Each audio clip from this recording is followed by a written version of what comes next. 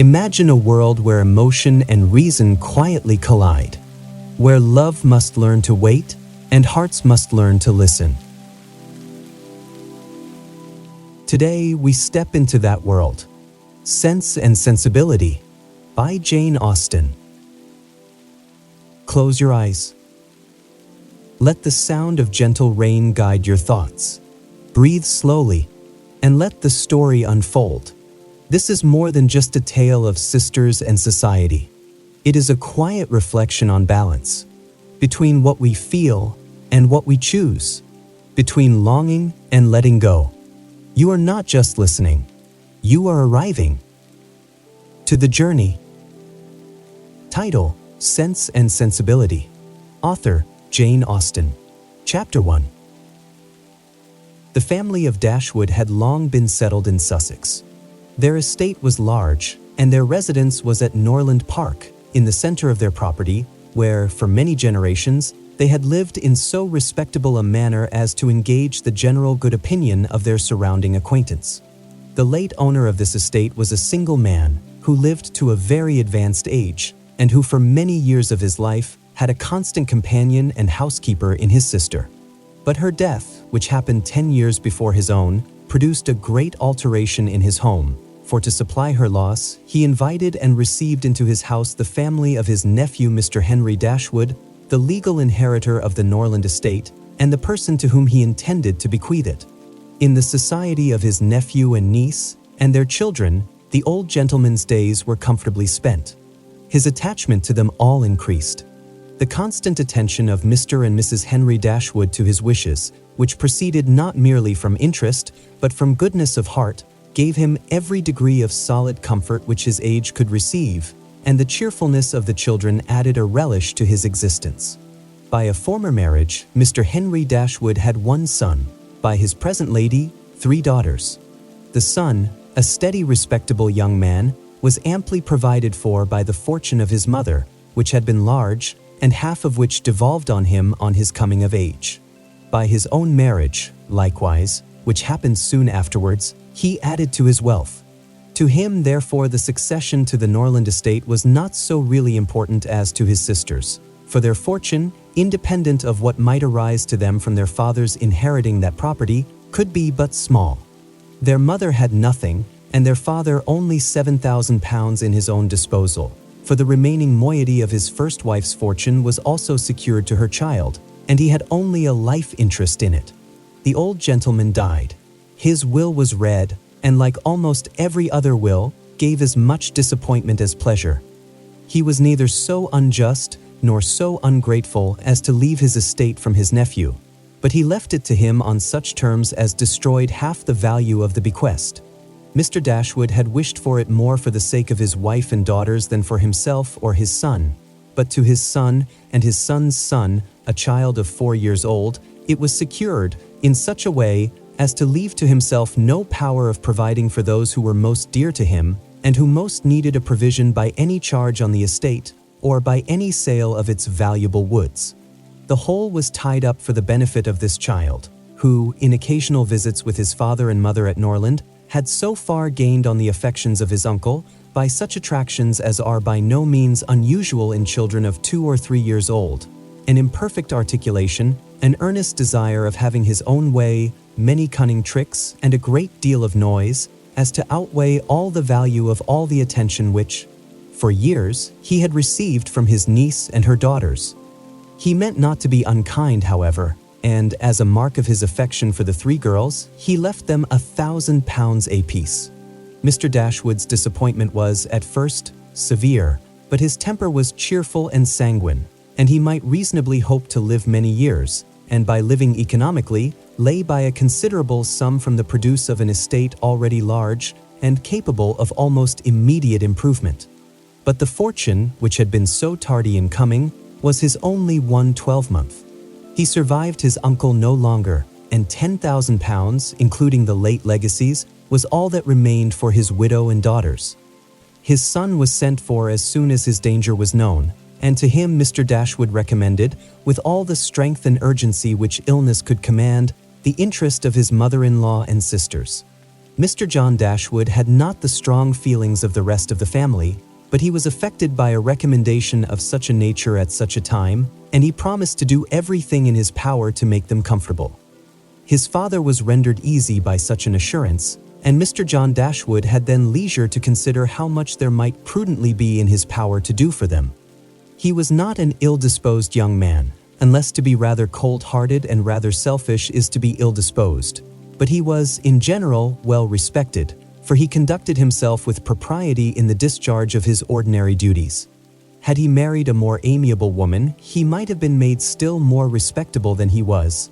He might even have been made amiable himself, for he was very young when he married and very fond of his wife. But Mrs. John Dashwood was a strong caricature of himself, more narrow-minded and selfish. When he gave his promise to his father, he meditated within himself to increase the fortunes of his sisters by the present of £1,000 apiece. He then really thought himself equal to it. The prospect of £4,000 a year, in addition to his present income, besides the remaining half of his own mother's fortune, warmed his heart and made him feel capable of generosity. Yes, he would give them £3,000. It would be liberal and handsome. It would be enough to make them completely easy. £3,000. He could spare so considerable a sum with little inconvenience. He thought of it all day long, and for many days successively, and he did not repent. No sooner was his father's funeral over than Mrs. John Dashwood, without sending any notice of her intention to her mother-in-law, arrived with her child and their attendants. No one could dispute her right to come. The house was her husband's from the moment of his father's decease, but the indelicacy of her conduct was so much the greater, and to a woman in Mrs. Dashwood's situation, with only common feelings, must have been highly unpleasing. But in her mind there was a sense of honor so keen, a generosity so romantic, that any offense of the kind, by whomsoever given or received, was to her a source of immovable disgust. Mrs. John Dashwood had never been a favorite with any of her husband's family, but she had had no opportunity, till the present, of showing them with how little attention to the comfort of other people she could act when occasion required it. So acutely did Mrs. Dashwood feel this ungracious behavior, and so earnestly did she despise her daughter-in-law for it, that, on the arrival of the latter, she would have quitted the house forever, had not the entreaty of her eldest girl induced her first to reflect on the propriety of going, and her own tender love for all her 3 children determined her afterwards to stay, and for their sakes avoid a breach with their brother. Elinor, this eldest daughter, whose advice was so effectual, possessed a strength of understanding and coolness of judgment, which qualified her, though only 19, to be the counselor of her mother, and enabled her frequently to counteract, to the advantage of them all, that eagerness of mind in Mrs. Dashwood which must generally have led to imprudence. She had an excellent heart. Her disposition was affectionate, and her feelings were strong, but she knew how to govern them. It was a knowledge which her mother had yet to learn, and which one of her sisters had resolved never to be taught. Marianne's abilities were, in many respects, quite equal to Elinor's. She was sensible and clever, but eager in everything. Her sorrows, her joys, could have no moderation. She was generous, amiable, interesting. She was everything but prudent. The resemblance between her and her mother was strikingly great. Elinor saw, with concern, the excess of her sister's sensibility, but by Mrs. Dashwood it was valued and cherished. They encouraged each other now in the violence of their affliction. The agony of grief which overpowered them at first was voluntarily renewed, was sought for, was created again and again. They gave themselves up wholly to their sorrow, seeking increase of wretchedness in every reflection that could afford it, and resolved against ever admitting consolation in future. Elinor, too, was deeply afflicted, but still she could struggle, she could exert herself. She could consult with her brother, could receive her sister-in-law on her arrival, and treat her with proper attention, and could strive to rouse her mother to similar exertion, and encourage her to similar forbearance. Margaret, the other sister, was a good-humored, well-disposed girl, but as she had already imbibed a good deal of Marianne's romance, without having much of her sense, she did not, at 13, bid fair to equal her sisters at a more advanced period of life. Chapter 2. Mrs. John Dashwood now installed herself mistress of Norland, and her mother and sisters-in-law were degraded to the condition of visitors. As such, however, they were treated by her with quiet civility, and by her husband with as much kindness as he could feel towards anybody beyond himself, his wife, and their child. He really pressed them, with some earnestness, to consider Norland as their home, and as no plan appeared so eligible to Mrs. Dashwood as remaining there till she could accommodate herself with a house in the neighborhood, his invitation was accepted.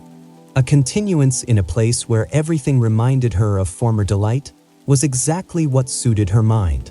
In seasons of cheerfulness, no temper could be more cheerful than hers, or possess, in a greater degree, that sanguine expectation of happiness which is happiness itself.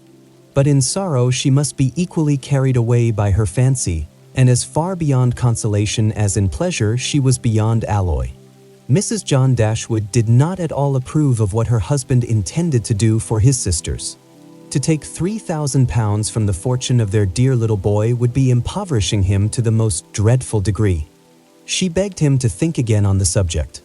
How could he answer it to himself to rob his child, and his only child too, of so large a sum? And what possible claim could the Miss Dashwoods, who were related to him only by half-blood, which she considered as no relationship at all, have on his generosity to so large an amount? It was very well known that no affection was ever supposed to exist between the children of any man by different marriages, and why was he to ruin himself and their poor little Harry by giving away all his money to his half-sisters? "It was my father's last request to me," replied her husband, "that I should assist his widow and daughters."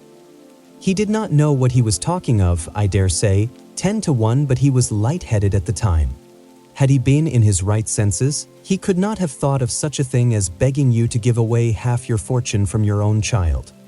He did not stipulate for any particular sum, my dear Fanny. He only requested me, in general terms, to assist them and make their situation more comfortable than it was in his power to do. Perhaps it would have been as well if he had left it wholly to myself. He could hardly suppose I should neglect them. But as he required the promise, I could not do less than give it. At least I thought so at the time. The promise, therefore, was given and must be performed.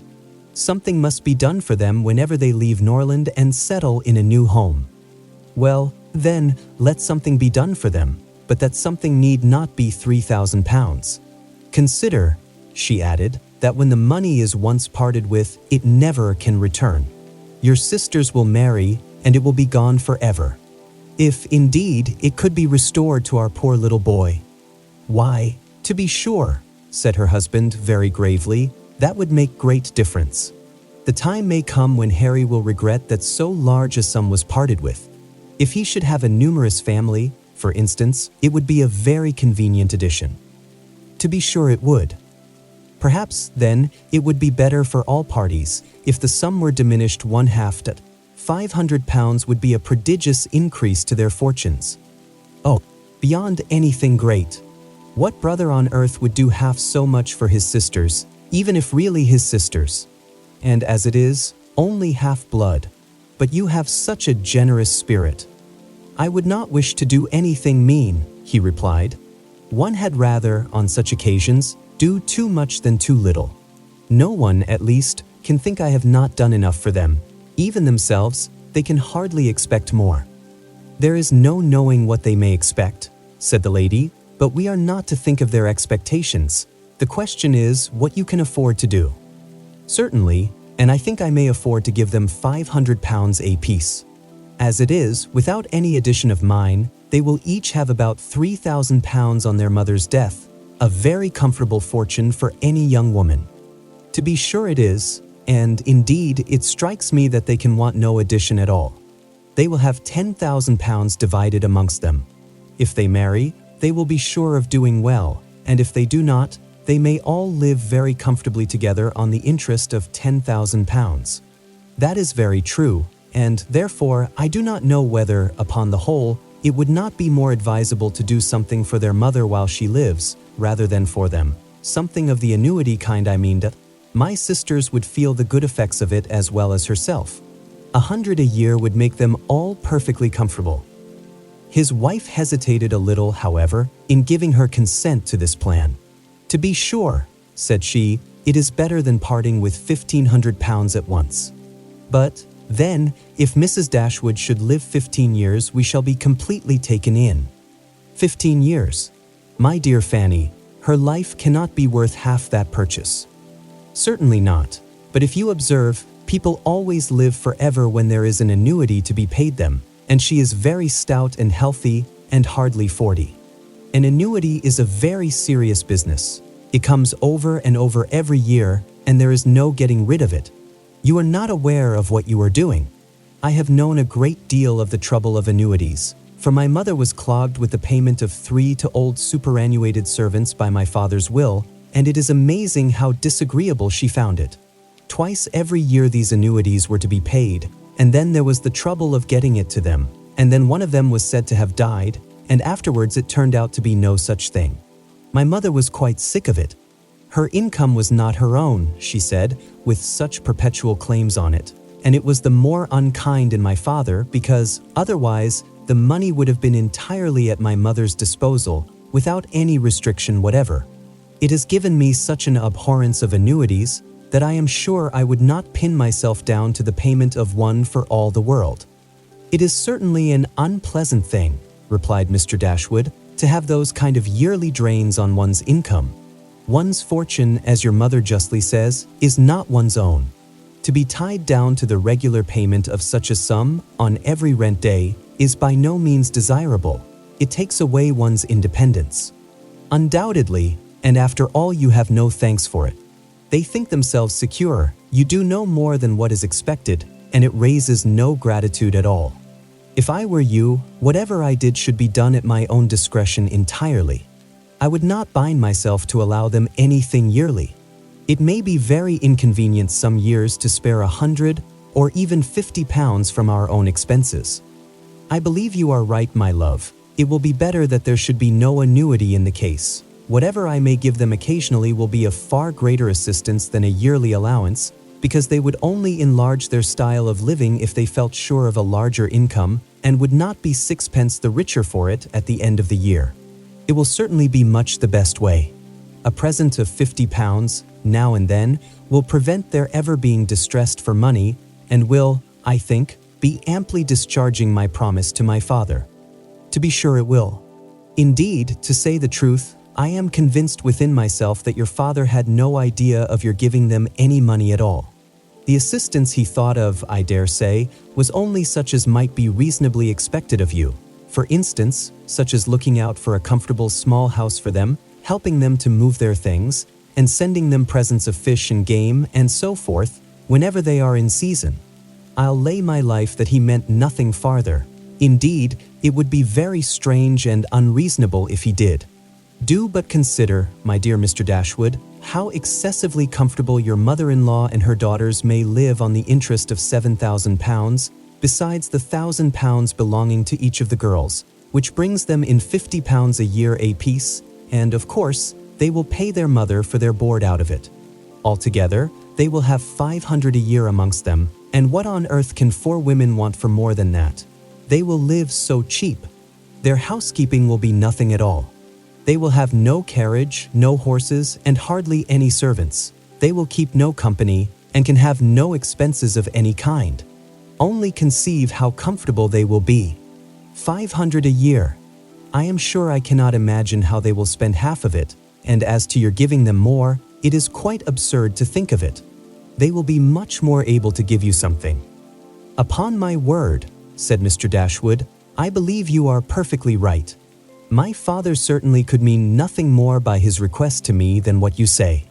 I clearly understand it now, and I will strictly fulfill my engagement by such acts of assistance and kindness to them as you have described. When my mother removes into another house, my services shall be readily given to accommodate her as far as I can. Some little present of furniture too may be acceptable then.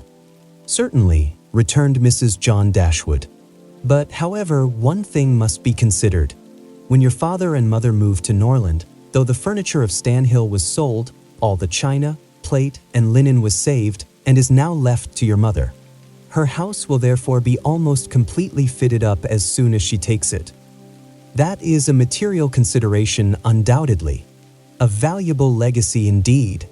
And yet some of the plate would have been a very pleasant addition to our own stock here. Yes, and the set of breakfast china is twice as handsome as what belongs to this house.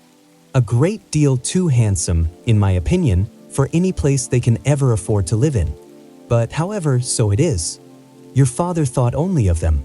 And I must say this, that you owe no particular gratitude to him, nor attention to his wishes, for we very well know that if he could, he would have left almost everything in the world to them. This argument was irresistible. It gave to his intentions whatever of decision was wanting before, and he finally resolved that it would be absolutely unnecessary, if not highly indecorous, to do more for the widow and children of his father than such kind of neighborly acts as his own wife pointed out. Chapter 3. Mrs. Dashwood remained at Norland several months, not from any disinclination to move when the sight of every well-known spot ceased to raise the violent emotion which it produced for a while, for when her spirits began to revive, and her mind became capable of some other exertion than that of heightening its affliction by melancholy remembrances, she was impatient to be gone, and indefatigable in her inquiries for a suitable dwelling in the neighborhood of Norland, for to remove far from that beloved spot was impossible. But she could hear of no situation that at once answered her notions of comfort and ease, and suited the prudence of her eldest daughter, whose steadier judgment rejected several houses as too large for their income, which her mother would have approved. Mrs. Dashwood had been informed by her husband of the solemn promise on the part of his son in their favor, which gave comfort to his last earthly reflections. She doubted the sincerity of this assurance no more than he had doubted it himself, and she thought of it for her daughter's sake with satisfaction, though as for herself she was persuaded that a much smaller provision than £7,000 would support her in affluence. For their brother's sake, too, for the sake of his own heart, she rejoiced, and she reproached herself for being unjust to his merit before, in believing him incapable of generosity. His attentive behavior to herself and his sisters convinced her that their welfare was dear to him, and for a long time she firmly relied on the liberality of his intentions. The contempt which she had, very early in their acquaintance, felt for her daughter-in-law was very much increased by the farther knowledge of her character which half a year's residence in her family afforded, and perhaps in spite of every consideration of politeness or maternal affection on the side of the former, the two ladies might have found it impossible to have lived together so long had not a particular circumstance occurred to give still greater eligibility, according to the opinions of Mrs. Dashwood, to her daughter's continuance at Norland. This circumstance was a growing attachment between her eldest girl and the brother of Mrs. John Dashwood, a gentlemanlike and pleasing young man, who was introduced to their acquaintance soon after his sister's establishment at Norland, and who had since spent the greatest part of his time there. Some mothers might have encouraged the intimacy from motives of interest, for Edward Ferrars was the eldest son of a man who had died very rich, and some might have repressed it from motives of prudence, for, except a trifling sum, the whole of his fortune depended on the will of his mother.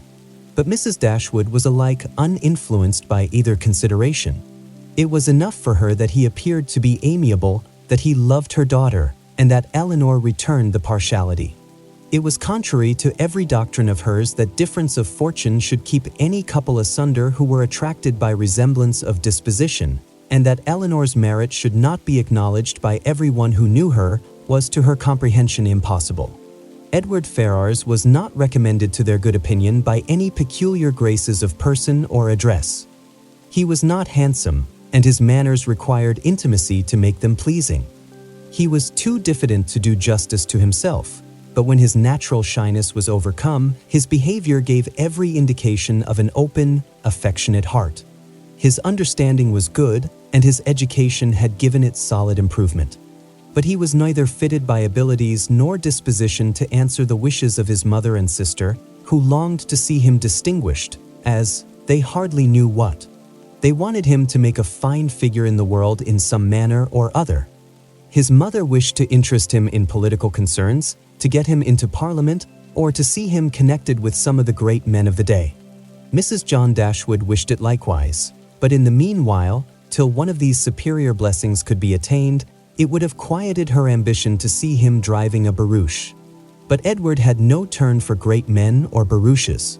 All his wishes centered in domestic comfort and the quiet of private life. Fortunately, he had a younger brother who was more promising. Edward had been staying several weeks in the house before he engaged much of Mrs. Dashwood's attention, for she was, at that time, in such affliction as rendered her careless of surrounding objects. She saw only that he was quiet and unobtrusive, and she liked him for it. He did not disturb the wretchedness of her mind by ill-timed conversation. She was first called to observe and approve him farther by a reflection which Elinor chanced one day to make on the difference between him and his sister. It was a contrast which recommended him most forcibly to her mother. "It is enough," said she, "to say that he is unlike Fanny is enough. It implies everything amiable. I love him already." "I think you will like him," said Elinor, "when you know more of him." "Like him," replied her mother with a smile. "I feel no sentiment of approbation inferior to love. You may esteem him. I have never yet known what it was to separate esteem and love."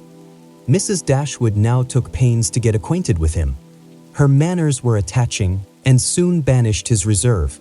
She speedily comprehended all his merits. The persuasion of his regard for Elinor perhaps assisted her penetration, but she really felt assured of his worth, and even that quietness of manner, which militated against all her established ideas of what a young man's address ought to be, was no longer uninteresting when she knew his heart to be warm and his temper affectionate. No sooner did she perceive any symptom of love in his behavior to Elinor than she considered their serious attachment as certain and looked forward to their marriage as rapidly approaching. "In a few months, my dear Marianne," said she, "Elinor will, in all probability, be settled for life. We shall miss her, but she will be happy. Oh, Mamma, how shall we do without her? My love, it will be scarcely a separation. We shall live within a few miles of each other, and shall meet every day of our lives. You will gain a brother, a real, affectionate brother. I have the highest opinion in the world of Edward's heart. But you look grave, Marianne. Do you disapprove your sister's choice?" "Perhaps," said Marianne, "I may consider it with some surprise. Edward is very amiable, and I love him tenderly. But yet, he is not the kind of young man. There is something wanting. His figure is not striking. It has none of that grace which I should expect in the man who could seriously attach my sister. His eyes want all that spirit, that fire, which at once announce virtue and intelligence. And besides all this, I am afraid, Mamma, he has no real taste. Music seems scarcely to attract him, and though he admires Elinor's drawings very much, it is not the admiration of a person who can understand their worth. It is evident, in spite of his frequent attention to her while she draws, that in fact he knows nothing of the matter.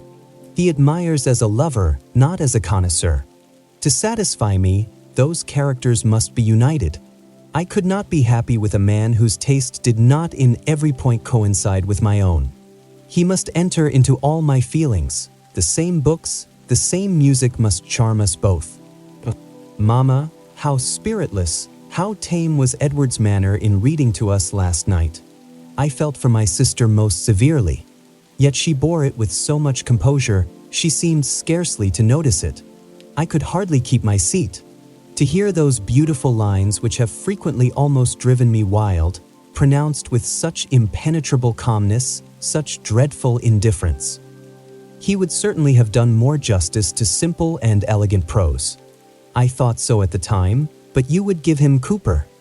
Nay, Mamma, if he is not to be animated by Cooper, but we must allow for difference of taste. Elinor has not my feelings, and therefore she may overlook it and be happy with him. But it would have broke my heart, had I loved him, to hear him read with so little sensibility. Mamma, the more I know of the world, the more am I convinced that I shall never see a man whom I can really love. I require so much. He must have all Edward's virtues, and his person and manners must ornament his goodness with every possible charm. Remember, my love, that you are not 17. It is yet too early in life to despair of such a happiness. Why should you be less fortunate than your mother? In one circumstance only, my Marianne, may your destiny be different from hers. Chapter 4. "What a pity it is, Elinor," said Marianne, "that Edward should have no taste for drawing." "No taste for drawing," replied Elinor. "Why should you think so?" "He does not draw himself, indeed, but he has great pleasure in seeing the performances of other people, and I assure you he is by no means deficient in natural taste, though he has not had opportunities of improving it. Had he ever been in the way of learning, I think he would have drawn very well. He distrusts his own judgment in such matters so much that he is always unwilling to give his opinion on any picture, but he has an innate propriety and simplicity of taste, which in general direct him perfectly right."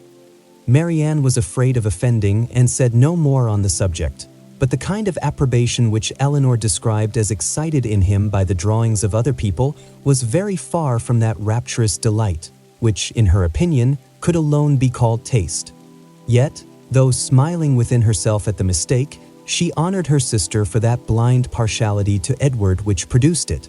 "I hope, Marianne," continued Elinor, "you do not consider him as deficient in general taste. Indeed, I think I may say that you cannot, for your behavior to him is perfectly cordial, and if that were your opinion, I am sure you could never be civil to him." Marianne hardly knew what to say. She would not wound the feelings of her sister on any account, and yet to say what she did not believe was impossible. At length she replied, "Do not be offended, Elinor, if my praise of him is not in everything equal to your sense of his merits. I have not had so many opportunities of estimating the minuter propensities of his mind, his inclinations and tastes, as you have, but I have the highest opinion in the world of his goodness and sense. I think him everything that is worthy and amiable." "I am sure," replied Elinor with a smile, "that his dearest friends could not be dissatisfied with such commendation as that. I do not perceive how you could express yourself more warmly." Marianne was rejoiced to find her sister so easily pleased. "Of his sense and his goodness," continued Elinor, "no one can, I think, be in doubt, who has seen him often enough to engage him in unreserved conversation. The excellence of his understanding and his principles can be concealed only by that shyness which too often keeps him silent. You know enough of him to do justice to his solid worth. But of his minuter propensities, as you call them, you have from peculiar circumstances been kept more ignorant than myself. He and I have been at times thrown a good deal together, while you have been wholly engrossed on the most affectionate principle by my mother. I have seen a great deal of him, have studied his sentiments and heard his opinion on subjects of literature and taste, and upon the whole, I venture to pronounce that his mind is well informed, enjoyment of books exceedingly great, his imagination lively, his observation just and correct, and his taste delicate and pure. His abilities in every respect improve as much upon acquaintance as his manners and person. At first sight, his address is certainly not striking, and his person can hardly be called handsome, till the expression of his eyes, which are uncommonly good, and the general sweetness of his countenance, is perceived. At present I know him so well, that I think him really handsome, or at least almost so. What say you, Marianne?" "I shall very soon think him handsome, Elinor, if I do not now. When you tell me to love him as a brother, I shall no more see imperfection in his face than I now do in his heart." Elinor started at this declaration, and was sorry for the warmth she had been betrayed into, in speaking of him. She felt that Edward stood very high in her opinion. She believed the regard to be mutual, but she required greater certainty of it to make Marianne's conviction of their attachment agreeable to her. She knew that what Marianne and her mother conjectured one moment, they believed the next, that with them, to wish was to hope, and to hope was to expect. She tried to explain the real state of the case to her sister. "I do not attempt to deny," said she, "that I think very highly of him, that I greatly esteem, that I like him." Marianne here burst forth with indignation. "Esteem him? Like him? Cold-hearted Elinor! Worse than cold-hearted, ashamed of being otherwise. Use those words again, and I will leave the room this moment." Elinor could not help laughing. "Excuse me," said she, "and be assured that I meant no offense to you by speaking in so quiet a way of my own feelings. Believe them to be stronger than I have declared. Believe them, in short, to be such as his merit, and the suspicion, the hope of his affection for me may warrant, without imprudence or folly. But farther than this you must not believe. I am by no means assured of his regard for me. There are moments when the extent of it seems doubtful, and till his sentiments are fully known, you cannot wonder at my wishing to avoid any encouragement of my own partiality by believing or calling it more than it is. In my heart I feel little, scarcely any doubt of his preference. But there are other points to be considered besides his inclination. He is very far from being independent. What his mother really is we cannot know, but from Fanny's occasional mention of her conduct and opinions, we have never been disposed to think her amiable, and I am very much mistaken if Edward is not himself aware that there would be many difficulties in his way if he were to wish to marry a woman who had not either a great fortune or high rank. Marianne was astonished to find how much the imagination of her mother and herself had outstripped the truth. "And you really are not engaged to him," said she.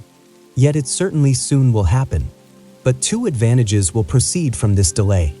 I shall not lose you so soon, and Edward will have greater opportunity of improving that natural taste for your favorite pursuit which must be so indispensably necessary to your future felicity. If he should be so far stimulated by your genius as to learn to draw himself, how delightful it would be." Elinor had given her real opinion to her sister. She could not consider her partiality for Edward in so prosperous a state as Marianne had believed it.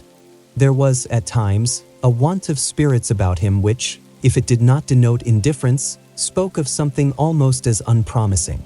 A doubt of her regard, supposing him to feel it, need not give him more than inquietude. It would not be likely to produce that dejection of mind which frequently attended him. A more reasonable cause might be found in the dependent situation which forbade the indulgence of his affection. She knew that his mother neither behaved to him so as to make his home comfortable at present, nor to give him any assurance that he might form a home for himself without strictly attending to her views for his aggrandizement. With such a knowledge as this, it was impossible for Elinor to feel easy on the subject. She was far from depending on that result of his preference of her, which her mother and sister still considered as certain.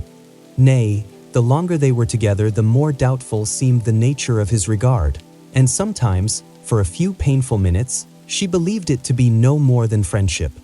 But whatever might really be its limits, it was enough, when perceived by his sister, to make her uneasy, and at the same time, which was still more common, to make her uncivil. She took the first opportunity of affronting her mother-in-law on the occasion, talking to her so expressively of her brother's great expectations, of Mrs. Ferrars's resolution that both her sons should marry well, and of the danger attending any young woman who attempted to draw him in, that Mrs. Dashwood could neither pretend to be unconscious nor endeavor to be calm. She gave her an answer which marked her contempt, and instantly left the room, resolving that, whatever might be the inconvenience or expense of so sudden a removal, her beloved Elinor should not be exposed another week to such insinuations.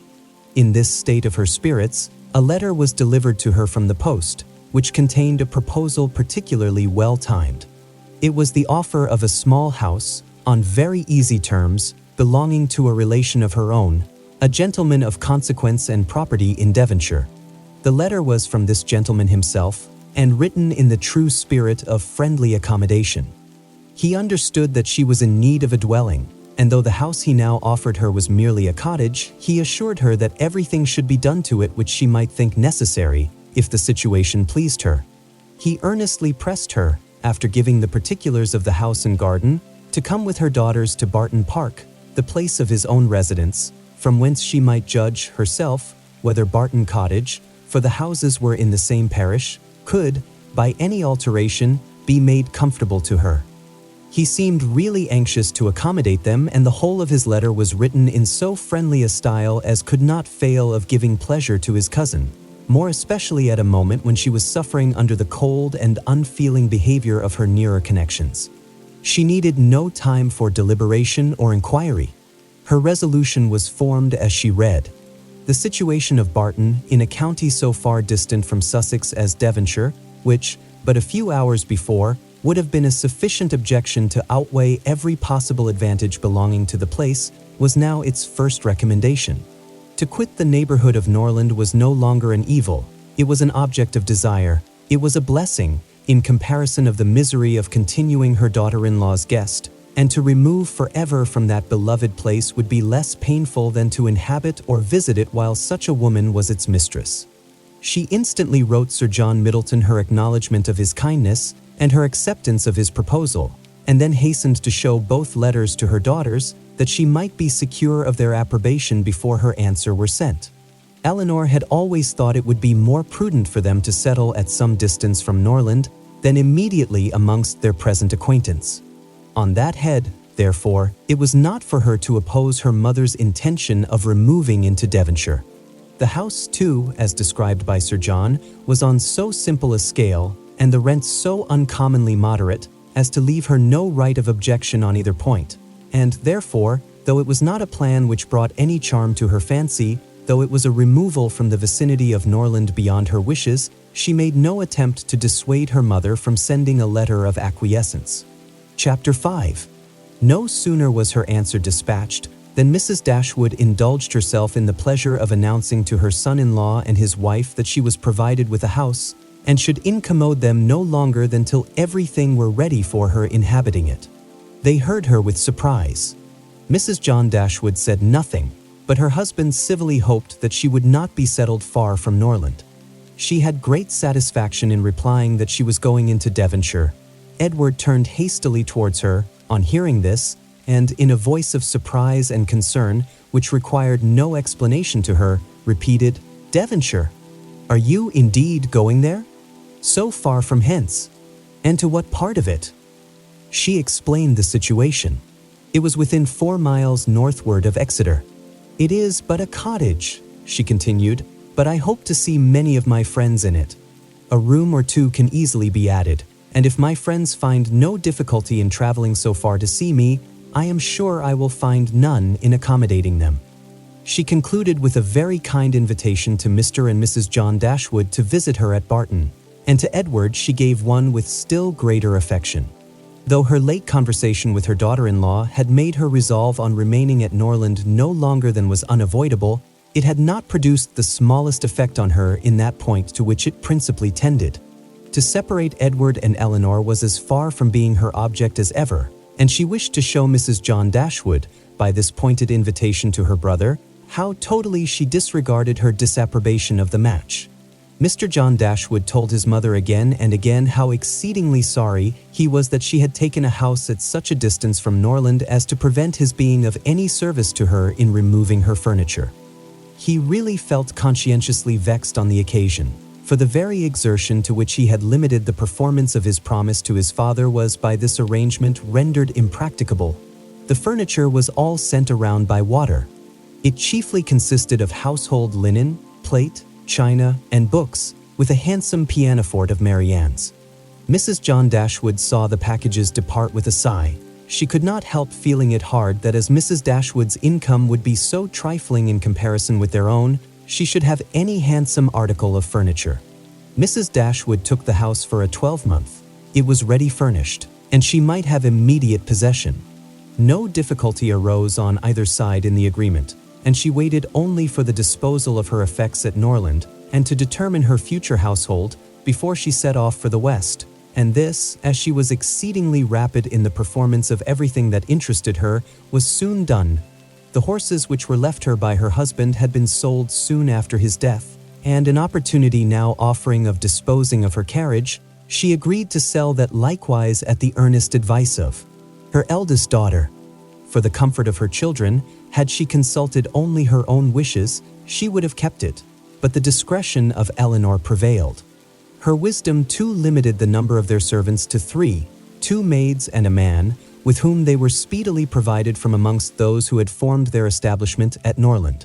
The man and one of the maids were sent off immediately into Devonshire to prepare the house for their mistress's arrival, for as Lady Middleton was entirely unknown to Mrs. Dashwood, she preferred going directly to the cottage to being a visitor at Barton Park, and she relied so undoubtingly on Sir John's description of the house as to feel no curiosity to examine it herself till she entered it as her own. Her eagerness to be gone from Norland was preserved from diminution by the evident satisfaction of her daughter-in-law in the prospect of her removal, a satisfaction which was but feebly attempted to be concealed under a cold invitation to her to defer her departure. Now was the time when her son-in-law's promise to his father might with particular propriety be fulfilled. Since he had neglected to do it on first coming to the estate, their quitting his house might be looked on as the most suitable period for its accomplishment.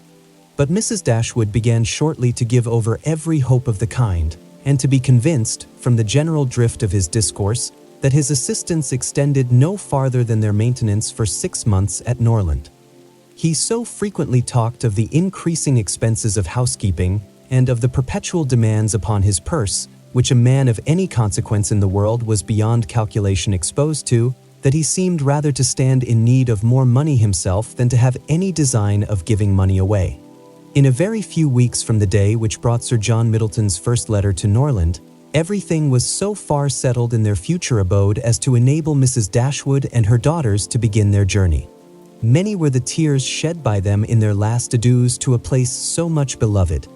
"Dear, dear Norland," said Marianne, as she wandered alone before the house, on the last evening of their being there, "when shall I cease to regret you, when learn to feel a home elsewhere?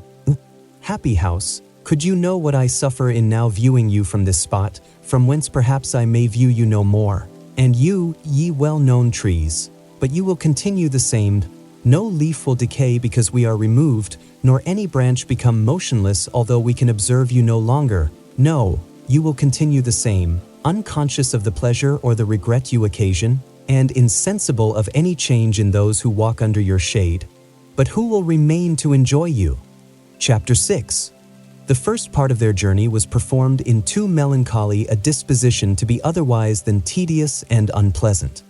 But as they drew towards the end of it, their interest in the appearance of a country which they were to inhabit overcame their dejection, and a view of Barton Valley as they entered it gave them cheerfulness. It was a pleasant fertile spot, well wooded and rich in pasture. After winding along it for more than a mile, they reached their own house. A small green court was the whole of its domain in front, and a neat wicket gate admitted them into it. As a house, Barton Cottage, though small, was comfortable and compact, but as a cottage it was defective, for the building was regular, the roof was tiled, the window shutters were not painted green, nor were the walls covered with honeysuckles. A narrow passage led directly through the house into the garden behind. On each side of the entrance was a sitting room, about 16 feet square, and beyond them were the offices and the stairs. 4 bedrooms and 2 garrets formed the rest of the house. It had not been built many years and was in good repair. In comparison of Norland, it was poor and small indeed, but the tears which recollection called forth as they entered the house were soon dried away. They were cheered by the joy of the servants on their arrival, and each for the sake of the others resolved to appear happy. It was very early in September, the season was fine, and from first seeing the place under the advantage of good weather, they received an impression in its favor which was of material service in recommending it to their lasting approbation. The situation of the house was good. High hills rose immediately behind, and at no great distance on each side, some of which were open downs, the others cultivated and woody. The village of Barton was chiefly on one of these hills, and formed a pleasant view from the cottage windows. The prospect in front was more extensive. It commanded the whole of the valley, and reached into the country beyond. The hills which surrounded the cottage terminated the valley in that direction.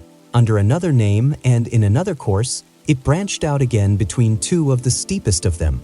With the size and furniture of the house, Mrs. Dashwood was upon the whole well satisfied, for though her former style of life rendered many additions to the latter indispensable, yet to add and improve was a delight to her, and she had at this time ready money enough to supply all that was wanted of greater elegance to the apartments. As for the house itself, to be sure, said she, it is too small for our family, but we will make ourselves tolerably comfortable for the present, as it is too late in the year for improvements. Perhaps in the spring, if I have plenty of money, as I dare say I shall, we may think about building. These parlors are both too small for such parties of our friends as I hope to see often collected here, and I have some thoughts of throwing the passage into one of them with perhaps a part of the other, and so leave the remainder of that other for an entrance. This, with a new drawing room which may be easily added, and a bedchamber and garret above, will make it a very snug little cottage. I could wish the stairs were handsome, but one must not expect everything, though I suppose it would be no difficult matter to widen them. I shall see how much I am beforehand with the world in the spring, and we will plan our improvements accordingly. In the meantime, till all these alterations could be made from the savings of an income of $500 a year by a woman who never saved in her life, they were wise enough to be contented with the house as it was, and each of them was busy in arranging their particular concerns, and endeavoring, by placing around them books and other possessions, to form themselves a home. Marianne's pianoforte was unpacked and properly disposed of, and Elinor's drawings were affixed to the walls of their sitting room. In such employments as these they were interrupted soon after breakfast the next day by the entrance of their landlord, who called to welcome them to Barton, and to offer them every accommodation from his own house and garden in which theirs might at present be deficient. Sir John Middleton was a good-looking man about 40. He had formerly visited at Stanhill, but it was too long for his young cousins to remember him. His countenance was thoroughly good-humored, and his manners were as friendly as the style of his letter. Their arrival seemed to afford him real satisfaction, and their comfort to be an object of real solicitude to him.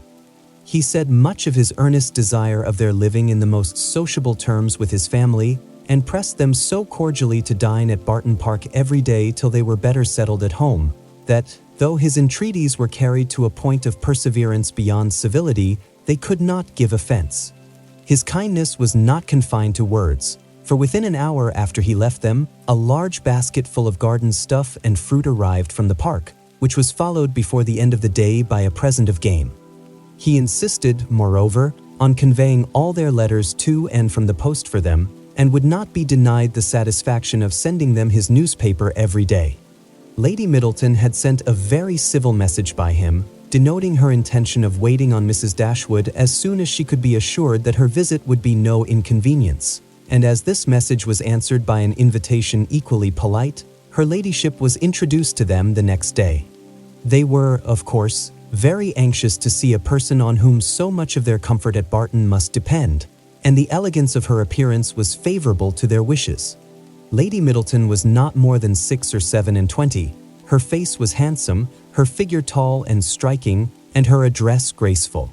Her manners had all the elegance which her husband's wanted, but they would have been improved by some share of his frankness and warmth, and her visit was long enough to detract something from their first admiration by showing that, though perfectly well-bred, she was reserved, cold, and had nothing to say for herself beyond the most commonplace inquiry or remark.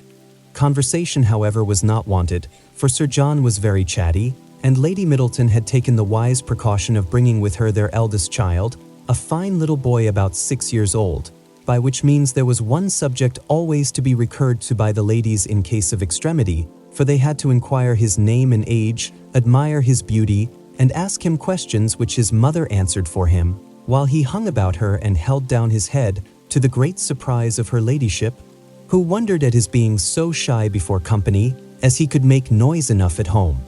On every formal visit a child ought to be of the party, by way of provision for discourse. In the present case it took up 10 minutes to determine whether the boy were most like his father or mother, and in what particular he resembled either, for of course everybody differed, and everybody was astonished at the opinion of the others. An opportunity was soon to be given to the Dashwoods of debating on the rest of the children, as Sir John would not leave the house without securing their promise of dining at the park the next day. Chapter 7. Barton Park was about half a mile from the cottage. The ladies had passed near it in their way along the valley, but it was screened from their view at home by the projection of a hill. The house was large and handsome, and the Middletons lived in a style of equal hospitality and elegance. The former was for Sir John's gratification, the latter for that of his lady. They were scarcely ever without some friends staying with them in the house, and they kept more company of every kind than any other family in the neighborhood. It was necessary to the happiness of both, for however dissimilar in temper and outward behavior, they strongly resembled each other in that total want of talent and taste which confined their employments unconnected with such as society produced, within a very narrow compass. Sir John was a sportsman, Lady Middleton a mother. He hunted and shot, and she humored her children, and these were their only resources. Lady Middleton had the advantage of being able to spoil her children all the year round, while Sir John's independent employments were in existence only half the time. Continual engagements at home and abroad, however, supplied all the deficiencies of nature and education, supported the good spirits of Sir John, and gave exercise to the good breeding of his wife. Lady Middleton piqued herself upon the elegance of her table and of all her domestic arrangements, and from this kind of vanity was her greatest enjoyment in any of their parties. But Sir John's satisfaction in society was much more real. He delighted in collecting about him more young people than his house would hold, and the noisier they were the better was he pleased. He was a blessing to all the juvenile part of the neighborhood, for in summer he was forever forming parties to eat cold ham and chicken out of doors, and in winter his private balls were numerous enough for any young lady who was not suffering under the unsatiable appetite of 15. The arrival of a new family in the country was always a matter of joy to him, and in every point of view he was charmed with the inhabitants he had now procured for his cottage at Barton. The Miss Dashwoods were young, pretty, and unaffected. It was enough to secure his good opinion, for to be unaffected was all that a pretty girl could want to make her mind as captivating as her person. The friendliness of his disposition made him happy in accommodating those whose situation might be considered, in comparison with the past, as unfortunate. In showing kindness to his cousins, therefore, he had the real satisfaction of a good heart, and in settling a family of females only in his cottage, he had all the satisfaction of a sportsman. For a sportsman, though he esteems only those of his sex who are sportsmen likewise, is not often desirous of encouraging their taste by admitting them to a residence within his own manor. Mrs. Dashwood and her daughters were met at the door of the house by Sir John, who welcomed them to Barton Park with unaffected sincerity, and as he attended them to the drawing-room repeated to the young ladies the concern which the same subject had drawn from him the day before, at being unable to get any smart young men to meet them. They would see, he said, only one gentleman there besides himself, a particular friend who was staying at the park, but who was neither very young nor very gay. He hoped they would all excuse the smallness of the party, and could assure them it should never happen so again. He had been to several families that morning in hopes of procuring some addition to their number, but it was moonlight and everybody was full of engagements. Luckily, Lady Middleton's mother had arrived at Barton within the last hour, and as she was a very cheerful, agreeable woman, he hoped the young ladies would not find it so very dull as they might imagine. The young ladies, as well as their mother, were perfectly satisfied with having two entire strangers of the party and wished for no more.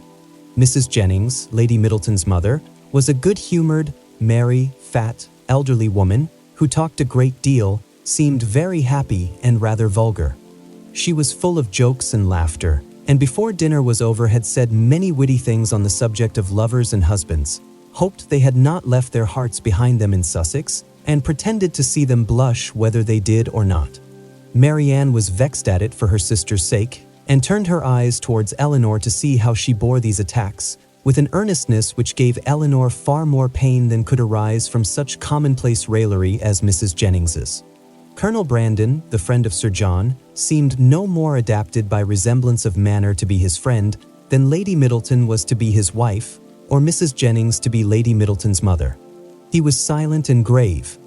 His appearance, however, was not unpleasing, in spite of his being, in the opinion of Marianne and Margaret, an absolute old bachelor, for he was on the wrong side of 35, but though his face was not handsome, his countenance was sensible, and his address was particularly gentlemanlike.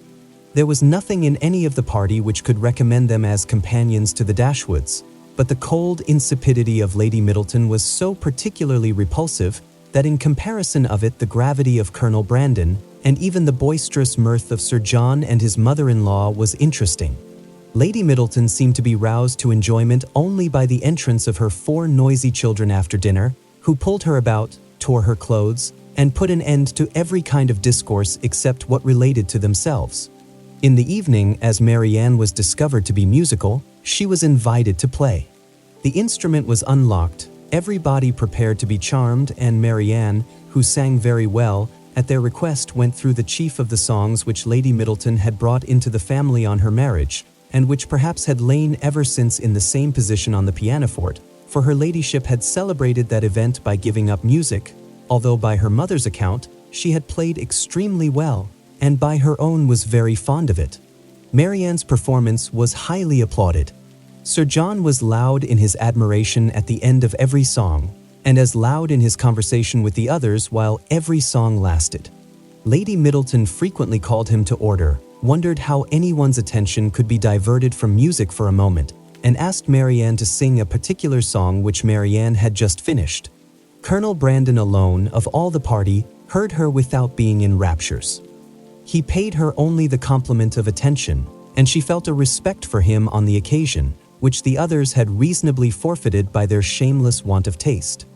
His pleasure in music, though it amounted not to that ecstatic delight which alone could sympathize with her own, was estimable when contrasted against the horrible insensibility of the others, and she was reasonable enough to allow that a man of 35 might well have outlived all acuteness of feeling and every exquisite power of enjoyment.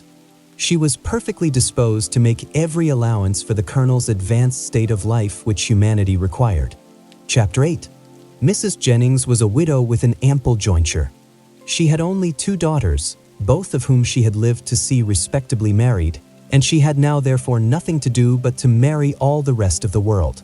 In the promotion of this object, she was zealously active as far as her ability reached, and missed no opportunity of projecting weddings among all the young people of her acquaintance. She was remarkably quick in the discovery of attachments, and had enjoyed the advantage of raising the blushes and the vanity of many a young lady by insinuations of her power over such a young man, and this kind of discernment enabled her soon after her arrival at Barton decisively to pronounce that Colonel Brandon was very much in love with Marianne Dashwood.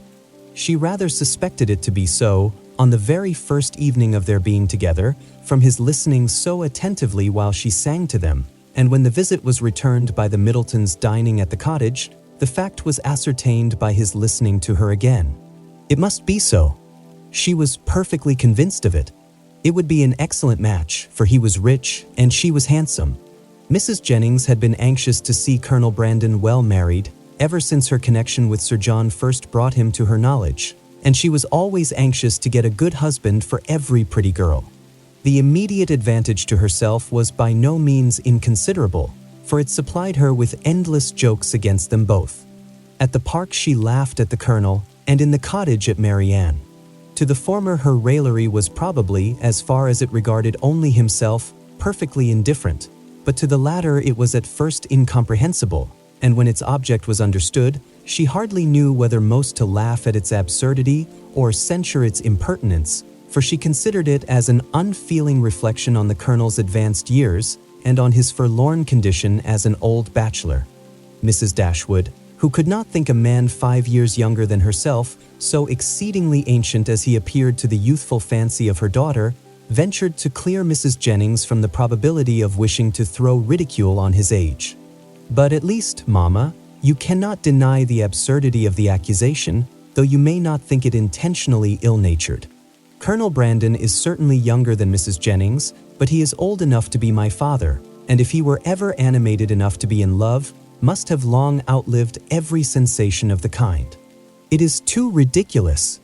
When is a man to be safe from such wit, if age and infirmity will not protect him?"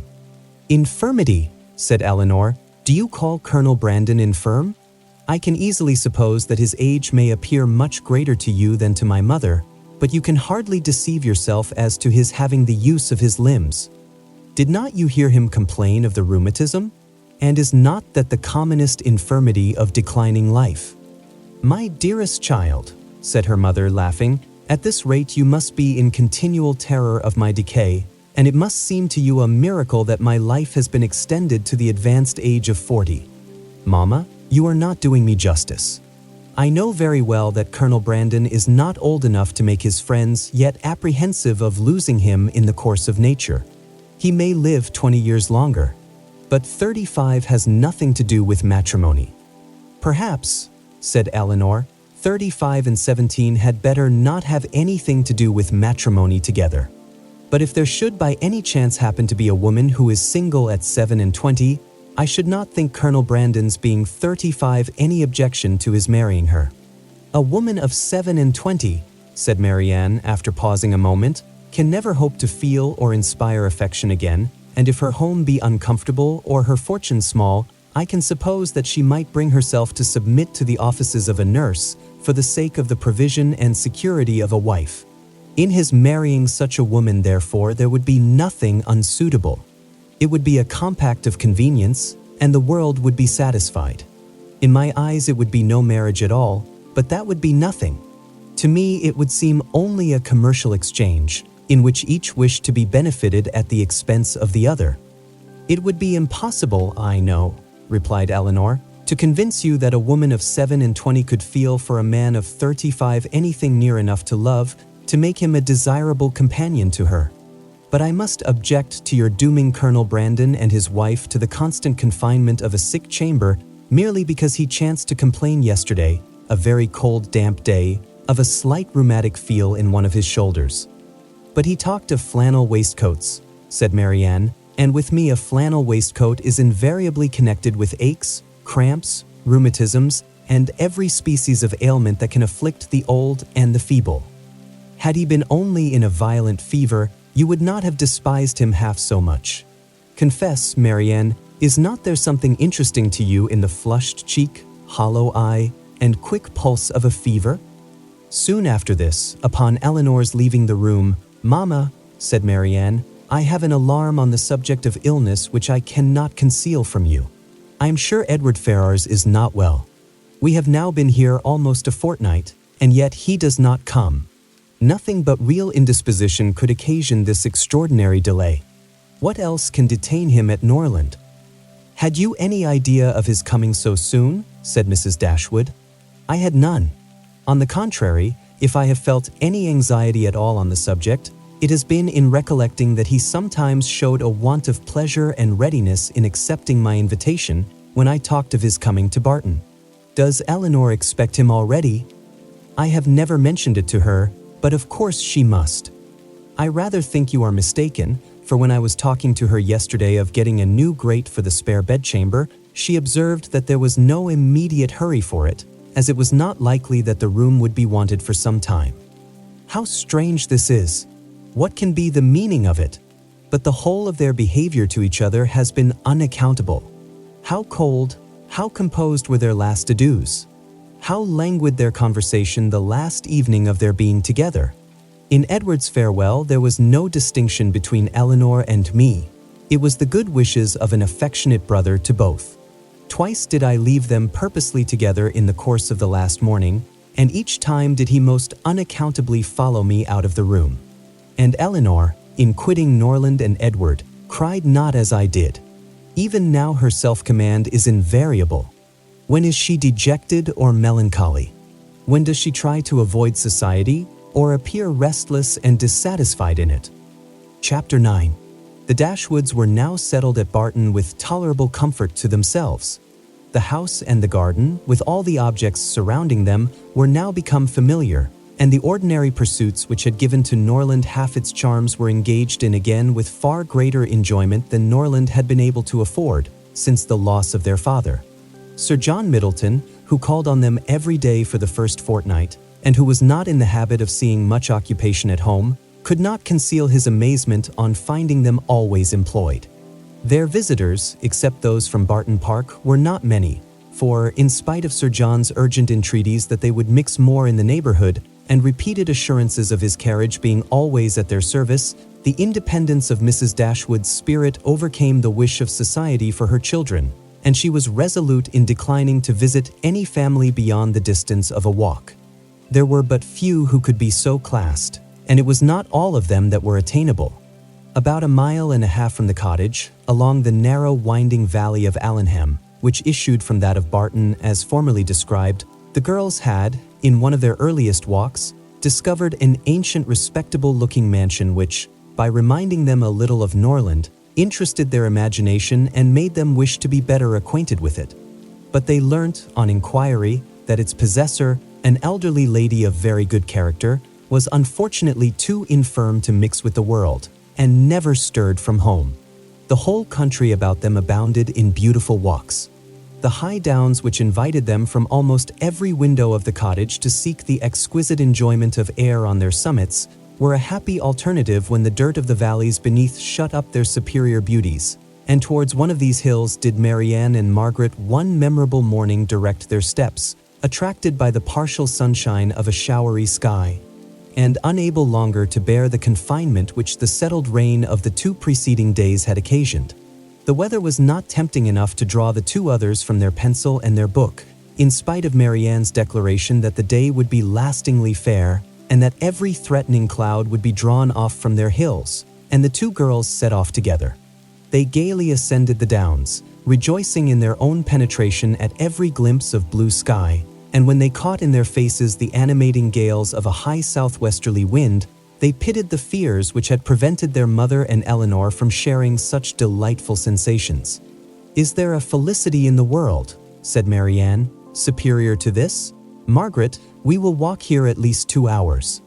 Margaret agreed, and they pursued their way against the wind, resisting it with laughing delight for about 20 minutes longer, when suddenly the clouds united over their heads, and a driving rain set full in their face.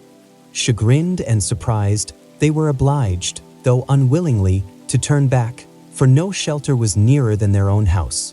One consolation, however, remained for them, to which the exigence of the moment gave more than usual propriety. It was that of running with all possible speed down the steep side of the hill which led immediately to their garden gate. They set off. Marianne had at first the advantage, but a false step brought her suddenly to the ground, and Margaret, unable to stop herself to assist her, was involuntarily hurried along, and reached the bottom in safety. A gentleman carrying a gun, with 2 pointers playing round him, was passing up the hill and within a few yards of Marianne when her accident happened. He put down his gun and ran to her assistance. She had raised herself from the ground, but her foot had been twisted in her fall, and she was scarcely able to stand. The gentleman offered his services, and perceiving that her modesty declined what her situation rendered necessary, took her up in his arms without farther delay, and carried her down the hill. Then passing through the garden, the gate of which had been left open by Margaret, he bore her directly into the house, whither Margaret was just arrived, and quitted not his hold till he had seated her in a chair in the parlor. Elinor and her mother rose up in amazement at their entrance, and while the eyes of both were fixed on him with an evident wonder and a secret admiration which equally sprung from his appearance, he apologized for his intrusion by relating its cause, in a manner so frank and so graceful that his person, which was uncommonly handsome, received additional charms from his voice and expression.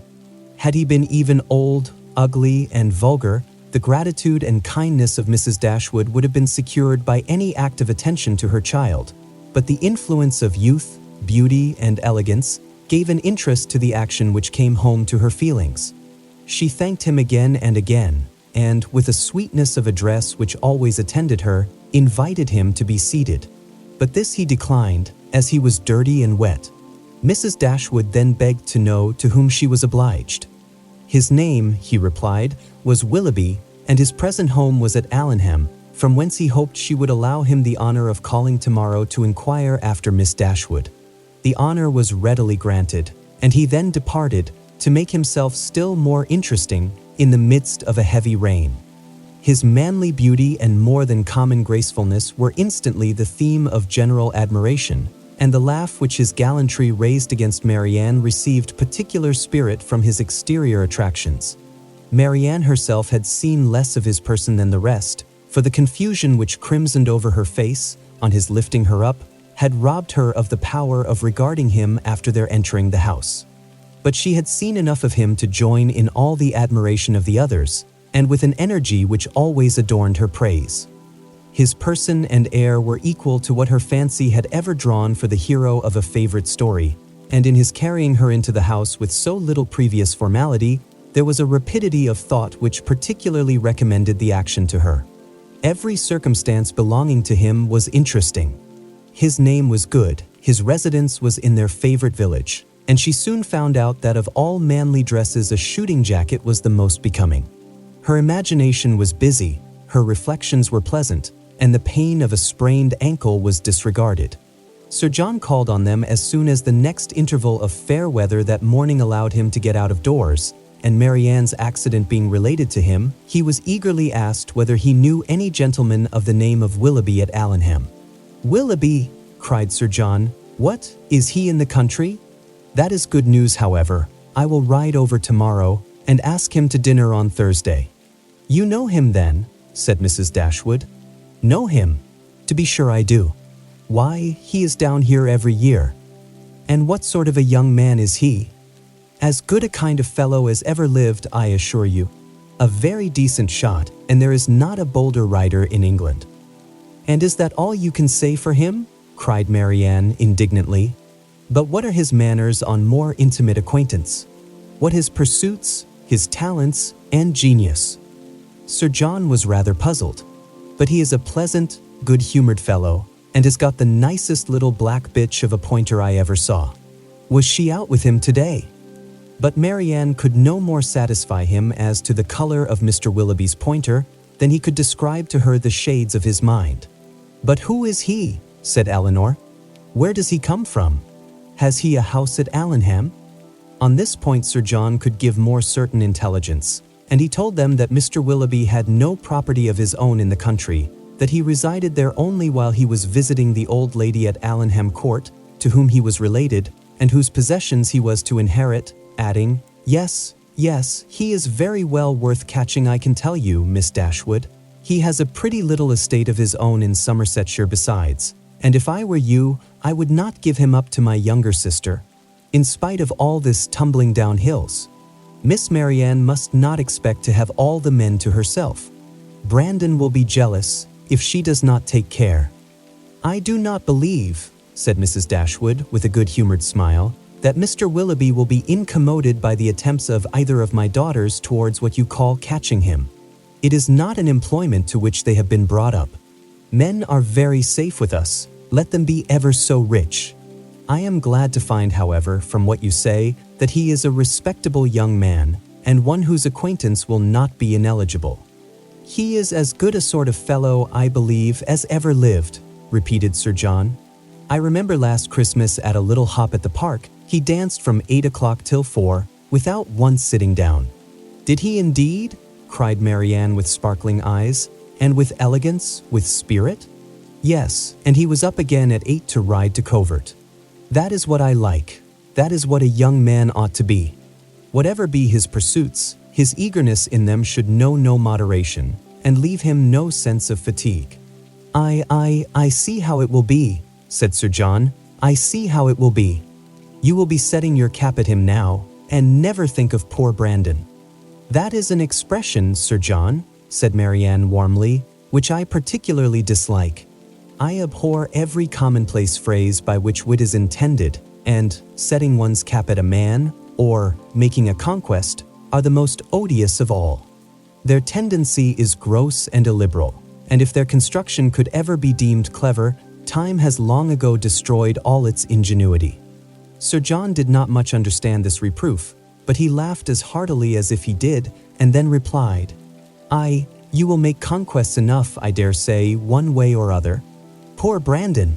He is quite smitten already, and he is very well worth setting your cap at, I can tell you, in spite of all this tumbling about and spraining of ankles."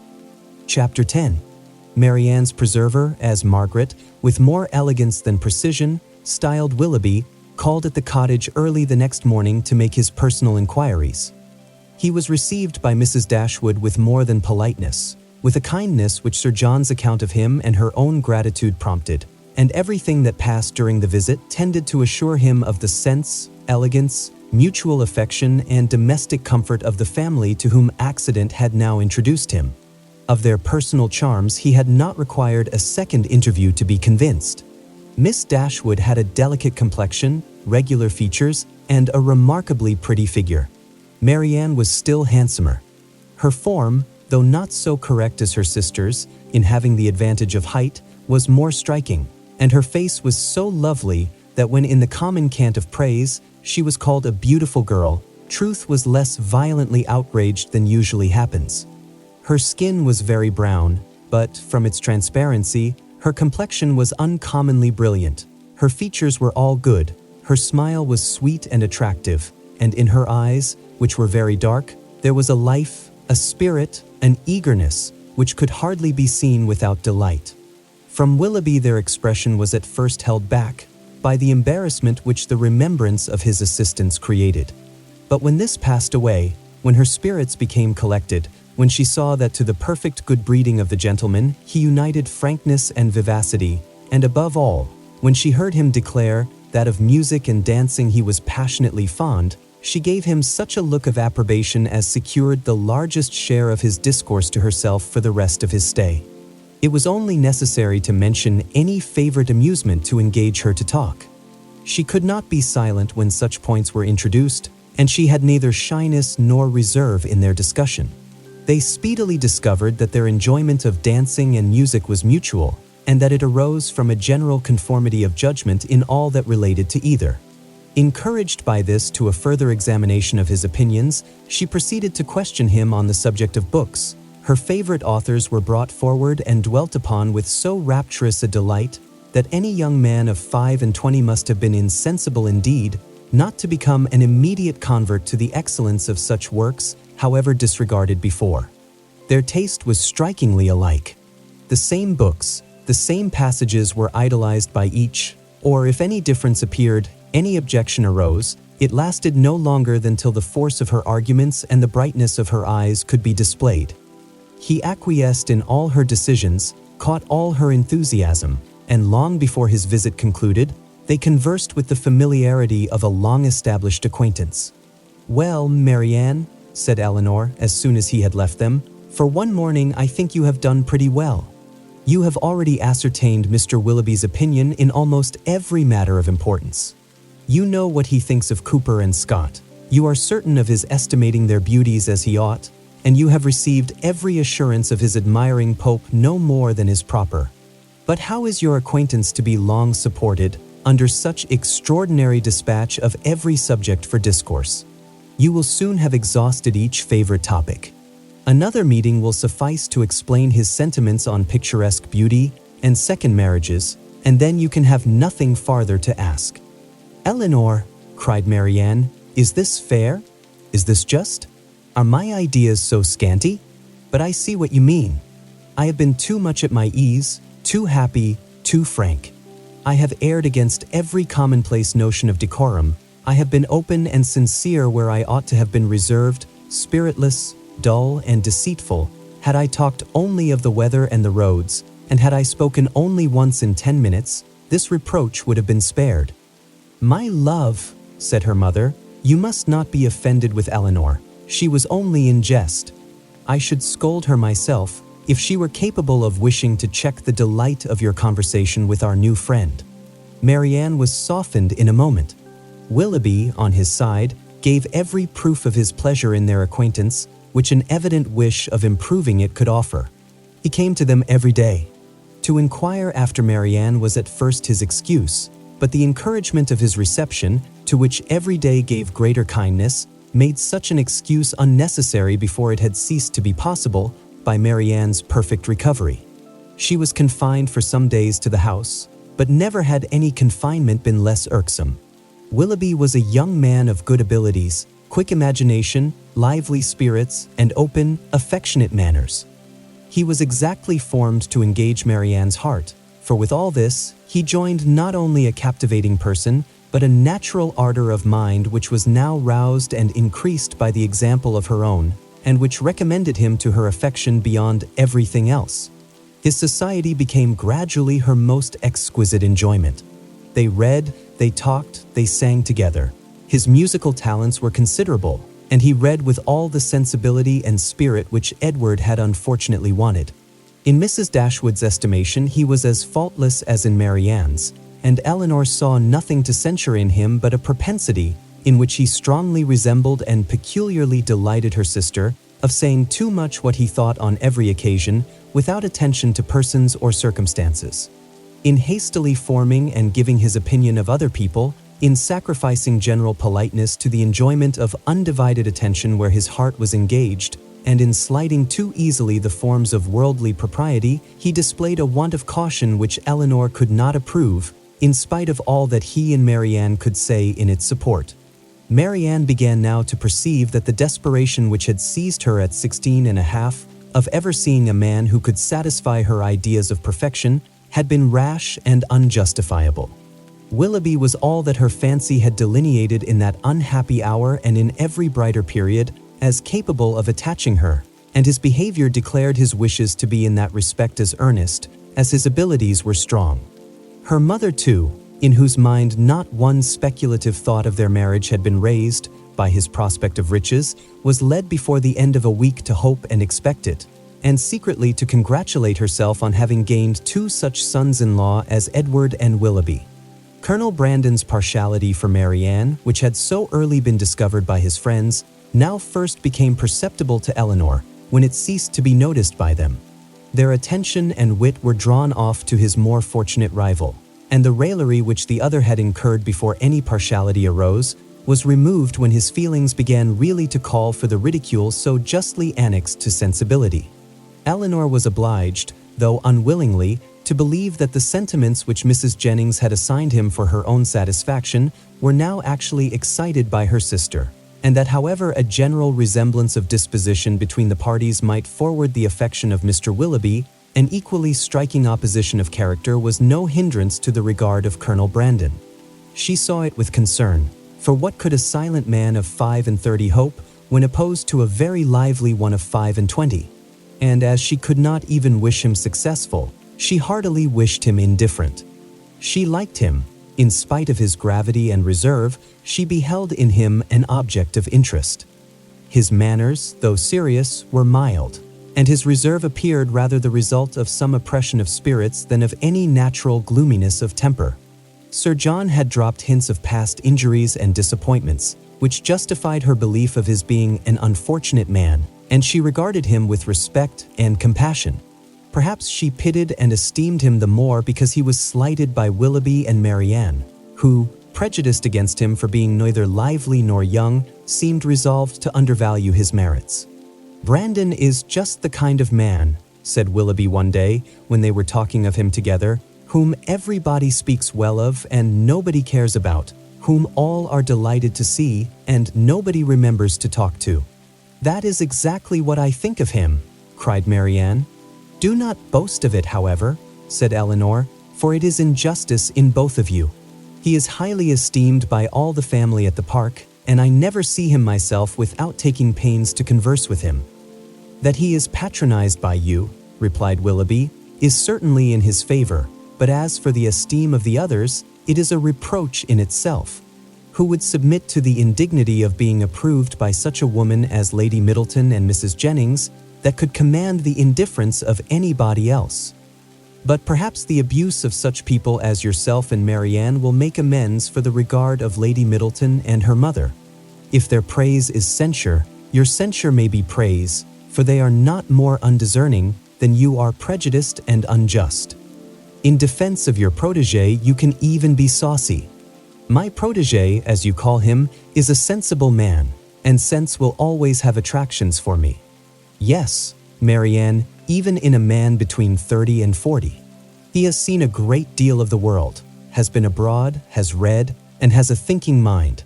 I have found him capable of giving me much information on various subjects, and he has always answered my inquiries with readiness of good breeding and good nature." "That is to say," cried Marianne contemptuously, "he has told you that in the East Indies the climate is hot, and the mosquitoes are troublesome."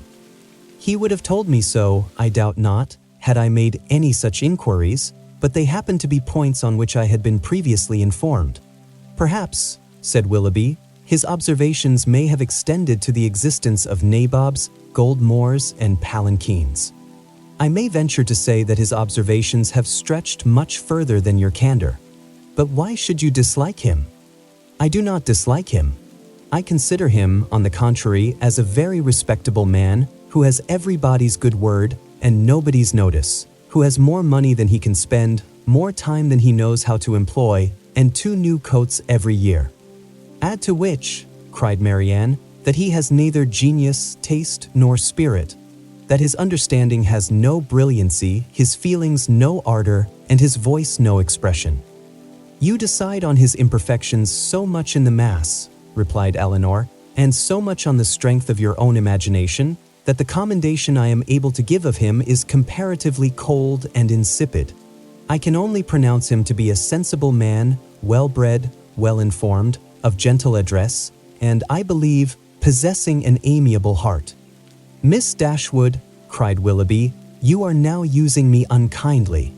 You are endeavoring to disarm me by reason and to convince me against my will. But it will not do.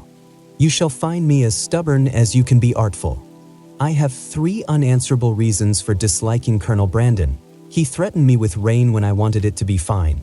He has found fault with the hanging of my coacle, and I cannot persuade him to buy my brown mare. If it will be any satisfaction to you, however, to be told that I believe his character to be in other respects irreproachable, I am ready to confess it. And in return for an acknowledgement, which must give me some pain, you cannot deny me the privilege of disliking him as much as ever." Chapter 11. Little had Mrs. Dashwood or her daughters imagined when they first came into Devonshire that so many engagements would arise to occupy their time as shortly presented themselves, or that they should have such frequent invitations and such constant visitors as to leave them little leisure for serious employment. Yet such was the case. When Marianne was recovered, the schemes of amusement at home and abroad, which Sir John had been previously forming, were put into execution. The private balls at the park then began, and parties on the water were made and accomplished as often as a showery October would allow. In every meeting of the kind Willoughby was included, and the ease and familiarity which naturally attended these parties were exactly calculated to give increasing intimacy to his acquaintance with the Dashwoods, to afford him opportunity of witnessing the excellencies of Marianne, of marking his animated admiration of her, and of receiving, in her behavior to himself, the most pointed assurance of her affection. Elinor could not be surprised at their attachment. She only wished that it were less openly shown, and once or twice did venture to suggest the propriety of some self-command to Marianne. But Marianne abhorred all concealment where no real disgrace could attend unreserve, and to aim at the restraint of sentiments which were not in themselves illaudable appeared to her not merely an unnecessary effort, but a disgraceful subjection of reason to commonplace and mistaken notions. Willoughby thought the same, and their behavior at all times was an illustration of their opinions. When he was present, she had no eyes for anyone else. Everything he did was right. Everything he said was clever. If their evenings at the park were concluded with cards, he cheated himself and all the rest of the party to get her a good hand.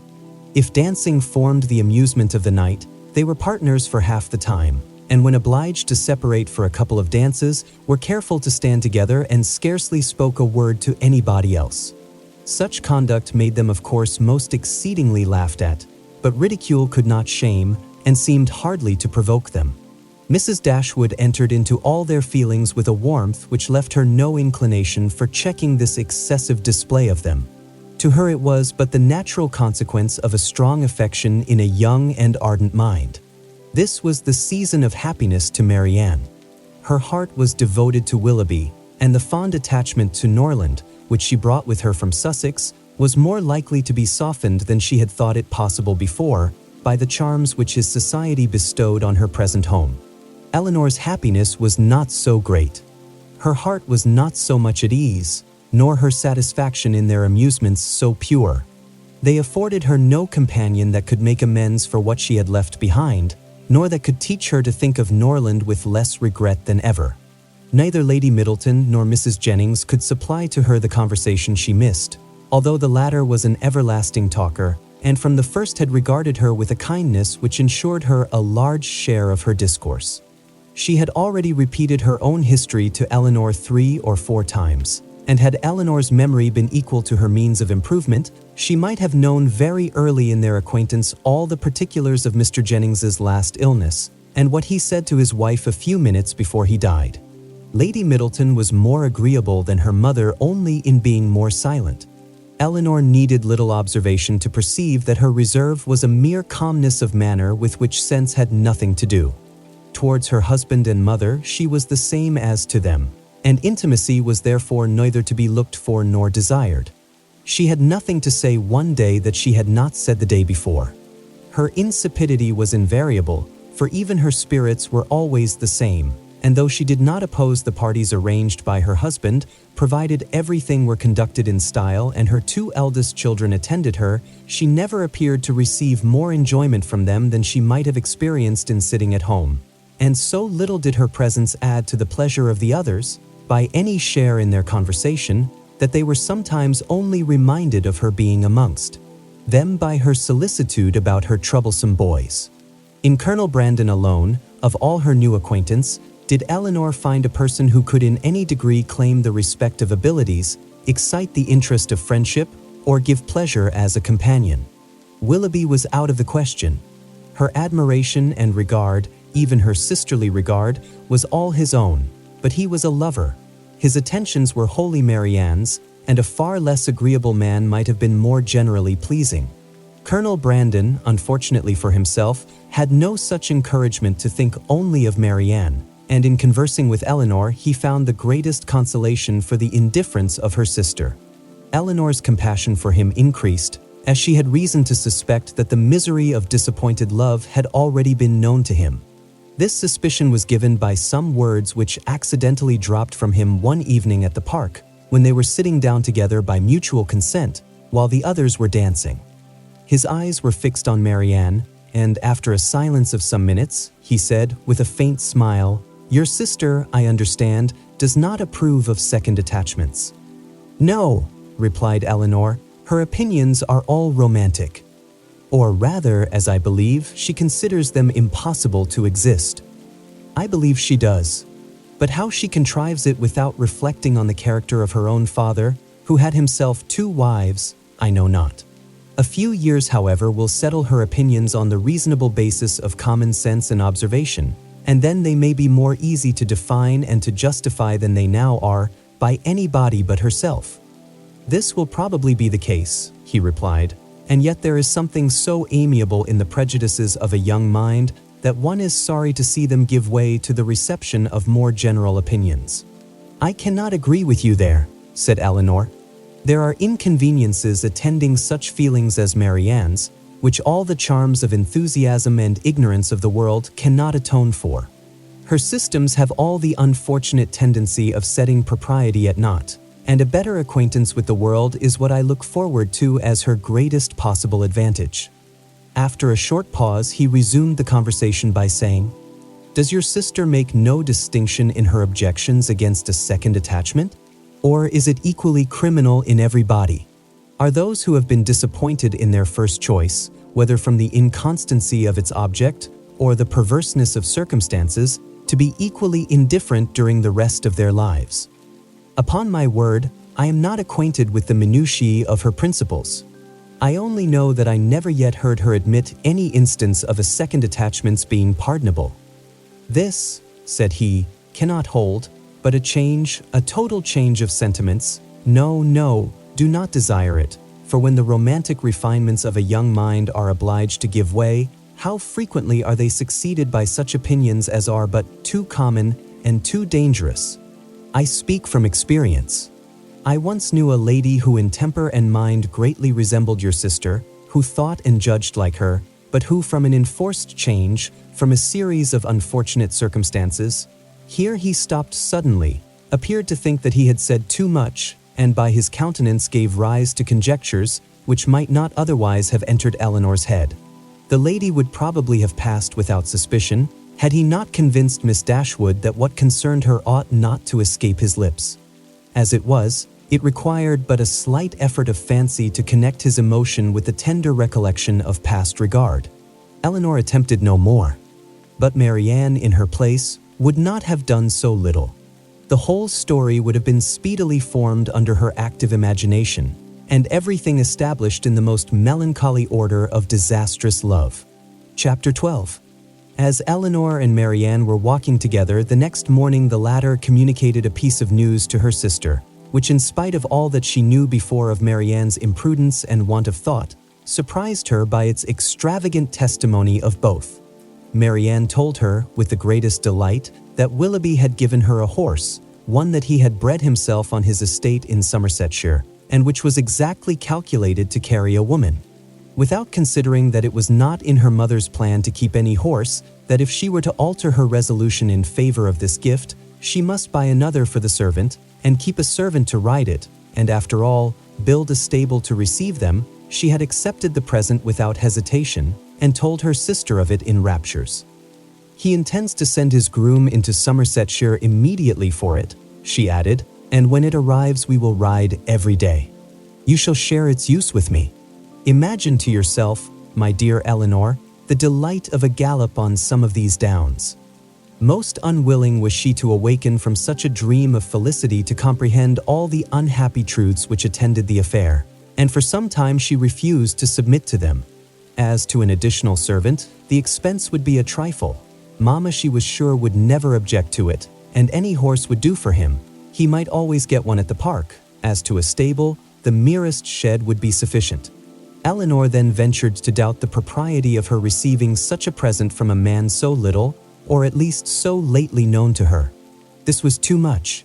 "You are mistaken, Elinor," said she warmly, "in supposing I know very little of Willoughby. I have not known him long indeed, but I am much better acquainted with him than I am with any other creature in the world, except yourself and Mamma.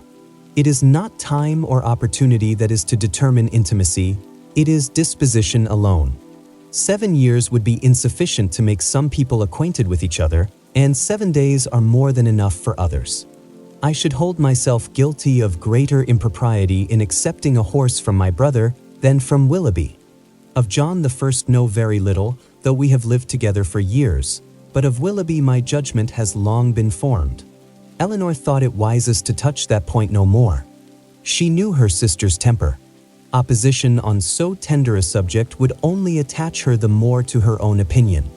But by an appeal to her affection for her mother, by representing the inconveniences which that indulgent mother must draw on herself, if, as would probably be the case, she consented to this increase of establishment, Marianne was shortly subdued, and she promised not to tempt her mother to such imprudent kindness by mentioning the offer, and to tell Willoughby when she saw him next that it must be declined. She was faithful to her word, and when Willoughby called at the cottage the same day, Elinor heard her express her disappointment to him in a low voice on being obliged to forego the acceptance of his present. The reasons for this alteration were at the same time related, and they were such as to make further entreaty on his side impossible. His concern, however, was very apparent, and after expressing it with earnestness, he added in the same low voice, "But, Marianne, the horse is still yours, though you cannot use it now. I shall keep it only till you can claim it. When you leave Barton to form your own establishment in a more lasting home, Queen Mab shall receive you." This was all overheard by Miss Dashwood, and in the whole of the sentence, in his manner of pronouncing it, and in his addressing her sister by her Christian name alone, she instantly saw an intimacy so decided, a meaning so direct, as marked a perfect agreement between them. From that moment she doubted not of their being engaged to each other, and the belief of it created no other surprise than that she, or any of their friends, should be left by tempers so frank to discover it by accident. Margaret related something to her the next day, which placed this matter in a still clearer light. Willoughby had spent the preceding evening with them, and Margaret, by being left some time in the parlor with only him and Marianne, had had opportunity for observations, which, with a most important face, she communicated to her eldest sister when they were next by themselves. "Oh, Elinor," she cried, "I have such a secret to tell you about Marianne. I am sure she will be married to Mr. Willoughby very soon." "You have said so," replied Elinor, "almost every day since they first met on Highchurch Down, and they had not known each other a week, I believe, before you were certain that Marianne wore his picture round her neck, but it turned out to be only the miniature of our great uncle. But indeed this is quite another thing. I am sure they will be married very soon, for he has got a lock of her hair. Take care, Margaret. It may be only the hair of some great uncle of his. But indeed, Elinor, it is Marianne's. I am almost sure it is, for I saw him cut it off. Last night after tea, when you and Mamma went out of the room, they were whispering and talking together as fast as could be, and he seemed to be begging something of her, and presently he took up her scissors and cut off a long lock of her hair for it was all tumbled down her back, and he kissed it and folded it up in a piece of white paper and put it into his pocketbook. For such particulars, stated on such authority, Elinor could not withhold her credit, nor was she disposed to it, for the circumstance was in perfect unison with what she had heard and seen herself. Margaret's sagacity was not always displayed in a way so satisfactory to her sister. When Mrs. Jennings attacked her one evening at the park to give the name of the young man who was Elinor's particular favorite, which had been long a matter of great curiosity to her, Margaret answered by looking at her sister and saying, "I must not tell, may I, Elinor?" This of course made everybody laugh, and Elinor tried to laugh too. But the effort was painful. She was convinced that Margaret had fixed on a person whose name she could not bear with composure to become a standing joke with Mrs. Jennings. Marianne felt for her most sincerely, but she did more harm than good to the cause by turning very red and saying in an angry manner to Margaret, "Remember that whatever your conjectures may be, you have no right to repeat them." "I never had any conjectures about it," replied Margaret. "It was you who told me of it yourself." This increased the mirth of the company, and Margaret was eagerly pressed to say something more. "Oh, pray, Miss Margaret, let us know all about it," said Mrs. Jennings. "What is the gentleman's name?" "I must not tell, ma'am. But I know very well what it is, and I know where he is too."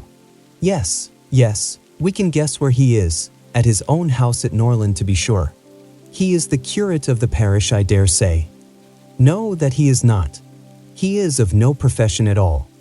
"Margaret," said Marianne with great warmth, "you know that all this is an invention of your own, and that there is no such person in existence." "Well, then, he is lately dead, Marianne, for I am sure there was such a man once, and his name begins with an F." Most grateful did Elinor feel to Lady Middleton for observing, at this moment, that it rained very hard, though she believed the interruption to proceed less from any attention to her than from her ladyship's great dislike of all such inelegant subjects of raillery as delighted her husband and mother. The idea, however, started by her, was immediately pursued by Colonel Brandon, who was on every occasion mindful of the feelings of others, and much was said on the subject of rain by both of them. Willoughby opened the pianoforte and asked Marianne to sit down to it, and thus amidst the various endeavors of different people to quit the topic, it fell to the ground. But not so easily did Elinor recover from the alarm into which it had thrown her. A party was formed this evening for going on the following day to see a very fine place about 12 miles from Barton, belonging to a brother-in-law of Colonel Brandon, without whose interest it could not be seen, as the proprietor, who was then abroad, had left strict orders on that head. The grounds were declared to be highly beautiful, and Sir John, who was particularly warm in their praise, might be allowed to be a tolerable judge, for he had formed parties to visit them, at least, twice every summer for the last 10 years. They contained a noble piece of water, a sail on which was to form a great part of the morning's amusement. Cold provisions were to be taken, open carriages only to be employed, and everything conducted in the usual style of a complete party of pleasure. To some few of the company it appeared rather a bold undertaking, considering the time of year, and that it had rained every day for the last fortnight. And Mrs. Dashwood, who had already a cold, was persuaded by Elinor to stay at home. Chapter 13. Their intended excursion to Whitwell turned out very different from what Elinor had expected. She was prepared to be wet through, fatigued, and frightened, but the event was still more unfortunate, for they did not go at all. By 10 o'clock the whole party was assembled at the park, where they were to breakfast. The morning was rather favorable, though it had rained all night, as the clouds were then dispersing across the sky, and the sun frequently appeared. They were all in high spirits and good humor, eager to be happy, and determined to submit to the greatest inconveniences and hardships rather than be otherwise. While they were at breakfast, the letters were brought in. Among the rest there was one for Colonel Brandon. He took it, looked at the direction, changed color, and immediately left the room. "What is the matter with Brandon?" said Sir John. Nobody could tell. "I hope he has had no bad news," said Lady Middleton. "It must be something extraordinary that could make Colonel Brandon leave my breakfast table so suddenly." In about 5 minutes he returned. "No bad news, Colonel, I hope," said Mrs. Jennings as soon as he entered the room. "None at all, ma'am, I thank you." "Was it from Avignon? I hope it is not to say that your sister is worse." "No, it came from town and is merely a letter of business." "But how came the hand to discompose you so much, if it was only a letter of business?" Come, this won't do, Colonel, so let us hear the truth of it." "My dear madam," said Lady Middleton, "recollect what you are saying." "Perhaps it is to tell you that your cousin Fanny is married?" said Mrs. Jennings, without attending to her daughter's reproof. "No, indeed it is not." "Well, then I know who it is from, Colonel, and I hope she is well." "Whom do you mean, ma'am?" said he, coloring a little. "Oh, you know who I mean." "I am particularly sorry, ma'am," said he, addressing Lady Middleton, "that I should receive this letter today, for it is on business which requires my immediate attendance in town." "In town?" cried Mrs. Jennings. "What can you have to do in town at this time of year?" "My own loss is great," he continued, "in being obliged to leave so agreeable a party, but I am the more concerned, as I fear my presence is necessary to gain your admittance at Whitwell." What a blow upon them all was this! "But if you write a note to the housekeeper, Mr. Brandon," said Marianne eagerly, "will it not be sufficient?" He shook his head. "We must go," said Sir John Dutt. "It shall not be put off when we are so near it. You cannot go to town till tomorrow, Brandon, that is all. I wish it could be so easily settled. But it is not in my power to delay my journey for one day. If you would but let us know what your business is," said Mrs. Jennings, "we might see whether it could be put off or not." "You would not be 6 hours later," said Willoughby, "if you were to defer your journey till our return. I cannot afford to lose 1 hour." Elinor then heard Willoughby say, in a low voice to Marianne, "There are some people who cannot bear a party of pleasure. Brandon is one of them. He was afraid of catching cold, I dare say, and invented this trick for getting out of it. I would lay 50 guineas the letter was of his own writing." "I have no doubt of it," replied Marianne. "There is no persuading you to change your mind, Brandon, I know of old," said Sir John, "when once you are determined on anything. But, however, I hope you will think better of it. Consider, here are the 2 Miss Careys come over from Newton, the 3 Miss Dashwoods walked up from the cottage, and Mr. Willoughby got up 2 hours before his usual time on purpose to go to Whitwell." Colonel Brandon again repeated his sorrow at being the cause of disappointing the party, but at the same time declared it to be unavoidable. "Well, then, when will you come back again?" "I hope we shall see you at Barton," added her ladyship, "as soon as you can conveniently leave town, and we must put off the party to Whitwell till you return." "You are very obliging. But it is so uncertain when I may have it in my power to return that I dare not engage for it at all." "Oh, he must and shall come back," cried Sir John. "If he is not here by the end of the week, I shall go after him." "Aye, so do, Sir John," cried Mrs. Jennings, "and then perhaps you may find out what his business is. I do not want to pry into other men's concerns. I suppose it is something he is ashamed of." Colonel Brandon's horses were announced. "You do not go to town on horseback, do you?" added Sir John. "No, only to Huntingdon. I shall then go post." "Well, as you are resolved to go, I wish you a good journey. But you had better change your mind. I assure you it is not in my power."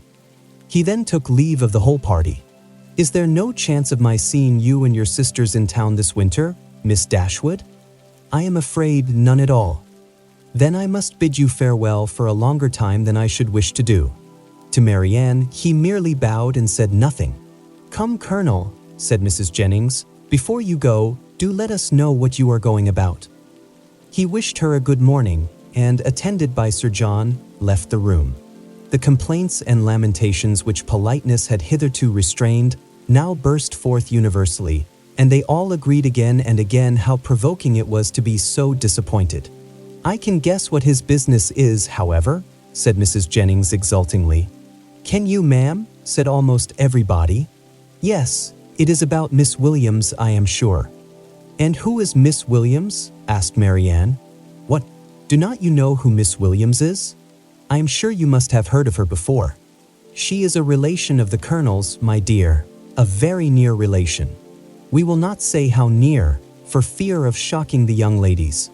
Then, lowering her voice a little, she said to Elinor, "She is his natural daughter." "Indeed?" "Oh yes, and as like him as she can stare. I dare say the Colonel will leave her all his fortune." When Sir John returned, he joined most heartily in the general regret on so unfortunate an event, concluding however by observing that as they were all got together, they must do something by way of being happy, and after some consultation it was agreed that although happiness could only be enjoyed at Whitwell, they might procure a tolerable composure of mind by driving about the country. The carriages were then ordered. Willoughby's was first, and Marianne never looked happier than when she got into it.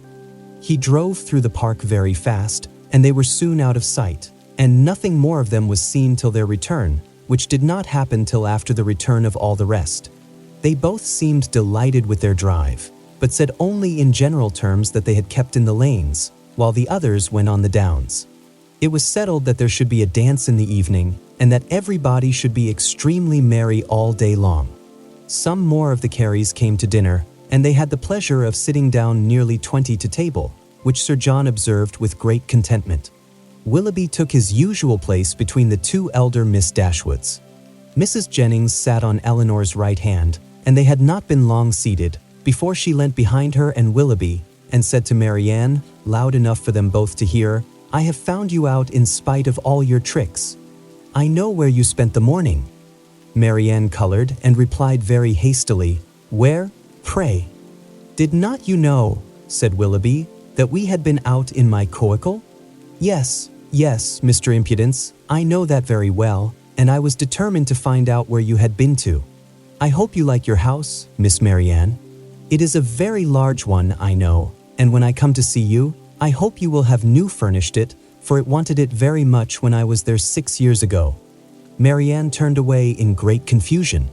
Mrs. Jennings laughed heartily, and Elinor found that in her resolution to know where they had been, she had actually made her own woman inquire of Mr. Willoughby's groom, and that she had by that method been informed that they had gone to Allenham and spent a considerable time there in walking about the garden and going all over the house. Elinor could hardly believe this to be true, as it seemed very unlikely that Willoughby should propose, or Marianne consent, to enter the house while Mrs. Smith was in it, with whom Marianne had not the smallest acquaintance. As soon as they left the dining room, Elinor inquired of her about it, and great was her surprise when she found that every circumstance related by Mrs. Jennings was perfectly true. Marianne was quite angry with her for doubting it. "Why should you imagine, Elinor, that we did not go there, or that we did not see the house? Is not it what you have often wished to do yourself?" "Yes, Marianne, but I would not go while Mrs. Smith was there, and with no other companion than Mr. Willoughby. Mr. Willoughby, however, is the only person who can have a right to show that house, and as he went in an open carriage, it was impossible to have any other companion. I never spent a pleasanter morning in my life." "I am afraid," replied Elinor, "that the pleasantness of an employment does not always evince its propriety. On the contrary, nothing can be a stronger proof of it, Elinor, for if there had been any real impropriety in what I did, I should have been sensible of it at the time, for we always know when we are acting wrong, and with such a conviction I could have had no pleasure. But, my dear Marianne, as it has already exposed you to some very impertinent remarks, do you not now begin to doubt the discretion of your own conduct?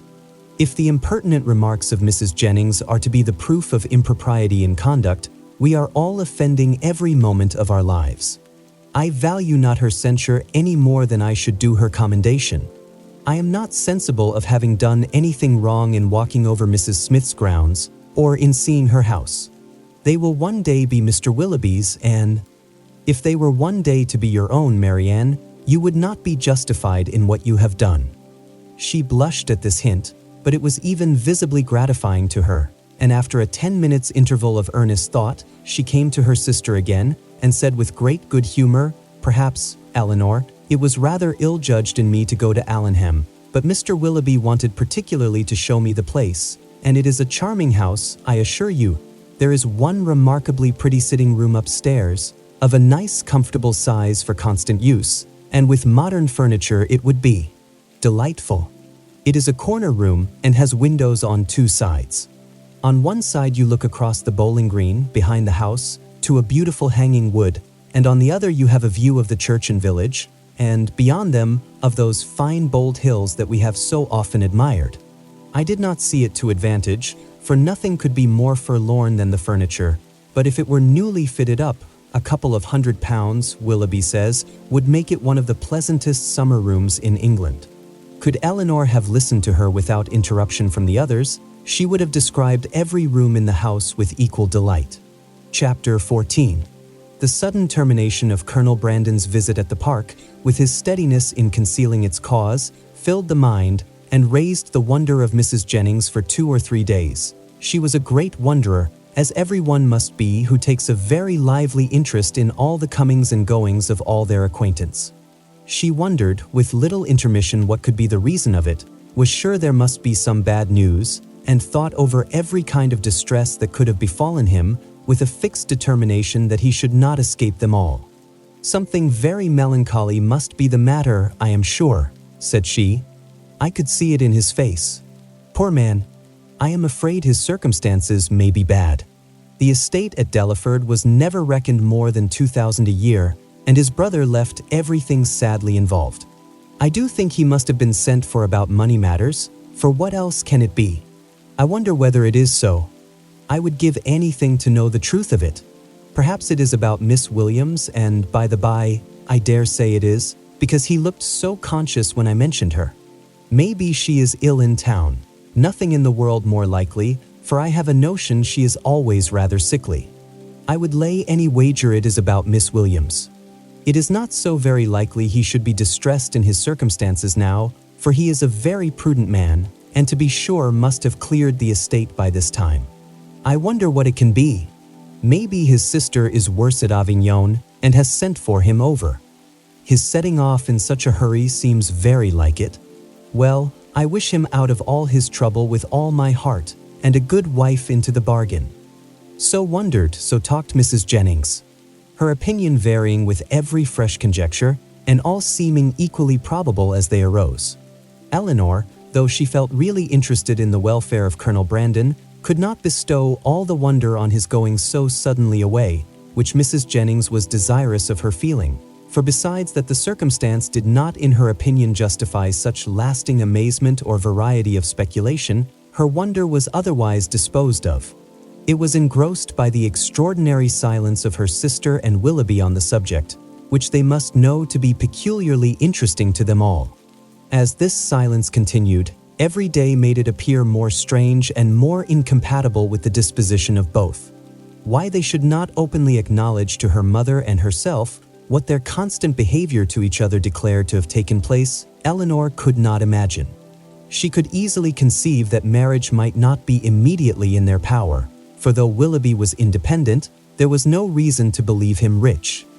His estate had been rated by Sir John at about 600 or 700 a year, but he lived at an expense to which that income could hardly be equal, and he had himself often complained of his poverty. But for this strange kind of secrecy maintained by them relative to their engagement, which in fact concealed nothing at all, she could not account, and it was so wholly contradictory to their general opinions and practice that a doubt sometimes entered her mind of their being really engaged, and this doubt was enough to prevent her making any inquiry of Marianne. Nothing could be more expressive of attachment to them all than Willoughby's behavior. To Marianne it had all the distinguishing tenderness which a lover's heart could give, and to the rest of the family it was the affectionate attention of a son and a brother. The cottage seemed to be considered and loved by him as his home. Many more of his hours were spent there than at Allenham, and if no general engagement collected them at the park, the exercise which called him out in the morning was almost certain of ending there, where the rest of the day was spent by himself at the side of Marianne and by his favorite pointer at her feet. One evening in particular, about a week after Colonel Brandon left the country, his heart seemed more than usually open to every feeling of attachment to the objects around him, and on Mrs. Dashwood's happening to mention her design of improving the cottage in the spring, he warmly opposed every alteration of a place which affection had established as perfect with him. "What?" he exclaimed. "Improve this dear cottage? That I will never consent to. Not a stone must be added to its walls, not an inch to its size, if my feelings are regarded."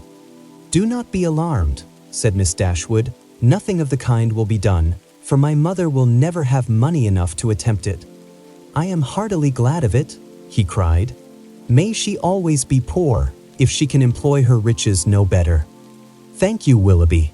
But you may be assured that I would not sacrifice one sentiment of local attachment of yours, or of anyone whom I loved, for all the improvements in the world. Depend upon it that whatever unemployed sum may remain, when I make up my accounts in the spring, I would even rather lay it uselessly by than dispose of it in a manner so painful to you. But are you really so attached to this place as to see no defect in it?" "I am," said he. "To me it is faultless. Nay, more, I consider it as the only form of building in which happiness is attainable, and were I rich enough I would instantly pull Combe down and build it up again in the exact plan of this cottage." "With dark narrow stairs and a kitchen that smokes, I suppose?" said Elinor. "Yes," cried he in the same eager tone, "with all and everything belonging to it, in no inconvenience or inconvenience about it, should the least variation be perceptible. Then, and then only, under such a roof, I might perhaps be as happy at Combe as I have been at Barton." "I flatter myself," replied Elinor, "that even under the disadvantage of better rooms and a broader staircase, you will hereafter find your own house as faultless as you now do this."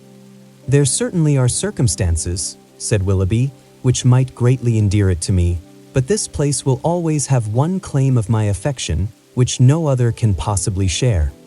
Mrs. Dashwood looked with pleasure at Marianne, whose fine eyes were fixed so expressively on Willoughby as plainly denoted how well she understood him. "How often did I wish," added he, "when I was at Allenham this time 12-month, that Barton Cottage were inhabited. I never passed within view of it without admiring its situation, and grieving that no one should live in it. How little did I then think that the very first news I should hear from Mrs. Smith, when I next came into the country, would be that Barton Cottage was taken, and I felt an immediate satisfaction and interest in the event, which nothing but a kind of prescience of what happiness I should experience from it can account for. Must it not have been so, Marianne?" speaking to her in a lowered voice. Then continuing his former tone, he said, "And yet this house you would spoil, Mrs. Dashwood? You would rob it of its simplicity by imaginary improvement. And this dear parlor in which our acquaintance first began, and in which so many happy hours have been since spent by us together, you would degrade to the condition of a common entrance, and everybody would be eager to pass through the room which has hitherto contained within itself more real accommodation and comfort than any other apartment of the handsomest dimensions in the world could possibly afford." Mrs. Dashwood again assured him that no alteration of the kind should be attempted. "You are a good woman," he warmly replied. "Your promise makes me easy. Extend it a little farther, and it will make me happy. Tell me that not only your house will remain the same, but that I shall ever find you and yours as unchanged as your dwelling, and that you will always consider me with the kindness which has made everything belonging to you so dear to me." The promise was readily given, and Willoughby's behavior during the whole of the evening declared at once his affection and happiness. "Shall we see you tomorrow to dinner?" said Mrs. Dashwood, when he was leaving them. "I do not ask you to come in the morning, for we must walk to the park, to call on Lady Middleton." He engaged to be with them by 4 o'clock. Chapter 15. Mrs. Dashwood's visit to Lady Middleton took place the next day, and 2 of her daughters went with her, but Marianne excused herself from being of the party under some trifling pretext of employment, and her mother, who concluded that a promise had been made by Willoughby the night before of calling on her while they were absent, was perfectly satisfied with her remaining at home. On their return from the park, they found Willoughby's coacle and servant in waiting at the cottage, and Mrs. Dashwood was convinced that her conjecture had been just. So far it was all as she had foreseen, but on entering the house she beheld what no foresight had taught her to expect.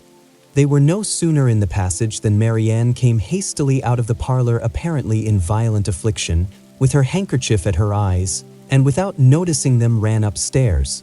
Surprised and alarmed, they proceeded directly into the room she had just quitted, where they found only Willoughby, who was leaning against the mantelpiece with his back towards them. He turned round on their coming in, and his countenance showed that he strongly partook of the emotion which overpowered Marianne. "Is anything the matter with her?" cried Mrs. Dashwood as she entered. "Is she ill?" "I hope not," he replied, trying to look cheerful, and with a forced smile presently added, "It is I who may rather expect to be ill, for I am now suffering under a very heavy disappointment." "Disappointment?" "Yes, for I am unable to keep my engagement with you. Mrs. Smith has this morning exercised the privilege of riches upon a poor dependent cousin by sending me on business to London. I have just received my dispatches and taken my farewell of Allenham, and by way of exhilaration I am now come to take my farewell of you." "To London? And are you going this morning?" "Almost this moment." "This is very unfortunate, but Mrs. Smith must be obliged, and her business will not detain you from us long, I hope." He colored as he replied, "You are very kind, but I have no idea of returning into Devonshire immediately. My visits to Mrs. Smith are never repeated within the 12-month. "And is Mrs. Smith your only friend? Is Allenham the only house in the neighborhood to which you will be welcome? For shame, Willoughby, can you wait for an invitation here?" His color increased, and with his eyes fixed on the ground he only replied, "You are too good." Mrs. Dashwood looked at Elinor with surprise. Elinor felt equal amazement. For a few moments everyone was silent. Mrs. Dashwood first spoke. "I have only to add, my dear Willoughby, that at Barton Cottage you will always be welcome, for I will not press you to return here immediately, because you only can judge how far that might be pleasing to Mrs. Smith, and on this head I shall be no more disposed to question your judgment than to doubt your inclination." "My engagements at present," replied Willoughby confusedly, "are of such a nature that I dare not flatter myself." He stopped. Mrs. Dashwood was too much astonished to speak, and another pause succeeded. This was broken by Willoughby, who said with a faint smile, "It is folly to linger in this manner. I will not torment myself any longer by remaining among friends whose society it is impossible for me now to enjoy." He then hastily took leave of them all and left the room. They saw him step into his carriage, and in a minute it was out of sight. Mrs. Dashwood felt too much for speech, and instantly quitted the parlor to give way in solitude to the concern and alarm which this sudden departure occasioned. Elinor's uneasiness was at least equal to her mother's. She thought of what had just passed with anxiety and distrust. Willoughby's behavior in taking leave of them, his embarrassment and affectation of cheerfulness, and above all, his unwillingness to accept her mother's invitation, a backwardness so unlike a lover, so unlike himself, greatly disturbed her. One moment she feared that no serious design had ever been formed on his side, and the next that some unfortunate quarrel had taken place between him and her sister.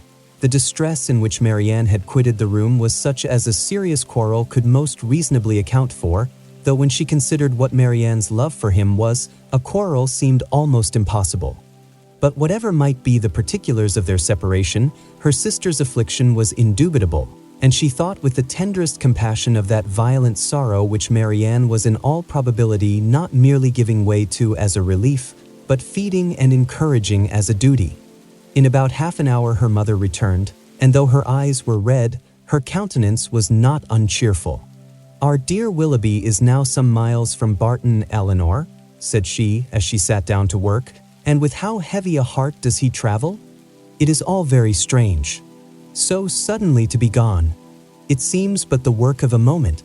And last night he was with us so happy, so cheerful, so affectionate. And now, after only 10 minutes' notice, gone too without intending to return. Something more than what he owned to us must have happened.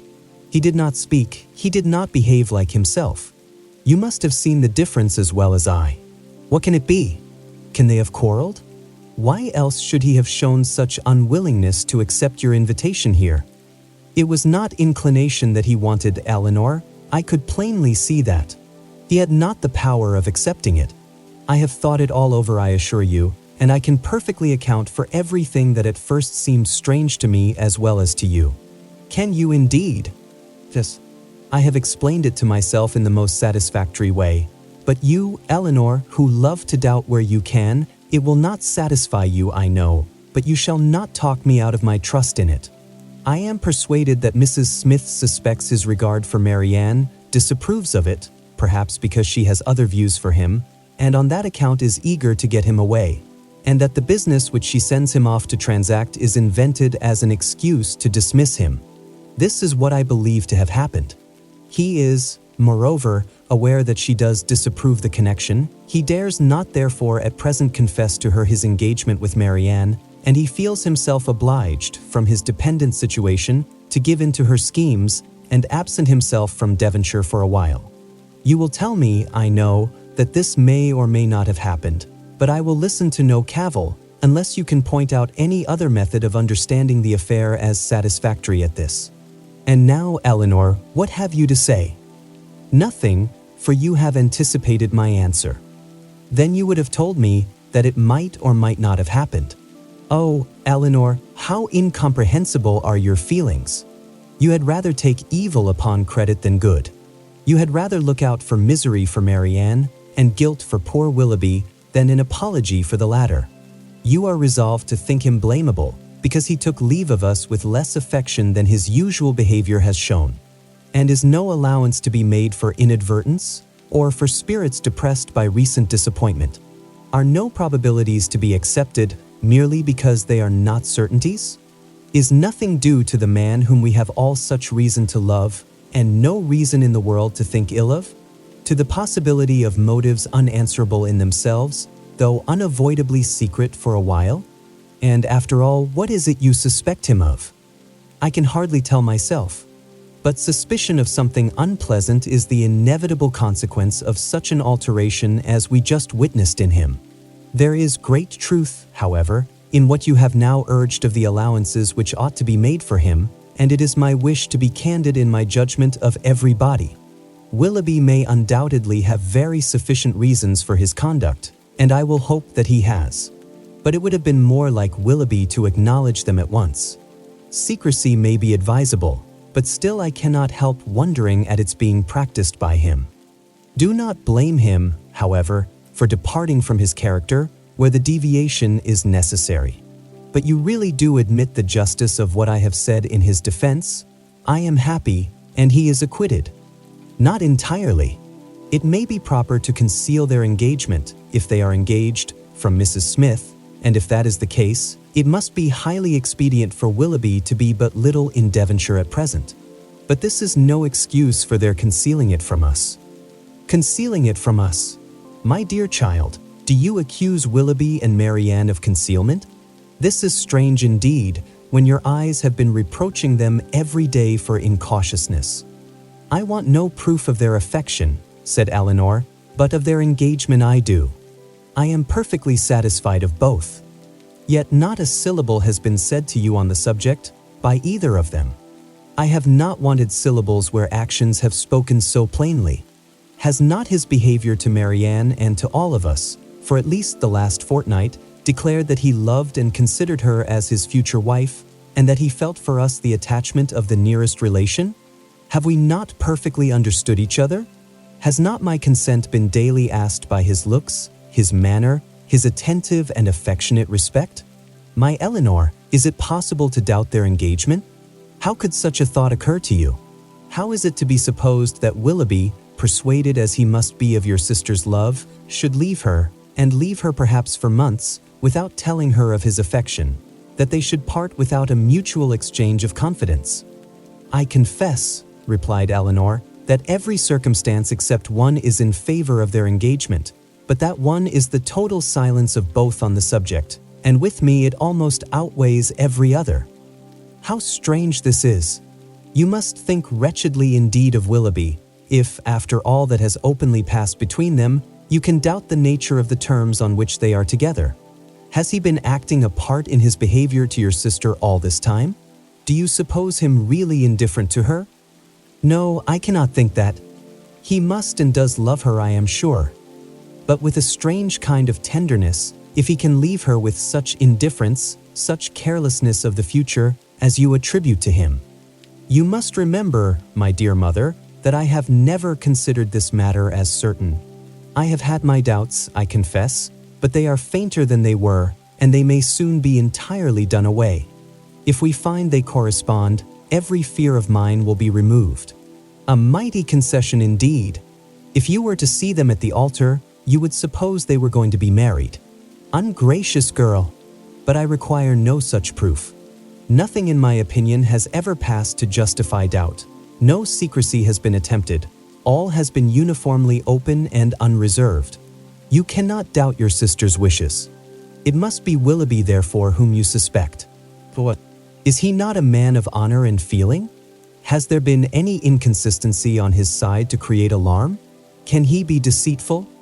I hope not, I believe not, cried Elinor. I love Willoughby, sincerely love him, and suspicion of his integrity cannot be more painful to yourself than to me. It has been involuntary, and I will not encourage it. I was startled, I confess, by the alteration in his manners this morning. He did not speak like himself, and did not return your kindness with any cordiality. But all this may be explained by such a situation of his affairs as you have supposed. He had just parted from my sister, had seen her leave him in the greatest affliction, and if he felt obliged, from a fear of offending Mrs. Smith, to resist the temptation of returning here soon, and yet aware that by declining your invitation, by saying that he was going away for some time, he should seem to act an ungenerous, a suspicious part by our family, he might well be embarrassed and disturbed. In such a case, a plain and open avowal of his difficulties would have been more to his honor, I think, as well as more consistent with his general character. But I will not raise objections against anyone's conduct on so illiberal a foundation as a difference in judgment from myself or a deviation from what I may think right and consistent. You speak very properly. Willoughby certainly does not deserve to be suspected. Though we have not known him long, he is no stranger in this part of the world, and who has ever spoken to his disadvantage?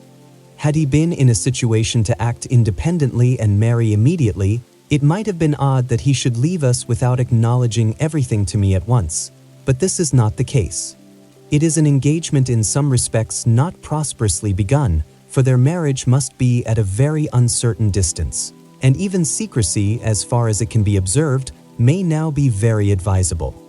They were interrupted by the entrance of Margaret, and Elinor was then at liberty to think over the representations of her mother, to acknowledge the probability of many, and hope for the justice of all. They saw nothing of Marianne till dinner time, when she entered the room and took her place at the table without saying a word. Her eyes were red and swollen, and it seemed as if her tears were even then restrained with difficulty. She avoided the looks of them all, could neither eat nor speak, and after some time, on her mother's silently pressing her hand with tender compassion, her small degree of fortitude was quite overcome, she burst into tears and left the room. This violent oppression of spirits continued the whole evening. She was without any power, because she was without any desire of command over herself. The slightest mention of anything relative to Willoughby overpowered her in an instant, and though her family were most anxiously attentive to her comfort, it was impossible for them, if they spoke at all, to keep clear of every subject which her feelings connected with him. Chapter 16. Marianne would have thought herself very inexcusable had she been able to sleep at all the first night after parting from Willoughby.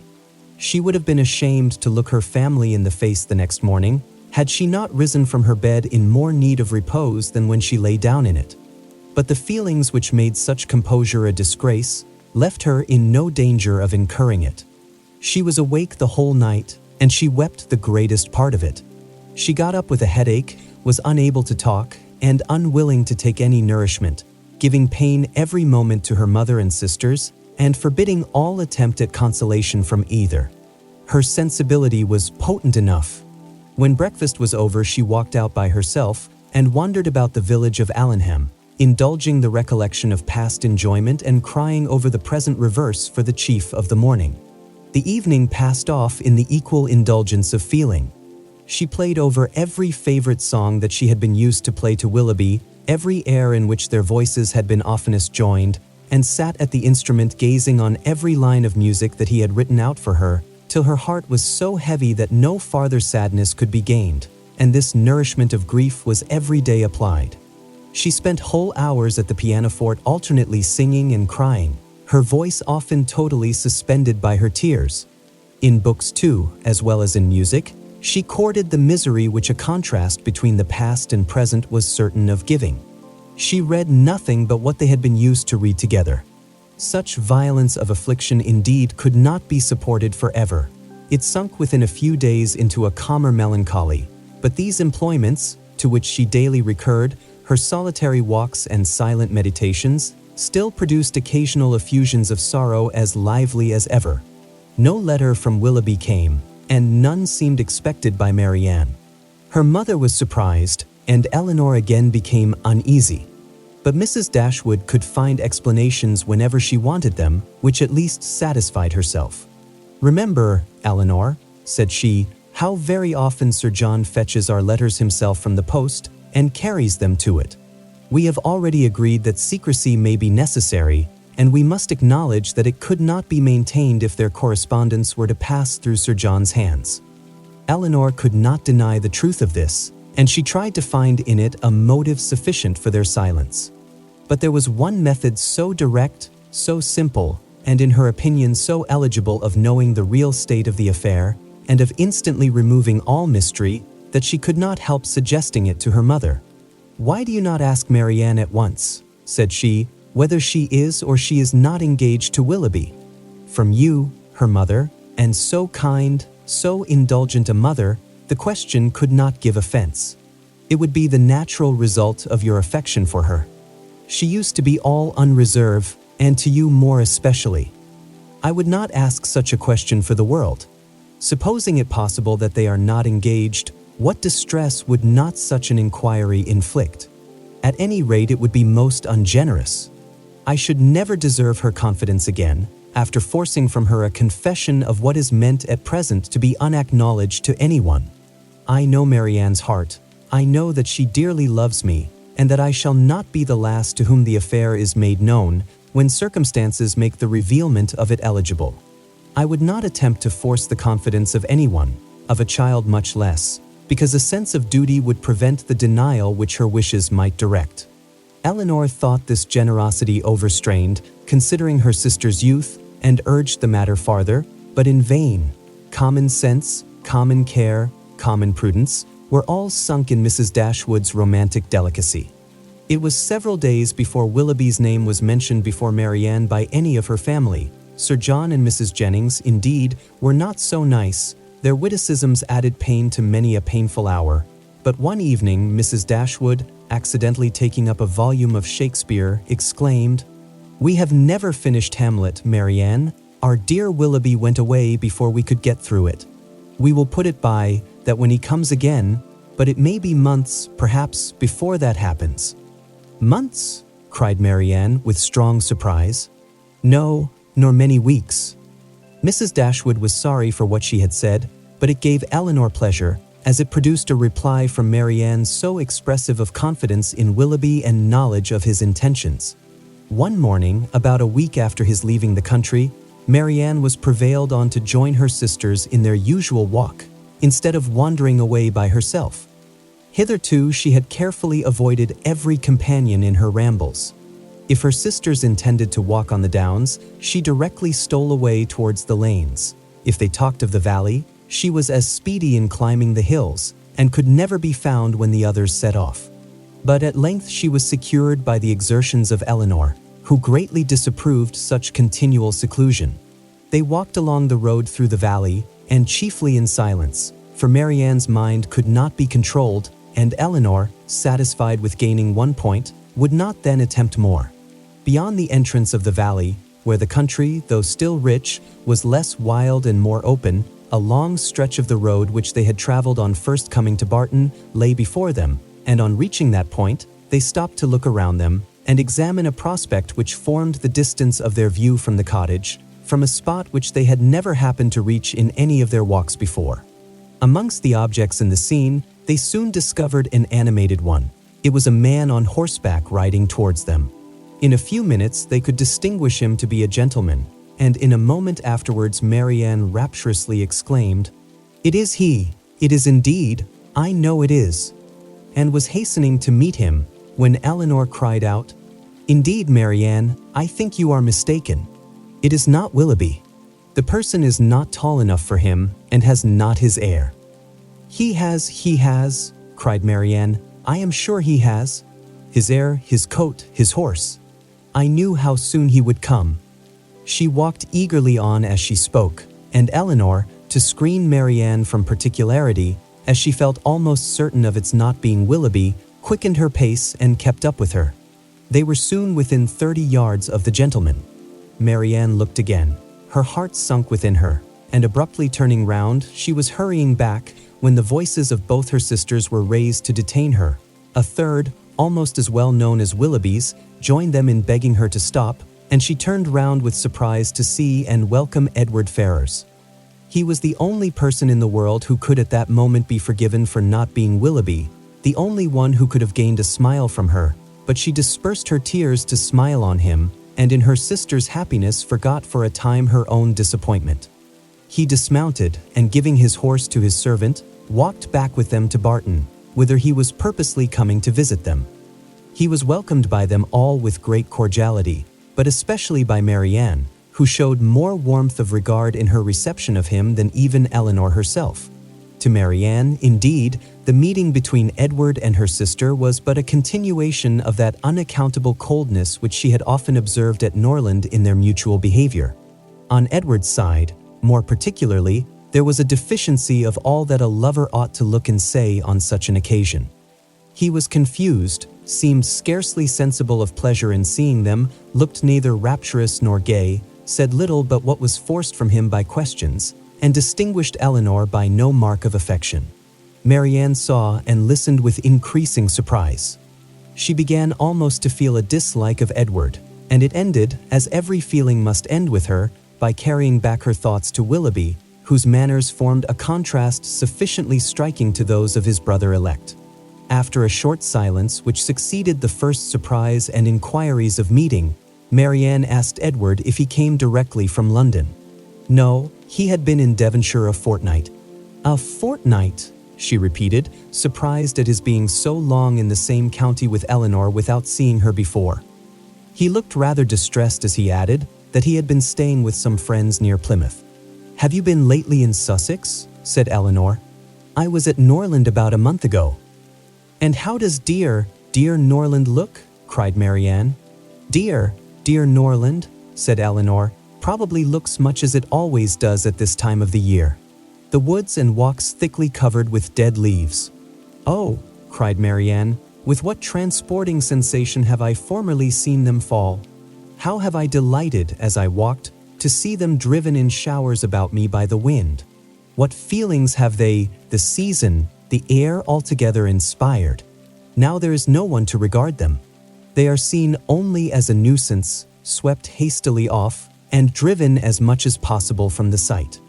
"It is not every one," said Elinor, "who has your passion for dead leaves. No, my feelings are not often shared, not often understood. But sometimes they are." As she said this, she sunk into a reverie for a few moments. But rousing herself again, "Now, Edward," said she, calling his attention to the prospect, "here is Barton Valley. Look up to it, and be tranquil if you can. Look at those hills. Did you ever see their equals? To the left is Barton Park, amongst those woods and plantations.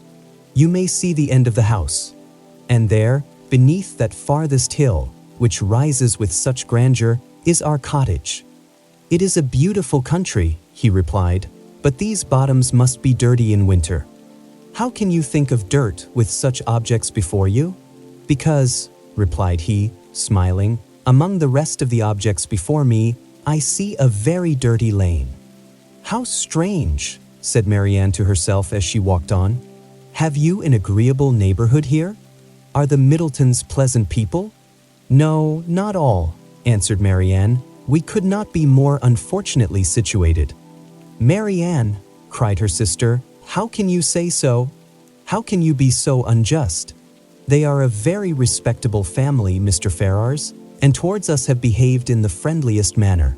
Have you forgot, Marianne, how many pleasant days we have owed to them?" "No," said Marianne in a low voice, "nor how many painful moments." Elinor took no notice of this, and directing her attention to their visitor, endeavored to support something like discourse with him by talking of their present residence, its conveniences, and extorting from him occasional questions and remarks. His coldness and reserve mortified her severely. She was vexed and half angry, but resolving to regulate her behavior to him by the past rather than the present, she avoided every appearance of resentment or displeasure and treated him as she thought he ought to be treated from the family connection. Chapter 17. Mrs. Dashwood was surprised only for a moment at seeing him, for his coming to Barton was, in her opinion, of all things the most natural. Her joy and expression of regard long outlived her wonder. He received the kindest welcome from her, and shyness, coldness, reserve could not stand against such a reception. They had begun to fail him before he entered the house, and they were quite overcome by the captivating manners of Mrs. Dashwood. Indeed, a man could not very well be in love with either of her daughters without extending the passion to her, and Elinor had the satisfaction of seeing him soon become more like himself. His affections seemed to reanimate towards them all, and his interest in their welfare again became perceptible. He was not in spirits, however. He praised their house, admired its prospect, was attentive and kind, but still he was not in spirits. The whole family perceived it, and Mrs. Dashwood, attributing it to some want of liberality in his mother, sat down to table indignant against all selfish parents. "What are Mrs. Ferrars's views for you at present, Edward?" said she, when dinner was over and they had drawn round the fire. "Are you still to be a great orator in spite of yourself?" "No. I hope my mother is now convinced that I have no more talents than inclination for a public life. But how is your fame to be established? For famous you must be to satisfy all your family, and with no inclination for expense, no affection for strangers, no profession, and no assurance, you may find it a difficult matter. I shall not attempt it. I have no wish to be distinguished, and have every reason to hope I never shall. Thank heaven! I cannot be forced into genius and eloquence. You have no ambition, I well know. Your wishes are all moderate. As moderate as those of the rest of the world, I believe. I wish as well as everybody else to be perfectly happy, but, like everybody else, it must be in my own way. Greatness will not make me so." "Strange that it would," cried Marianne. "What have wealth or grandeur to do with happiness?" "Grandeur has but little," said Elinor, "but wealth has much to do with it." "Elinor, for shame," said Marianne. "Money can only give happiness where there is nothing else to give it. Beyond a competence, it can afford no real satisfaction as far as mere self is concerned." "Perhaps," said Elinor, smiling, "we may come to the same point. Your competence and my wealth are very much alike, I dare say, and without them, as the world goes now, we shall both agree that every kind of external comfort must be wanting. Your ideas are only more noble than mine. Come, what is your competence?" "About 1,800 or 2,000 a year, not more than that." Elinor laughed. 2,000 a year. One is my wealth. I guessed how it would end." "And yet 2,000 a year is a very moderate income," said Marianne. "A family cannot well be maintained on a smaller. I am sure I am not extravagant in my demands. A proper establishment of servants, a carriage, perhaps two, and hunters, cannot be supported on less." Elinor smiled again to hear her sister describing so accurately their future expenses at Combe Magna. "Hunters," repeated Edward. "But why must you have hunters? Everybody does not hunt." Marianne colored as she replied, "But most people do." "I wish," said Margaret, striking out a novel thought, "that somebody would give us all a large fortune apiece." "Oh, that they would!" cried Marianne, her eyes sparkling with animation, and her cheeks glowing with the delight of such imaginary happiness. "We are all unanimous in that wish, I suppose," said Elinor, "in spite of the insufficiency of wealth." "Oh dear!" cried Margaret, "how happy I should be! I wonder what I should do with it." Marianne looked as if she had no doubt on that point. "I should be puzzled to spend so large a fortune myself," said Mrs. Dashwood, "if my children were all to be rich without my help." "You must begin your improvements on this house," observed Elinor, "and your difficulties will soon vanish." "What magnificent orders would travel from this family to London," said Edward, "in such an event. What a happy day for booksellers, music sellers, and print shops. You, Miss Dashwood, would give a general commission for every new print of merit to be sent you, and as for Marianne, I know her greatness of soul, there would not be music enough in London to content her. And books, Thomson, Cooper, Scott, she would buy them all over and over again. She would buy up every copy, I believe, to prevent their falling into unworthy hands, and she would have every book that tells her how to admire an old twisted tree. Should not you, Marianne? Forgive me if I am very saucy, but I was willing to show you that I had not forgot our old disputes. I love to be reminded of the past, Edward, whether it be melancholy or gay. I love to recall it, and you will never offend me by talking of former times. You are very right in supposing how my money would be spent, some of it at least. My loose cash would certainly be employed in improving my collection of music and books. And the bulk of your fortune would be laid out in annuities on the authors or their heirs. No, Edward, I should have something else to do with it. Perhaps, then, you would bestow it as a reward on that person who wrote the ablest defense of your favorite maxim, that no one can ever be in love more than once in their life. Your opinion on that point is unchanged, I presume? Undoubtedly. At my time of life, opinions are tolerably fixed. It is not likely that I should now see or hear anything to change them. Marianne is as steadfast as ever, you see, said Elinor. She is not at all altered. She has only grown a little more grave than she was. Nay, Edward, said Marianne, you need not reproach me. You are not very gay yourself. Why should you think so? Replied he with a sigh. But gaiety never was a part of my character. Nor do I think it a part of Marianne's, said Elinor. I should hardly call her a lively girl. She is very earnest, very eager in all she does, sometimes talks a great deal and always with animation, but she is not often really merry. I believe you are right, he replied, and yet I have always set her down as a lively girl. I have frequently detected myself in such kind of mistakes, said Elinor, in a total misapprehension of character in some point or other, fancying people so much more gay or grave, or ingenious or stupid than they really are, and I can hardly tell why or in what the deception originated. Sometimes one is guided by what they say of themselves, and very frequently by what other people say of them, without giving oneself time to deliberate and judge. But I thought it was right, Elinor, said Marianne, to be guided wholly by the opinion of other people. I thought our judgments were given us merely to be subservient to those of neighbors. This has always been your doctrine, I am sure. No, Marianne, never. My doctrine has never aimed at the subjection of the understanding. All I have ever attempted to influence has been the behavior. You must not confound my meaning. I am guilty, I confess, of having often wished you to treat our acquaintance in general with greater attention, but when have I advised you to adopt their sentiments or to conform to their judgment in serious matters? You have not been able to bring your sister over to your plan of general civility, said Edward to Elinor. Do you gain no ground?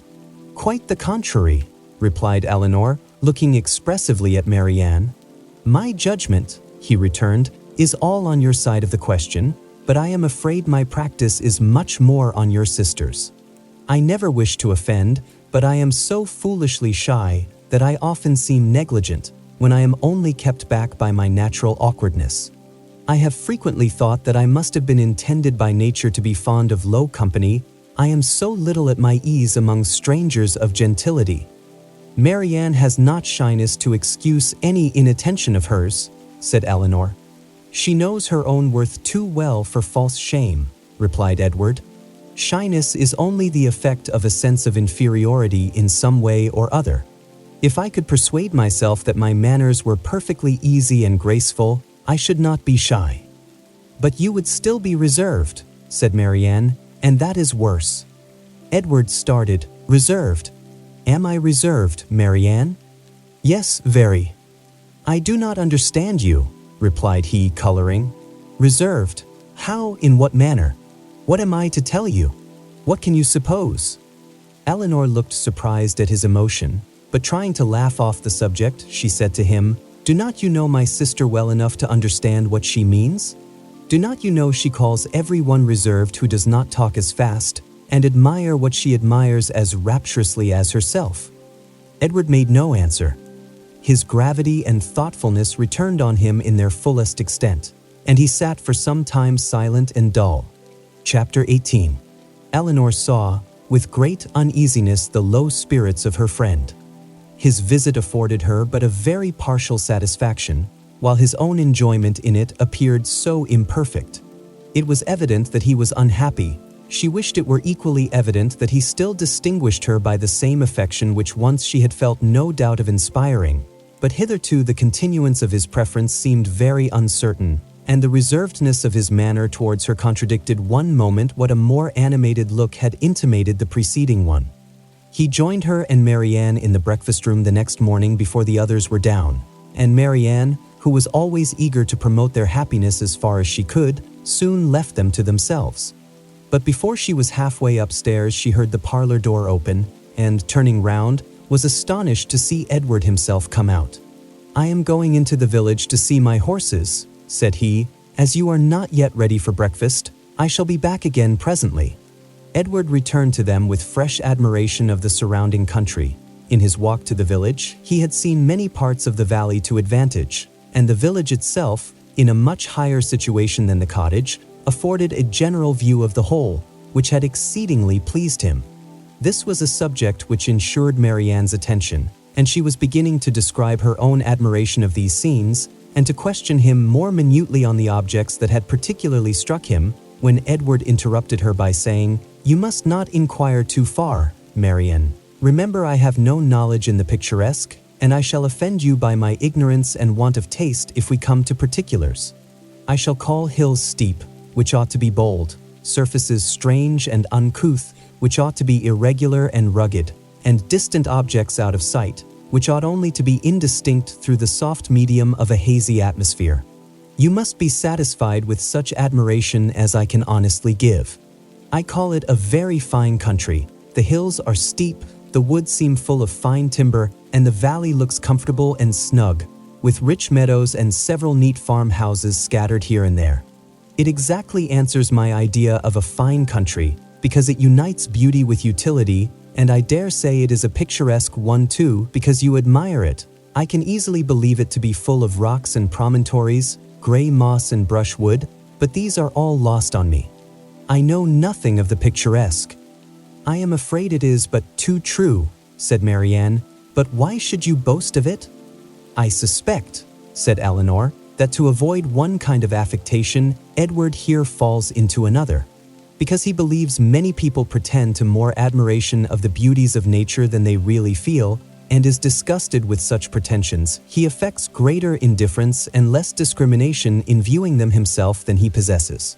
He is fastidious and will have an affectation of his own." "It is very true," said Marianne, "that admiration of landscape scenery is become a mere jargon. Everybody pretends to feel and tries to describe with the taste and elegance of him who first defined what picturesque beauty was. I detest jargon of every kind, and sometimes I have kept my feelings to myself, because I could find no language to describe them in but what was worn and hackneyed out of all sense and meaning." "I am convinced," said Edward, "that you really feel all the delight in a fine prospect which you profess to feel. But, in return, your sister must allow me to feel no more than I profess. I like a fine prospect, but not on picturesque principles. I do not like crooked, twisted, blasted trees. I admire them much more if they are tall, straight, and flourishing. I do not like ruined, tattered cottages. I am not fond of nettles or thistles or heath blossoms. I have more pleasure in a snug farmhouse than a watchtower, and a troop of tidy, happy villagers please me better than the finest banditti in the world." Marianne looked with amazement at Edward, with compassion at her sister. Elinor only laughed. The subject was continued no farther, and Marianne remained thoughtfully silent, till a new object suddenly engaged her attention. She was sitting by Edward, and in taking his tea from Mrs. Dashwood, his hand passed so directly before her as to make a ring, with a plait of hair in the center, very conspicuous on one of his fingers. "I never saw you wear a ring before, Edward," she cried. "Is that Fanny's hair? I remember her promising to give you some, but I should have thought her hair had been darker." Marianne spoke inconsiderately what she really felt, but when she saw how much she had pained Edward, her own vexation at her want of thought could not be surpassed by his. He colored very deeply, and giving a momentary glance at Elinor, replied, "Yes, it is my sister's hair. The setting always casts a different shade on it, you know." Elinor had met his eye, and looked conscious likewise. That the hair was her own, she instantaneously felt as well satisfied as Marianne. The only difference in their conclusions was that what Marianne considered as a free gift from her sister, Elinor was conscious must have been procured by some theft or contrivance unknown to herself. She was not in a humor, however, to regard it as an affront, and affecting to take no notice of what passed, by instantly talking of something else, she internally resolved henceforward to catch every opportunity of eyeing the hair and of satisfying herself, beyond all doubt, that it was exactly the shade of her own. Edward's embarrassment lasted some time, and it ended in an absence of mind still more settled. He was particularly grave the whole morning. Marianne severely censured herself for what she had said, but her own forgiveness might have been more speedy had she known how little offense it had given her sister. Before the middle of the day, they were visited by Sir John and Mrs. Jennings, who, having heard of the arrival of a gentleman at the cottage, came to take a survey of the guest. With the assistance of his mother-in-law, Sir John was not long in discovering that the name of Ferrars began with an F, and this prepared a future mine of raillery against the devoted Elinor, which nothing but the newness of their acquaintance with Edward could have prevented from being immediately sprung. But, as it was, she only learned, from some very significant looks, how far their penetration, founded on Margaret's instructions, extended.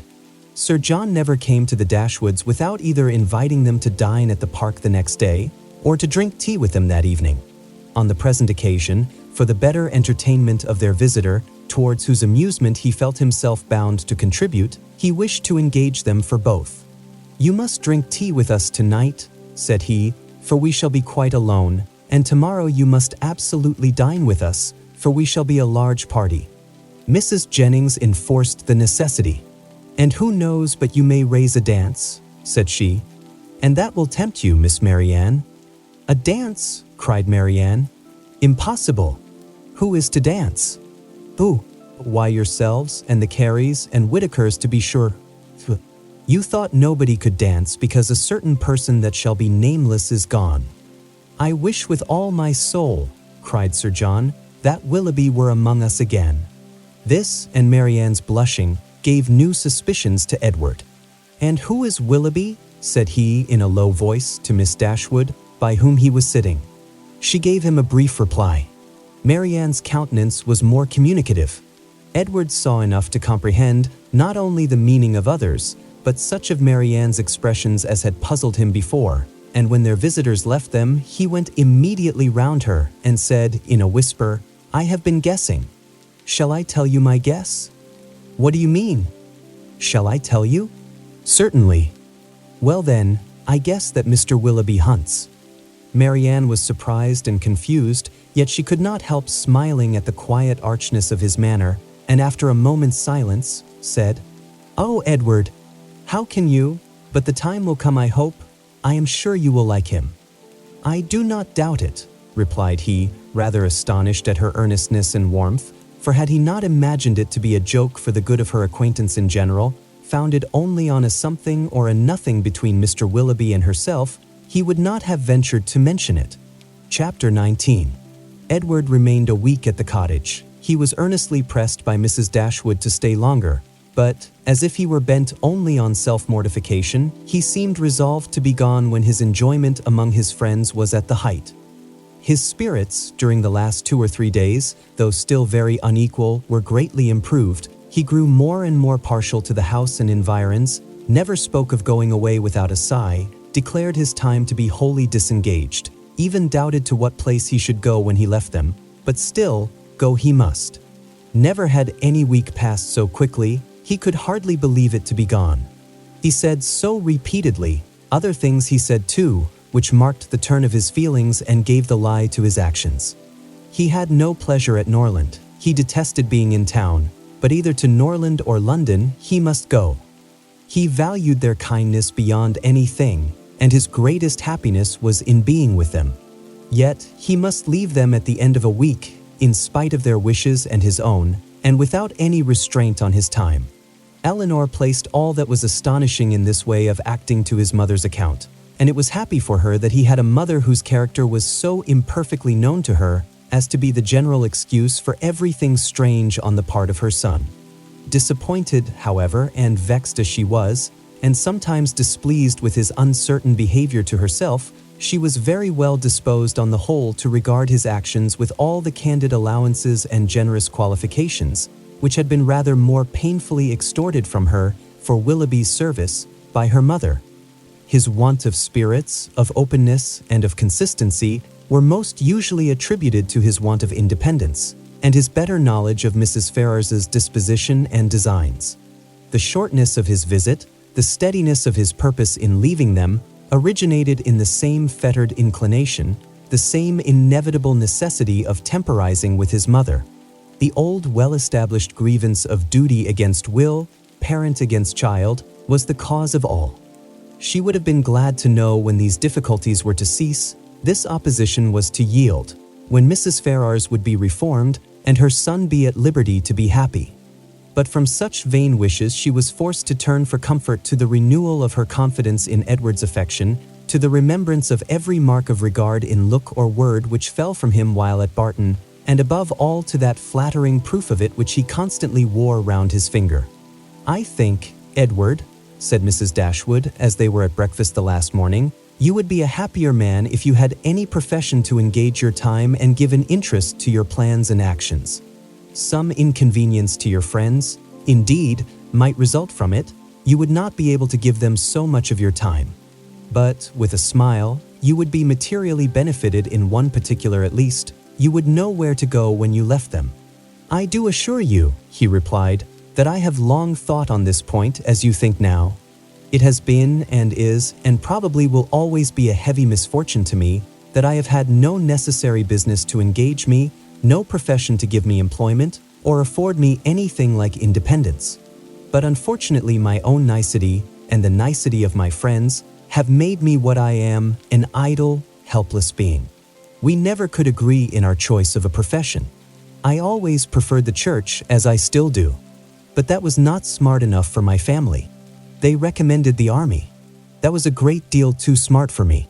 The law was allowed to be genteel enough. Many young men, who had chambers in the Temple, made a very good appearance in the first circles, and drove about town in very knowing gigs. But I had no inclination for the law, even in this less abstruse study of it, which my family approved.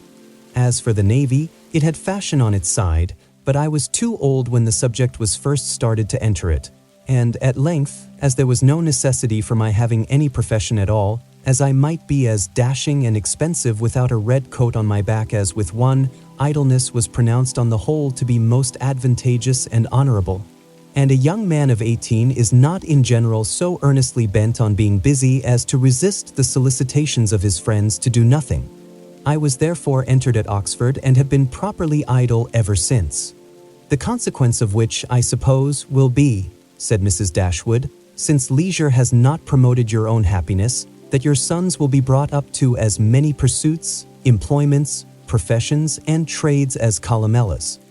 They will be brought up, said he in a serious accent, to be as unlike myself as is possible, in feeling, in action, in condition, in everything. Come, come, this is all an effusion of immediate want of spirits, Edward. You are in a melancholy humor, and fancy that any one unlike yourself must be happy.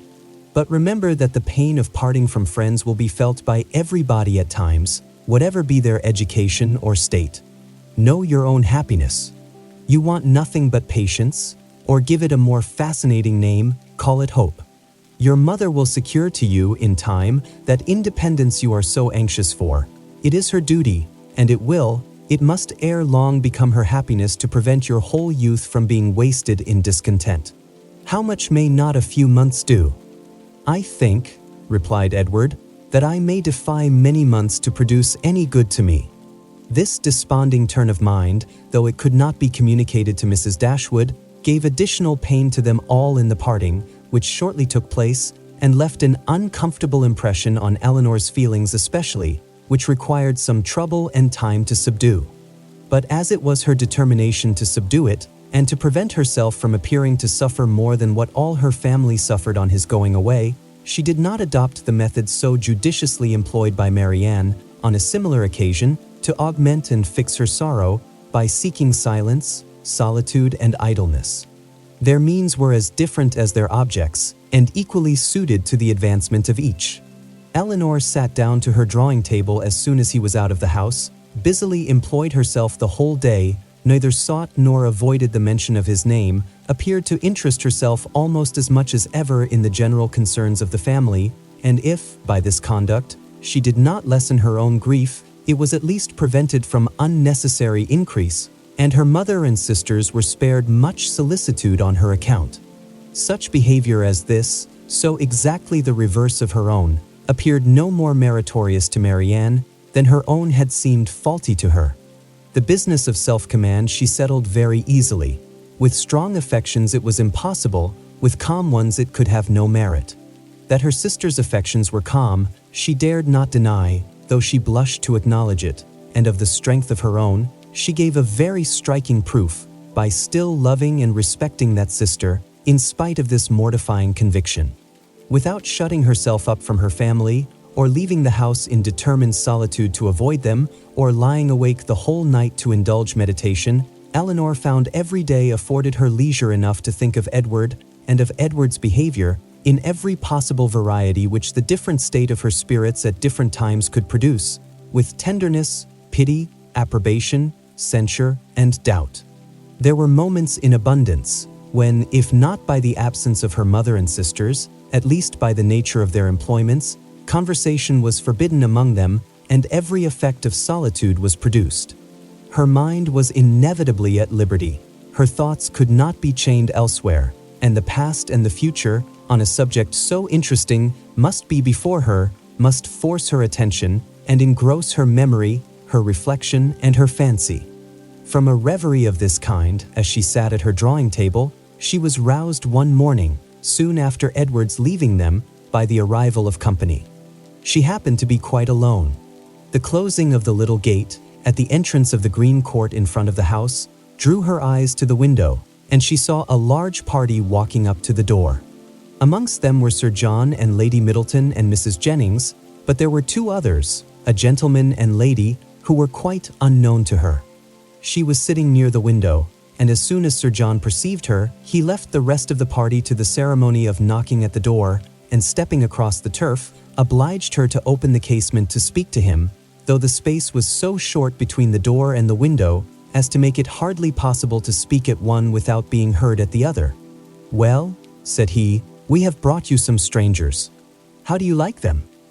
"Hush, they will hear you." "Never mind if they do. It is only the Palmers. Charlotte is very pretty, I can tell you. You may see her if you look this way." As Elinor was certain of seeing her in a couple of minutes, without taking that liberty, she begged to be excused. "Where is Marianne? Has she run away because we are come? I see her instrument is open. She is walking, I believe." They were now joined by Mrs. Jennings, who had not patience enough to wait till the door was opened before she told her story.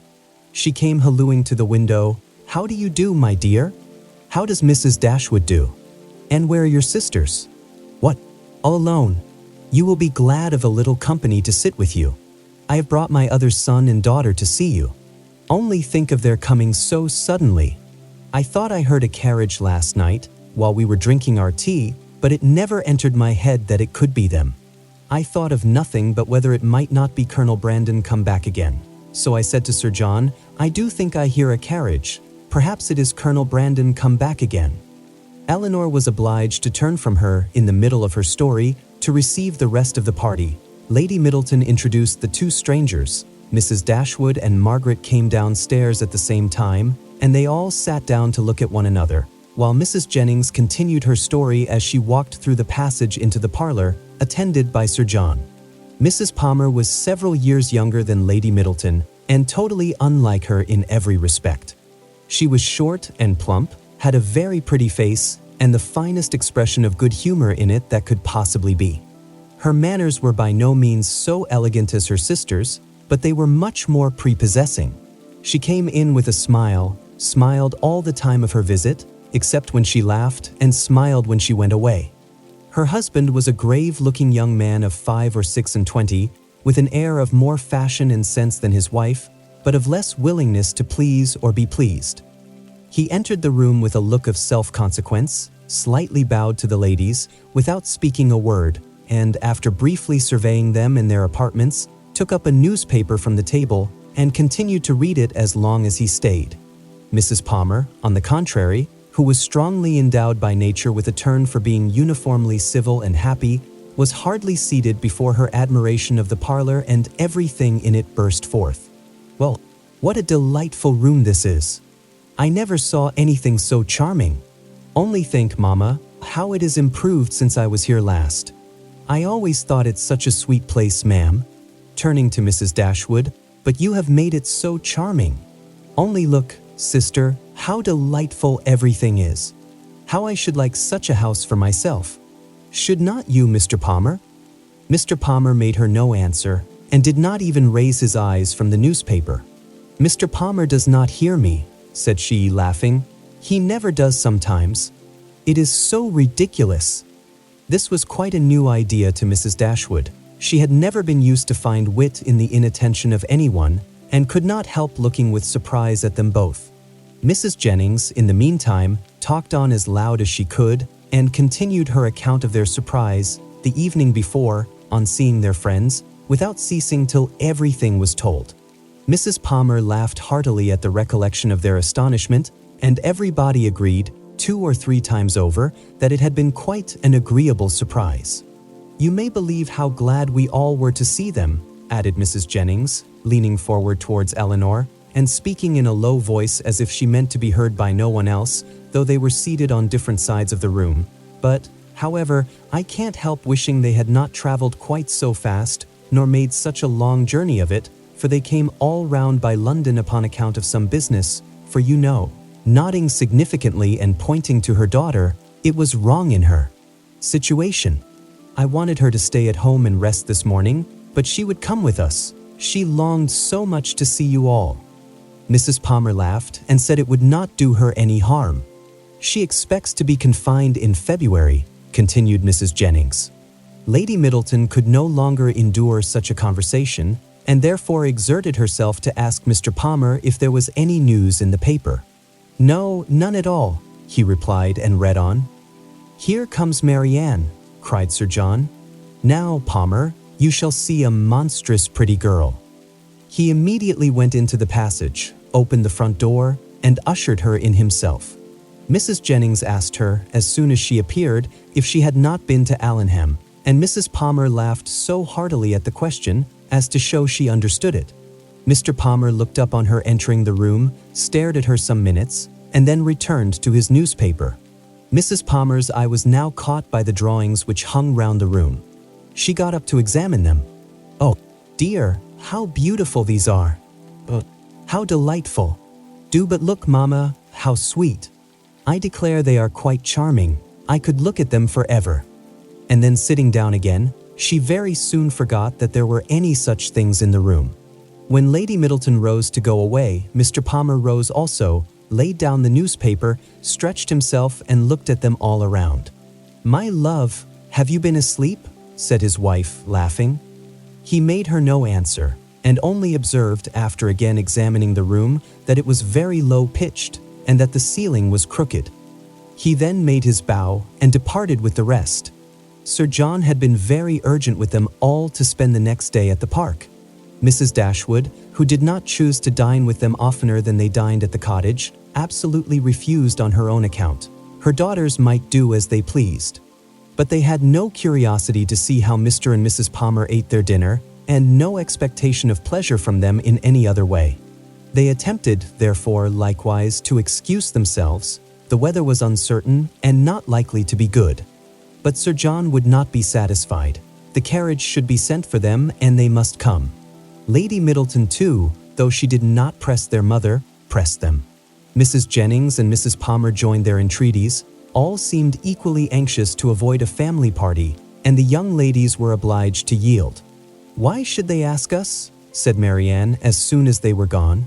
"The rent of this cottage is said to be low, but we have it on very hard terms if we are to dine at the park whenever anyone is staying either with them or with us." "They mean no less to be civil and kind to us now," said Elinor, "by these frequent invitations than by those which we received from them a few weeks ago. The alteration is not in them, if their parties are grown tedious and dull. We must look for the change elsewhere." Chapter 20. As the Miss Dashwoods entered the drawing room of the park the next day, at one door, Mrs. Palmer came running in at the other, looking as good-humored and merry as before. She took them all most affectionately by the hand and expressed great delight in seeing them again. "I am so glad to see you," said she, seating herself between Elinor and Marianne, "for it is so bad a day I was afraid you might not come, which would be a shocking thing as we go away again tomorrow. We must go, for the Westons come to us next week, you know. It was quite a sudden thing our coming at all, and I knew nothing of it till the carriage was coming to the door, and then Mr. Palmer asked me if I would go with him to Barton. He is so droll. He never tells me anything.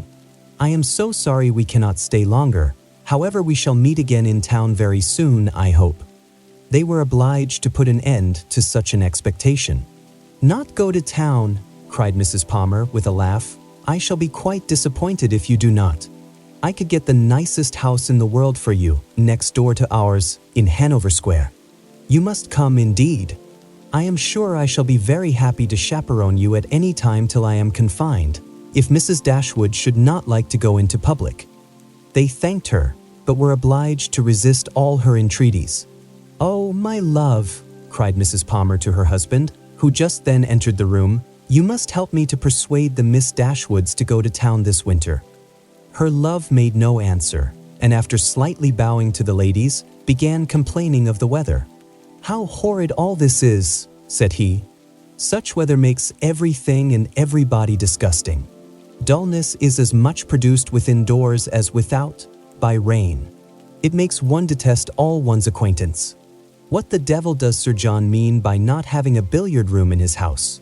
How few people know what comfort is. Sir John is as stupid as the weather." The rest of the company soon dropped in. "I am afraid, Miss Marianne," said Sir John, "you have not been able to take your usual walk to Allenham today." Marianne looked very grave and said nothing. "Oh, don't be so sly before us," said Mrs. Palmer, "for we know all about it, I assure you, and I admire your taste very much, for I think he is extremely handsome. We do not live a great way from him in the country, you know. Not above 10 miles, I dare say." "Much nearer 30, said her husband. "Oh, well, there is not much difference. I never was at his house, but they say it is a sweet, pretty place." "As vile a spot as I ever saw in my life," said Mr. Palmer. Marianne remained perfectly silent, though her countenance betrayed her interest in what was said. "Is it very ugly?" continued Mrs. Palmer. "Then it must be some other place that is so pretty, I suppose." When they were seated in the dining room, Sir John observed with regret that they were only 8 altogether. "My dear," said he to his lady, "it is very provoking that we should be so few. Why did not you ask the Gilberts to come to us today? Did not I tell you, Sir John, when you spoke to me about it before, that it could not be done? They dined with us last." "You and I, Sir John," said Mrs. Jennings, "should not stand upon such ceremony." "Then you would be very ill-bred," cried Mr. Palmer. "My love, you contradict everybody," said his wife with her usual laugh. "Do you know that you are quite rude? I did not know I contradicted anybody in calling your mother ill-bred." "You may abuse me as you please," said the good-natured old lady. "You have taken Charlotte off my hands and cannot give her back again. So there I have the whip hand of you." Charlotte laughed heartily to think that her husband could not get rid of her, and exultingly said she did not care how cross he was to her, as they must live together. It was impossible for anyone to be more thoroughly good-natured or more determined to be happy than Mrs. Palmer. The studied indifference, insolence, and discontent of her husband gave her no pain, and when he scolded or abused her, she was highly diverted. "Mr. Palmer is so droll," said she in a whisper to Elinor. "He is always out of humor." Elinor was not inclined, after a little observation, to give him credit for being so genuinely and unaffectedly ill-natured or ill-bred as he wished to appear. His temper might perhaps be a little soured by finding, like many others of his sex, that through some unaccountable bias in favor of beauty, he was the husband of a very silly woman. But she knew that this kind of blunder was too common for any sensible man to be lastingly hurt by it. It was rather a wish of distinction, she believed, which produced his contemptuous treatment of everybody and his general abuse of everything before him. It was the desire of appearing superior to other people. The motive was too common to be wondered at, but the means, however they might succeed by establishing his superiority in ill-breeding, were not likely to attach anyone to him except his wife. "Oh, my dear Miss Dashwood," said Mrs. Palmer soon afterwards, "I have got such a favor to ask of you and your sister. Will you come and spend some time at Cleveland this Christmas? Now, pray do, and come while the Westons are with us. You cannot think how happy I shall be. It will be quite delightful, my love," applying to her husband. "Don't you long to have the Miss Dashwoods come to Cleveland?" "Certainly," he replied with a sneer. "I came into Devonshire with no other view." "There now," said his lady, "you see Mr. Palmer expects you, so you cannot refuse to come." They both eagerly and resolutely declined her invitation. "But indeed you must and shall come. I am sure you will like it of all things. The Westons will be with us, and it will be quite delightful. You cannot think what a sweet place Cleveland is, and we are so gay now, for Mr. Palmer is always going about the country canvassing against the election, and so many people came to dine with us that I never saw before. It is quite charming. But, poor fellow, it is very fatiguing to him, for he is forced to make everybody like him." Elinor could hardly keep her countenance as she assented to the hardship of such an obligation. "How charming it will be," said Charlotte, "when he is in Parliament, won't it? How I shall laugh. It will be so ridiculous to see all his letters directed to him with an MP. But do you know, he says, he will never frank for me? He declares he won't. Don't you, Mr. Palmer?" Mr. Palmer took no notice of her. "He cannot bear writing, you know," she continued. "He says it is quite shocking." "No," said he, "I never said anything so irrational. Don't palm all your abuses of language upon me. There now, you see how droll he is. This is always the way with him. Sometimes he won't speak to me for half a day together, and then he comes out with something so droll, all about anything in the world." She surprised Elinor very much as they returned into the drawing-room by asking her whether she did not like Mr. Palmer excessively. "Certainly," said Elinor, "he seems very agreeable." "Well, I am so glad you do. I thought you would. He is so pleasant, and Mr. Palmer is excessively pleased with you and your sisters, I can tell you, and you can't think how disappointed he will be if you don't come to Cleveland. I can't imagine why you should object to it." Elinor was again obliged to decline her invitation, and by changing the subject, put a stop to her entreaties. She thought it probable that as they lived in the same county, Mrs. Palmer might be able to give some more particular account of Willoughby's general character than could be gathered from the Middletons' partial acquaintance with him, and she was eager to gain from anyone such a confirmation of his merits as might remove the possibility of fear from Marianne. She began by inquiring if they saw much of Mr. Willoughby at Cleveland, and whether they were intimately acquainted with him. "Oh dear, yes, I know him extremely well," replied Mrs. Palmer. "Not that I ever spoke to him, indeed, but I have seen him forever in town. Somehow or other I never happened to be staying at Barton while he was at Allenham. Mamma saw him here once before, but I was with my uncle at Weymouth. However, I dare say we should have seen a great deal of him in Somersetshire, if it had not happened very unluckily that we should never have been in the country together. He is very little at Coombe, I believe, but if he were ever so much there, I do not think Mr. Palmer would visit him, for he is in the opposition, you know, and besides it is such a way off. I know why you inquire about him, very well. Your sister is to marry him. I am monstrous glad of it, for then I shall have her for a neighbor, you know." "Upon my word," replied Elinor, "you know much more of the matter than I do, if you have any reason to expect such a match. Don't pretend to deny it, because you know it is what everybody talks of. I assure you I heard of it in my way through town." "My dear Mrs. Palmer." "Upon my honor I did. I met Colonel Brandon Monday morning in Bond Street, just before we left town, and he told me of it directly." "You surprise me very much. Colonel Brandon tell you of it? Surely you must be mistaken. To give such intelligence to a person who could not be interested in it, even if it were true, is not what I should expect Colonel Brandon to do. But I do assure you it was so, for all that, and I will tell you how it happened. When we met him, he turned back and walked with us, and so we began talking of my brother and sister, and one thing and another, and I said to him, 'So, Colonel, there is a new family come to Barton Cottage, I hear, and Mama sends me word they are very pretty, and that one of them is going to be married to Mr. Willoughby of Combe Magna. Is it true, pray? For of course you must know, as you have been in Devonshire so lately.' And what did the Colonel say? Oh, he did not say much, but he looked as if he knew it to be true, so from that moment I set it down as certain. It will be quite delightful, I declare. When is it to take place? Mr. Brandon was very well, I hope? Oh, yes, quite well, and so full of your praises, he did nothing but say fine things of you. I am flattered by his commendation.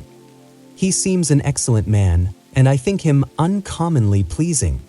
So do I. He is such a charming man, that it is quite a pity he should be so grave and so dull. Mama says he was in love with your sister too. I assure you it was a great compliment if he was, for he hardly ever falls in love with anybody. Is Mr. Willoughby much known in your part of Somersetshire? Said Elinor. Oh, yes, extremely well. That is, I do not believe many people are acquainted with him, because Combe Magna is so far off, but they all think him extremely agreeable, I assure you. Nobody is more liked than Mr. Willoughby wherever he goes, and so you may tell your sister. She is a monstrous lucky girl to get him, upon my honor, not but that he is much more lucky in getting her, because she is so very handsome and agreeable that nothing can be good enough for her. However, I don't think her hardly at all handsomer than you, I assure you, for I think you both excessively pretty, and so does Mr. Palmer too, I am sure, though we could not get him to own it last night. Mrs. Palmer's information respecting Willoughby was not very material, but any testimony in his favor, however small, was pleasing to her.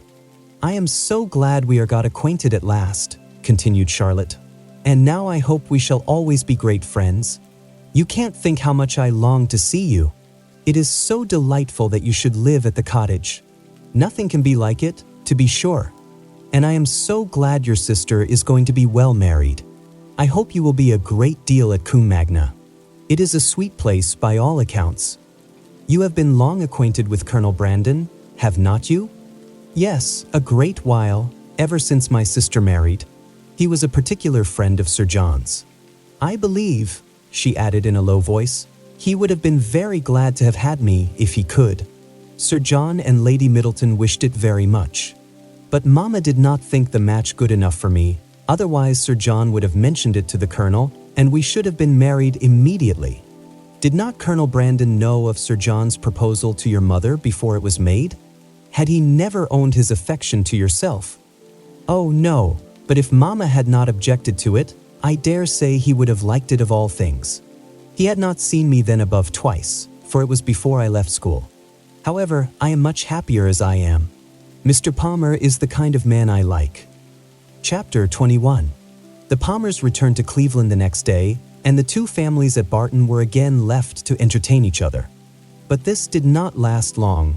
Elinor had hardly got their last visitors out of her head, had hardly done wondering at Charlotte's being so happy without a cause, at Mr. Palmer's acting so simply, with good abilities, and at the strange unsuitableness which often existed between husband and wife, before Sir John's and Mrs. Jennings's active zeal in the cause of society procured her some other new acquaintance to see and observe.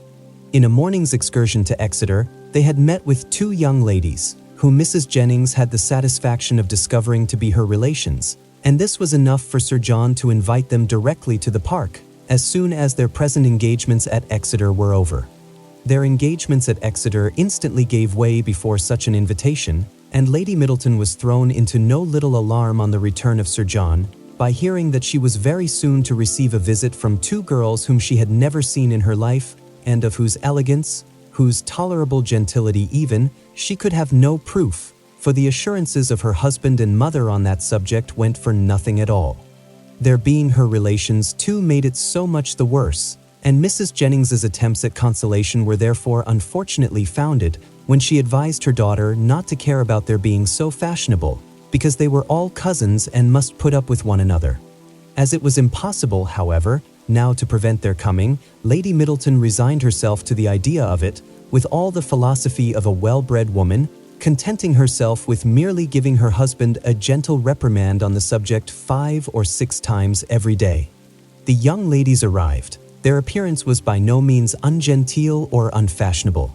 Their dress was very smart, their manners very civil, they were delighted with the house, and in raptures with the furniture, and they happened to be so dotingly fond of children that Lady Middleton's good opinion was engaged in their favor before they had been an hour at the park.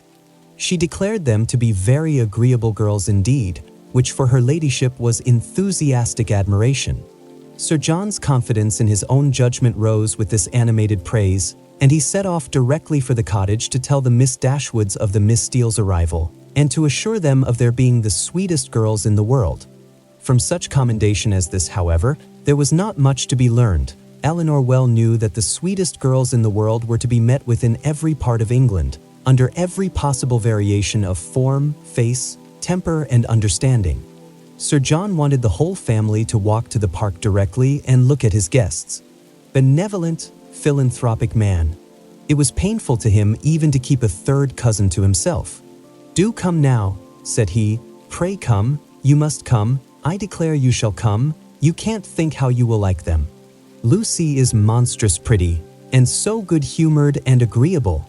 The children are all hanging about her already, as if she was an old acquaintance. And they both long to see you of all things, for they have heard at Exeter that you are the most beautiful creatures in the world, and I have told them it is all very true, and a great deal more. You will be delighted with them, I am sure. They have brought the whole coach full of playthings for the children. How can you be so cross as not to come? Why, they are your cousins, you know, after a fashion. You are my cousins, and they are my wife's, so you must be related." But Sir John could not prevail. He could only obtain a promise of their calling at the park within a day or two, and then left them in amazement at their indifference to walk home and boast anew of their attractions to the Miss Steeles, as he had been already boasting of the Miss Steeles to them. When their promised visit to the park and consequent introduction to these young ladies took place, they found in the appearance of the eldest, who was nearly 30, with a very plain and not a sensible face, nothing to admire, but in the other, who was not more than 2 or 3 and 20, they acknowledged considerable beauty.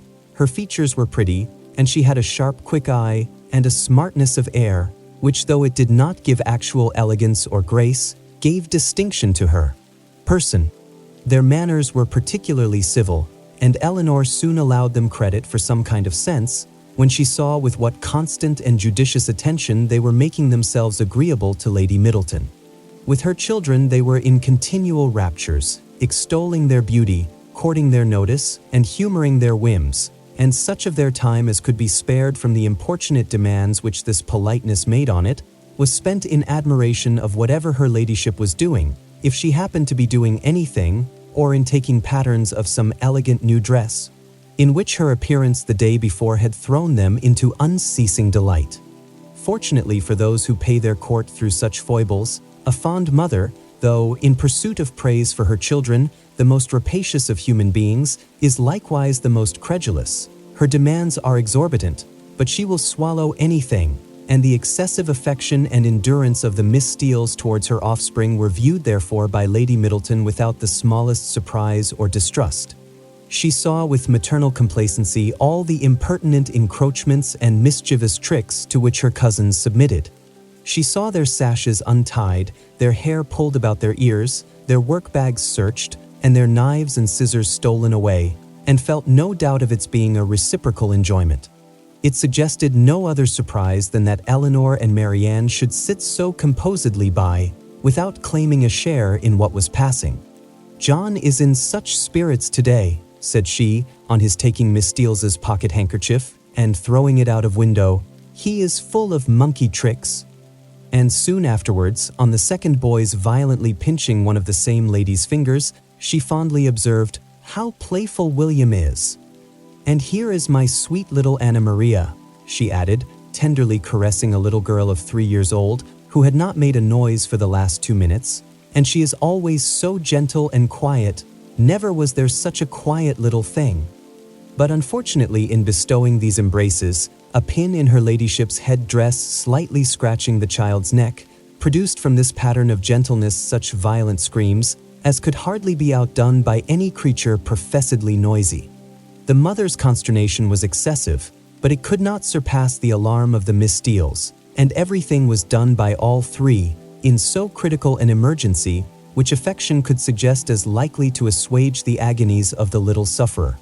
She was seated in her mother's lap, covered with kisses, her wound bathed with lavender water, by one of the Miss Steeles, who was on her knees to attend her, and her mouth stuffed with sugar plums by the other.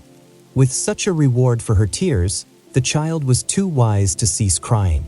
She still screamed and sobbed lustily, kicked her 2 brothers for offering to touch her, and all their united soothings were ineffectual till Lady Middleton, luckily remembering that in a scene of similar distress last week, some apricot marmalade had been successfully applied for a bruised temple, the same remedy was eagerly proposed for this unfortunate scratch, and a slight intermission of screams in the young lady on hearing it gave them reason to hope that it would not be rejected. She was carried out of the room therefore in her mother's arms, in quest of this medicine, and as the 2 boys chose to follow, though earnestly entreated by their mother to stay behind, the 4 young ladies were left in a quietness which the room had not known for many hours. "Poor little creatures," said Miss Steele as soon as they were gone. "It might have been a very sad accident."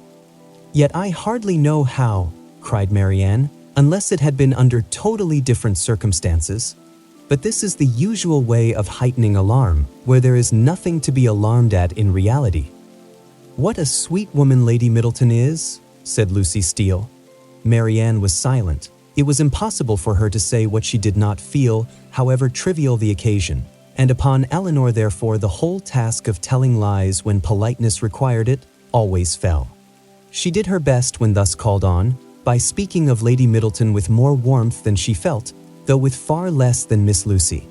"And Sir John too," cried the elder sister, "what a charming man he is." Here too, Miss Dashwood's commendation, being only simple and just, came in without any eclat. She merely observed that he was perfectly good-humored and friendly. "And what a charming little family they have. I never saw such fine children in my life that I declare I quite dote upon them already, and indeed I am always distractedly fond of children." "I should guess so," said Elinor with a smile, "from what I have witnessed this morning." "I have a notion," said Lucy, "you think the little Middletons rather too much indulged. Perhaps they may be the outside of enough, but it is so natural in Lady Middleton, and for my part, I love to see children full of life and spirits. I cannot bear them if they are tame and quiet." "I confess," replied Elinor, "that while I am at Barton Park, I never think of tame and quiet children with any abhorrence." A short pause succeeded this speech, which was first broken by Miss Steele, who seemed very much disposed for conversation, and who now said rather abruptly, "And how do you like Devonshire, Miss Dashwood? I suppose you were very sorry to leave Sussex." In some surprise at the familiarity of this question, or at least of the manner in which it was spoken, Elinor replied that she was. "Norland is a prodigious beautiful place, is not it?" added Miss Steele. "We have heard Sir John admire it excessively," said Lucy, who seemed to think some apology necessary for the freedom of her sister. "I think everyone must admire it," replied Elinor, "who ever saw the place, though it is not to be supposed that anyone can estimate its beauties as we do." "And had you a great many smart beaux there?" "I suppose you have not so many in this part of the world. For my part, I think they are a vast addition always." "But why should you think," said Lucy, looking ashamed of her sister, "that there are not as many genteel young men in Devonshire as Sussex? Nay, my dear, I'm sure I don't pretend to say that there ain't. I'm sure there's a vast many smart beaux in Exeter, but you know, how could I tell what smart beaux there might be about Norland? And I was only afraid the Miss Dashwoods might find it dull at Barton if they had not so many as they used to have. But perhaps you young ladies may not care about the beaux, and had as lief be without them as with them. For my part, I think they are vastly agreeable, provided they dress smart and behave civil. But I can't bear to see them dirty and nasty. Now there's Mr. Rose at Exeter, a prodigious smart young man, quite a beau, clerk to Mr. Simpson, you know, and yet if you do but meet him of a morning, he is not fit to be seen. I suppose your brother was quite a beau, Miss Dashwood, before he married, as he was so rich?" "Upon my word," replied Elinor, "I cannot tell you, for I do not perfectly comprehend the meaning of the word. But this I can say, that if he ever was a beau before he married, he is one still, for there is not the smallest alteration in him. Oh, dear, one never thinks of married men's being beaux. They have something else to do." "Lord, Anne," cried her sister, "you can talk of nothing but beaux. You will make Miss Dashwood believe you think of nothing else." And then, to turn the discourse, she began admiring the house and the furniture. This specimen of the Miss Steeles was enough. The vulgar freedom and folly of the eldest left her no recommendation, and as Elinor was not blinded by the beauty or the shrewd look of the youngest, to her want of real elegance and artlessness, she left the house without any wish of knowing them better. Not so the Miss Steeles. They came from Exeter, well provided with admiration for the use of Sir John Middleton, his family, and all his relations, and no niggardly proportion was now dealt out to his fair cousins, whom they declared to be the most beautiful, elegant, accomplished, and agreeable girls they had ever beheld, and with whom they were particularly anxious to be better acquainted. And to be better acquainted, therefore, Elinor soon found was their inevitable lot, for as Sir John was entirely on the side of the Miss Steeles, their party would be too strong for opposition, and that kind of intimacy must be submitted to, which consists of sitting an hour or two together in the same room almost every day. Sir John could do no more, but he did not know that any more was required. To be together was, in his opinion, to be intimate, and while his continual schemes for their meeting were effectual, he had not a doubt of their being established friends. To do him justice, he did everything in his power to promote their unreserve, by making the Miss Steeles acquainted with whatever he knew or supposed of his cousin's situations in the most delicate particulars, and Elinor had not seen them more than twice, before the eldest of them wished her joy on her sister's having been so lucky as to make a conquest of a very smart beau since she came to Barton. "'Twill be a fine thing to have her married so young, to be sure," said she, "and I hear he is quite a beau, and prodigious handsome. And I hope you may have as good luck yourself soon, but perhaps you may have a friend in the corner already." Elinor could not suppose that Sir John would be more nice in proclaiming his suspicions of her regard for Edward than he had been with respect to Marianne. Indeed, it was rather his favorite joke of the two, as being somewhat newer and more conjectural. And since Edward's visit, they had never dined together without his drinking to her best affections with so much significancy and so many nods and winks as to excite general attention. The letter F had been likewise invariably brought forward, and found productive of such countless jokes, that its character as the wittiest letter in the alphabet had been long established with Elinor. The Miss Steeles, as she expected, had now all the benefit of these jokes, and in the eldest of them they raised a curiosity to know the name of the gentleman alluded to, which, though often impertinently expressed, was perfectly of a piece with her general inquisitiveness into the concerns of their family. But Sir John did not sport long with the curiosity which he delighted to raise, for he had at least as much pleasure in telling the name as Miss Steele had in hearing it. "His name is Ferrars," said he in a very audible whisper, "but pray do not tell it, for it's a great secret." "Ferrars," repeated Miss Steele. "Mr. Ferrars is the happy man, is he?" "What, your sister-in-law's brother, Miss Dashwood? A very agreeable young man, to be sure. I know him very well." "How can you say so, Anne?" cried Lucy, who generally made an amendment to all her sister's assertions. "Though we have seen him once or twice at my uncle's, It is rather too much to pretend to know him very well." Elinor heard all this with attention and surprise. And who was this uncle? Where did he live? How came they acquainted? She wished very much to have the subject continued, though she did not choose to join in it herself. But nothing more of it was said, and for the first time in her life, she thought Mrs. Jennings deficient either in curiosity after petty information or in a disposition to communicate it. The manner in which Miss Steele had spoken of Edward increased her curiosity, for it struck her as being rather ill-natured, and suggested the suspicion of that lady's knowing or fancying herself to know something to his disadvantage. But her curiosity was unavailing, for no farther notice was taken of Mr. Ferrars's name by Miss Steele when alluded to, or even openly mentioned by Sir John. Chapter 22. Marianne, who had never much toleration for anything like impertinence, vulgarity, inferiority of parts, or even difference of taste from herself, was at this time particularly ill-disposed, from the state of her spirits, to be pleased with the Miss Steeles, or to encourage their advances, and to the invariable coldness of her behavior towards them, which checked every endeavor at intimacy on their side, Elinor principally attributed that preference of herself which soon became evident in the manners of both, but especially of Lucy, who missed no opportunity of engaging her in conversation, or of striving to improve their acquaintance by an easy and frank communication of her sentiments. Lucy was naturally clever, her remarks were often just and amusing, and as a companion for half an hour Elinor frequently found her agreeable, but her powers had received no aid from education. She was ignorant and illiterate, and her deficiency of all mental improvement, her want of information in the most common particulars, could not be concealed from Miss Dashwood, in spite of her constant endeavor to appear to advantage.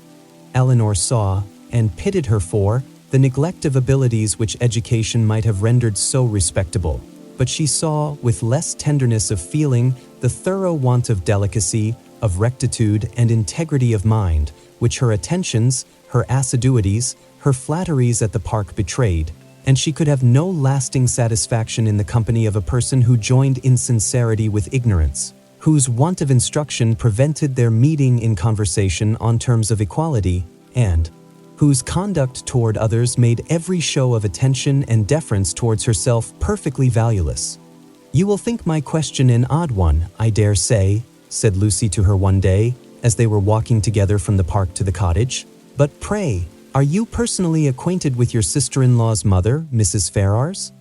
Elinor did think the question a very odd one, and her countenance expressed it, as she answered that she had never seen Mrs. Ferrars. "Indeed," replied Lucy, "I wonder at that, for I thought you must have seen her at Norland sometimes. Then, perhaps, you cannot tell me what sort of a woman she is." "No," returned Elinor, cautious of giving her real opinion of Edward's mother, and not very desirous of satisfying what seemed impertinent curiosity, "I know nothing of her." "I am sure you think me very strange for inquiring about her in such a way," said Lucy, eyeing Elinor attentively as she spoke. "But perhaps there may be reasons I wish I might venture, but however I hope you will do me the justice of believing that I do not mean to be impertinent." Elinor made her a civil reply, and they walked on for a few minutes in silence. It was broken by Lucy, who renewed the subject again by saying, with some hesitation, "I cannot bear to have you think me impertinently curious. I am sure I would rather do anything in the world than be thought so by a person whose good opinion is so well worth having as yours. And I am sure I should not have the smallest fear of trusting you.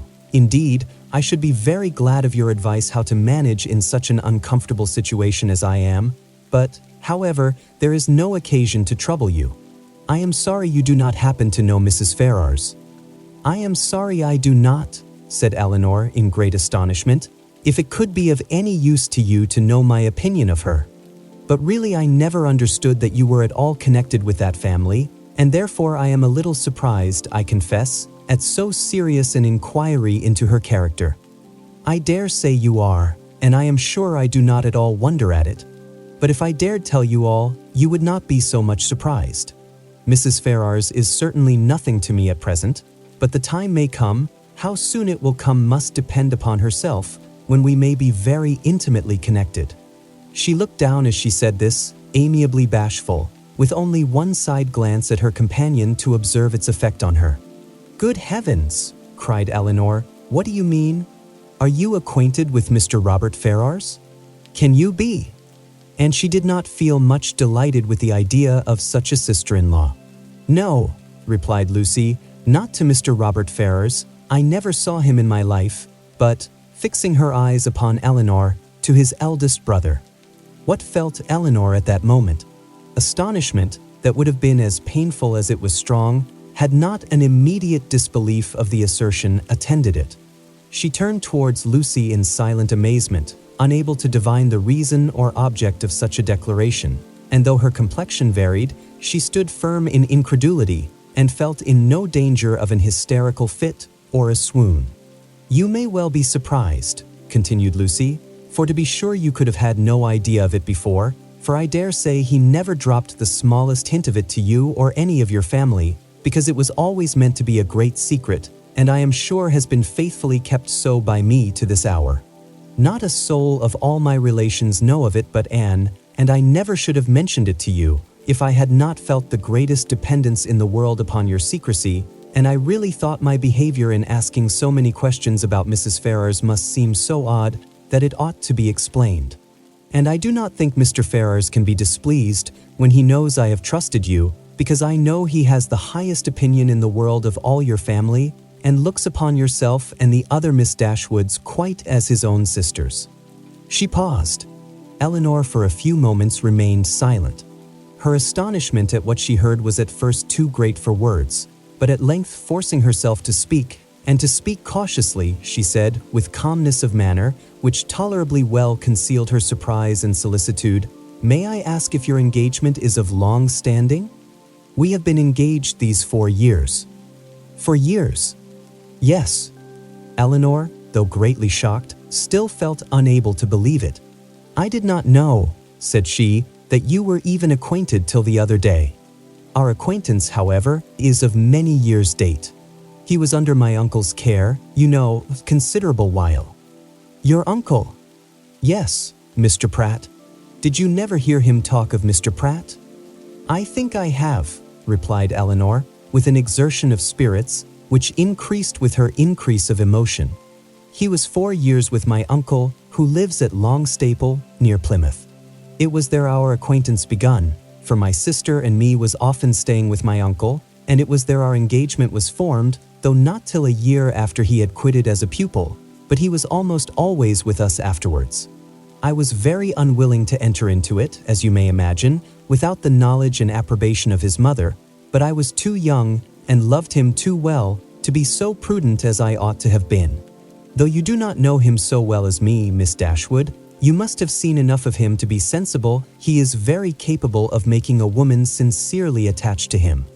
"Certainly," answered Elinor, without knowing what she said, but after a moment's reflection, she added, with revived security of Edward's honor and love and her companion's falsehood, "Engaged to Mr. Edward Ferrars, I confess myself so totally surprised at what you tell me that really, I beg your pardon, but surely there must be some mistake of person or name.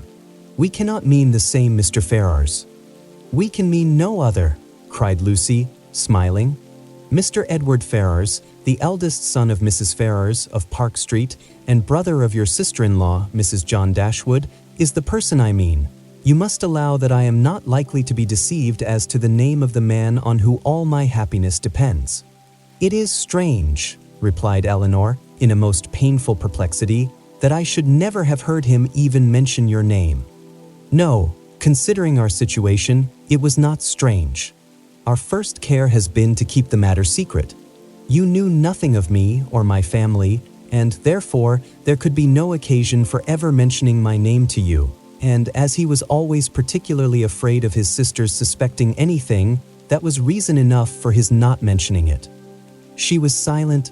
Elinor's security sunk, but her self-command did not sink with it. "4 years you have been engaged," said she with a firm voice. "Yes, and heaven knows how much longer we may have to wait. Poor Edward! It puts him quite out of heart." Then taking a small miniature from her pocket, she added, "To prevent the possibility of mistake, be so good as to look at this face." It does not do him justice, to be sure, but yet I think you cannot be deceived as to the person it was drew for. I have had it above these 3 years." She put it into her hands as she spoke, and when Elinor saw the painting, whatever other doubts her fear of a too hasty decision, or her wish of detecting falsehood might suffer to linger in her mind, she could have none of its being Edward's face. She returned it almost instantly, acknowledging the likeness.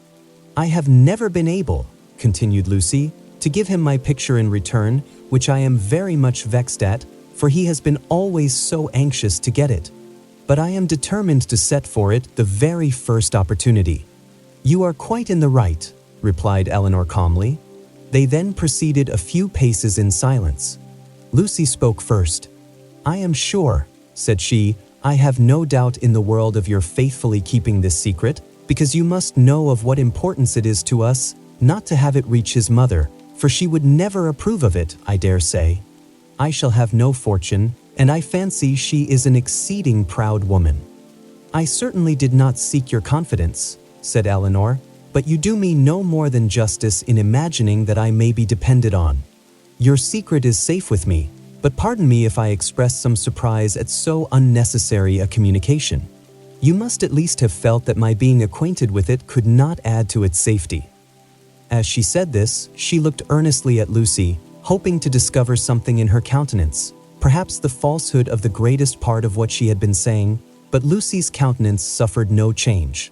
"I was afraid you would think I was taking a great liberty with you," said she, "in telling you all this. I have not known you long, to be sure, personally at least, but I have known you and all your family by description a great while, and as soon as I saw you, I felt almost as if you was an old acquaintance. Besides, in the present case, I really thought some explanation was due to you after my making such particular inquiries about Edward's mother, and I am so unfortunate that I have not a creature whose advice I can ask, and is the only person that knows of it, and she has no judgment at all. Indeed, she does me a great deal more harm than good, for I am in constant fear of her betraying me. She does not know how to hold her tongue, as you must perceive, and I am sure I was in the greatest fright in the world t'other day, when Edward's name was mentioned by Sir John, lest she should out with it all. You can't think how much I go through in my mind from it altogether. I only wonder that I am alive after what I have suffered for Edward's sake these last 4 years. Everything in such suspense and uncertainty, and seeing him so seldom, we can hardly meet above twice a year. I am sure I wonder my heart is not quite broke." Here she took out her handkerchief, but Elinor did not feel very compassionate. "Sometimes," continued Lucy, after wiping her eyes, "I think whether it would not be better for us both to break off the matter entirely." As she said this, she looked directly at her companion. "But then at other times I have not resolution enough for it. I cannot bear the thoughts of making him so miserable, as I know the very mention of such a thing would do. And on my own account too, so dear as he is to me, I don't think I could be equal to it. What would you advise me to do in such a case, Miss Dashwood? What would you do yourself?" "Pardon me," replied Elinor, startled by the question, "but I can give you no advice under such circumstances. Your own judgment must direct you." "To be sure," continued Lucy, after a few minutes' silence on both sides, "his mother must provide for him some time or other, but poor Edward is so cast down by it. Did you not think him dreadful low-spirited when he was at Barton? He was so miserable when he left us at Longstaple to go to you that I was afraid you would think him quite ill. Did he come from your uncle's, then, when he visited us?" "Oh, yes, he had been staying a fortnight with us." "Did you think he came directly from town?" "No," replied Elinor, most feelingly sensible of every fresh circumstance in favor of Lucy's veracity. "I remember he told us that he had been staying a fortnight with some friends near Plymouth." She remembered, too, her own surprise at the time, at his mentioning nothing farther of those friends, at his total silence with respect even to their names. "Did not you think him sadly out of spirits?" repeated Lucy. "I begged him to exert himself for fear you should suspect what was the matter, but it made him so melancholy, not being able to stay more than a fortnight with us, and seeing me so much affected. Poor fellow! I am afraid it is just the same with him now, for he writes in wretched spirits." I heard from him just before I left Exeter, taking the letter from her pocket and carelessly showing the direction to Elinor. You know his hand, I dare say, a charming one it is, but that is not written so well as usual. He was tired, I dare say, for he had just filled the sheet to me as full as possible. Elinor saw that it was his hand, and she could doubt no longer. This picture, she had allowed herself to believe, might have been accidentally obtained. It might not have been Edward's gift, but a correspondence between them by letter could subsist only under a positive engagement, could be authorized by nothing else. For a few moments, she was almost overcome. Her heart sunk within her, and she could hardly stand. But exertion was indispensably necessary, and she struggled so resolutely against the oppression of her feelings that her success was speedy, and for the time complete. Writing to each other, said Lucy, returning the letter into her pocket, is the only comfort we have in such long separations. Yes, I have one other comfort in his picture, but poor Edward has not even that. If he had but my picture, he says he should be easy. I gave him a lock of my hair set in a ring when he was at Longstaple last, and that was some comfort to him, he said, but not equal to a picture. Perhaps you might notice the ring when you saw him? I did, said Elinor, with a composure of voice, under which was concealed an emotion and distress beyond anything she had ever felt before. She was mortified, shocked, confounded. Fortunately for her, they had now reached the cottage, and the conversation could be continued no farther. After sitting with them a few minutes, the Miss Steeles returned to the park, and Elinor was then at liberty to think and be wretched. End of the first volume. Chapter 23. However small Elinor's general dependence on Lucy's veracity might be, it was impossible for her on serious reflection to suspect it in the present case, where no temptation could be answerable to the folly of inventing a falsehood of such a description. What Lucy had asserted to be true, therefore, Elinor could not, dared not longer doubt, supported as it was too on every side by such probabilities and proofs, and contradicted by nothing but her own wishes.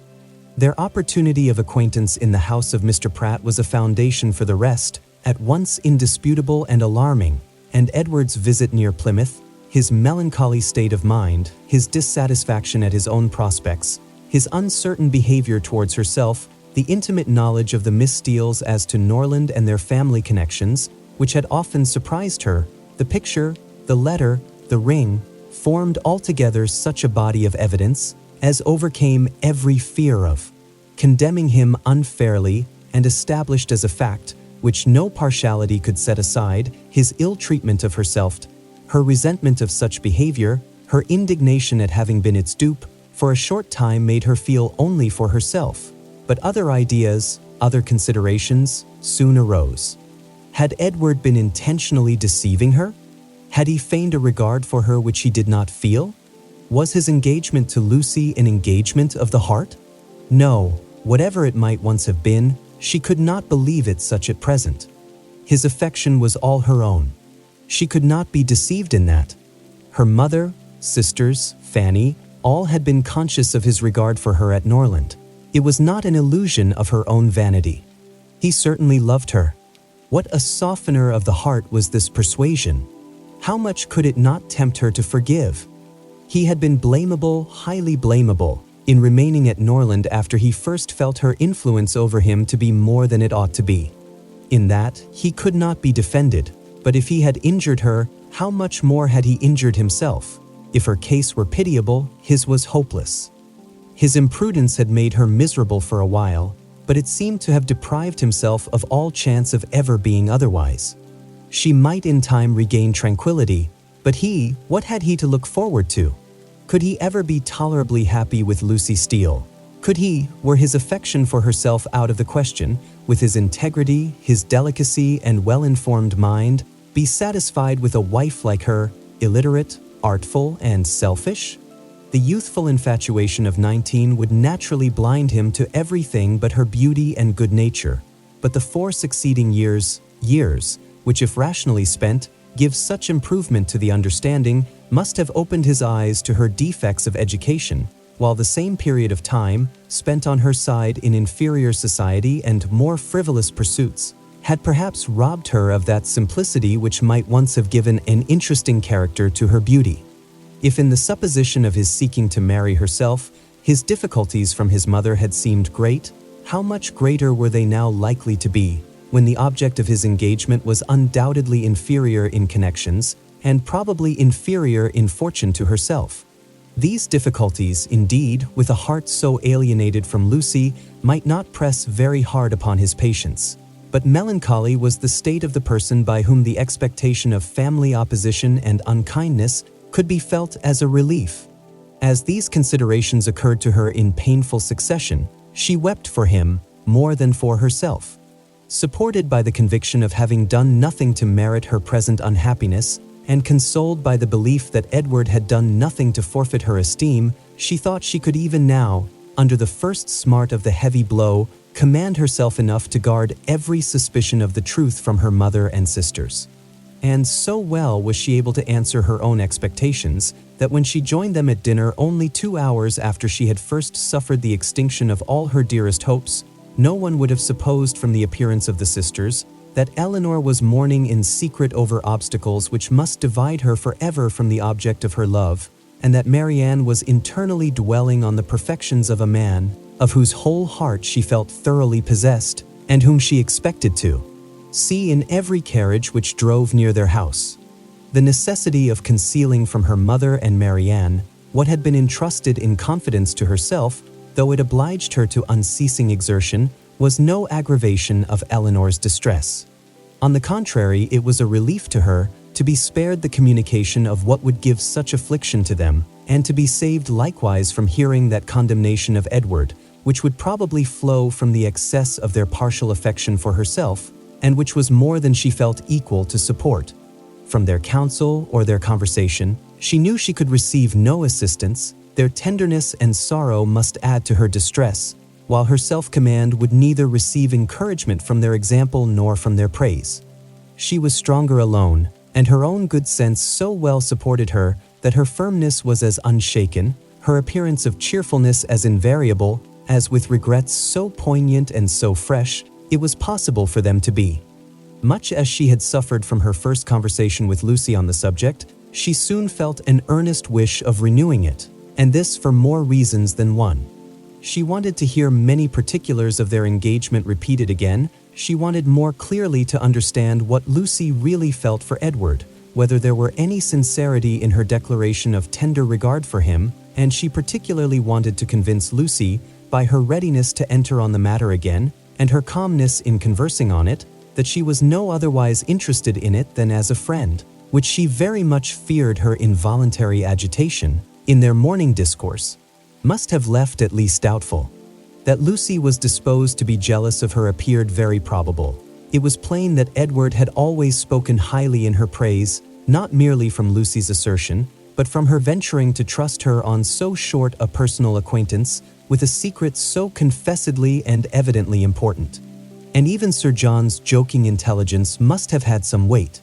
But indeed, while Elinor remained so well assured within herself of being really beloved by Edward, it required no other consideration of probabilities to make it natural that Lucy should be jealous, and that she was so, her very confidence was a proof. What other reason for the disclosure of the affair could there be, but that Elinor might be informed by it of Lucy's superior claims on Edward, and be taught to avoid him in future? She had little difficulty in understanding thus much of her rival's intentions, and while she was firmly resolved to act by her as every principle of honor and honesty directed, to combat her own affection for Edward and to see him as little as possible, she could not deny herself the comfort of endeavoring to convince Lucy that her heart was unwounded. And as she could now have nothing more painful to hear on the subject than had already been told, she did not mistrust her own ability of going through a repetition of particulars with composure. But it was not immediately that an opportunity of doing so could be commanded, though Lucy was as well disposed as herself to take advantage of any that occurred, for the weather was not often fine enough to allow of their joining in a walk where they might most easily separate themselves from the others, and though they met at least every other evening either at the park or cottage, and chiefly at the former, they could not be supposed to meet for the sake of conversation. Such a thought would never enter either Sir John or Lady Middleton's head, and therefore very little leisure was ever given for a general chat, and none at all for particular discourse. They met for the sake of eating, drinking, and laughing together, playing at cards, or consequences, or any other game that was sufficiently noisy. 1 or 2 meetings of this kind had taken place, without affording Elinor any chance of engaging Lucy in private, when Sir John called at the cottage one morning, to beg, in the name of charity, that they would all dine with Lady Middleton that day, as he was obliged to attend the club at Exeter, and she would otherwise be quite alone, except her mother and the 2 Miss Steeles. Elinor, who foresaw a fairer opening for the point she had in view, in such a party as this was likely to be, more at liberty among themselves under the tranquil and well-bred direction of Lady Middleton than when her husband united them together in one noisy purpose, immediately accepted the invitation. Margaret, with her mother's permission, was equally compliant, and Marianne, though always unwilling to join any of their parties, was persuaded by her mother, who could not bear to have her seclude herself from any chance of amusement, to go likewise. The young ladies went, and Lady Middleton was happily preserved from the frightful solitude which had threatened her. The insipidity of the meeting was exactly such as Elinor had expected. It produced not one novelty of thought or expression, and nothing could be less interesting than the whole of their discourse both in the dining parlor and drawing room. To the latter, the children accompanied them, and while they remained there, she was too well convinced of the impossibility of engaging Lucy's attention to attempt it. They quitted it only with the removal of the tea things. The card table was then placed, and Elinor began to wonder at herself for having ever entertained a hope of finding time for conversation at the park. They all rose up in preparation for a round game. "I am glad," said Lady Middleton to Lucy, "you are not going to finish poor little Anna Maria's basket this evening, for I am sure it must hurt your eyes to work filigree by candlelight. And we will make the dear little love some amends for her disappointment tomorrow, and then I hope she will not much mind it." This hint was enough. Lucy recollected herself instantly and replied, "Indeed you are very much mistaken, Lady Middleton. I am only waiting to know whether you can make your party without me, or I should have been at my filigree already. I would not disappoint the little angel for all the world, and if you want me at the card table now, I am resolved to finish the basket after supper." "You are very good. I hope it won't hurt your eyes. Will you ring the bell for some working candles? My poor little girl would be sadly disappointed, I know, if the basket was not finished tomorrow, for though I told her it certainly would not, I am sure she depends upon having it done." Lucy directly drew her work table near her and reseated herself with an alacrity and cheerfulness which seemed to infer that she could taste no greater delight than in making a filigree basket for a spoilt child. Lady Middleton proposed a rubber of casino to the others.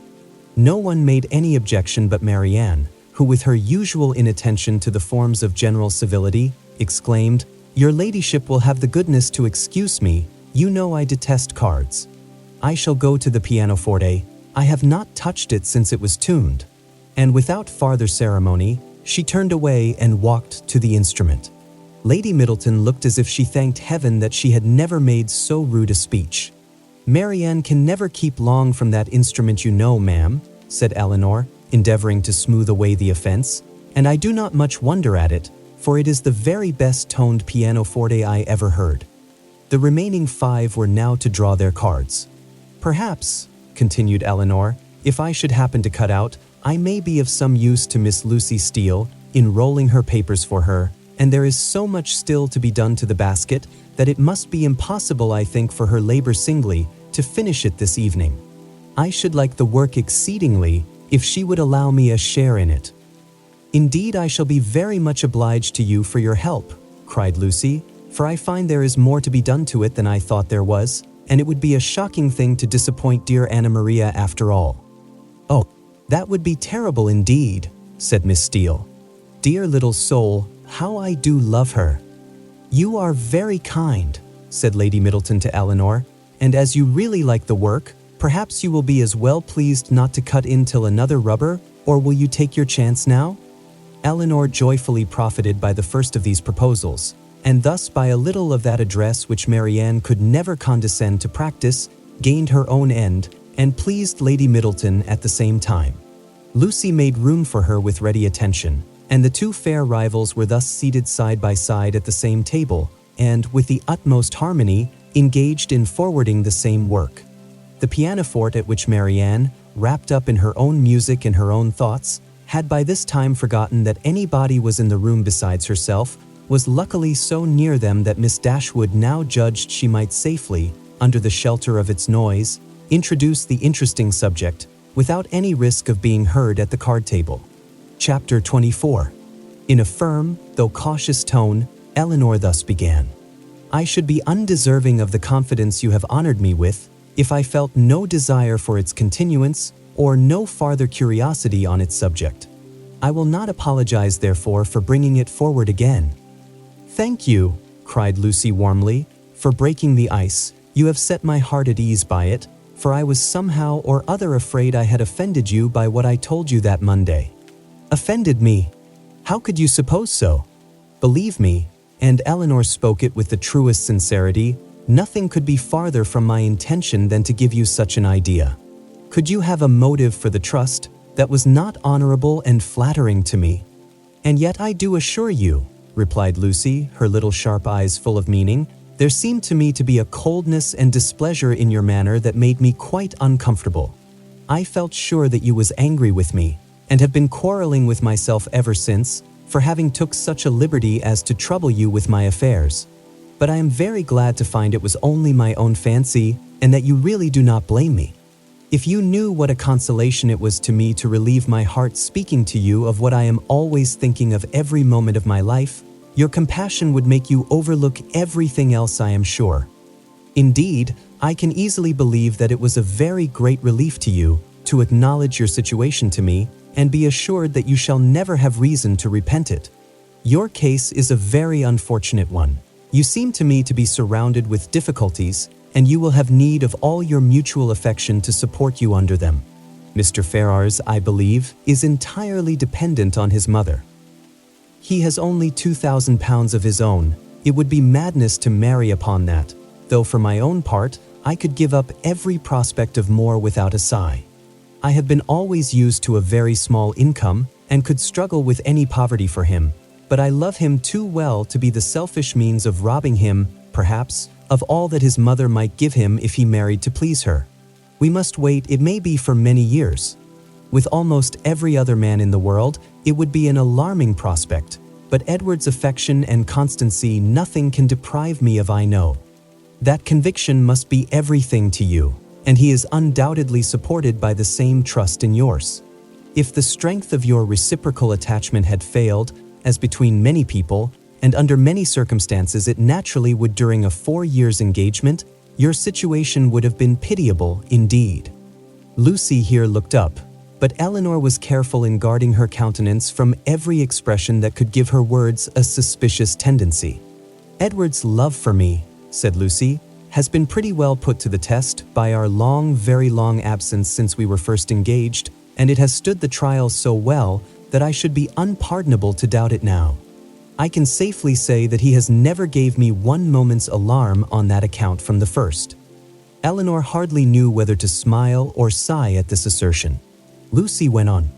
I am rather of a jealous temper too by nature, and from our different situations in life, from his being so much more in the world than me, and our continual separation, I was enough inclined for suspicion to have found out the truth in an instant, if there had been the slightest alteration in his behavior to me when we met, or any lowness of spirits that I could not account for, or if he had talked more of one lady than another, or seemed in any respect less happy at Longstaple than he used to be.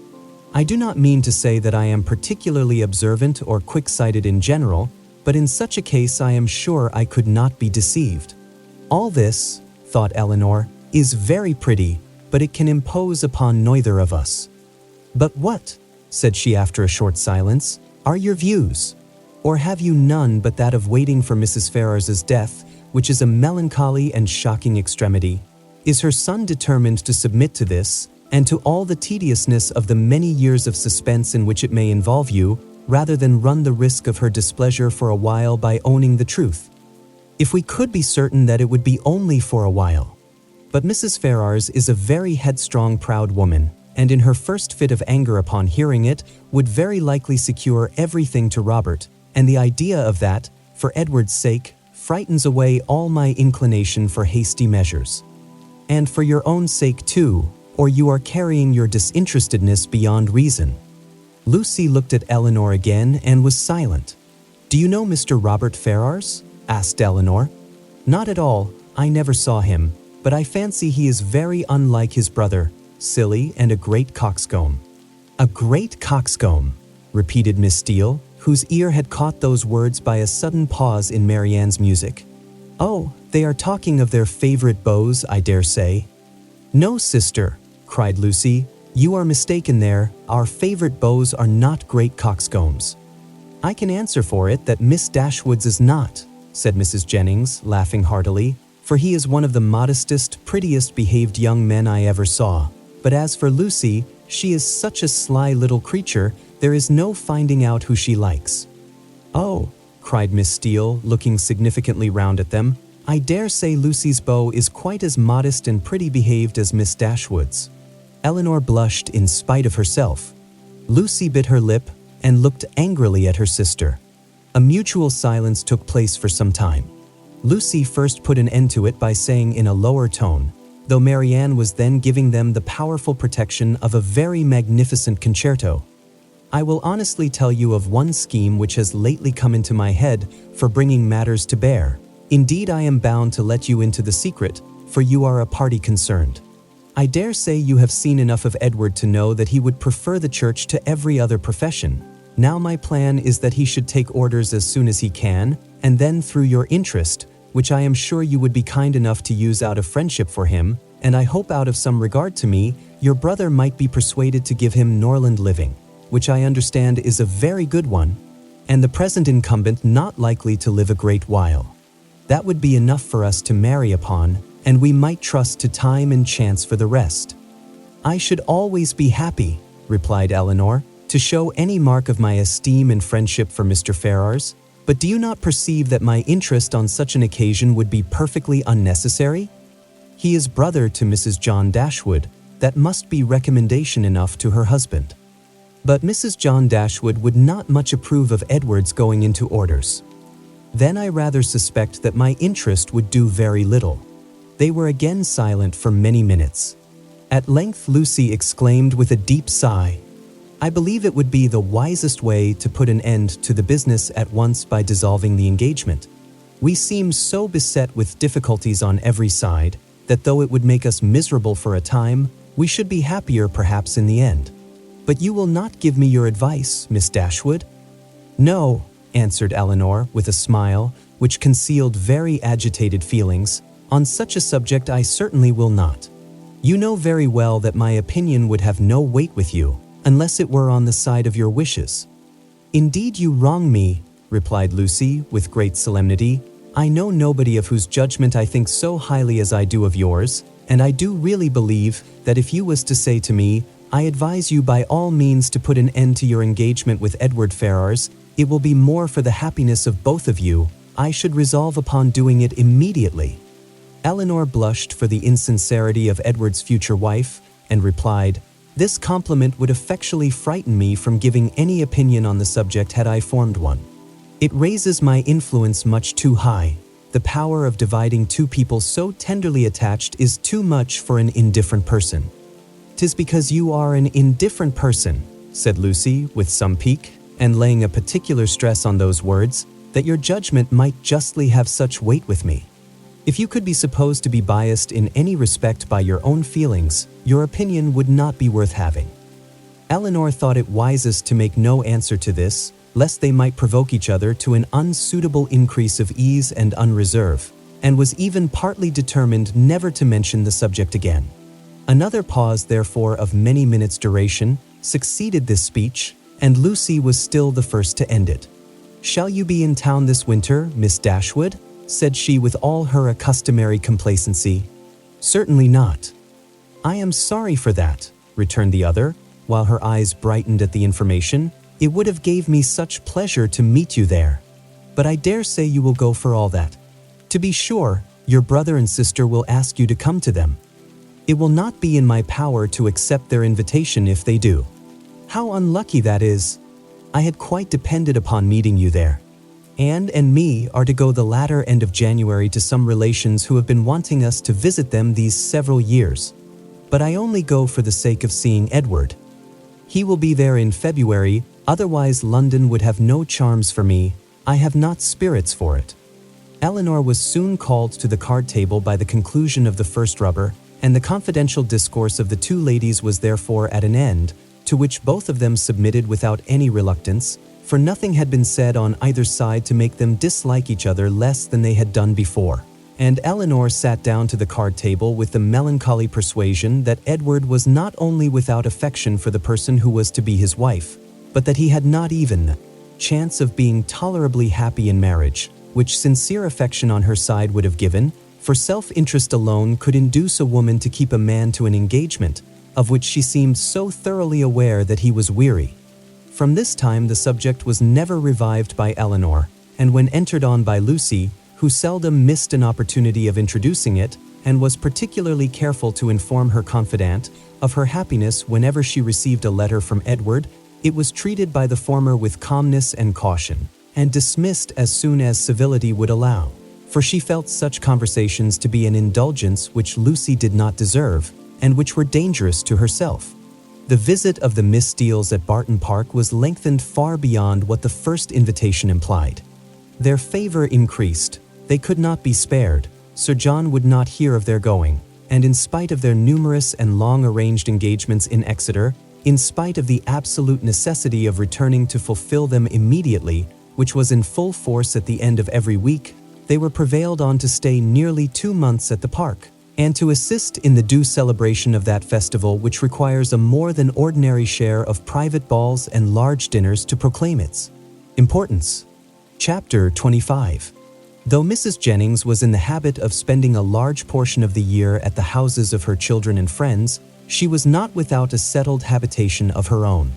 Since the death of her husband, who had traded with success in a less elegant part of the town, she had resided every winter in a house in one of the streets near Portman Square. Towards this home, she began on the approach of January to turn her thoughts, and thither she one day abruptly, and very unexpectedly by them, asked the elder Mrs. Dashwood to accompany her.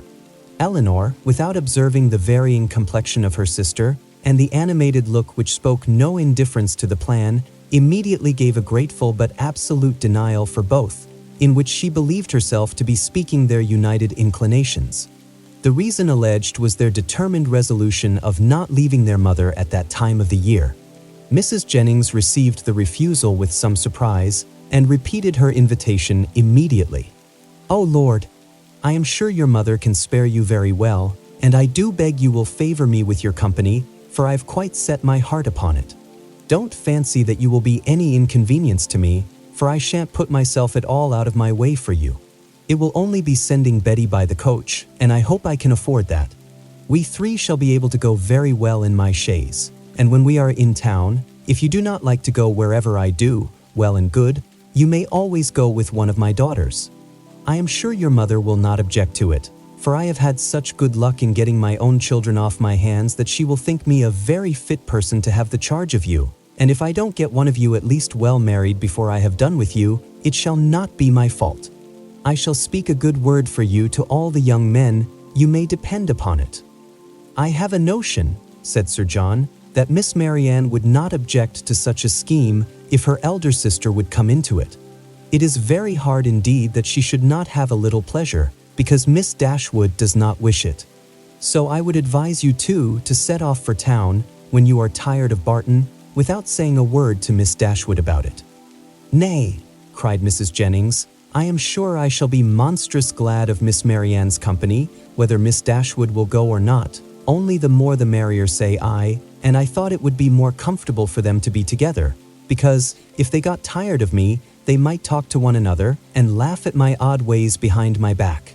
But one or the other, if not both of them, I must have. Lord bless me! How do you think I can live poking by myself, I who have been always used till this winter to have Charlotte with me? Come, Miss Marianne, let us strike hands upon the bargain, and if Miss Dashwood will change her mind by and by, why so much the better." "I thank you, ma'am, sincerely thank you," said Marianne with warmth. "Your invitation has ensured my gratitude forever, and it would give me such happiness, yes, almost the greatest happiness I am capable of, to be able to accept it.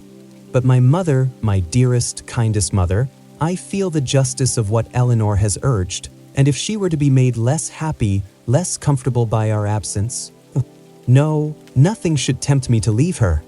It should not, must not be a struggle." Mrs. Jennings repeated her assurance that Mrs. Dashwood could spare them perfectly well, and Elinor, who now understood her sister, and saw to what indifference to almost everything else she was carried by her eagerness to be with Willoughby again, made no farther direct opposition to the plan, and merely referred it to her mother's decision, from whom, however, she scarcely expected to receive any support in her endeavour to prevent a visit, which she could not approve of for Marianne, and which on her own account she had particular reasons to avoid. Whatever Marianne was desirous of, her mother would be eager to promote. She could not expect to influence the latter to cautiousness of conduct in an affair respecting which she had never been able to inspire her with distrust, and she dared not explain the motive of her own disinclination for going to London. That Marianne, fastidious as she was, thoroughly acquainted with Mrs. Jennings' manners, and invariably disgusted by them, should overlook every inconvenience of that kind, should disregard whatever must be most wounding to her irritable feelings, in her pursuit of one object, was such a proof, so strong, so full, of the importance of that object to her as Elinor, in spite of all that had passed, was not prepared to witness.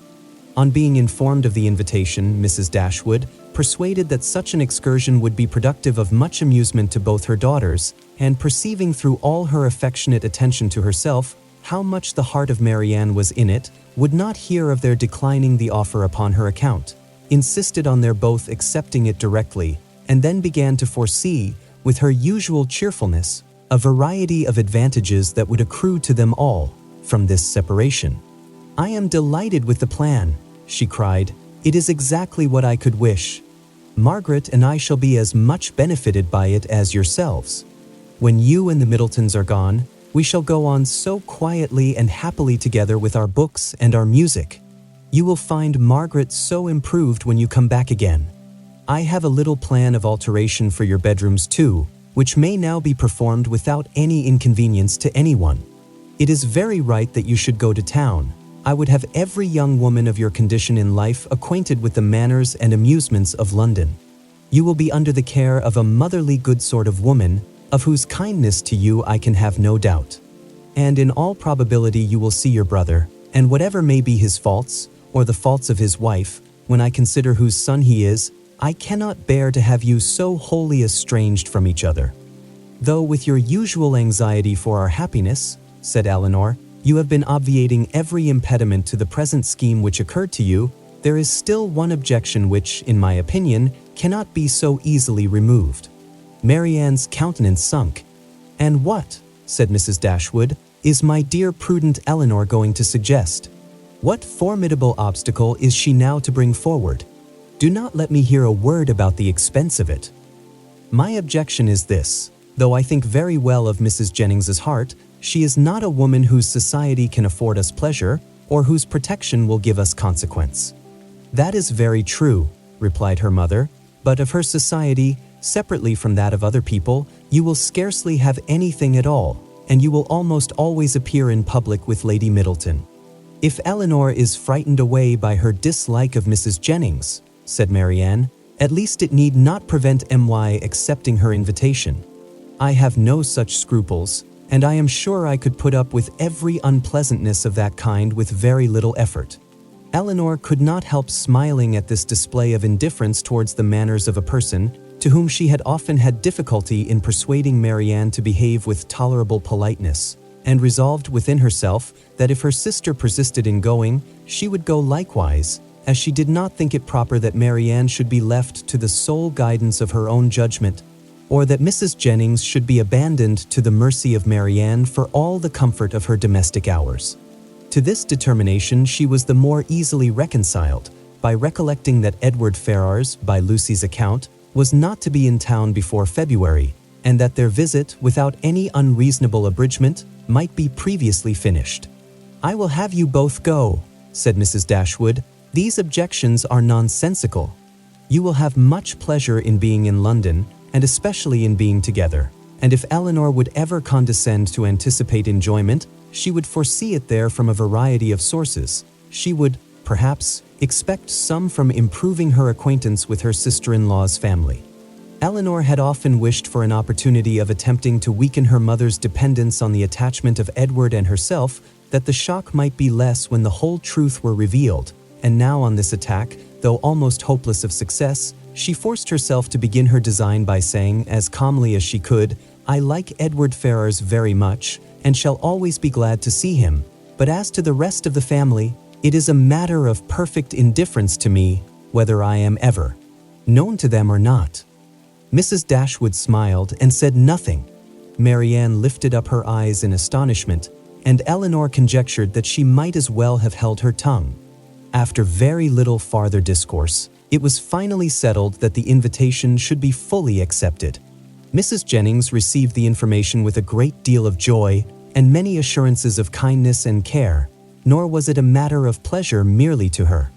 Sir John was delighted, for to a man whose prevailing anxiety was the dread of being alone, the acquisition of 2, to the number of inhabitants in London, was something.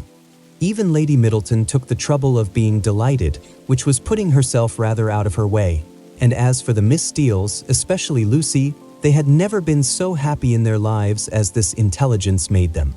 Elinor submitted to the arrangement, which counteracted her wishes with less reluctance than she had expected to feel.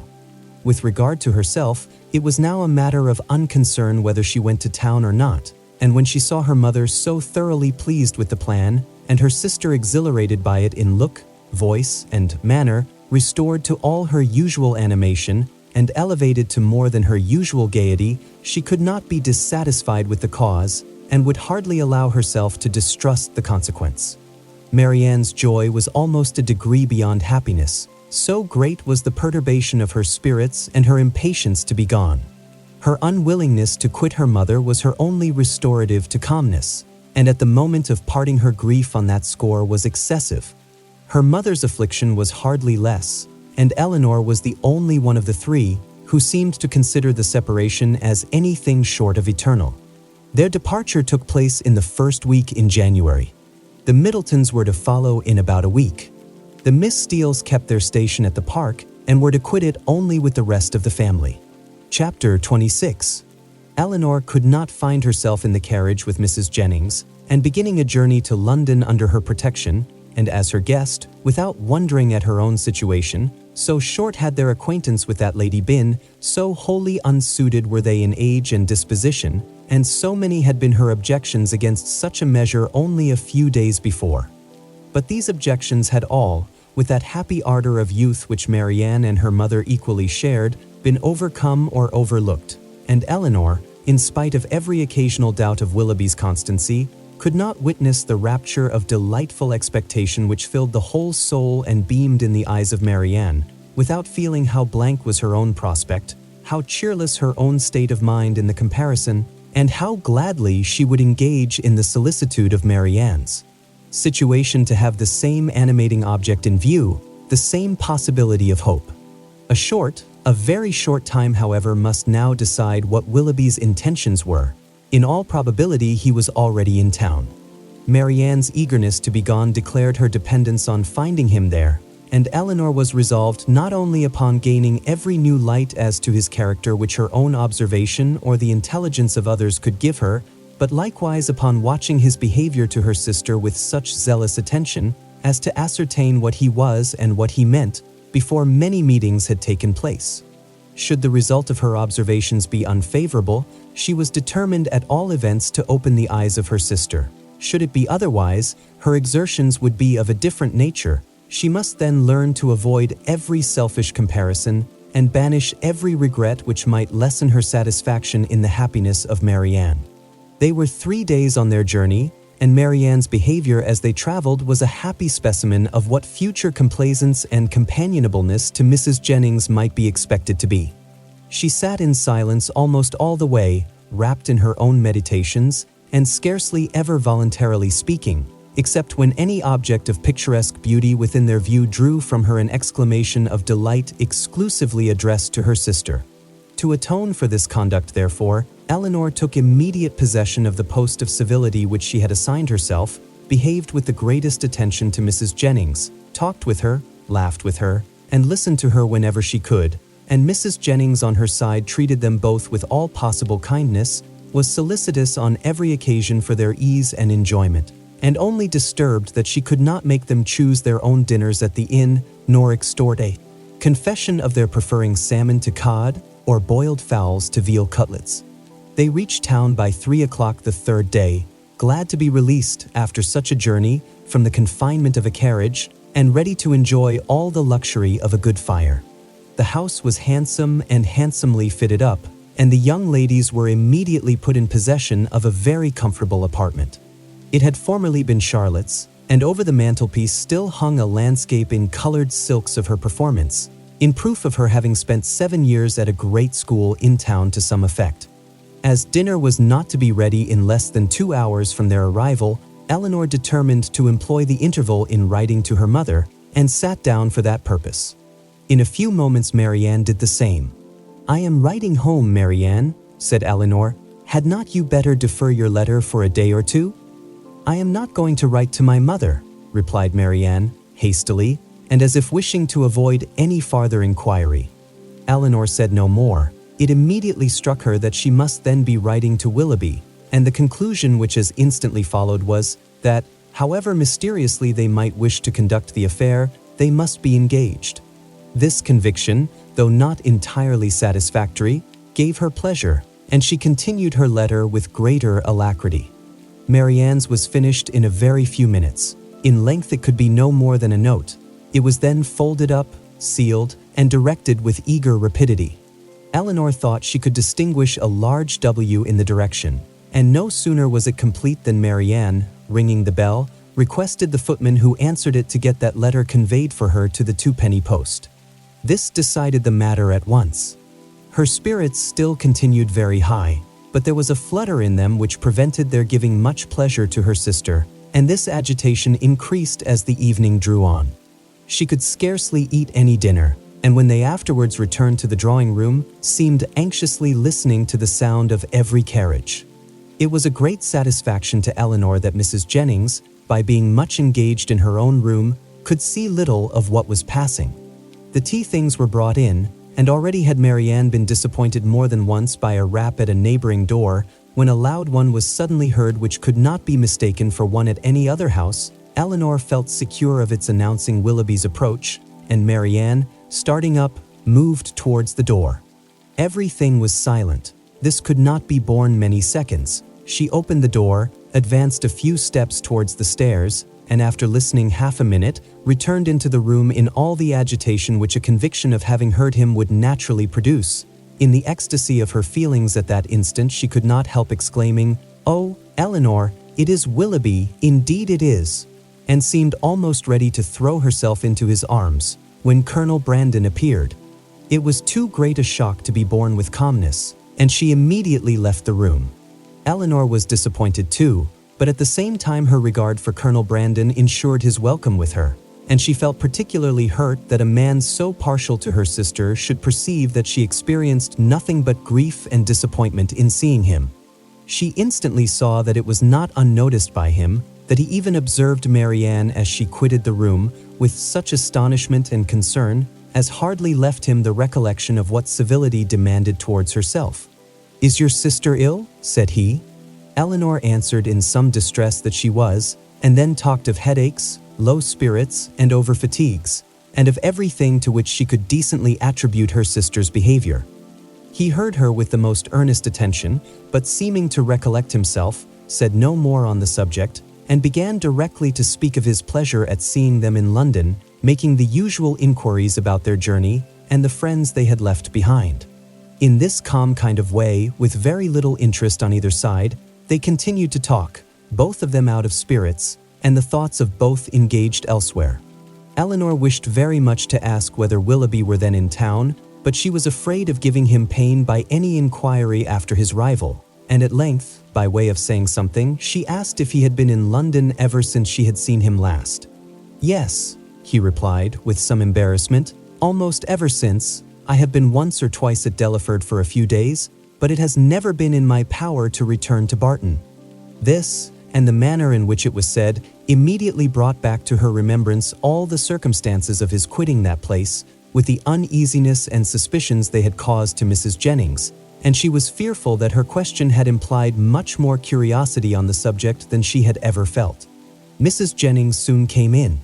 "Oh, Colonel," said she, with her usual noisy cheerfulness, "I am monstrous glad to see you. Sorry I could not come before. Beg your pardon, but I have been forced to look about me a little and settle my matters, for it is a long while since I have been at home, and you know one has always a world of little odd things to do after one has been away for any time, and then I have had Cartwright to settle with. Lord, I have been as busy as a bee ever since dinner. But pray, Colonel, how came you to conjure out that I should be in town today?" "I had the pleasure of hearing it at Mr. Palmer's, where I have been dining." "Oh, you did? Well, and how do they all do at their house? How does Charlotte do? I warrant you she is a fine size by this time." "Mrs. Palmer appeared quite well, and I am commissioned to tell you that you will certainly see her tomorrow." "Aye, to be sure, I thought as much. Well, Colonel, I have brought 2 young ladies with me, you see but one of them now, but there is another somewhere. Your friend, Miss Marianne, too, which you will not be sorry to hear. I do not know what you and Mr. Willoughby will do between you about her. Aye, it is a fine thing to be young and handsome. I was young once, but I never was very handsome, worse luck for me. However, I got a very good husband, and I don't know what the greatest beauty can do more. Poor man, he has been dead these 8 years and better. But Colonel, where have you been to since we parted? And how does your business go on? Come, let's have no secrets among friends." He replied with his customary mildness to all her inquiries, but without satisfying her in any. Elinor now began to make the tea, and Marianne was obliged to appear again. After her entrance, Colonel Brandon became more thoughtful and silent than he had been before, and Mrs. Jennings could not prevail on him to stay long. No other visitor appeared that evening, and the ladies were unanimous in agreeing to go early to bed. Marianne rose the next morning with recovered spirits and happy looks. The disappointment of the evening before seemed forgotten in the expectation of what was to happen that day. They had not long finished their breakfast before Mrs. Palmer's barouche stopped at the door, and in a few minutes she came laughing into the room, so delighted to see them all that it was hard to say whether she received most pleasure from meeting her mother or the Miss Dashwoods again.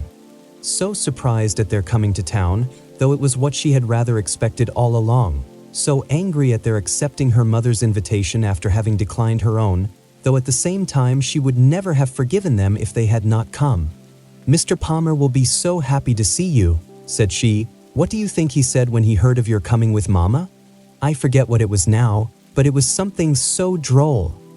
After an hour or two spent in what her mother called comfortable chat, or in other words, in every variety of inquiry concerning all their acquaintance on Mrs. Jennings's side, and in laughter without cause on Mrs. Palmer's, it was proposed by the latter that they should all accompany her to some shops where she had business that morning, to which Mrs. Jennings and Elinor readily consented, as having likewise some purchases to make themselves, and Marianne, though declining it at first, was induced to go likewise.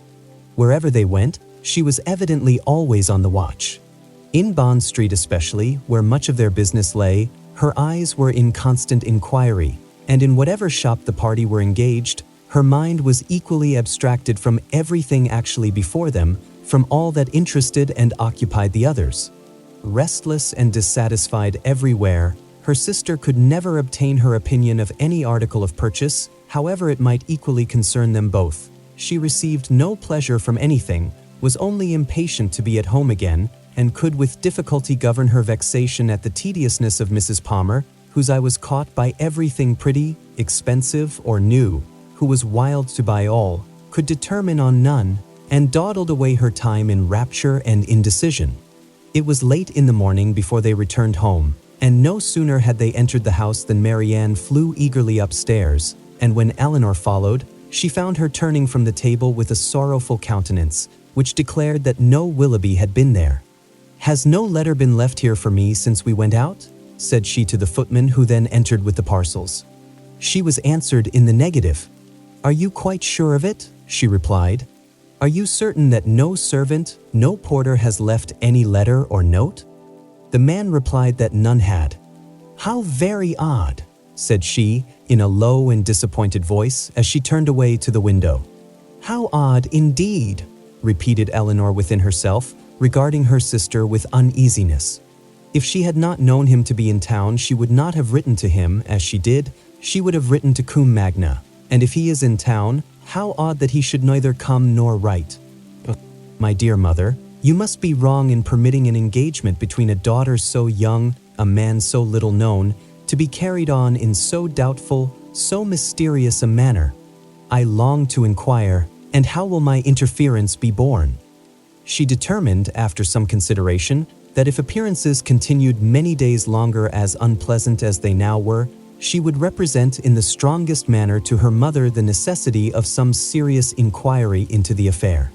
Mrs. Palmer and two elderly ladies of Mrs. Jennings's intimate acquaintance, whom she had met and invited in the morning, dined with them. The former left them soon after tea to fulfill her evening engagements, and Elinor was obliged to assist in making a whist table for the others. Marianne was of no use on these occasions, as she would never learn the game, but though her time was therefore at her own disposal, the evening was by no means more productive of pleasure to her than to Elinor, for it was spent in all the anxiety of expectation and the pain of disappointment. She sometimes endeavored for a few minutes to read, but the book was soon thrown aside, and she returned to the more interesting employment of walking backwards and forwards across the room, pausing for a moment whenever she came to the window, in hopes of distinguishing the long-expected rap. Chapter 27. "If this open weather holds much longer," said Mrs. Jennings, when they met at breakfast the following morning, "Sir John will not like leaving Barton next week. 'Tis a sad thing for sportsmen to lose a day's pleasure. Poor souls! I always pity them when they do. They seem to take it so much to heart." "That is true," cried Marianne, in a cheerful voice, and walking to the window as she spoke, to examine the day. "I had not thought of that. This weather will keep many sportsmen in the country." It was a lucky recollection. All her good spirits were restored by it. "It is charming weather for them indeed," she continued, as she sat down to the breakfast table with a happy countenance. "How much they must enjoy it! But, with a little return of anxiety, it cannot be expected to last long. At this time of the year, and after such a series of rain, we shall certainly have very little more of it. Frosts will soon set in, and in all probability with severity. In another day or two perhaps, this extreme mildness can hardly last longer, nay, perhaps it may freeze tonight." "At any rate," said Elinor, wishing to prevent Mrs. Jennings from seeing her sister's thoughts as clearly as she did, "I dare say we shall have Sir John and Lady Middleton in town by the end of next week." My dear, I'll warrant you we do.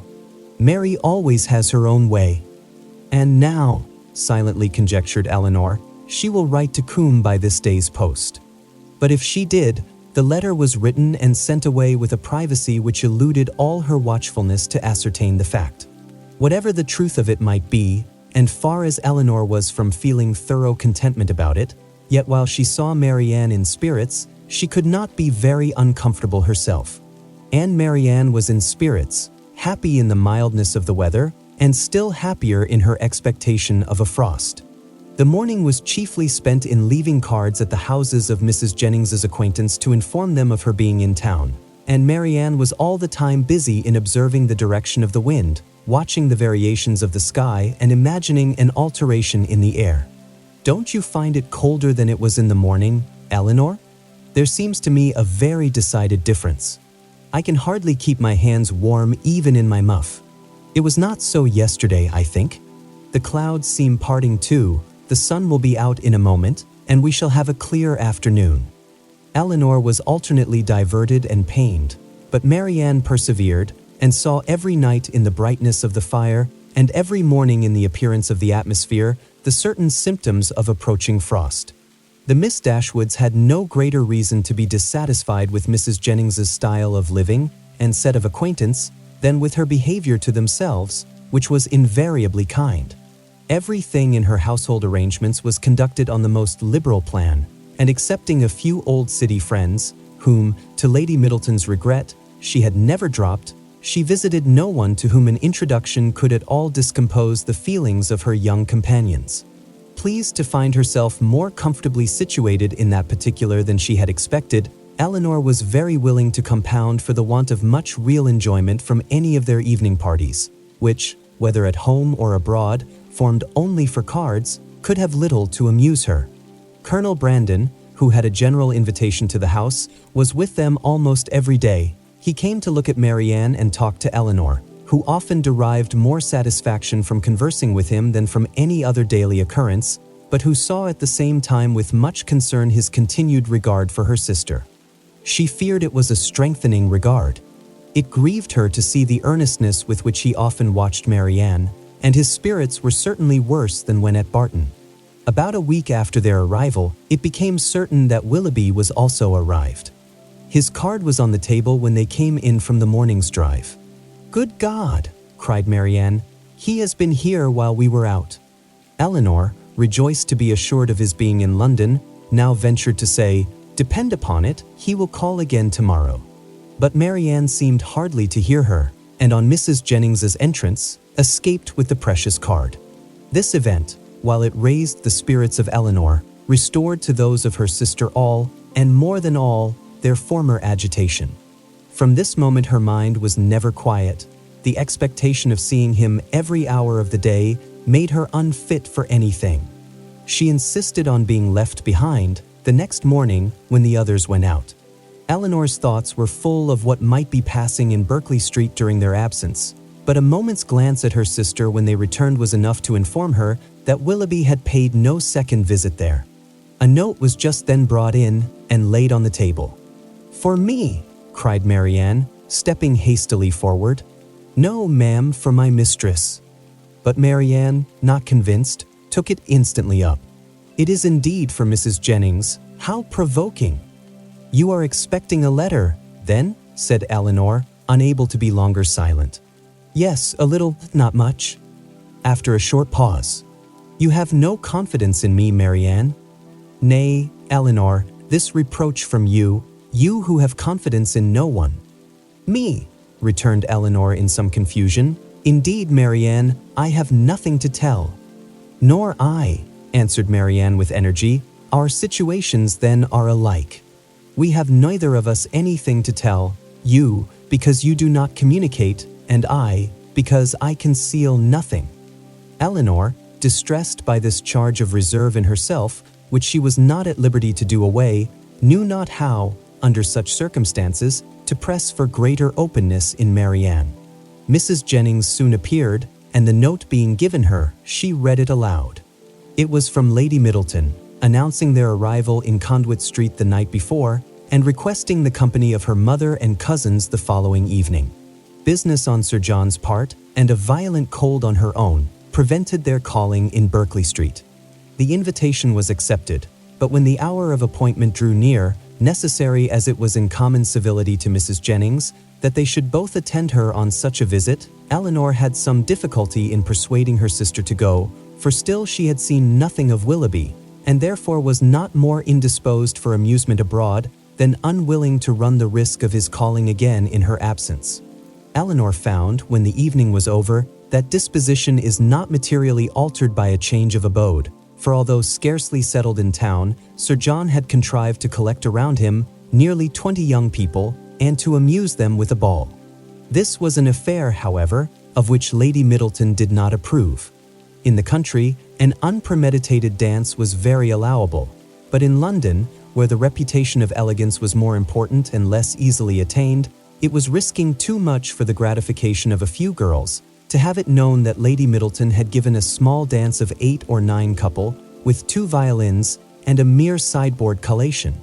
Mr. and Mrs. Palmer were of the party, from the former, whom they had not seen before since their arrival in town, as he was careful to avoid the appearance of any attention to his mother-in-law, and therefore never came near her. They received no mark of recognition on their entrance. He looked at them slightly, without seeming to know who they were, and merely nodded to Mrs. Jennings from the other side of the room. Marianne gave one glance round the apartment as she entered. It was enough. He was not there, and she sat down, equally ill-disposed to receive or communicate pleasure. After they had been assembled about an hour, Mr. Palmer sauntered towards the Miss Dashwoods to express his surprise on seeing them in town, though Colonel Brandon had been first informed of their arrival at his house, and he had himself said something very droll on hearing that they were to come. "I thought you were both in Devonshire," said he. "Did you?" replied Elinor. "When do you go back again?" "I do not know." And thus ended their discourse. Never had Marianne been so unwilling to dance in her life as she was that evening, and never so much fatigued by the exercise. She complained of it as they returned to Berkeley Street. "Aye," said Mrs. Jennings, "we know the reason of all that very well. If a certain person who shall be nameless had been there, you would not have been a bit tired, and to say the truth, it was not very pretty of him not to give you the meeting when he was invited." "Invited?" cried Marianne. "So my daughter Middleton told me, for it seems Sir John met him somewhere in the street this morning." Marianne said no more, but looked exceedingly hurt. Impatient in this situation to be doing something that might lead to her sister's relief, Elinor resolved to write the next morning to her mother, and hoped by awakening her fears for the health of Marianne to procure those inquiries which had been so long delayed. And she was still more eagerly bent on this measure by perceiving after breakfast on the morrow that Marianne was again writing to Willoughby, for she could not suppose it to be to any other person. About the middle of the day, Mrs. Jennings went out by herself on business, and Elinor began her letter directly, while Marianne, too restless for employment, too anxious for conversation, walked from one window to the other, or sat down by the fire in melancholy meditation.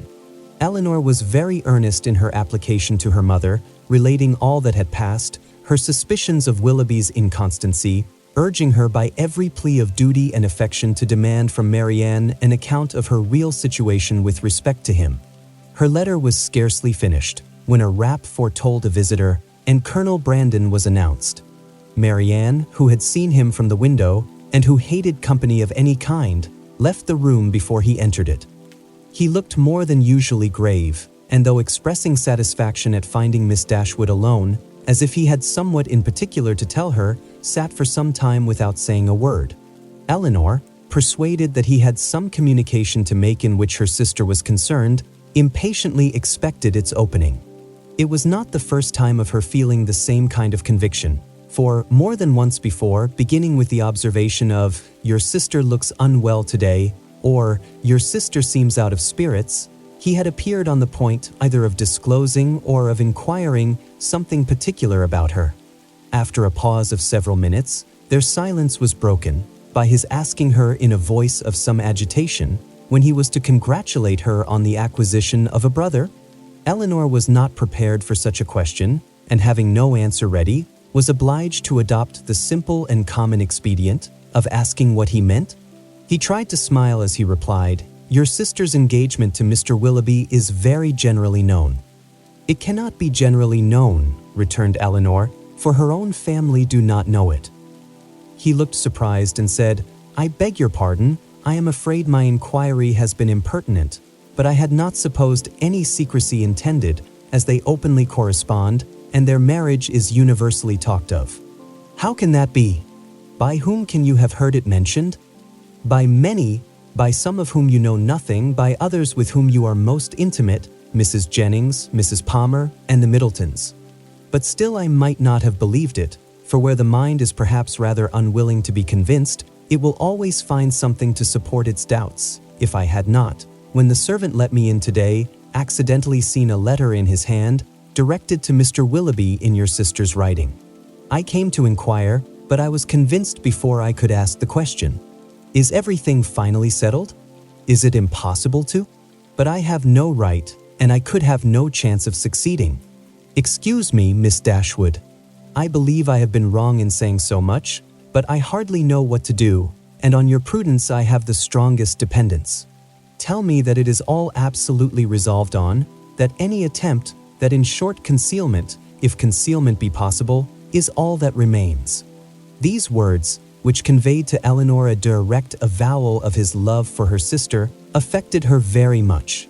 She was not immediately able to say anything, and even when her spirits were recovered, she debated for a short time on the answer it would be most proper to give.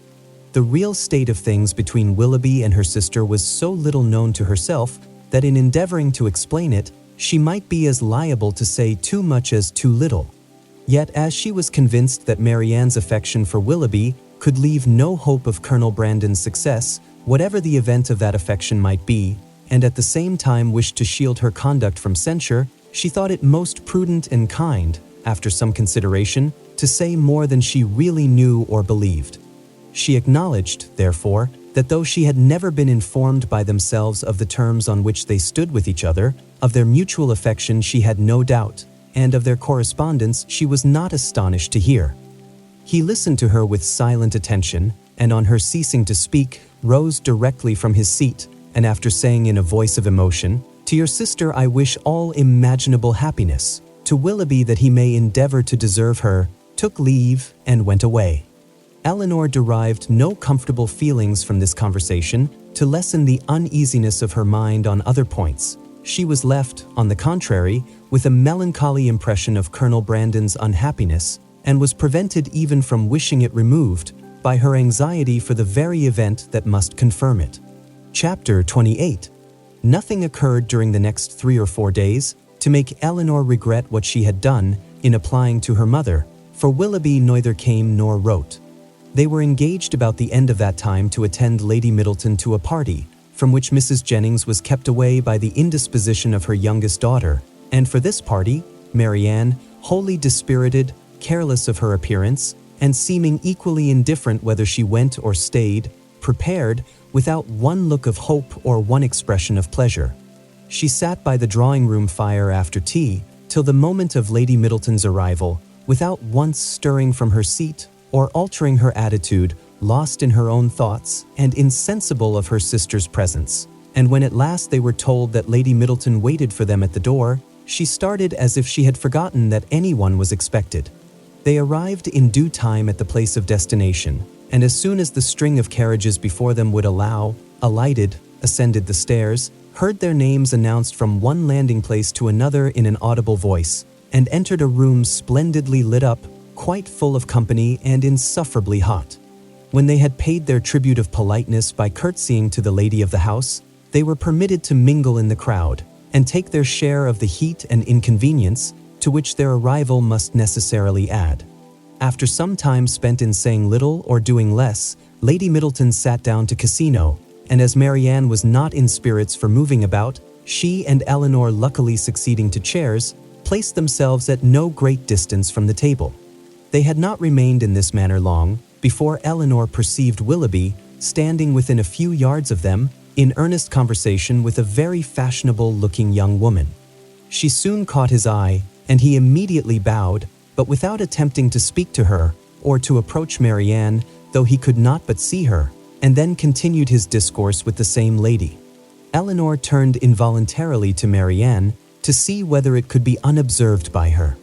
At that moment she first perceived him, and her whole countenance glowing with sudden delight, she would have moved towards him instantly had not her sister caught hold of her.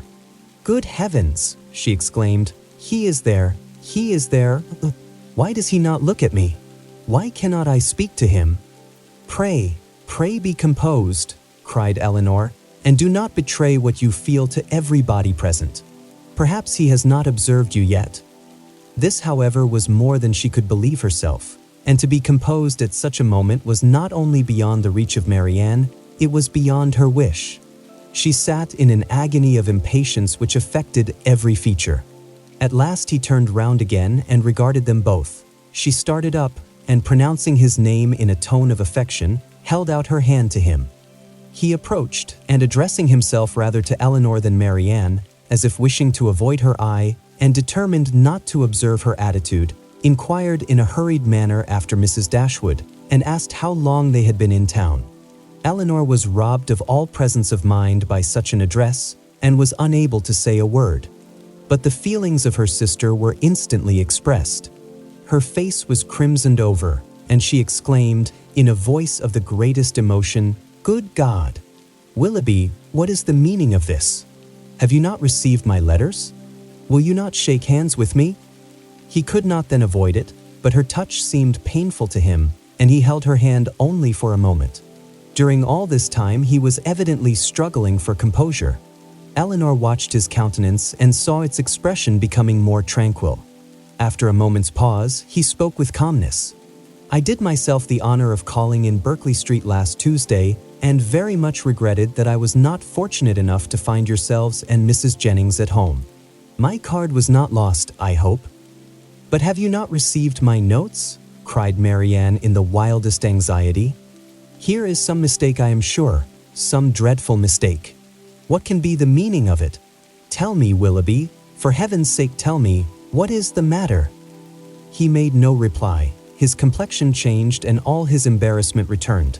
But as if, on catching the eye of the young lady with whom he had been previously talking, he felt the necessity of instant exertion, he recovered himself again, and after saying, "Yes, I had the pleasure of receiving the information of your arrival in town, which you were so good as to send me," turned hastily away with a slight bow and joined his friend. Marianne, now looking dreadfully white and unable to stand, sunk into her chair, and Elinor, expecting every moment to see her faint, tried to screen her from the observation of others, while reviving her with lavender water. "Go to him, Elinor," she cried as soon as she could speak, "and force him to come to me. Tell him I must see him again, must speak to him instantly. I cannot rest, I shall not have a moment's peace till this is explained, some dreadful misapprehension or other. Oh, go to him this moment." "How can that be done?" "No, my dearest Marianne, you must wait.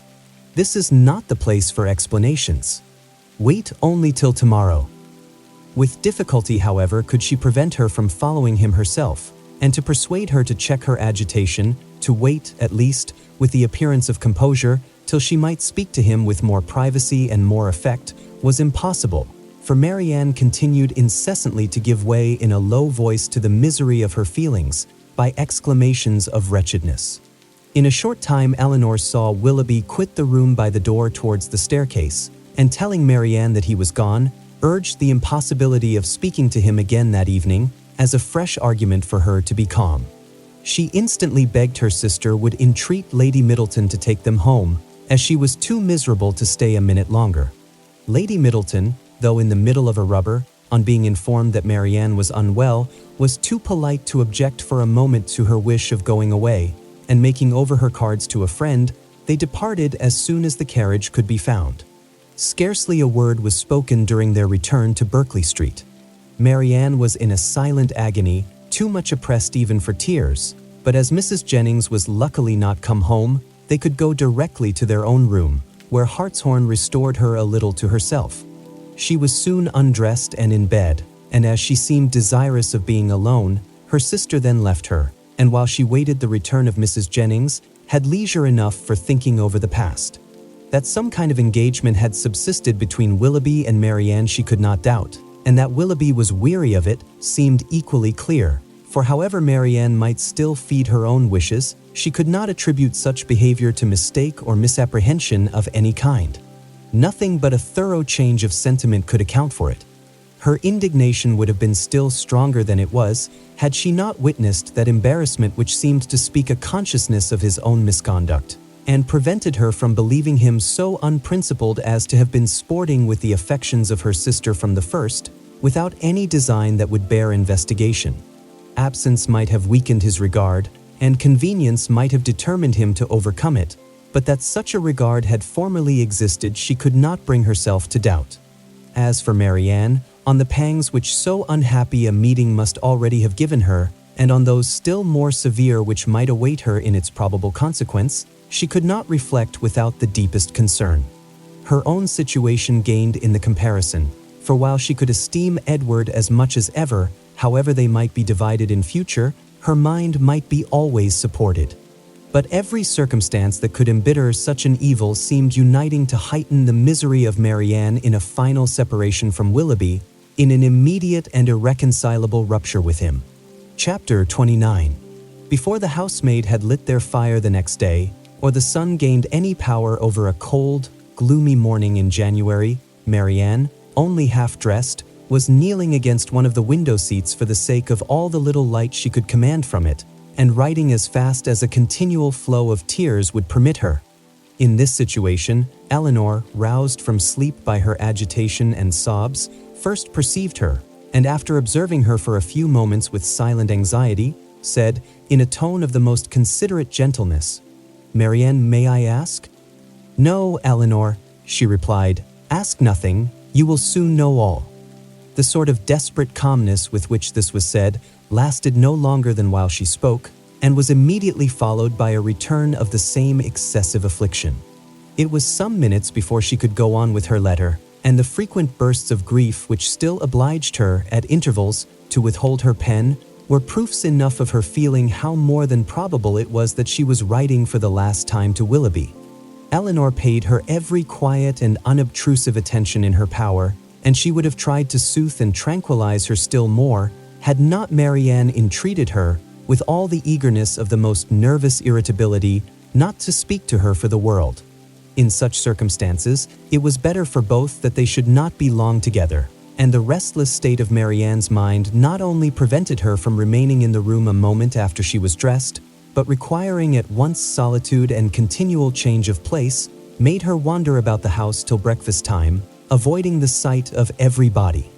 At breakfast she neither ate, nor attempted to eat anything, and Elinor's attention was then all employed, not in urging her, not in pitying her, nor in appearing to regard her, but in endeavoring to engage Mrs. Jennings's notice entirely to herself. As this was a favorite meal with Mrs. Jennings, it lasted a considerable time, and they were just setting themselves, after it, round the common working table, when a letter was delivered to Marianne, which she eagerly caught from the servant, and, turning of a death-like paleness, instantly ran out of the room. Elinor, who saw as plainly by this, as if she had seen the direction, that it must come from Willoughby, felt immediately such a sickness at heart as made her hardly able to hold up her head, and sat in such a general tremor as made her fear it impossible to escape Mrs. Jennings's notice.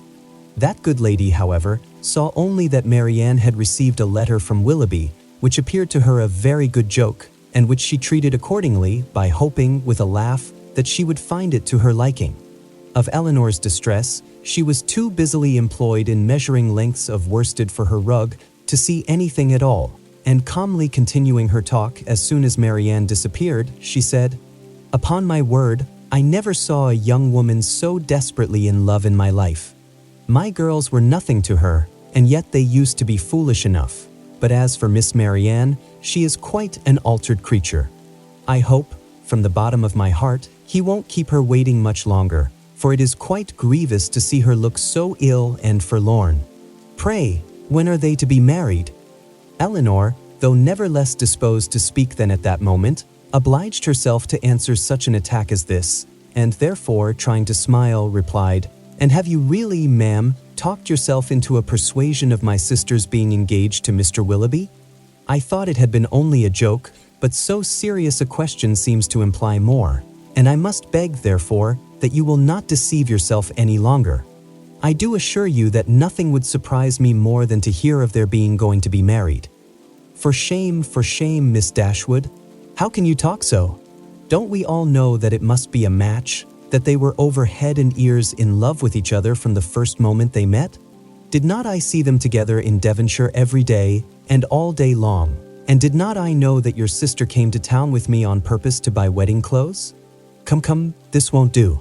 Because you are so sly about it yourself, you think nobody else has any senses, but it is no such thing, I can tell you, for it has been known all over town this ever so long. I tell everybody of it, and so does Charlotte." "Indeed, ma'am," said Elinor, very seriously, "you are mistaken. Indeed, you are doing a very unkind thing in spreading the report, and you will find that you have, though you will not believe me now." Mrs. Jennings laughed again, but Elinor had not spirits to say more, and eager at all events to know what Willoughby had written, hurried away to their room, where, on opening the door, she saw Marianne stretched on the bed, almost choked by grief, one letter in her hand, and 2 or 3 others lying by her. Elinor drew near, but without saying a word, and seating herself on the bed, took her hand, kissed her affectionately several times, and then gave way to a burst of tears, which at first was scarcely less violent than Marianne's. The latter, though unable to speak, seemed to feel all the tenderness of this behavior, and after some time thus spent in joint affliction, she put all the letters into Elinor's hands, and then covering her face with her handkerchief, almost screamed with agony. Elinor, who knew that such grief, shocking as it was to witness it, must have its course, watched by her till this excess of suffering had somewhat spent itself, and then turning eagerly to Willoughby's letter, read as follows. Bond Street, January. My dear Madam, I have just had the honor of receiving your letter, for which I beg to return my sincere acknowledgments. I am much concerned to find there was anything in my behavior last night that did not meet your approbation, and though I am quite at a loss to discover in what point I could be so unfortunate as to offend you, I entreat your forgiveness of what I can assure you to have been perfectly unintentional. I shall never reflect on my former acquaintance with your family in Devonshire without the most grateful pleasure, and flatter myself it will not be broken by any mistake or misapprehension of my actions.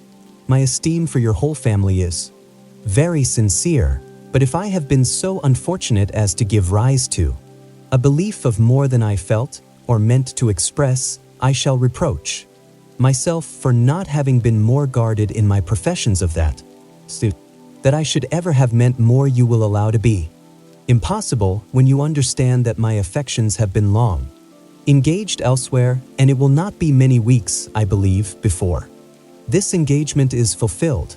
It is with great regret that I obey your commands in returning the letters with which I have been honored from you, and the lock of hair which you so obligingly bestowed on me. I am, dear Madam, your most obedient, humble servant, John Willoughby. With what indignation such a letter as this must be read by Miss Dashwood may be imagined. Though aware, before she began it, that it must bring a confession of his inconstancy and confirm their separation forever, she was not aware that such language could be suffered to announce it, nor could she have supposed Willoughby capable of departing so far from the appearance of every honorable and delicate feeling, so far from the common decorum of a gentleman, as to send a letter so impudently cruel, a letter which, instead of bringing with his desire of a release any professions of regret, acknowledged no breach of faith, denied all peculiar affection whatever, a letter of which every line was an insult, and which proclaimed its writer to be deep in hardened villainy. She paused over it for some time with indignant astonishment, then read it again and again, but every perusal only served to increase her abhorrence of the man, and so bitter were her feelings against him that she dared not trust herself to speak, lest she might wound Marianne still deeper by treating their disengagement not as a loss to her of any possible good, but as an escape from the worst and most irremediable of all evils, a connection for life with an unprincipled man, as a deliverance the most real, a blessing the most important. In her earnest meditations on the contents of the letter, on the depravity of that mind which could dictate it, and probably on the very different mind of a very different person who had no other connection whatever with the affair than what her heart gave him with everything that passed, Elinor forgot the immediate distress of her sister, forgot that she had 3 letters on her lap yet unread, and so entirely forgot how long she had been in the room that when on hearing a carriage drive up to the door, she went to the window to see who could be coming so unreasonably early. She was all astonishment to perceive Mrs. Jennings's chariot, which she knew had not been ordered till 1. Determined not to quit Marianne, though hopeless of contributing at present to her ease, she hurried away to excuse herself from attending Mrs. Jennings on account of her sister being indisposed. Mrs. Jennings, with a thoroughly good-humored concern for its cause, admitted the excuse most readily, and Elinor, after seeing her safe off, returned to Marianne, whom she found attempting to rise from the bed, and whom she reached just in time to prevent her from falling on the floor, faint and giddy from a long want of proper rest and food, for it was many days since she had any appetite, and many nights since she had really slept. And now, when her mind was no longer supported by the fever of suspense, the consequence of all this was felt in an aching head, a weakened stomach, and a general nervous faintness. A glass of wine, which Elinor procured for her directly, made her more comfortable, and she was at last able to express some sense of her kindness by saying, "Poor Elinor, how unhappy I make you." "I only wish," replied her sister, "there were anything I could do which might be of comfort to you." This, as everything else would have been, was too much for Marianne, who could only exclaim, in the anguish of her heart, "Oh, Elinor, I am miserable indeed," before her voice was entirely lost in sobs. Elinor could no longer witness this torrent of unresisted grief in silence. "Exert yourself, dear Marianne," she cried, "if you would not kill yourself and all who love you." I cannot, cried Marianne. Leave me, if I distress you. Leave me, hate me, forget me, but do not torture me so." How easy for those who have no sorrow of their own to talk of exertion. Happy Elinor, you cannot have an idea of what I suffer.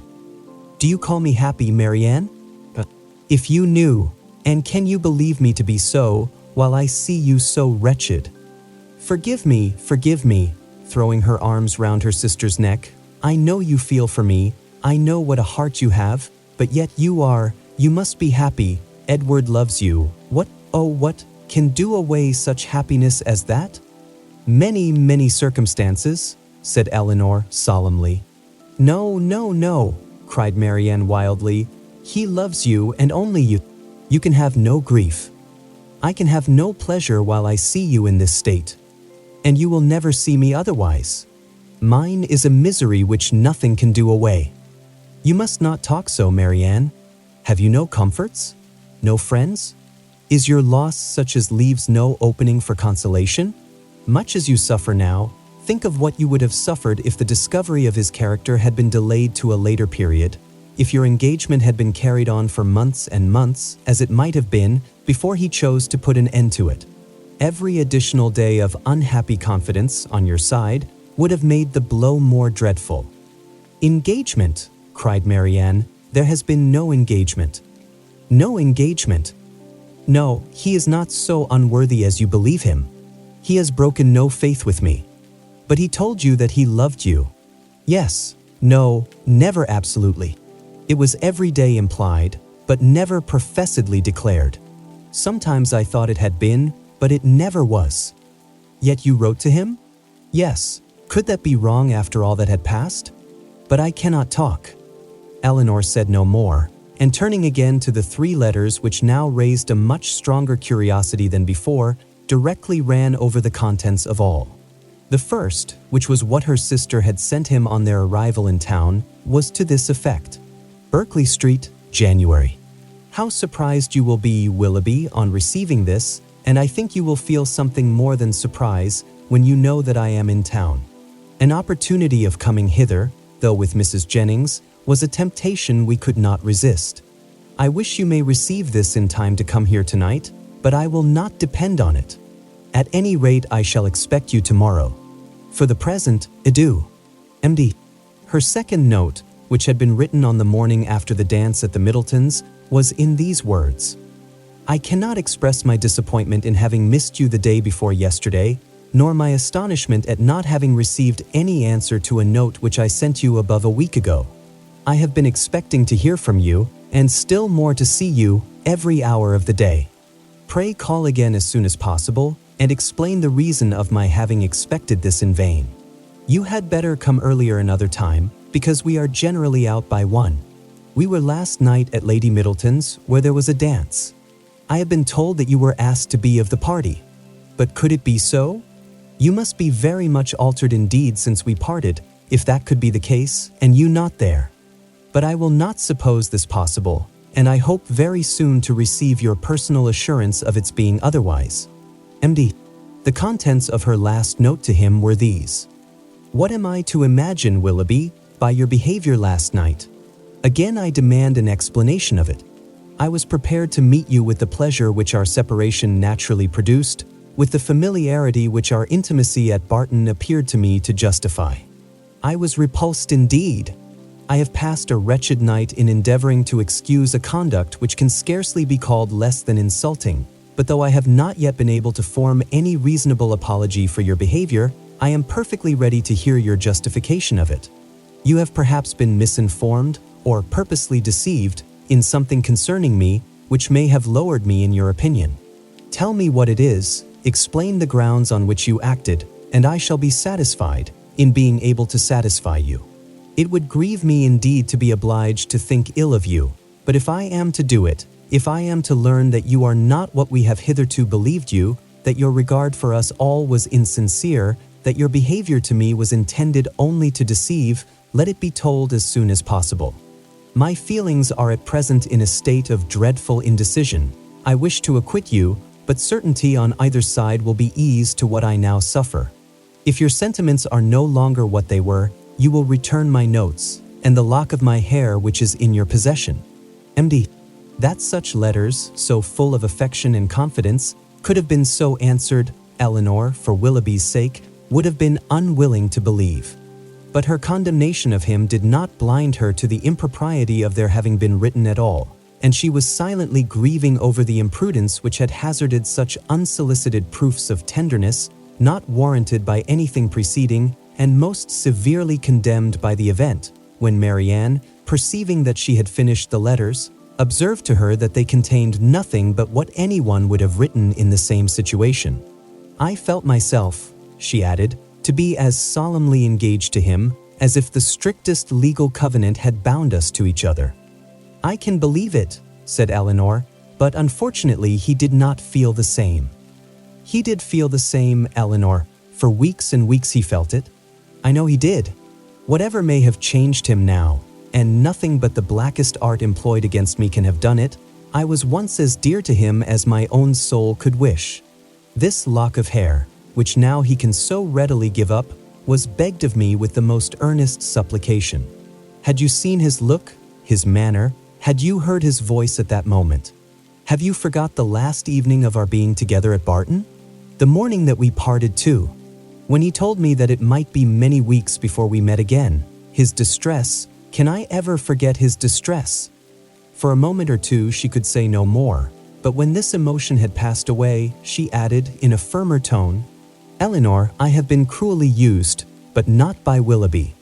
Dearest Marianne, who but himself? By whom can he have been instigated? By all the world, rather than by his own heart. I could rather believe every creature of my acquaintance leagued together to ruin me in his opinion than believe his nature capable of such cruelty. This woman of whom he writes, whoever she be, or anyone in short, but your own dear self, Mamma, and Edward, may have been so barbarous to belly me. Beyond you three, is there a creature in the world whom I would not rather suspect of evil than Willoughby, whose heart I know so well? Elinor would not contend, and only replied, whoever may have been so detestably your enemy, let them be cheated of their malignant triumph, my dear sister, by seeing how nobly the consciousness of your own innocence and good intentions supports your spirits. It is a reasonable and laudable pride which resists such malevolence.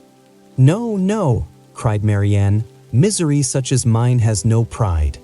I care not who knows that I am wretched. The triumph of seeing me so may be open to all the world. Elinor, they who suffer little may be proud and independent as they like, may resist insult or return mortification, but I cannot. I must feel, I must be wretched, and they are welcome to enjoy the consciousness of it that can. But for my mother's sake and mine, I would do more than for my own. But to appear happy when I am so miserable, who can require it? Again they were both silent.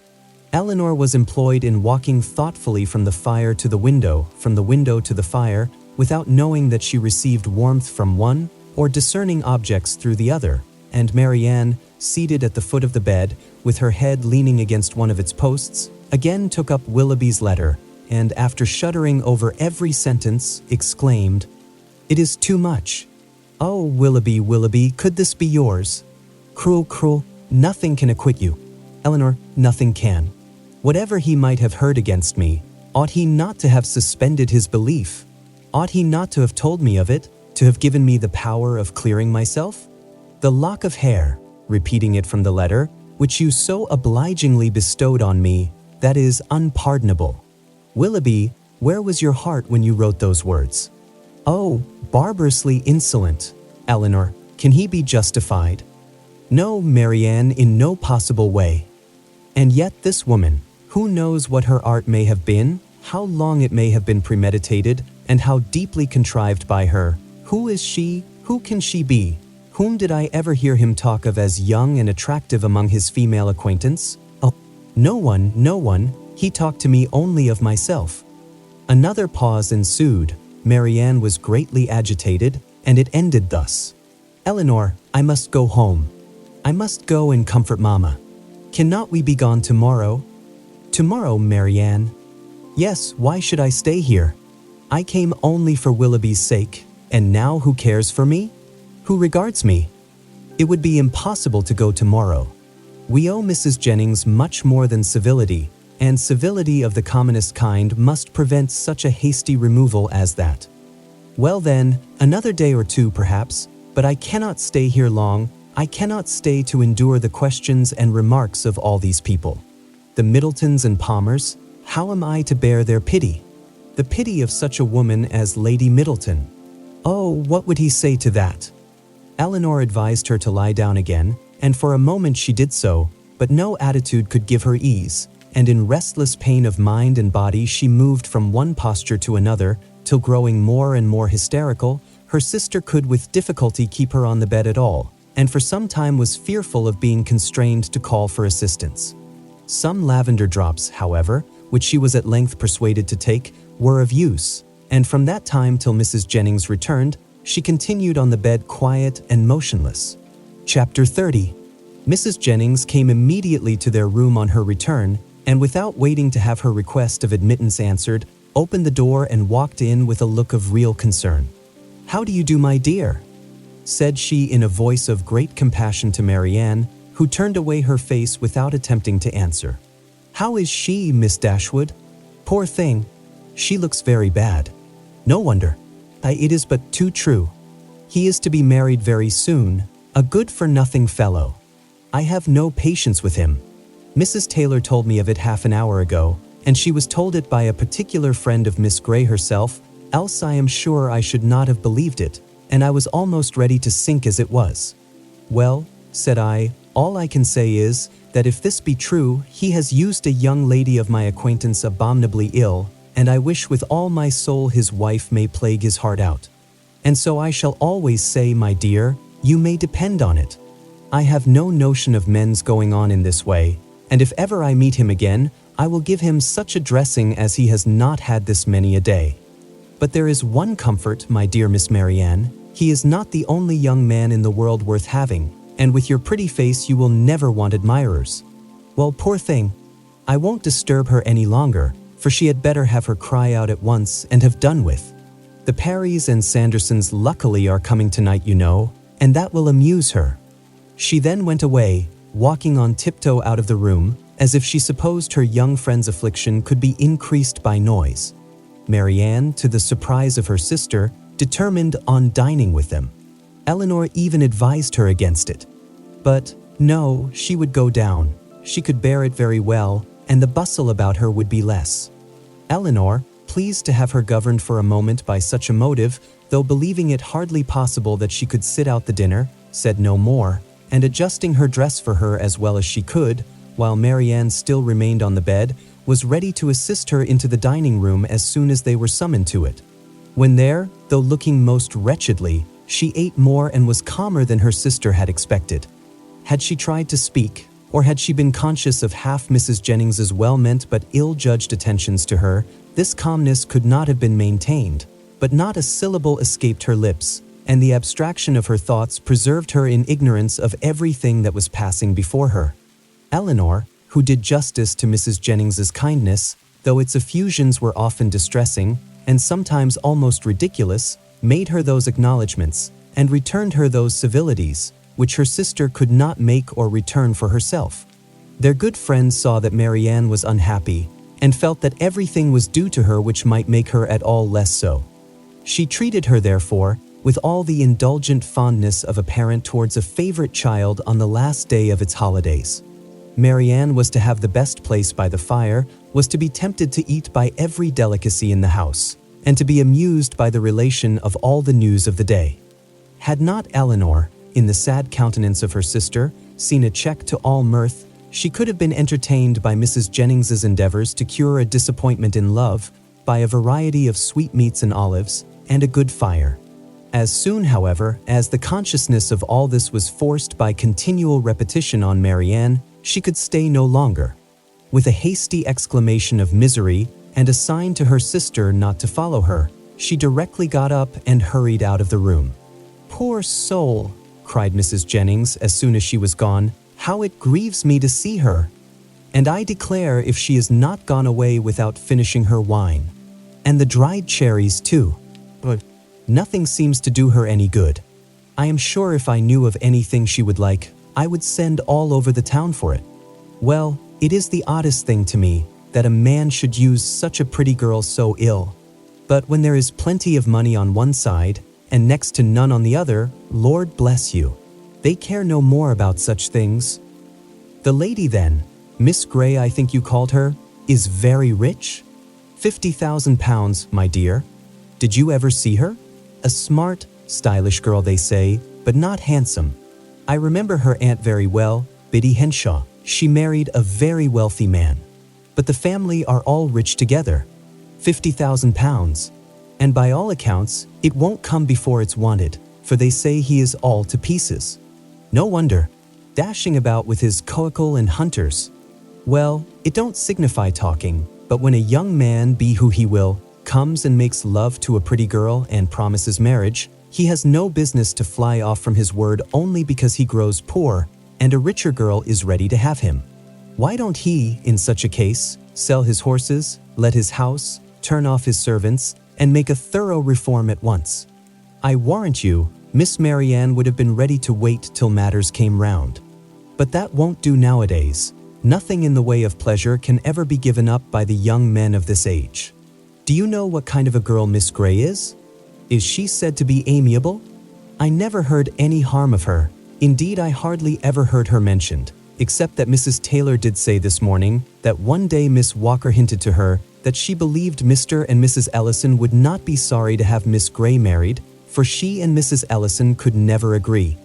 And who are the Ellisons? Her guardians, my dear. But now she is of age and may choose for herself, and a pretty choice she has made. What now? After pausing a moment, your poor sister is gone to her own room, I suppose, to moan by herself. Is there nothing one can get to comfort her? Poor dear, it seems quite cruel to let her be alone. Well, by and by we shall have a few friends, and that will amuse her a little. What shall we play at?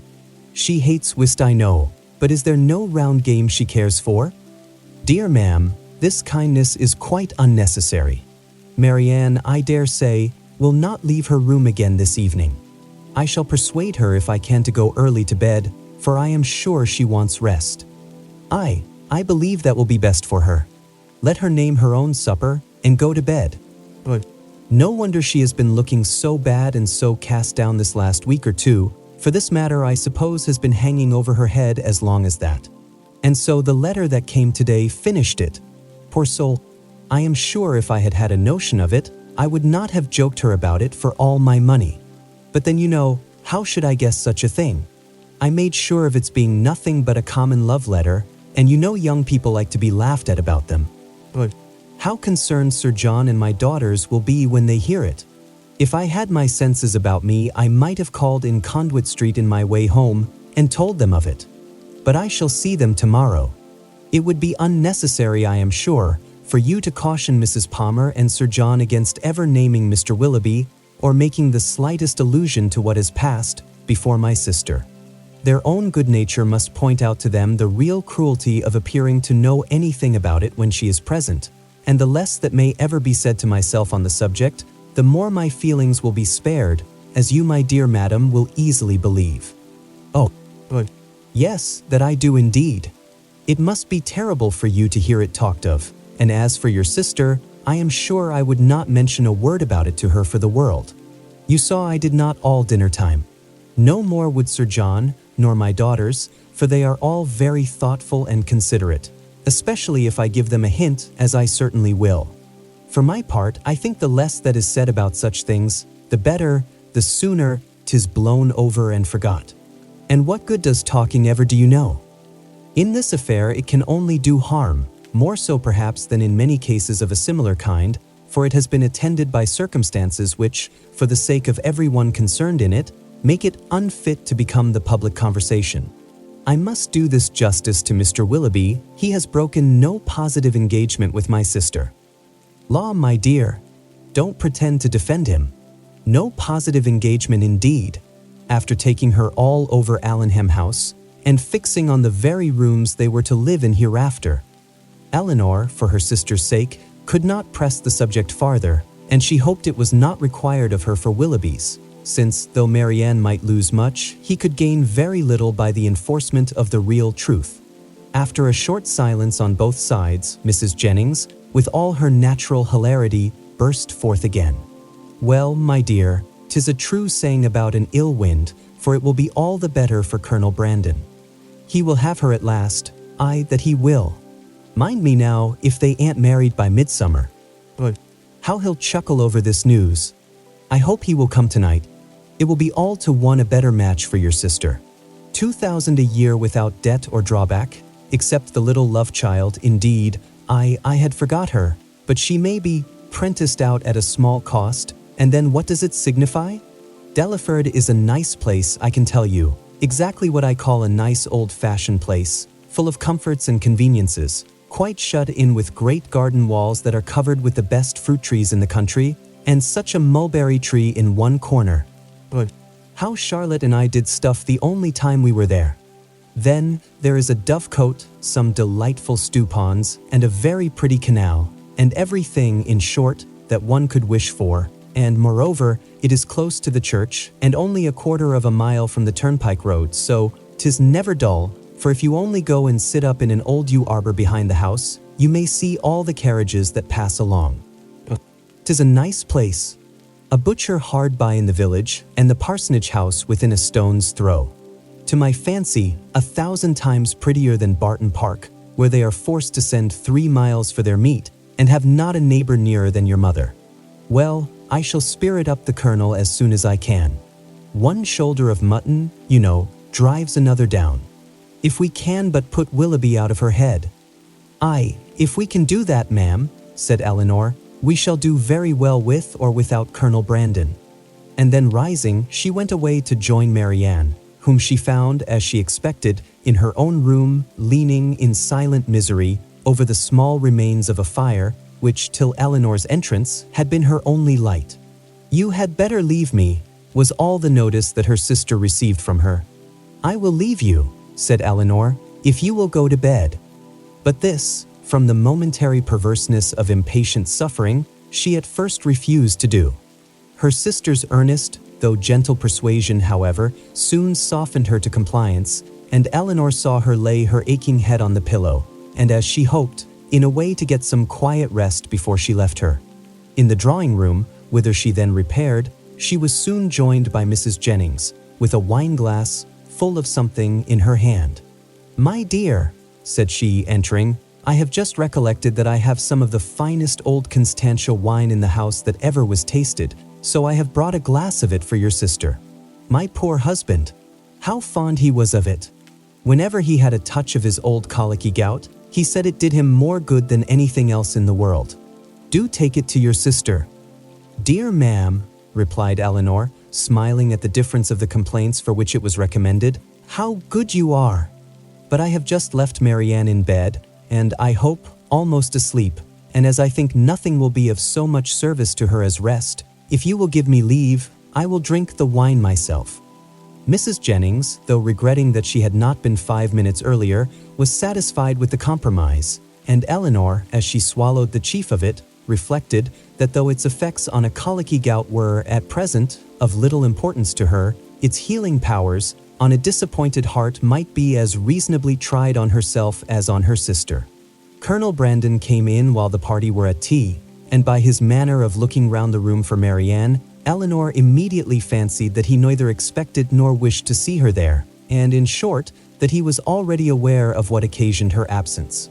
Mrs. Jennings was not struck by the same thought, for soon after his entrance, she walked across the room to the tea table where Elinor presided and whispered, "The Colonel looks as grave as ever you see." "He knows nothing of it. Do tell him, my dear." He shortly afterwards drew a chair close to hers, and, with a look which perfectly assured her of his good information, inquired after her sister. "Marianne is not well," said she. "She has been indisposed all day, and we have persuaded her to go to bed." "Perhaps, then," he hesitatingly replied, "what I heard this morning there may be more truth in it than I could believe possible at first." "What did you hear?" "That a gentleman whom I had reason to think, in short, that a man whom I knew to be engaged, but how shall I tell you? If you know it already, as surely you must, I may be spared." "You mean," answered Elinor with forced calmness, "Mr. Willoughby's marriage with Miss Grey." "Yes, we do know it all." This seems to have been a day of general elucidation, for this very morning first unfolded it to us. "Mr. Willoughby is unfathomable. Where did you hear it?" "In a stationer's shop in Pall Mall, where I had business. 2 ladies were waiting for their carriage, and one of them was giving the other an account of the intended match, in a voice so little attempting concealment that it was impossible for me not to hear all. The name of Willoughby, John Willoughby, frequently repeated, first caught my attention, and what followed was a positive assertion that everything was now finally settled respecting his marriage with Miss Grey. It was no longer to be a secret. It would take place even within a few weeks, with many particulars of preparations and other matters. One thing especially I remember, because it served to identify the man still more.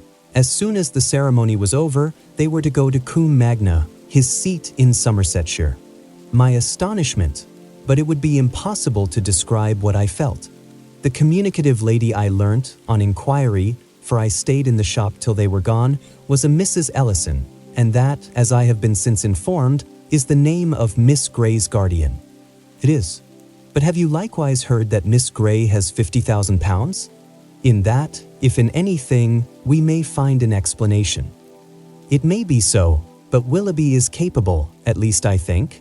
He stopped a moment, then added in a voice which seemed to distrust itself, "And your sister, how did she?" "Her sufferings have been very severe. I have only to hope that they may be proportionately short. It is a most cruel affliction. Till yesterday, I believe, she never doubted his regard, and even now, perhaps, but I am almost convinced that he never was really attached to her. He has been very deceitful, and in some points, there seems a hardness of heart about him." "Ah," said Colonel Brandon, "there is indeed. But your sister does not, I think you said so, she does not consider quite as you do? You know her disposition, and may believe how eagerly she would still justify him if she could." He made no answer, and soon afterwards, by the removal of the tea things and the arrangement of the card parties, the subject was necessarily dropped. Mrs. Jennings, who had watched them with pleasure while they were talking, and who expected to see the effect of Miss Dashwood's communication, in such an instantaneous gaiety on Colonel Brandon's side, as might have become a man in the bloom of youth, of hope and happiness, saw him, with amazement, remain the whole evening more serious and thoughtful than usual. Chapter 31. From a night of more sleep than she had expected, Marianne awoke the next morning to the same consciousness of misery in which she had closed her eyes. Elinor encouraged her as much as possible to talk of what she felt, and before breakfast was ready, they had gone through the subject again and again, and with the same steady conviction and affectionate counsel on Elinor's side, the same impetuous feelings and varying opinions on Marianne's as before. Sometimes she could believe Willoughby to be as unfortunate and as innocent as herself, and at others, lost every consolation in the impossibility of acquitting him. At one moment she was absolutely indifferent to the observation of all the world, at another she would seclude herself from it forever, and at a third could resist it with energy. In one thing, however, she was uniform, when it came to the point, in avoiding, where it was possible, the presence of Mrs. Jennings, and in a determined silence when obliged to endure it. Her heart was hardened against the belief of Mrs. Jennings's entering into her sorrows with any compassion. "No, no, no, it cannot be," she cried. "She cannot feel. Her kindness is not sympathy. Her good nature is not tenderness. All that she wants is gossip, and she only likes me now because I supply it." Elinor had not needed this to be assured of the injustice to which her sister was often led in her opinion of others by the irritable refinement of her own mind and the too great importance placed by her on the delicacies of a strong sensibility and the graces of a polished manner. Like half the rest of the world, if more than half there be that are clever and good, Marianne, with excellent abilities and an excellent disposition, was neither reasonable nor candid. She expected from other people the same opinions and feelings as her own, and she judged of their motives by the immediate effect of their actions on herself. Thus a circumstance occurred, while the sisters were together in their own room after breakfast, which sunk the heart of Mrs. Jennings still lower in her estimation, because, through her own weakness, it chanced to prove a source of fresh pain to herself, though Mrs. Jennings was governed in it by an impulse of the utmost goodwill. With a letter in her outstretched hand, and countenance gaily smiling, from the persuasion of bringing comfort, she entered their room, saying, "Now, my dear, I bring you something that I am sure will do you good." Marianne heard enough.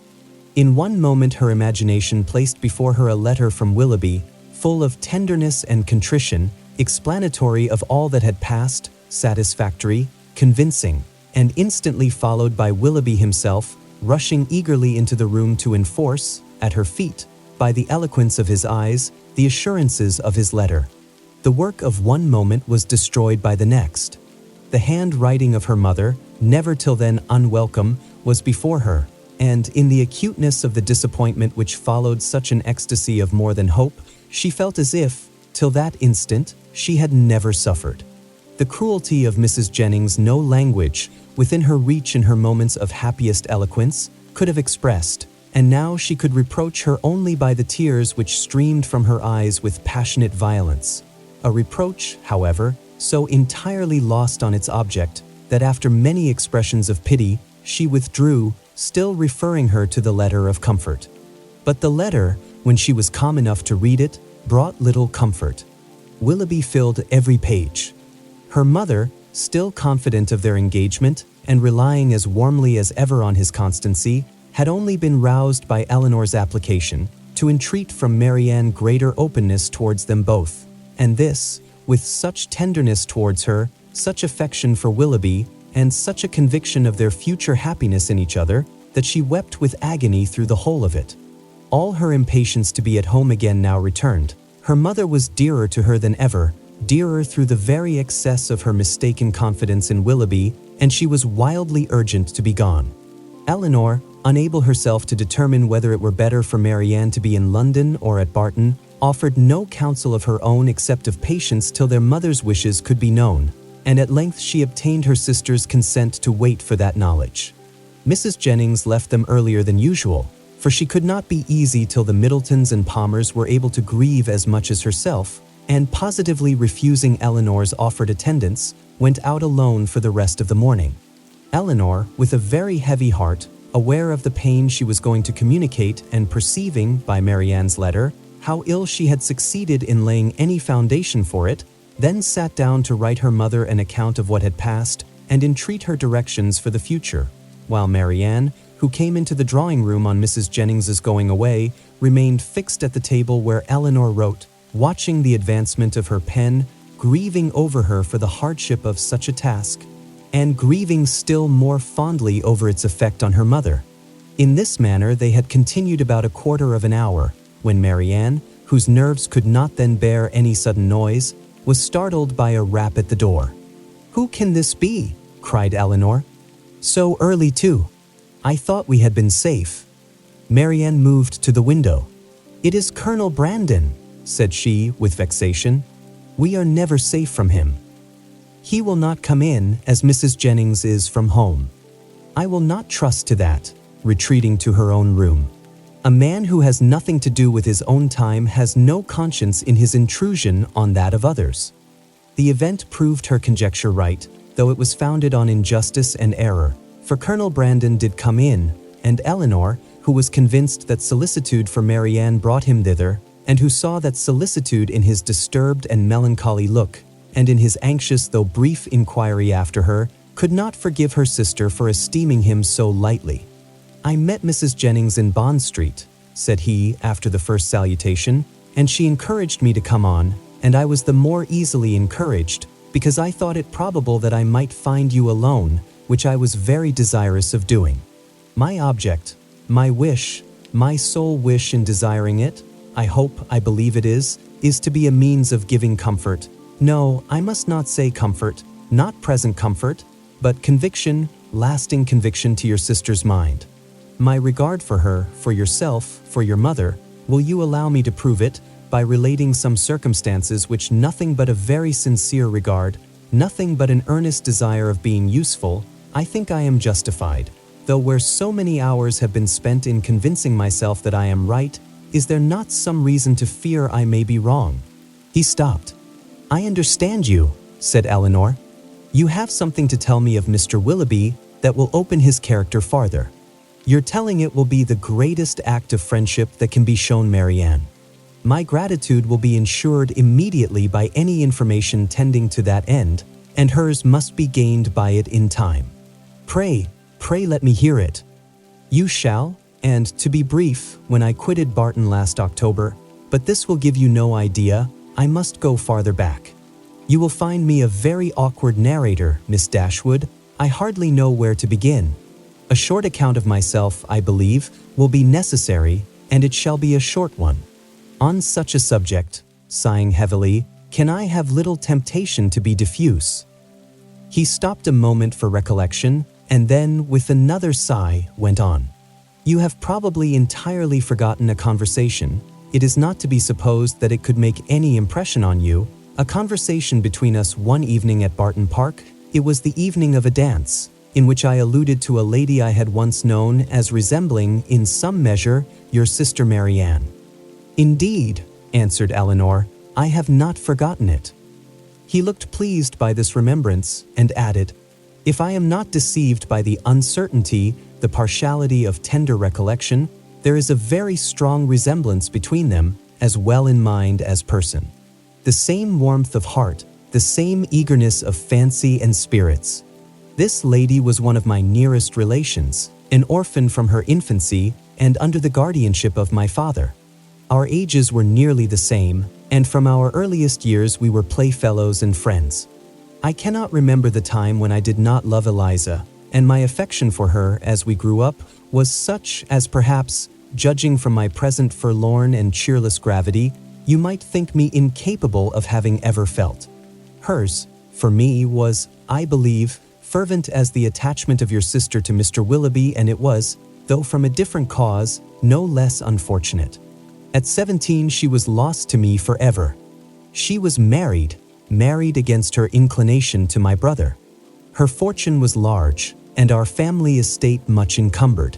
And this, I fear, is all that can be said for the conduct of one who was at once her uncle and guardian. My brother did not deserve her. He did not even love her. I had hoped that her regard for me would support her under any difficulty, and for some time it did. But at last the misery of her situation, for she experienced great unkindness, overcame all her resolution, and though she had promised me that nothing, but how blindly I relate. I have never told you how this was brought on. We were within a few hours of eloping together for Scotland. The treachery or the folly of my cousin's maid betrayed us. I was banished to the house of a relation far distant, and she was allowed no liberty, no society, no amusement, till my father's point was gained. I had depended on her fortitude too far, and the blow was a severe one. But had her marriage been happy, so young as I then was, a few months must have reconciled me to it, or at least I should not have now to lament it. This, however, was not the case. My brother had no regard for her. His pleasures were not what they ought to have been, and from the first he treated her unkindly. The consequence of this, upon a mind so young, so lively, so inexperienced as Mrs. Brandon's, was but too natural. She resigned herself at first to all the misery of her situation, and happy had it been if she had not lived to overcome those regrets which the remembrance of me occasioned. But can we wonder that, with such a husband to provoke inconstancy, and without a friend to advise or restrain her, for my father lived only a few months after their marriage, and I was with my regiment in the East Indies, she should fall? Had I remained in England, perhaps, but I meant to promote the happiness of both by removing from her for years, and for that purpose had procured my exchange. The shock which her marriage had given me, he continued in a voice of great agitation, was of trifling weight, was nothing to what I felt when I heard, about 2 years afterwards, of her divorce. It was that which threw this gloom, even now the recollection of what I suffered. He could say no more, and rising hastily walked for a few minutes about the room. Elinor, affected by his relation, and still more by his distress, could not speak. He saw her concern, and coming to her, took her hand, pressed it, and kissed it with grateful respect. A few minutes more of silent exertion enabled him to proceed with composure. It was nearly 3 years after this unhappy period before I returned to England. My first care, when I did arrive, was of course to seek for her, but the search was as fruitless as it was melancholy. I could not trace her beyond her first seducer, and there was every reason to fear that she had removed from him only to sink deeper in a life of sin. Her legal allowance was not adequate to her fortune, nor sufficient for her comfortable maintenance, and I learnt from my brother that the power of receiving it had been made over some months before to another person. He imagined, and calmly could he imagine it, that her extravagance and consequent distress had obliged her to dispose of it for some immediate relief. At last, however, and after I had been 6 months in England, I did find her. Regard for a former servant of my own, who had since fallen into misfortune, carried me to visit him in a sponging house, where he was confined for debt, and there, in the same house, under a similar confinement, was my unfortunate sister. So altered, so faded, worn down by acute suffering of every kind. Hardly could I believe the melancholy and sickly figure before me to be the remains of the lovely, blooming, healthful girl on whom I had once doted. What I endured in so beholding her, but I have no right to wound your feelings by attempting to describe it. I have pained you too much already. That she was, to all appearance, in the last stage of a consumption, was, yes, in such a situation it was my greatest comfort. Life could do nothing for her beyond giving time for a better preparation for death, and that was given. I saw her placed in comfortable lodgings, and under proper attendance, I visited her every day during the rest of her short life. I was with her in her last moments. Again he stopped to recover himself, and Elinor spoke her feelings in an exclamation of tender concern at the fate of his unfortunate friend. "Your sister, I hope, cannot be offended," said he, "by the resemblance I have fancied between her and my poor disgraced relation. Their fates, their fortunes, cannot be the same, and had the natural sweet disposition of the one been guarded by a firmer mind or a happier marriage, she might have been all that you will live to see the other be. But to what does all this lead? I seem to have been distressing you for nothing. Miss Dashwood, a subject such as this, untouched for 14 years, it is dangerous to handle it at all. I will be more collected, more concise. She left to my care her only child, a little girl, the offspring of her first guilty connection, who was then about 3 years old. She loved the child and had always kept it with her. It was a valued, a precious trust to me, and gladly would I have discharged it in the strictest sense, by watching over her education myself, had the nature of our situations allowed it. But I had no family, no home, and my little Eliza was therefore placed at school. I saw her there whenever I could, and after the death of my brother, which happened about 5 years ago, and which left to me the possession of the family property, she visited me at Delaford. I called her a distant relation, but I am well aware that I have in general been suspected of a much nearer connection with her. It is now 3 years ago, she had just reached her 14th year, that I removed her from school to place her under the care of a very respectable woman residing in Dorsetshire, who had the charge of 4 or 5 other girls of about the same time of life, and for 2 years I had every reason to be pleased with her situation. But last February, almost a 12-month back, she suddenly disappeared. I had allowed her, imprudently as it has since turned out, at her earnest desire, to go to Bath with one of her young friends, who was attending her father there for his health. I knew him to be a very good sort of man, and I thought well of his daughter, better than she deserved, for, with a most obstinate and ill-judged secrecy, she would tell nothing, would give no clue, though she certainly knew all. He, her father, a well-meaning, but not a quick-sighted man, could really, I believe, give no information, for he had been generally confined to the house, while the girls were ranging over the town and making what acquaintance they chose, and he tried to convince me, as thoroughly as he was convinced himself, of his daughter's being entirely unconcerned in the business. In short, I could learn nothing but that she was gone. All the rest, for 8 long months, was left to conjecture. What I thought, what I feared, may be imagined, and what I suffered too. "Good heavens!" cried Elinor. "Could it be? Could Willoughby?" "The first news that reached me of her," he continued, "came in a letter from herself last October. It was forwarded to me from Delaford, and I received it on the very morning of our intended party to Whitwell, and this was the reason of my leaving Barton so suddenly, which I am sure must at the time have appeared strange to everybody, and which I believe gave offense to some. Little did Mr. Willoughby imagine, I suppose, when his looks censured me for incivility in breaking up the party, that I was called away to the relief of one whom he had made poor and miserable. But had he known it, what would it have availed? Would he have been less gay or less happy in the smiles of your sister? No, he had already done that, which no man who can feel for another would do. He had left the girl whose youth and innocence he had seduced in a situation of the utmost distress, with no creditable home, no help, no friends, ignorant of his address. He had left her, promising to return. He neither returned, nor wrote, nor relieved her. "This is beyond everything," exclaimed Elinor. "His character is now before you, expensive, dissipated, and worse than both.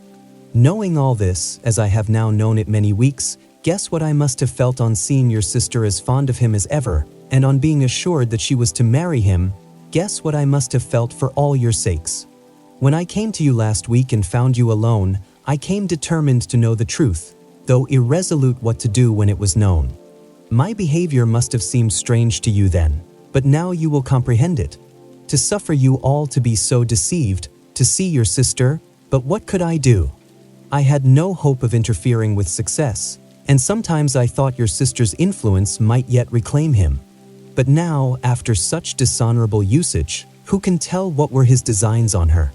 Whatever they may have been, however, she may now, and hereafter doubtless will turn with gratitude towards her own condition, when she compares it with that of my poor Eliza, when she considers the wretched and hopeless situation of this poor girl, and pictures her to herself, with an affection for him so strong, still as strong as her own, and with a mind tormented by self-reproach, which must attend her through life. Surely this comparison must have its use with her. She will feel her own sufferings to be nothing. They proceed from no misconduct, and can bring no disgrace. On the contrary, every friend must be made still more her friend by them. Concern for her unhappiness, and respect for her fortitude under it, must strengthen every attachment. Use your own discretion, however, in communicating to her what I have told you. You must know best what will be its effect, but had I not seriously, and from my heart believed it might be of service, might lessen her regrets, I would not have suffered myself to trouble you with this account of my family afflictions, with a recital which may seem to have been intended to raise myself at the expense of others." Elinor's thanks followed this speech with grateful earnestness, attended too with the assurance of her expecting material advantage to Marianne from the communication of what had passed. "I have been more pained," said she, "by her endeavors to acquit him than by all the rest, for it irritates her mind more than the most perfect conviction of his unworthiness can do. Now, though at first she will suffer much, I am sure she will soon become easier. Have you," she continued after a short silence, "ever seen Mr. Willoughby since you left him at Barton?" "Yes," he replied gravely, "once I have. One meeting was unavoidable." Elinor, startled by his manner, looked at him anxiously, saying, "What? Have you met him to—" "I could meet him no other way."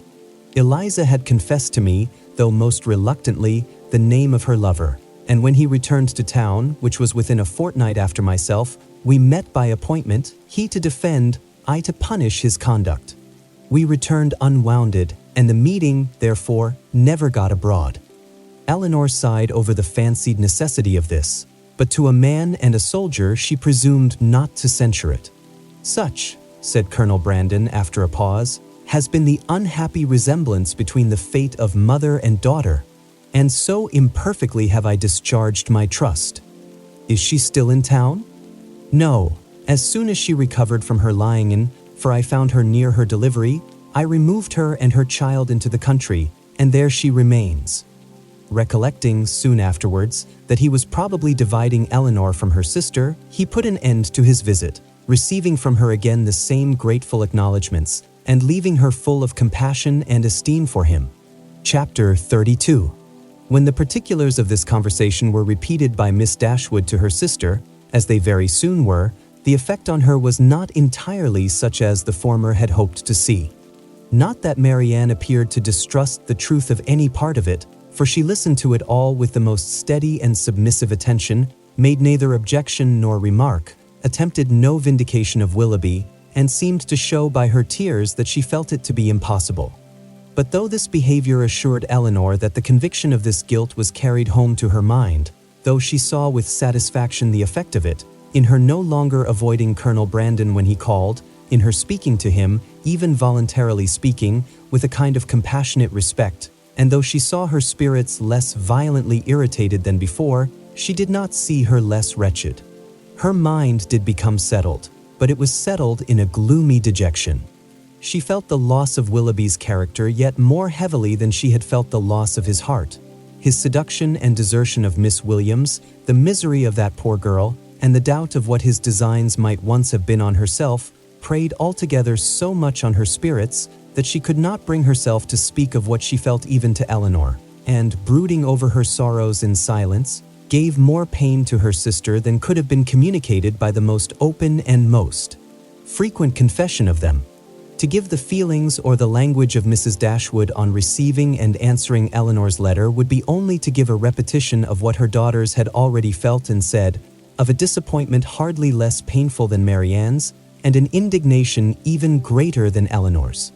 Long letters from her, quickly succeeding each other, arrived to tell all that she suffered and thought, to express her anxious solicitude for Marianne, and entreat she would bear up with fortitude under this misfortune.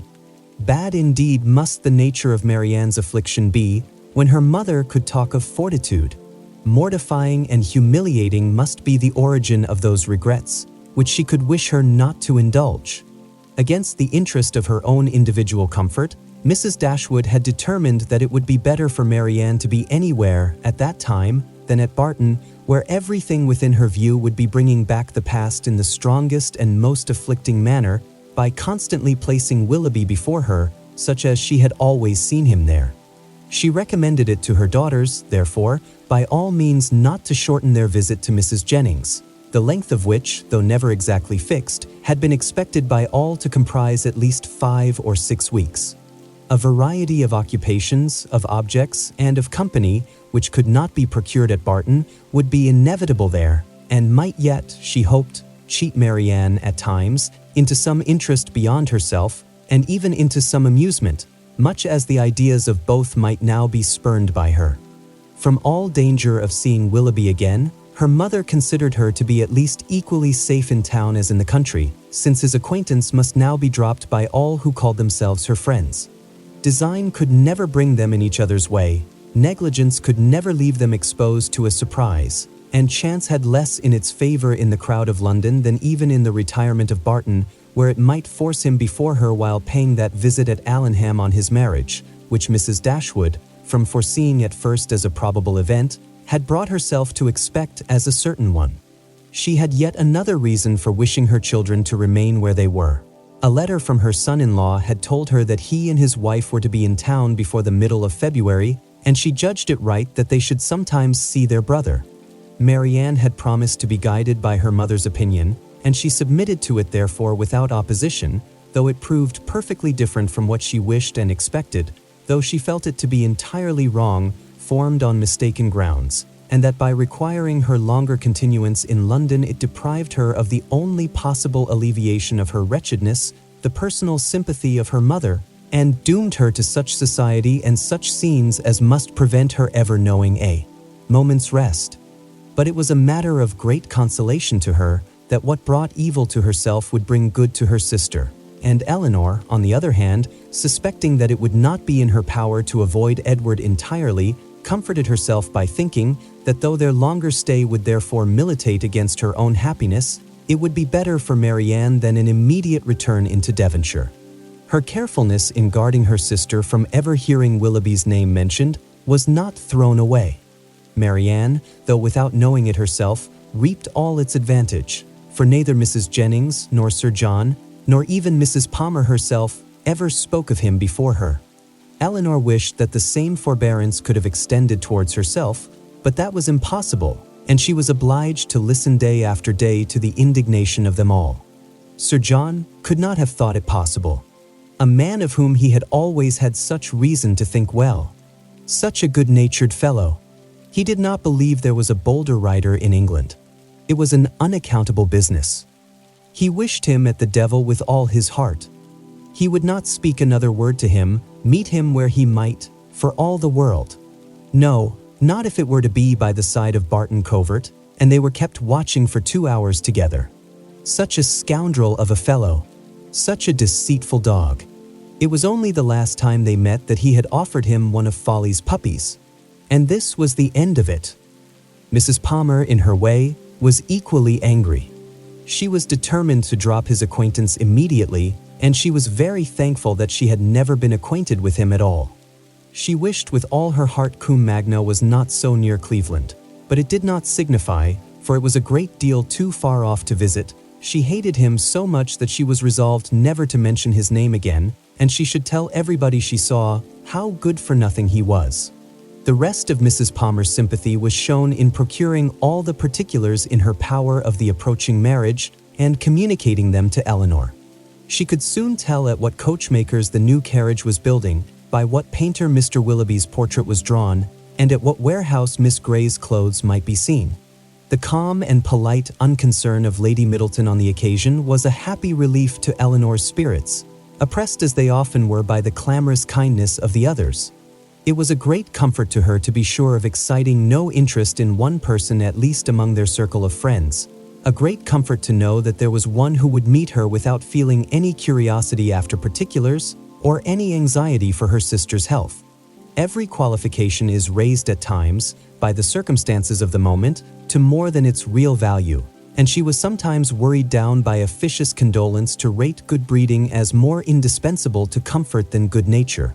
Lady Middleton expressed her sense of the affair about once every day or twice, if the subject occurred very often, by saying, "It is very shocking indeed," and by the means of this continual though gentle vent, was able not only to see the Miss Dashwoods from the first without the smallest emotion, but very soon to see them without recollecting a word of the matter, and having thus supported the dignity of her own sex, and spoken her decided censure of what was wrong in the other, she thought herself at liberty to attend to the interest of her own assemblies, and therefore determined, though rather against the opinion of Sir John, that as Mrs. Willoughby would at once be a woman of elegance and fortune, to leave her card with her as soon as she married. Colonel Brandon's delicate, unobtrusive inquiries were never unwelcome to Miss Dashwood. He had abundantly earned the privilege of intimate discussion of her sister's disappointment by the friendly zeal with which he had endeavored to soften it, and they always conversed with confidence. His chief reward for the painful exertion of disclosing past sorrows and present humiliations was given in the pitying eye with which Marianne sometimes observed him, and the gentleness of her voice whenever, though it did not often happen, she was obliged, or could oblige herself to speak to him. These assured him that his exertion had produced an increase of goodwill towards himself, and these gave Elinor hopes of its being farther augmented hereafter. But Mrs. Jennings, who knew nothing of all this, who knew only that the Colonel continued as grave as ever, and that she could neither prevail on him to make the offer himself, nor commission her to make it for him, began, at the end of 2 days, to think that, instead of midsummer, they would not be married till Michaelmas, and by the end of a week that it would not be a match at all. The good understanding between the Colonel and Miss Dashwood seemed rather to declare that the honours of the mulberry tree, the canal, and the yew arbor would all be made over to her, and Mrs. Jennings had, for some time, ceased to think at all of Mrs. Ferrars. Early in February, within a fortnight from the receipt of Willoughby's letter, Elinor had the painful office of informing her sister that he was married. She had taken care to have the intelligence conveyed to herself as soon as it was known that the ceremony was over, as she was desirous that Marianne should not receive the first notice of it from the public papers, which she saw her eagerly examining every morning. She received the news with resolute composure, made no observation on it, and at first shed no tears, but after a short time they would burst out, and for the rest of the day, she was in a state hardly less pitiable than when she first learnt to expect the event. The Willoughbys left town as soon as they were married, and Elinor now hoped, as there could be no danger of her seeing either of them, to prevail on her sister, who had never yet left the house since the blow first fell, to go out again by degrees as she had done before. About this time the two Miss Steeles, lately arrived at their cousin's house in Bartlett's Buildings, Holborn, presented themselves again before their more grand relations in Conduit and Berkeley Streets, and were welcomed by them all with great cordiality. Elinor only was sorry to see them. Their presence always gave her pain, and she hardly knew how to make a very gracious return to the overpowering delight of Lucy in finding her still in town. "I should have been quite disappointed if I had not found you here still," said she repeatedly, with a strong emphasis on the word. "But I always thought I should. I was almost sure you would not leave London yet a while, though you told me, you know, at Barton, that you should not stay above a month. But I thought, at the time, that you would most likely change your mind when it came to the point. It would have been such a great pity to have went away before your brother and sister came. And now to be sure you will be in no hurry to be gone. I am amazingly glad you did not keep to your word." Elinor perfectly understood her, and was forced to use all her self-command to make it appear that she did not. "Well, my dear," said Mrs. Jennings, "and how did you travel?" "Not in the stage, I assure you," replied Miss Steele, with quick exultation. "We came post all the way, and had a very smart beau to attend us. Dr. Davies was coming to town, and so we thought we'd join him in a post-chaise, and he behaved very genteelly, and paid 10 or 12 shillings more than we did." Oh, cried Mrs. Jennings, "very pretty indeed. And the doctor is a single man, I warrant you." "There now," said Miss Steele, affectedly simpering, "everybody laughs at me so about the doctor, and I cannot think why. My cousins say they are sure I have made a conquest, but for my part one declare I never think about him from one hour's end to another. Lord, here comes your beau, Nancy," my cousin said t'other day, when she saw him crossing the street to the house. "My beau indeed," said I cannot think who you mean. "The doctor is no beau of mine." That is very pretty talking, but it won't do. The doctor is the man, I see." "No, indeed," replied her cousin with affected earnestness, "and I beg you will contradict it, if you ever hear it talked of." Mrs. Jennings directly gave her the gratifying assurance that she certainly would not, and Miss Steele was made completely happy. "I suppose you will go and stay with your brother and sister, Miss Dashwood, when they come to town?" said Lucy, returning, after a cessation of hostile hints, to the charge. "No, I do not think we shall." "Oh yes, I dare say you will." Elinor would not humor her by farther opposition. "What a charming thing it is that Mrs. Dashwood can spare you both for so long a time together." "Long a time indeed," interposed Mrs. Jennings. "Why, their visit is but just begun." Lucy was silenced. "I am sorry we cannot see your sister, Miss Dashwood," said Miss Steele. "I am sorry she is not well," for Marianne had left the room on their arrival. "You are very good. My sister will be equally sorry to miss the pleasure of seeing you, but she has been very much plagued lately with nervous headaches, which make her unfit for company or conversation." "Oh dear, that is a great pity. But such old friends as Lucy and me, I think she might see us, and I am sure we would not speak a word." Elinor, with great civility, declined the proposal. Her sister was perhaps laid down upon the bed, or in her dressing gown, and therefore not able to come to them. "Oh, if that's all," cried Miss Steele, "we can just as well go and see her." Elinor began to find this impertinence too much for her temper, but she was saved the trouble of checking it by Lucy's sharp reprimand, which now, as on many occasions, though it did not give much sweetness to the manners of one sister, was of advantage in governing those of the other. Chapter 33. After some opposition, Marianne yielded to her sister's entreaties and consented to go out with her and Mrs. Jennings one morning for half an hour. She expressly conditioned, however, for paying no visits and would do no more than accompany them to Gray's in Sackville Street, where Elinor was carrying on a negotiation for the exchange of a few old-fashioned jewels of her mother. When they stopped at the door, Mrs. Jennings recollected that there was a lady at the other end of the street on whom she ought to call, and as she had no business at Gray's, it was resolved that while her young friends transacted theirs, she should pay her visit and return for them. On ascending the stairs, the Miss Dashwoods found so many people before them in the room that there was not a person at liberty to tend to their orders, and they were obliged to wait. All that could be done was to sit down at that end of the counter which seemed to promise the quickest succession. One gentleman only was standing there, and it is probable that Elinor was not without hope of exciting his politeness to a quicker dispatch. But the correctness of his eye and the delicacy of his taste proved to be beyond his politeness. He was giving orders for a toothpick case for himself, until its size, shape, and ornaments were determined, all of which, after examining and debating for a quarter of an hour over every toothpick case in the shop, were finally arranged by his own inventive fancy. He had no leisure to bestow any other attention on the two ladies than what was comprised in 3 or 4 very broad stares, a kind of notice which served to imprint on Elinor the remembrance of a person and face of strong, natural, sterling insignificance, though adorned in the first style of fashion. Marianne was spared from the troublesome feelings of contempt and resentment on this impertinent examination of their features and on the puppyism of his manner in deciding on all the different horrors of the different toothpick cases presented to his inspection by remaining unconscious of it all, for she was as well able to collect her thoughts within herself and be as ignorant of what was passing around her in Mr. Gray's shop as in her own bedroom.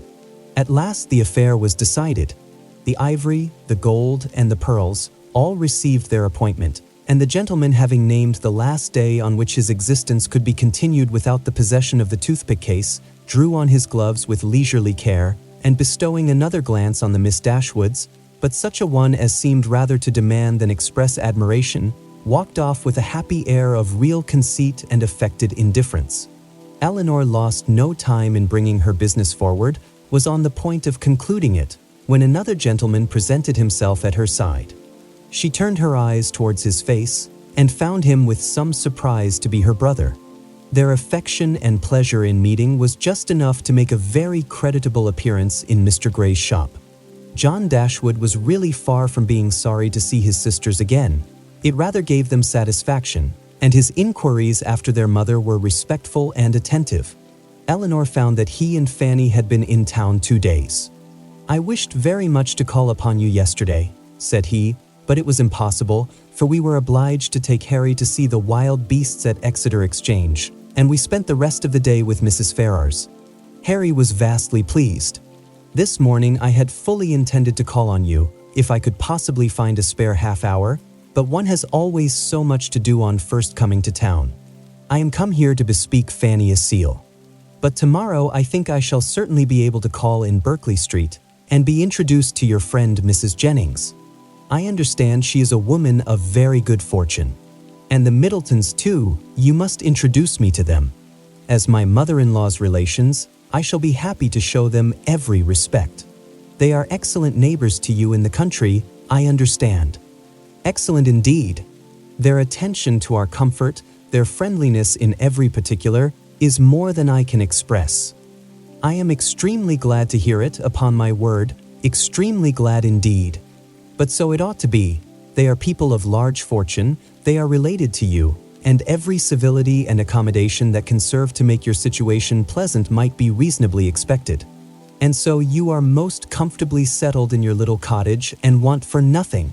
Edward brought us a most charming account of the place, the most complete thing of its kind, he said, that ever was, and you all seem to enjoy it beyond anything. It was a great satisfaction to us to hear it, I assure you." Elinor did feel a little ashamed of her brother, and was not sorry to be spared the necessity of answering him by the arrival of Mrs. Jennings's servant, who came to tell her that his mistress waited for them at the door.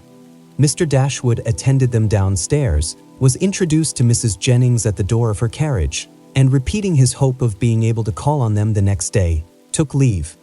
His visit was duly paid. He came with a pretense at an apology from their sister-in-law for not coming too, but she was so much engaged with her mother that really she had no leisure for going anywhere. Mrs. Jennings, however, assured him directly that she should not stand upon ceremony, for they were all cousins, or something like it, and she should certainly wait on Mrs. John Dashwood very soon and bring her sisters to see her. His manners to them, though calm, were perfectly kind. To Mrs. Jennings, most attentively civil, and on Colonel Brandon's coming in soon after himself, he eyed him with a curiosity which seemed to say that he only wanted to know him to be rich, to be equally civil to him. After staying with them half an hour, he asked Elinor to walk with him to Conduit Street and introduce him to Sir John and Lady Middleton. The weather was remarkably fine, and she readily consented. As soon as they were out of the house, his inquiries began. "Who is Colonel Brandon? Is he a man of fortune?" "Yes, he has very good property in Dorsetshire." "I am glad of it. He seems a most gentlemanlike man, and I think, Elinor, I may congratulate you on the prospect of a very respectable establishment in life." "Me, brother? What do you mean?" "He likes you. I observed him narrowly and am convinced of it." "What is the amount of his fortune?" "I believe about 2,000 a year." 2,000 a year, and then working himself up to a pitch of enthusiastic generosity, he added, "Elinor, I wish with all my heart it were twice as much, for your sake." "Indeed, I believe you," replied Elinor, "but I am very sure that Colonel Brandon has not the smallest wish of marrying me." "You are mistaken, Elinor. You are very much mistaken. A very little trouble on your side secures him. Perhaps just at present he may be undecided. The smallness of your fortune may make him hang back. His friends may all advise him against it. But some of those little attentions and encouragements which ladies can so easily give will fix him, in spite of himself. And there can be no reason why you should not try for him. It is not to be supposed that any prior attachment on your side, in short, you know, as to an attachment of that kind, it is quite out of the question, the objections are insurmountable, you have too much sense not to see all that. Colonel Brandon must be the man, and no civility shall be wanting on my part to make him pleased with you and your family. It is a match that must give universal satisfaction. In short, it is a kind of thing that, lowering his voice to an important whisper, will be exceedingly welcome to all parties." Recollecting himself, however, he added, "That is, I mean to say, your friends are all truly anxious to see you well settled. Fanny particularly, for she has your interest very much at heart, I assure you. And her mother too, Mrs. Ferrars, a very good-natured woman, I am sure it would give her great pleasure. She said as much the other day." Elinor would not vouchsafe any answer. "It would be something remarkable now," he continued, "something droll, if Fanny should have a brother and I a sister settling at the same time. And yet it is not very unlikely." "Is Mr. Edward Ferrars," said Elinor with resolution, "going to be married?" "It is not actually settled, but there is such a thing in agitation. He has a most excellent mother. Mrs. Ferrars, with the utmost liberality, will come forward and settle on him 1,000 a year if the match takes place. The lady is the Hon. Miss Morton, only daughter of the late Lord Morton, with £30,000. A very desirable connection on both sides, and I have not a doubt of its taking place in time. 1,000 a year is a great deal for a mother to give away, to make over forever, but Mrs. Ferrars has a noble spirit. To give you another instance of her liberality, the other day, as soon as we came to town, aware that money could not be very plenty with us just now, she put banknotes into Fanny's hands to the amount of £200. And extremely acceptable it is, for we must live at a great expense while we are here." He paused for her assent and compassion, and she forced herself to say, "Your expenses both in town and country must certainly be considerable, but your income is a large one." "Not so large, I dare say, as many people suppose." I do not mean to complain, however. It is undoubtedly a comfortable one, and I hope will in time be better. The enclosure of Norland Common, now carrying on, is a most serious drain. And then I have made a little purchase within this half year. East Kingham Farm, you must remember the place where old Gibson used to live. The land was so very desirable for me in every respect, so immediately adjoining my own property, that I felt it my duty to buy it. I could not have answered it to my conscience to let it fall into any other hands. A man must pay for his convenience, and it has cost me a vast deal of money. More than you think it really and intrinsically worth. Why, I hope not that. I might have sold it again the next day for more than I gave, but with regard to the purchase money, I might have been very unfortunate indeed, for the stocks were at that time so low that if I had not happened to have the necessary sum in my banker's hands, I must have sold out to very great loss. Elinor could only smile. Other great and inevitable expenses, too, we have had on first coming to Norland. Our respected father, as you well know, bequeathed all the Stanhill effects that remained at Norland, and very valuable they were, to your mother. Far be it from me to repine at his doing so. He had an undoubted right to dispose of his own property as he chose, but, in consequence of it, we have been obliged to make large purchases of linen, china, and to supply the place of what was taken away. You may guess, after all these expenses, how very far we must be from being rich, and how acceptable Mrs. Ferrars's kindness is. Certainly, said Elinor, and assisted by her liberality, I hope you may yet live to be in easy circumstances. Another year or two may do much towards it, he gravely replied, but however there is still a great deal to be done. There is not a stone laid of Fanny's greenhouse, and nothing but the plan of the flower garden marked out. Where is the greenhouse to be? Upon the knoll behind the house. The old walnut trees are all come down to make room for it. It will be a very fine object from many parts of the park, and the flower garden will slope down just before it and be exceedingly pretty. We have cleared away all the old thorns that grew in patches over the brow. Elinor kept her concern and her censure to herself, and was very thankful that Marianne was not present to share the provocation. Having now said enough to make his poverty clear, and to do away the necessity of buying a pair of earrings for each of his sisters, in his next visit at Gray's, his thoughts took a cheerfuller turn, and he began to congratulate Elinor on having such a friend as Mrs. Jennings. She seems a most valuable woman indeed. Her house, her style of living, all bespeak an exceeding good income, and it is an acquaintance that has not only been of great use to you hitherto, but in the end may prove materially advantageous. Her inviting you to town is certainly a vast thing in your favor, and indeed, it speaks altogether so great a regard for you that in all probability when she dies you will not be forgotten. She must have a great deal to leave. Nothing at all, I should rather suppose, for she has only her jointure, which will descend to her children. But it is not to be imagined that she lives up to her income. Few people of common prudence will do that, and whatever she saves, she will be able to dispose of. And do you not think it more likely that she should leave it to her daughters than to us?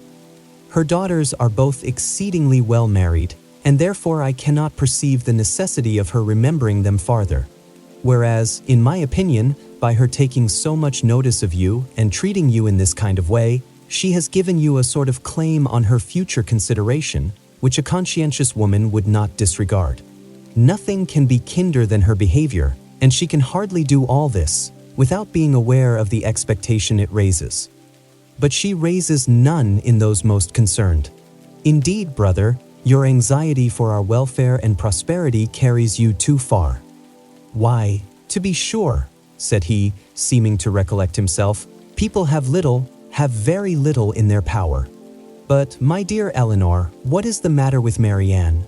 She looks very unwell, has lost her color, and is grown quite thin. Is she ill? She is not well. She has had a nervous complaint on her for several weeks. I am sorry for that. At her time of life, anything of an illness destroys the bloom forever.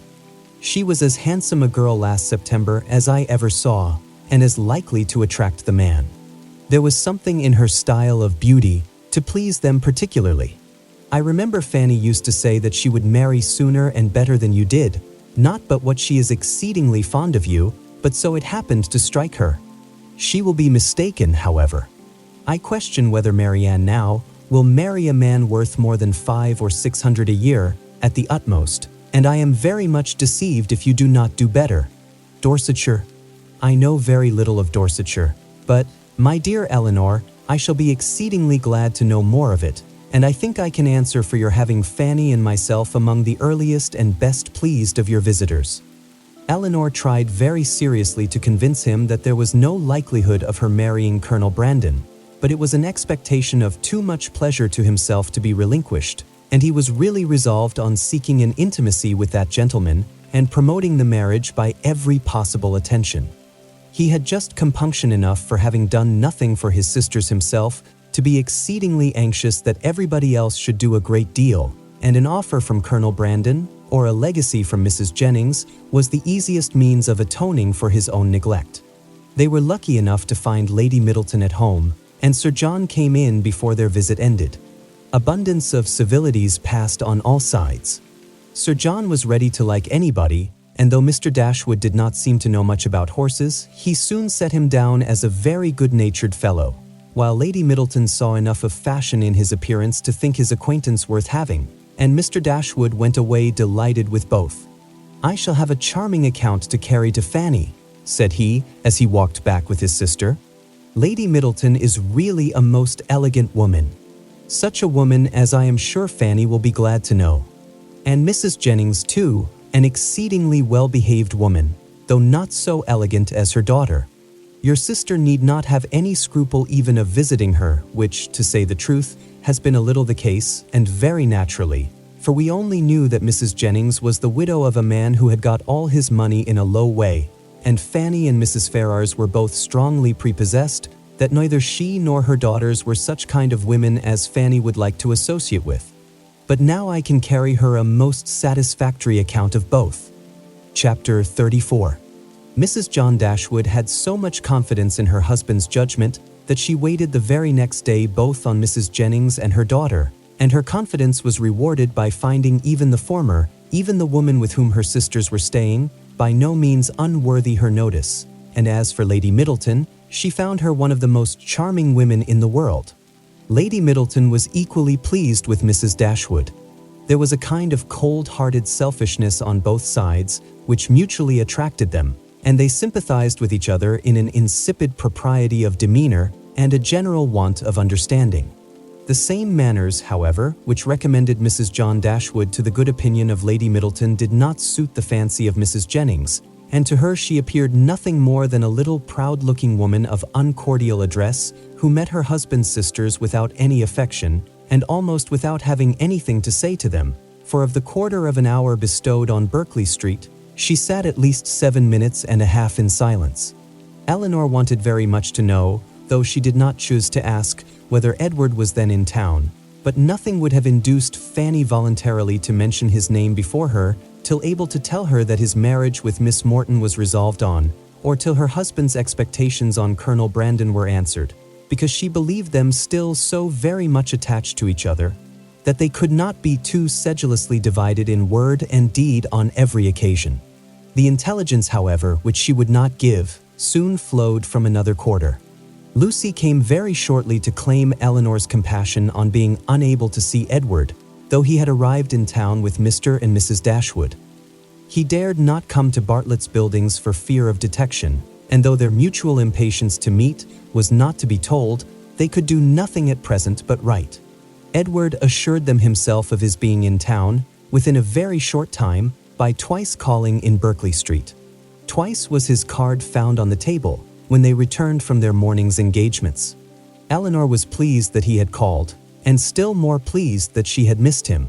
The Dashwoods were so prodigiously delighted with the Middletons that, though not much in the habit of giving anything, they determined to give them a dinner, and soon after their acquaintance began, invited them to dine in Harley Street, where they had taken a very good house for 3 months. Their sisters and Mrs. Jennings were invited likewise, and John Dashwood was careful to secure Colonel Brandon, who, always glad to be where the Miss Dashwoods were, received his eager civilities with some surprise, but much more pleasure. They were to meet Mrs. Ferrars, but Elinor could not learn whether her sons were to be of the party. The expectation of seeing her, however, was enough to make her interested in the engagement, for though she could now meet Edward's mother without that strong anxiety which had once promised to attend such an introduction, though she could now see her with perfect indifference as to her opinion of herself, her desire of being in company with Mrs. Ferrars, her curiosity to know what she was like, was as lively as ever. The interest with which she thus anticipated the party was soon afterwards increased, more powerfully than pleasantly, by her hearing that the Miss Steeles were also to be at it. So well had they recommended themselves to Lady Middleton, so agreeable had their assiduities made them to her, that though Lucy was certainly not so elegant, and her sister not even genteel, she was as ready as Sir John to ask them to spend a week or two in Conduit Street, and it happened to be particularly convenient to the Miss Steeles, as soon as the Dashwoods' invitation was known, that their visit should begin a few days before the party took place. Their claims to the notice of Mrs. John Dashwood, as the nieces of the gentleman who for many years had had the care of her brother, might not have done much, however, towards procuring them seats at her table, but as Lady Middleton's guests they must be welcome, and Lucy, who had long wanted to be personally known to the family, to have a nearer view of their characters and her own difficulties, and to have an opportunity of endeavoring to please them, had seldom been happier in her life than she was on receiving Mrs. John Dashwood's card. On Elinor its effect was very different. She began immediately to determine that Edward, who lived with his mother, must be asked as his mother was, to a party given by his sister, and to see him for the first time, after all that passed, in the company of Lucy. She hardly knew how she could bear it. These apprehensions, perhaps, were not founded entirely on reason, and certainly not at all on truth. They were relieved, however, not by her own recollection, but by the goodwill of Lucy, who believed herself to be inflicting a severe disappointment when she told her that Edward certainly would not be in Harley Street on Tuesday, and even hoped to be carrying the pains still farther by persuading her that he was kept away by the extreme affection for herself, which he could not conceal when they were together. The important Tuesday came that was to introduce the two young ladies to this formidable mother-in-law.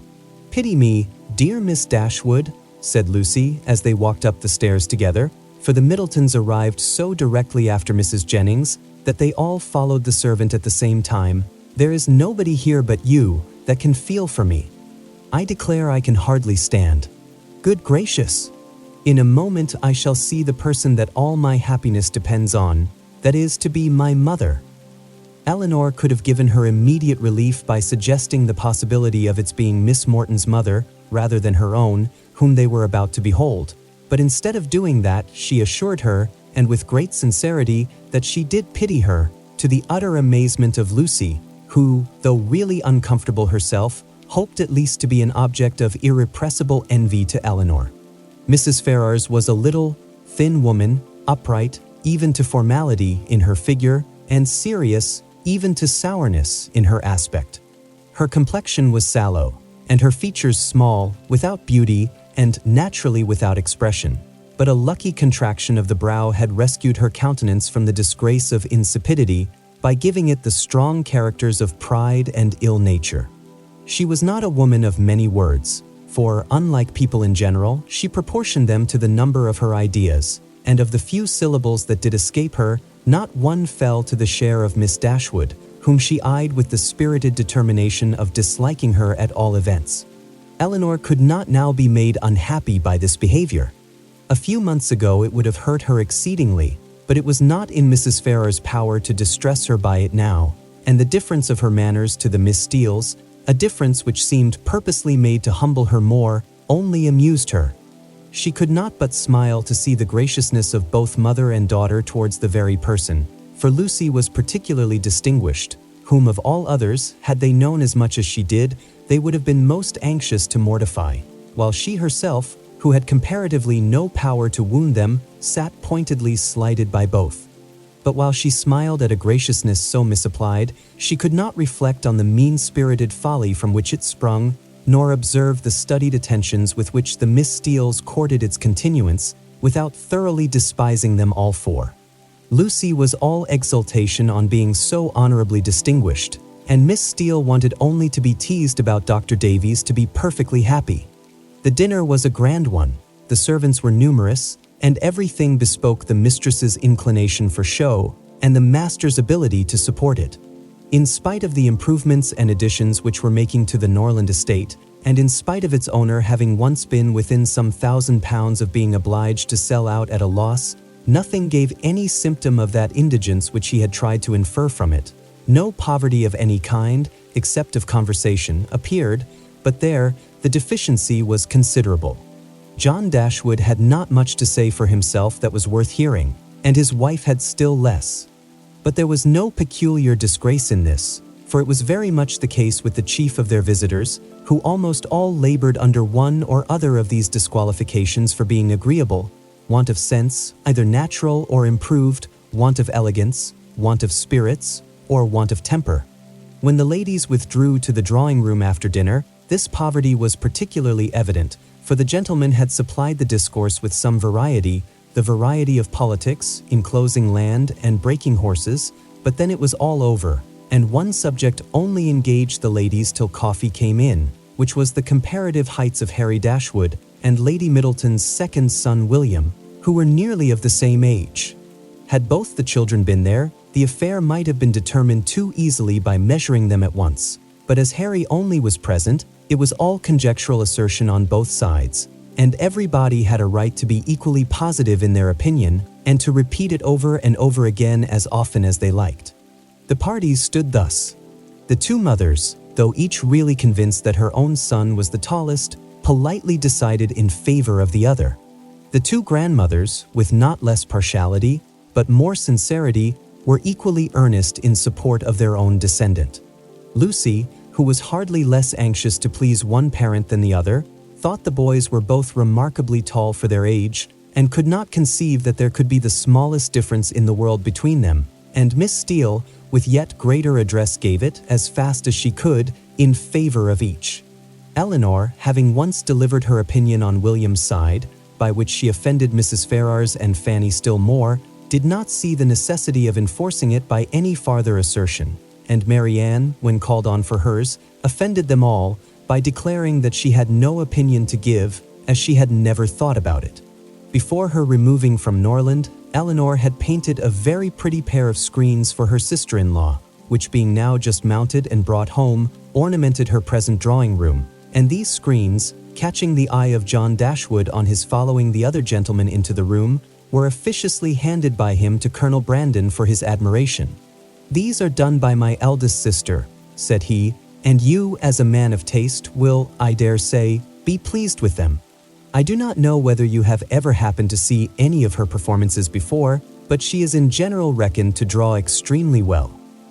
The Colonel, though disclaiming all pretensions to connoisseurship, warmly admired the screens, as he would have done anything painted by Miss Dashwood, and on the curiosity of the others being of course excited, they were handed round for general inspection. Mrs. Ferrars, not aware of their being Elinor's work, particularly requested to look at them, and after they had received gratifying testimony of Lady Middleton's approbation, Fanny presented them to her mother, considerately informing her, at the same time, that they were done by Miss Dashwood. "Hum," said Mrs. Ferrars, "very pretty," and without regarding them at all, returned them to her daughter. Perhaps Fanny thought for a moment that her mother had been quite rude enough, for, coloring a little, she immediately said, "They are very pretty, ma'am, ain't they?" But then again, the dread of having been too civil, too encouraging herself, probably came over her, for she presently added, "Do you not think they are something in Miss Morton's style of painting, ma'am? She does paint most delightfully. How beautifully her last landscape is done. Beautifully indeed. But she does everything well." Marianne could not bear this.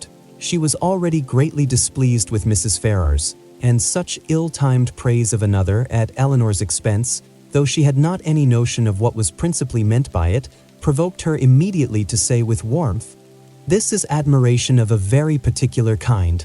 What is Miss Morton to us? Who knows or who cares for her? It is Elinor of whom we think and speak." And so saying, she took the screens out of her sister-in-law's hands to admire them herself as they ought to be admired. Mrs. Ferrars looked exceedingly angry, and drawing herself up more stiffly than ever, pronounced in retort this bitter philippic, "Miss Morton is Lord Morton's daughter." Fanny looked very angry too, and her husband was all in a fright at his sister's audacity.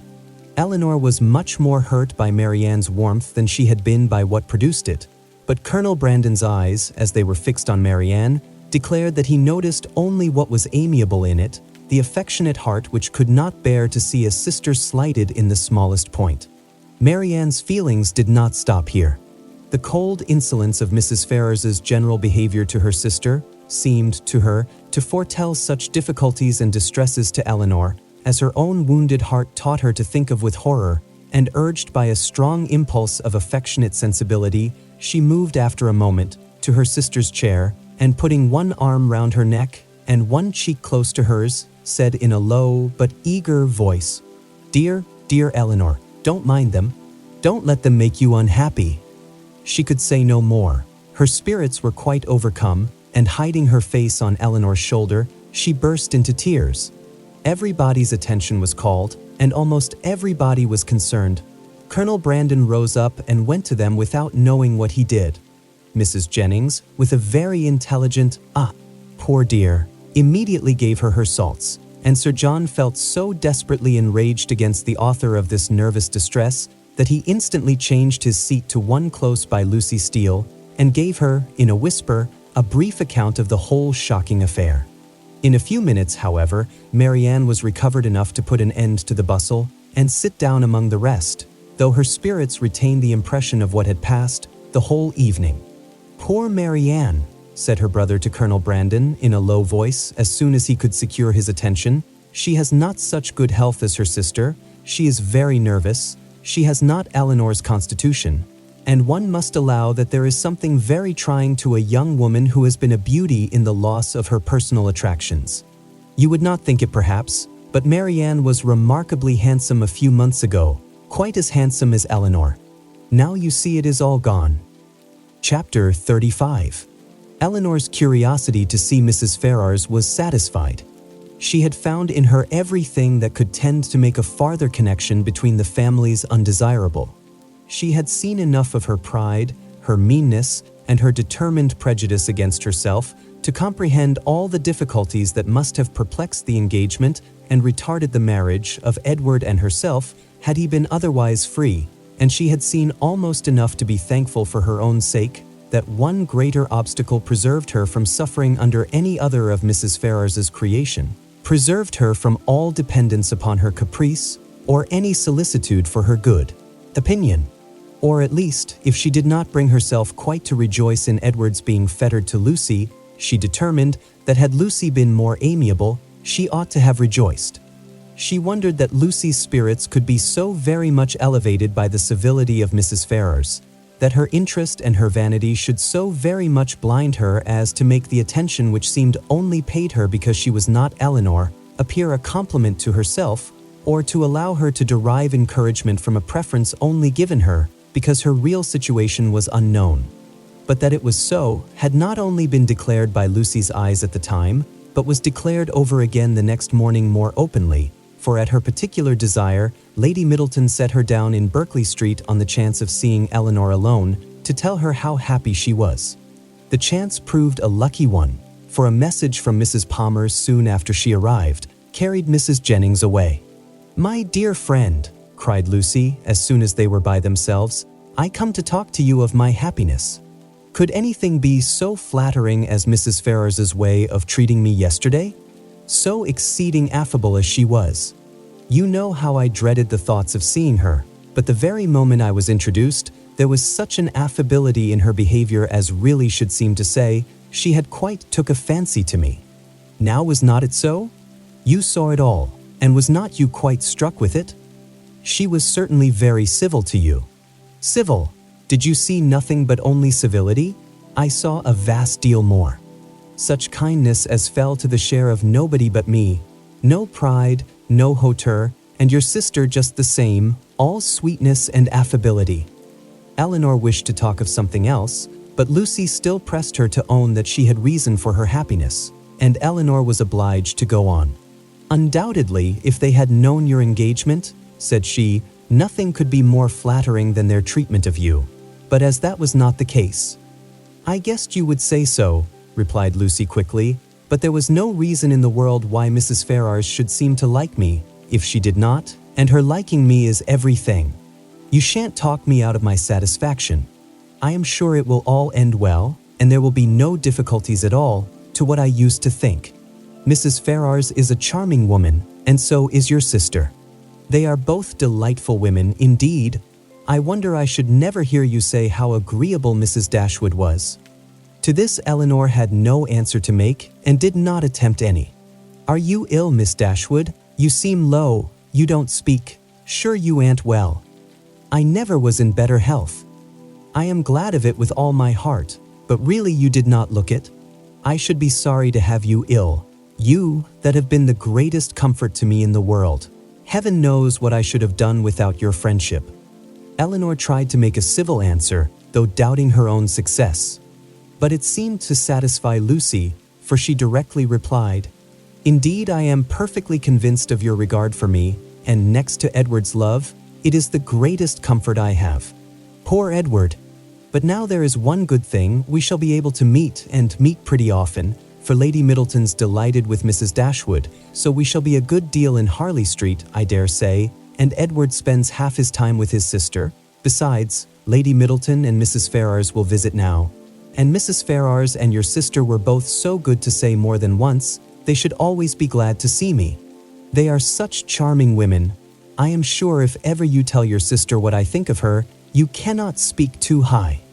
But Elinor would not give her any encouragement to hope that she should tell her sister. Lucy continued, I am sure I should have seen it in a moment, if Mrs. Ferrars had took a dislike to me. If she had only made me a formal courtesy, for instance, without saying a word, and never after had took any notice of me, and never looked at me in a pleasant way, you know what I mean. If I had been treated in that forbidding sort of way, I should have gave it all up in despair. I could not have stood it. For where she does dislike, I know it is most violent. Elinor was prevented from making any reply to this civil triumph by the doors being thrown open, the servants announcing Mr. Ferrars, and Edward's immediately walking in. It was a very awkward moment, and the countenance of each showed that it was so. They all looked exceedingly foolish, and Edward seemed to have as great an inclination to walk out of the room again as to advance farther into it. The very circumstance, in its unpleasantest form, which they would each have been most anxious to avoid, had fallen on them.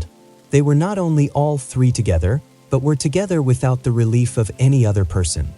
The ladies recovered themselves first. It was not Lucy's business to put herself forward, and the appearance of secrecy must still be kept up. She could therefore only look her tenderness, and after slightly addressing him, said no more.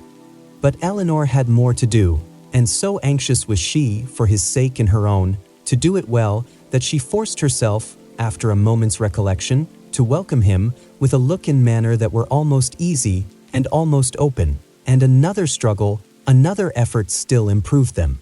She would not allow the presence of Lucy, nor the consciousness of some injustice towards herself, to deter her from saying that she was happy to see him, and that she had very much regretted being from home when he called before in Berkeley Street. She would not be frightened from paying him those attentions which, as a friend and almost a relation, were his due, by the observant eyes of Lucy, though she soon perceived them to be narrowly watching her.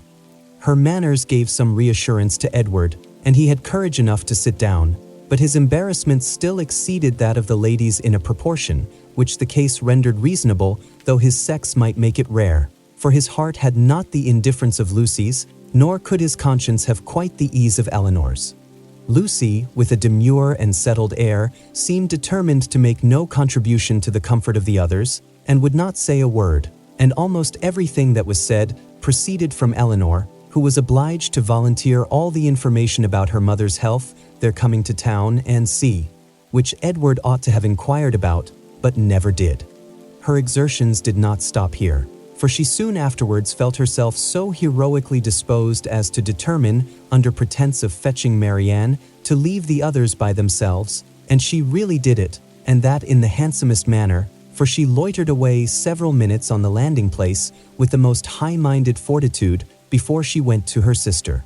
When that was once done, however, it was time for the raptures of Edward to cease, for Marianne's joy hurried her into the drawing room immediately.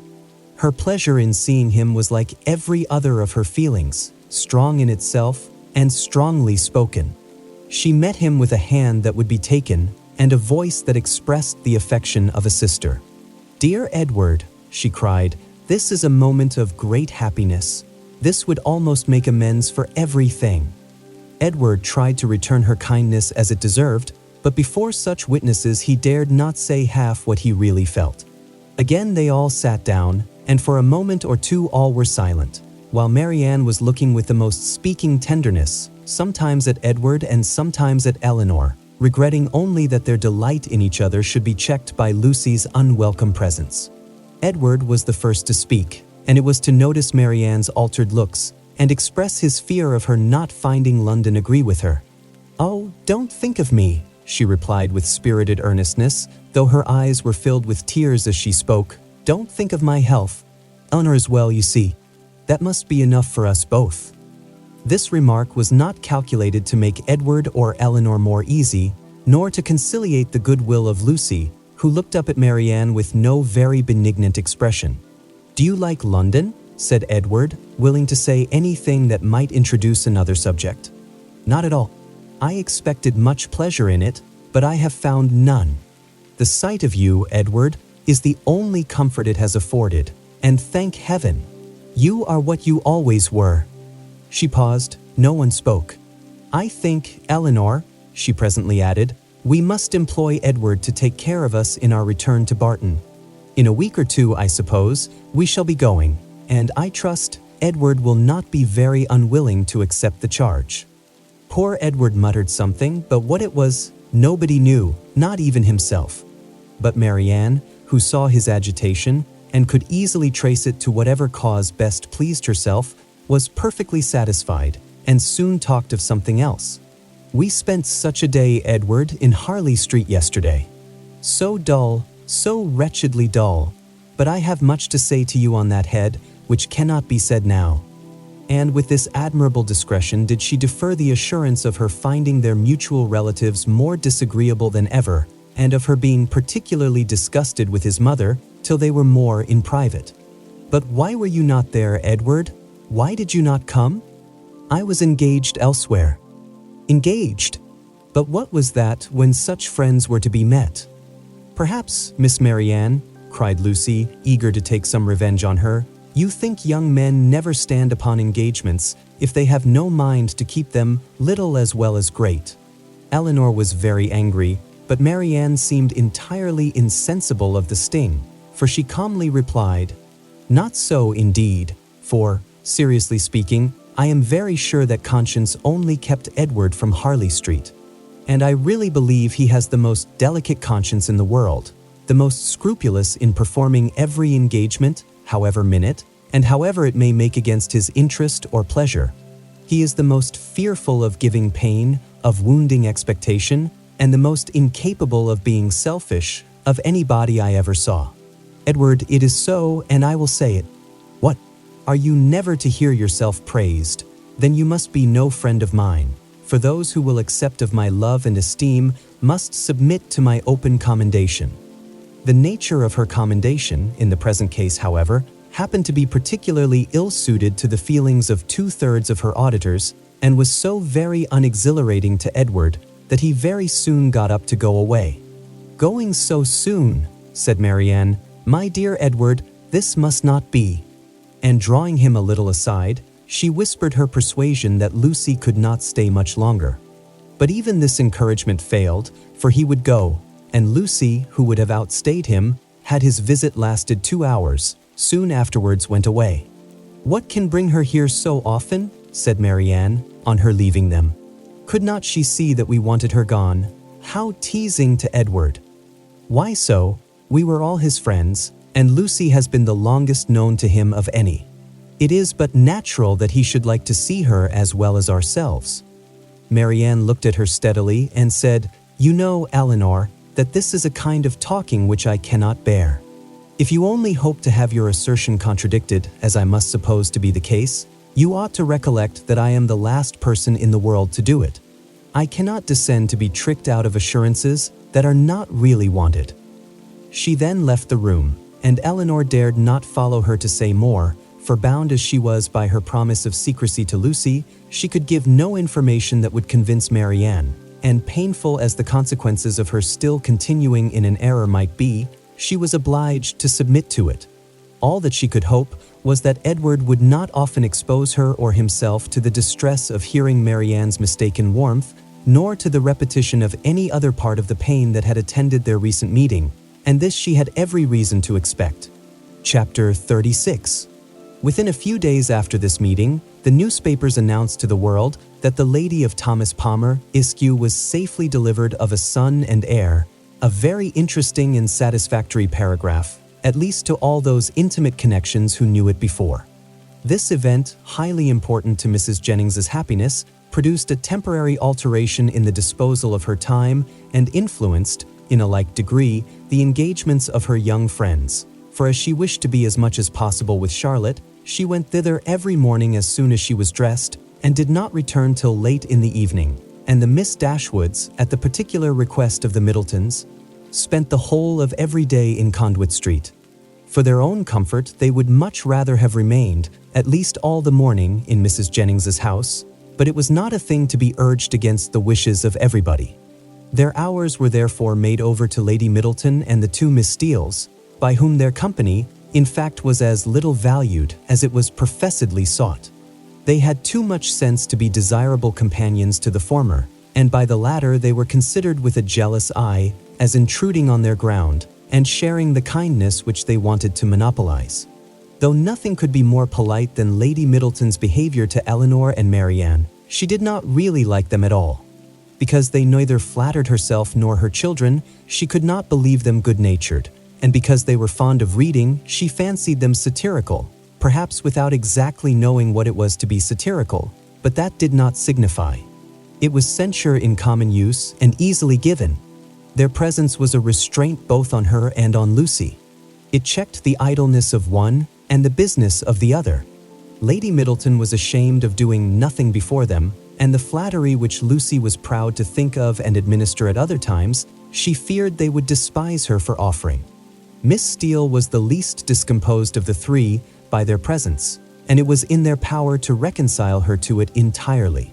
Would either of them only have given her a full and minute account of the whole affair between Marianne and Mr. Willoughby, she would have thought herself amply rewarded for the sacrifice of the best place by the fire after dinner which their arrival occasioned. But this conciliation was not granted, for though she often threw out expressions of pity for her sister to Elinor, and more than once dropped a reflection on the inconstancy of beaux before Marianne, no effect was produced, but a look of indifference from the former, or of disgust in the latter. An effort even yet lighter might have made her their friend.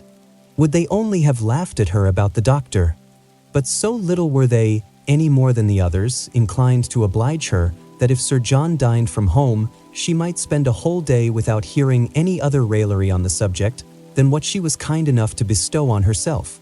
All these jealousies and discontents, however, were so totally unsuspected by Mrs. Jennings that she thought it a delightful thing for the girls to be together, and generally congratulated her young friends every night on having escaped the company of a stupid old woman so long. She joined them sometimes at Sir John's, sometimes at her own house, but wherever it was, she always came in excellent spirits, full of delight and importance, attributing Charlotte's well-doing to her own care, and ready to give so exact, so minute a detail of her situation as only Miss Steele had curiosity enough to desire. One thing did disturb her, and of that she made her daily complaint. Mr. Palmer maintained the common, but unfatherly opinion among his sex of all infants being alike, and though she could plainly perceive at different times the most striking resemblance between this baby and every one of his relations on both sides, there was no convincing his father of it, no persuading him to believe that it was not exactly like every other baby of the same age, nor could he even be brought to acknowledge the simple proposition of its being the finest child in the world. I come now to the relation of a misfortune which about this time befell Mrs. John Dashwood. It so happened that while her two sisters with Mrs. Jennings were first calling on her in Harley Street, another of her acquaintance had dropped in, a circumstance in itself not apparently likely to produce evil to her. But while the imaginations of other people will carry them away to form wrong judgments of our conduct, and to decide on it by slight appearances, one's happiness must in some measure be always at the mercy of chance. In the present instance, this last-arrived lady allowed her fancy to so far outrun truth and probability that on merely hearing the name of the Miss Dashwoods, and understanding them to be Mr. Dashwood's sisters, she immediately concluded them to be staying in Harley Street, and this misconstruction produced within a day or two afterwards cards of invitation for them as well as for their brother and sister, to a small musical party at her house. The consequence of which was that Mrs. John Dashwood was obliged to submit not only to the exceedingly great inconvenience of sending her carriage for the Miss Dashwoods, but, what was still worse, must be subject to all the unpleasantness of appearing to treat them with attention, and who could tell that they might not expect to go out with her a second time. The power of disappointing them, it was true, must always be hers. But that was not enough, for when people are determined on a mode of conduct which they know to be wrong, they feel injured by the expectation of anything better from them. Marianne had now been brought by degrees so much into the habit of going out every day that it was become a matter of indifference to her whether she went or not, and she prepared quietly and mechanically for every evening's engagement, though without expecting the smallest amusement from any, and very often without knowing, till the last moment, where it was to take her. To her dress and appearance she was grown so perfectly indifferent as not to bestow half the consideration on it during the whole of her toilet, which it received from Miss Steele in the first 5 minutes of their being together, when it was finished. Nothing escaped her minute observation and general curiosity. She saw everything and asked everything, was never easy till she knew the price of every part of Marianne's dress, could have guessed the number of her gowns altogether with better judgment than Marianne herself, and was not without hopes of finding out before they parted how much her washing cost per week, and how much she had every year to spend upon herself. The impertinence of these kind of scrutinies, moreover, was generally concluded with a compliment, which though meant as its douceur, was considered by Marianne as the greatest impertinence of all. For after undergoing an examination into the value and make of her gown, the color of her shoes, and the arrangement of her hair, she was almost sure of being told that upon her word she looked vastly smart, and she dared to say she would make a great many conquests. With such encouragement as this was she dismissed on the present occasion to her brother's carriage, which they were ready to enter 5 minutes after it stopped at the door, a punctuality not very agreeable to their sister-in-law, who had preceded them to the house of her acquaintance, and was there hoping for some delay on their part that might inconvenience either herself or her coachman. The events of this evening were not very remarkable. The party, like other musical parties, comprehended a great many people who had real taste for the performance, and a great many more who had none at all, and the performers themselves were, as usual, in their own estimation, and that of their immediate friends, the first private performers in England. As Elinor was neither musical, nor affecting to be so, she made no scruple of turning her eyes from the grand pianoforte, whenever it suited her, and unrestrained even by the presence of a harp and violoncello, would fix them at pleasure on any other object in the room. In one of these excursive glances she perceived among a group of young men the very he who had given them a lecture on toothpick cases at Gray's. She perceived him soon afterwards looking at herself and speaking familiarly to her brother, and had just determined to find out his name from the latter when they both came towards her, and Mr. Dashwood introduced him to her as Mr. Robert Ferrars. He addressed her with easy civility, and twisted his head into a bow which assured her as plainly as words could have done that he was exactly the coxcomb she had heard him described to be by Lucy. Happy had it been for her if her regard for Edward had depended less on his own merit than on the merit of his nearest relations, for then his brother's bow must have given the finishing stroke to what the ill humor of his mother and sister would have begun. But while she wondered at the difference of the two young men, she did not find that the emptiness and conceit of the one put her out of all charity with the modesty and worth of the other. Why they were different, Robert explained to her himself in the course of a quarter of an hour's conversation, before, talking of his brother and lamenting the extreme gaucherie which he really believed kept him from mixing in proper society, he candidly and generously attributed it much less to any natural deficiency than to the misfortune of a private education, while he himself, though probably without any material superiority by nature, merely from the advantage of a public school, was as well fitted to mix in the world as any other man. Upon my soul, he added, I believe it is nothing more, and so I often tell my mother when she is grieving about it. My dear madam, I always say to her, you must make yourself easy. The evil is now irremediable, and it has been entirely your own doing. Why would you be persuaded by my uncle, Sir Robert, against your own judgment, to place Edward under private tuition at the most critical time of his life? If you had only sent him to Westminster as well as myself, instead of sending him to Mr. Pratt's, all this would have been prevented. This is the way in which I always consider the matter, and my mother is perfectly convinced of her error. Elinor would not oppose his opinion because, whatever might be her general estimation of the advantage of a public school, she could not think of Edward's abode in Mr. Pratt's family with any satisfaction. You reside in Devonshire, I think, was his next observation, in a cottage near Dawlish. Elinor set him right as to its situation, and it seemed rather surprising to him that anybody could live in Devonshire without living near Dawlish. He bestowed his hearty approbation, however, on their species of house. For my own part, said he, I am excessively fond of a cottage. There is always so much comfort, so much elegance about them. And I protest, if I had any money to spare, I should buy a little land and build one myself, within a short distance of London, where I might drive myself down at any time, and collect a few friends about me, and be happy. I advise everybody who is going to build a cottage. My friend Lord Courtland came to me the other day on purpose to ask my advice, and laid before me 3 different plans of bonhomie's. I was to decide on the best of them.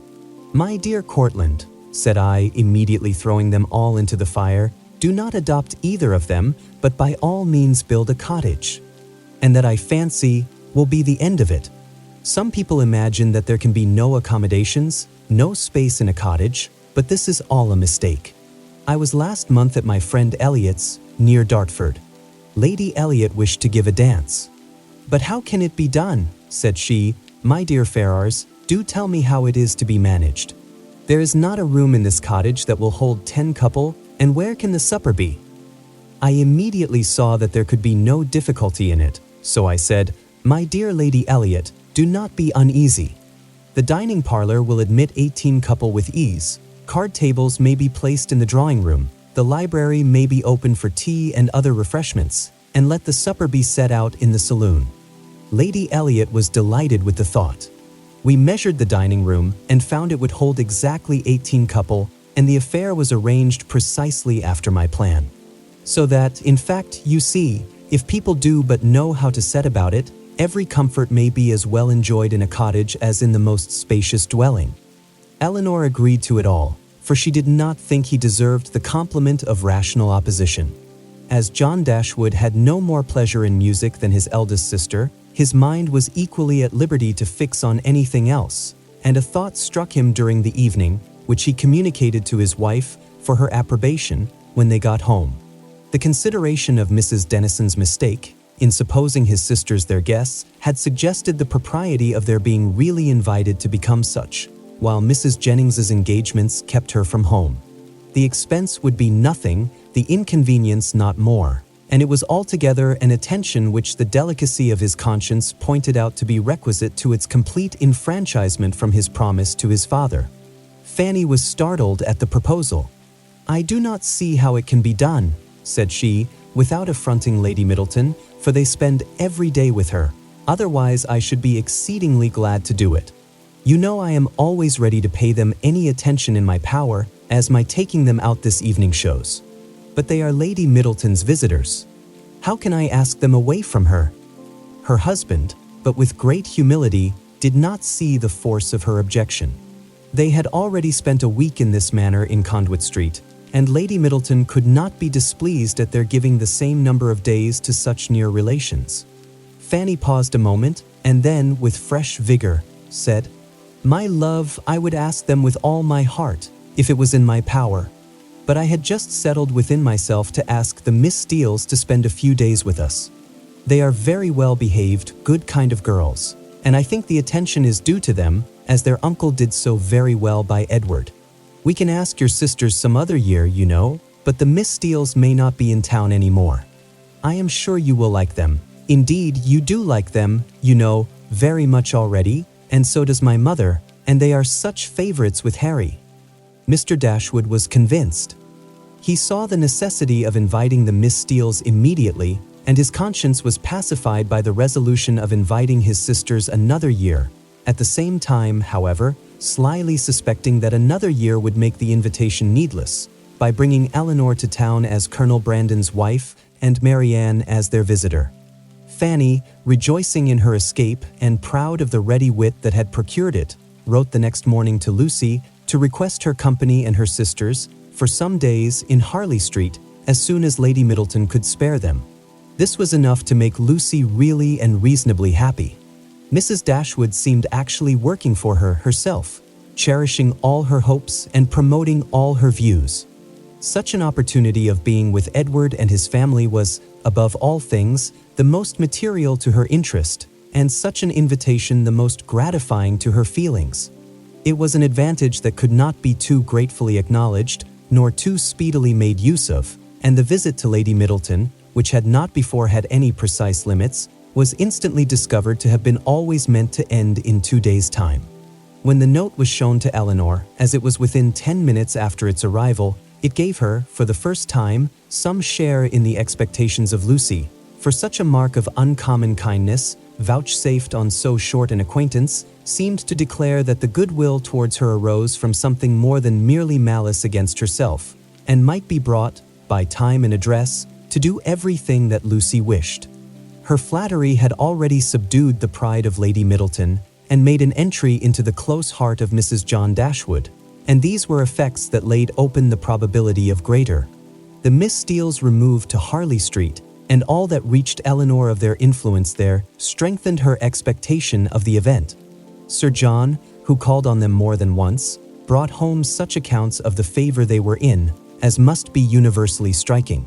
Mrs. Dashwood had never been so much pleased with any young women in her life as she was with them, had given each of them a needle-book made by some emigrant, called Lucy by her Christian name, and did not know whether she should ever be able to part with them. End of the second volume. Chapter 37. Mrs. Palmer was so well at the end of a fortnight that her mother felt it no longer necessary to give up the whole of her time to her, and, contenting herself with visiting her once or twice a day, returned from that period to her own home and her own habits, in which she found the Miss Dashwoods very ready to resume their former share. About the 3rd or 4th morning after their being thus resettled in Berkeley Street, Mrs. Jennings, on returning from her ordinary visit to Mrs. Palmer, entered the drawing-room, where Elinor was sitting by herself, with an air of such hurrying importance as prepared her to hear something wonderful, and giving her time only to form that idea, began directly to justify it, by saying, "Lord, my dear Miss Dashwood, have you heard the news?" "No, ma'am. What is it?" "Something so strange, but you shall hear it all. When I got to Mr. Palmer's, I found Charlotte quite in a fuss about the child. She was sure it was very ill. It cried and fretted and was all over pimples. So I looked at it directly and, 'Lord, my dear,' says I, 'it is nothing in the world but the red gum,' and nurse said just the same. But Charlotte, she would not be satisfied, so Mr. Donovan was sent for, and luckily he happened to just come in from Harley Street, so he stepped over directly, and as soon as ever he saw the child, he said just as we did, that it was nothing in the world but the red gum, and then Charlotte was easy. And so, just as he was going away again, it came into my head, I am sure I do not know how I happened to think of it, but it came into my head to ask him if there was any news.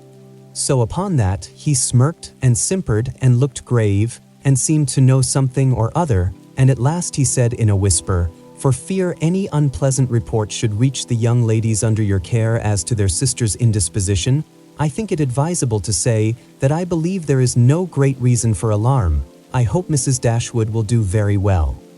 "What "Is Fanny ill?" "That is exactly what I said, my dear." "Lord," says I, "is Mrs. Dashwood ill?" So then it all came out, and the long and the short of the matter, by all I can learn, seems to be this. Mr. Edward Ferrars, the very young man I used to joke with you about, but however, as it turns out, I am monstrous glad there was never anything in it. Mr. Edward Ferrars, it seems, has been engaged above this 12-month to my cousin Lucy. There's for you, my dear. And not a creature knowing a syllable of the matter, except Nancy. Could you have believed such a thing possible? There is no great wonder in their liking one another, but that matters should be brought so forward between them, and nobody suspect it. That is strange. I never happened to see them together, or I am sure I should have found it out directly. Well, and so this was kept a great secret, for fear of Mrs. Ferrars, and neither she nor your brother or sister suspected a word of the matter, till this very morning poor Nancy, who, you know, is a well-meaning creature, but no conjurer, popped it all out. Lord, thinks she to herself, they are all so fond of Lucy, to be sure they will make no difficulty about it. And so, away she went to your sister, who was sitting all alone at her carpet work, little suspecting what was to come, for she had just been saying to your brother, only 5 minutes before, that she thought to make a match between Edward and some lord's daughter or other, I forget who. So you may think what a blow it was to all her vanity and pride. She fell into violent hysterics immediately, with such screams as reached your brother's ears, as he was sitting in his own dressing room downstairs, thinking about writing a letter to his steward in the country. So up he flew directly, and a terrible scene took place, for Lucy was come to them by that time, little dreaming what was going on. Poor soul, I pity her. And I must say, I think she was used very hardly, for your sister scolded like any fury, and soon drove her into a fainting fit. Nancy, she fell upon her knees, and cried bitterly, and your brother, he walked about the room, and said he did not know what to do. Mrs. Dashwood declared they should not stay a minute longer in the house, and your brother was forced to go down upon his knees too, to persuade her to let them stay till they had packed up their clothes. Then she fell into hysterics again, and he was so frightened that he would send for Mr. Donovan, and Mr. Donovan found the house in all this uproar. The carriage was at the door ready to take my poor cousins away, and they were just stepping in as he came off. Poor Lucy in such a condition, he says, she could hardly walk, and Nancy, she was almost as bad. I declare, I have no patience with your sister, and I hope, with all my heart, it will be a match in spite of her. But what a taking poor Mr. Edward will be in when he hears of it, to have his love used so scornfully, for they say he is monstrous fond of her, as well he may. I should not wonder if he was to be in the greatest passion, and Mr. Donovan thinks just the same. He and I had a great deal of talk about it, and the best of all is that he has gone back again to Harley Street, that he may be within call when Mrs. Ferrars is told of it, for she was sent for as soon as ever my cousins left the house, for your sister was sure she would be in hysterics too, and so she may, for what I care. I have no pity for either of them. I have no notion of people's making such a to-do about money and greatness. There is no reason on earth why Mr. Edward and Lucy should not marry, for I am sure Mrs. Ferrars may afford to do very well by her son, and though Lucy has next to nothing herself, she knows better than anybody how to make the most of everything. I dare say, if Mrs. Ferrars would only allow him 500 a year, she would make as good an appearance with it as anybody else would with 8. But how snug they might live in such another cottage as yours, or a little bigger, with 2 maids and 2 men, and I believe I could help them to a housemaid, for my Betty has a sister out of place that would fit them exactly. Here Mrs. Jennings ceased, and as Elinor had had time enough to collect her thoughts, she was able to give such an answer and make such observations as the subject might naturally be supposed to produce. Happy to find that she was not suspected of any extraordinary interest in it, that Mrs. Jennings, as she had of late often hoped might be the case, had ceased to imagine her at all attached to Edward, and happy above all the rest, in the absence of Marianne, she felt very well able to speak of the affair without embarrassment, and to give her judgment, as she believed, with impartiality on the conduct of every one concerned in it. She could hardly determine what her own expectation of its event really was, though she earnestly tried to drive away the notion of its being possible to end otherwise at last than in the marriage of Edward and Lucy. What Mrs. Ferrars would say and do, though there could not be a doubt of its nature, she was anxious to hear, and still more anxious to know how Edward would conduct himself. For him she felt much compassion, for Lucy very little, and it cost her some pains to procure that little, for the rest of the party none at all. As Mrs. Jennings could talk on no other subject, Elinor soon saw the necessity of preparing Marianne for its discussion. No time was to be lost in undeceiving her, in making her acquainted with the real truth, and in endeavoring to bring her to hear it talked of by others, without betraying that she felt any uneasiness for her sister or any resentment against Edward. Elinor's office was a painful one. She was going to remove what she really believed to be her sister's chief consolation, to give such particulars of Edward as she feared would ruin him forever in her good opinion, and to make Marianne, by a resemblance in their situations, which to her fancy would seem strong, feel all her own disappointment over again. But unwelcome as such a task must be, it was necessary to be done, and Elinor therefore hastened to perform it. She was very far from wishing to dwell on her own feelings, or to represent herself as suffering much, any otherwise than as the self-command she had practiced since her first knowledge of Edward's engagement might suggest a hint of what was practicable to Marianne.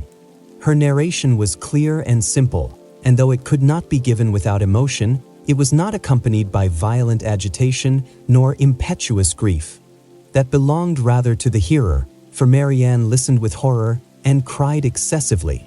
Elinor was to be the comforter of others in her own distresses, no less than in theirs, and all the comfort that could be given by assurances of her own composure of mind and a very earnest vindication of Edward from every charge but of imprudence was readily offered. But Marianne for some time would give credit to neither. Edward seemed a second Willoughby, and acknowledging as Elinor did that she had loved him most sincerely, could she feel less than herself? As for Lucy Steele, she considered her so totally unamiable, so absolutely incapable of attaching a sensible man, that she could not be persuaded at first to believe, and afterwards to pardon, any former affection of Edward for her. She would not even admit it to have been natural, and Elinor left her to be convinced that it was so, by that which only could convince her, a better knowledge of mankind. Her first communication had reached no farther than to state the fact of the engagement, and the length of time it had existed. Marianne's feelings had then broken in and put an end to all regularity of detail, and for some time all that could be done was to soothe her distress, lessen her alarms, and combat her resentment. The first question on her side, which led to farther particulars, was, "How long has this been known to you, Elinor? Has he written to you?" "I have known it these 4 months. When Lucy first came to Barton Park last November, she told me in confidence of her engagement." At these words, Marianne's eyes expressed the astonishment which her lips could not utter. After a pause of wonder, she exclaimed, "4 months? Have you known of this 4 months?" Elinor confirmed it. "What, while attending me in all my misery, has this been on your heart? And I have reproached you for being happy. It was not fit that you should then know how much I was the reverse." "4 months?" cried Marianne again. "So calm, so cheerful. How have you been supported?" "By feeling that I was doing my duty. My promise to Lucy obliged me to be secret. I owed it to her, therefore, to avoid giving any hint of the truth, and I owed it to my family and friends not to create in them a solicitude about me which it could not be in my power to satisfy." Marianne seemed much struck. "I have very often wished to undeceive yourself and my mother," added Elinor, "and once or twice I have attempted it, but without betraying my trust, I never could have convinced you. 4 months, and yet you loved him." "Yes, but I did not love only him, and while the comfort of others was dear to me, I was glad to spare them from knowing how much I felt. Now I can think and speak of it with little emotion. I would not have you suffer on my account, for I assure you I no longer suffer materially myself. I have many things to support me. I am not conscious of having provoked the disappointment by any imprudence of my own. I have borne it as much as possible without spreading it farther. I acquit Edward of essential misconduct. I wish him very happy, and I am so sure of his always doing his duty that though now he may harbor some regret, in the end he must become so. Lucy does not want sense, and that is the foundation on which everything good may be built. And after all, Marianne, after all that is bewitching in the idea of a single and constant attachment, and all that can be said of one's happiness depending entirely on any particular person, it is not meant, it is not fit, it is not possible that it should be so. Edward will marry Lucy. He will marry a woman superior in person and understanding to half her sex, and time and habit will teach him to forget that he ever thought another superior to her. If such is your way of thinking, said Marianne, if the loss of what is most valued is so easily to be made up by something else, your resolution, your self-command, are, perhaps, a little less to be wondered at. They are brought more within my comprehension. I understand you. You do not suppose that I have ever felt much. For 4 months, Marianne, I have had all this hanging on my mind, without being at liberty to speak of it to a single creature, knowing that it would make you and my mother most unhappy whenever it were explained to you, yet unable to prepare you for it in the least. It was told me, it was in a manner forced on me by the very person herself, whose prior engagement ruined all my prospects, and told me, as I thought, with triumph. This person's suspicions, therefore, I have had to oppose, by endeavoring to appear indifferent where I have been most deeply interested, and it has not been only once. I have had her hopes and exultation to listen to again and again. I have known myself to be divided from Edward forever, without hearing one circumstance that could make me less desire the connection. Nothing has proved him unworthy, nor has anything declared him indifferent to me. I have had to contend against the unkindness of his sister and the insolence of his mother, and have suffered the punishment of an attachment without enjoying its advantages. And all this has been going on at a time when, as you know too well, it has not been my only unhappiness. If you can think me capable of ever feeling, surely you may suppose that I have suffered now. The composure of mind with which I have brought myself at present to consider the matter, the consolation that I have been willing to admit, have been the effect of constant and painful exertion. They did not spring up of themselves. They did not occur to relieve my spirits at first. No, Marianne. Then, if I had not been bound to silence, perhaps nothing could have kept me entirely, not even what I owed to my dearest friends, from openly showing that I was very unhappy. Marianne was quite subdued. "Oh, Elinor," she cried, "you have made me hate myself forever. How barbarous have I been to you, you who have been my only comfort, who have borne with me in all my misery, who have seemed to be only suffering for me. Is this my gratitude? Is this the only return I can make you, because your merit cries out upon myself? I have been trying to do it away." The tenderest caresses followed this confession.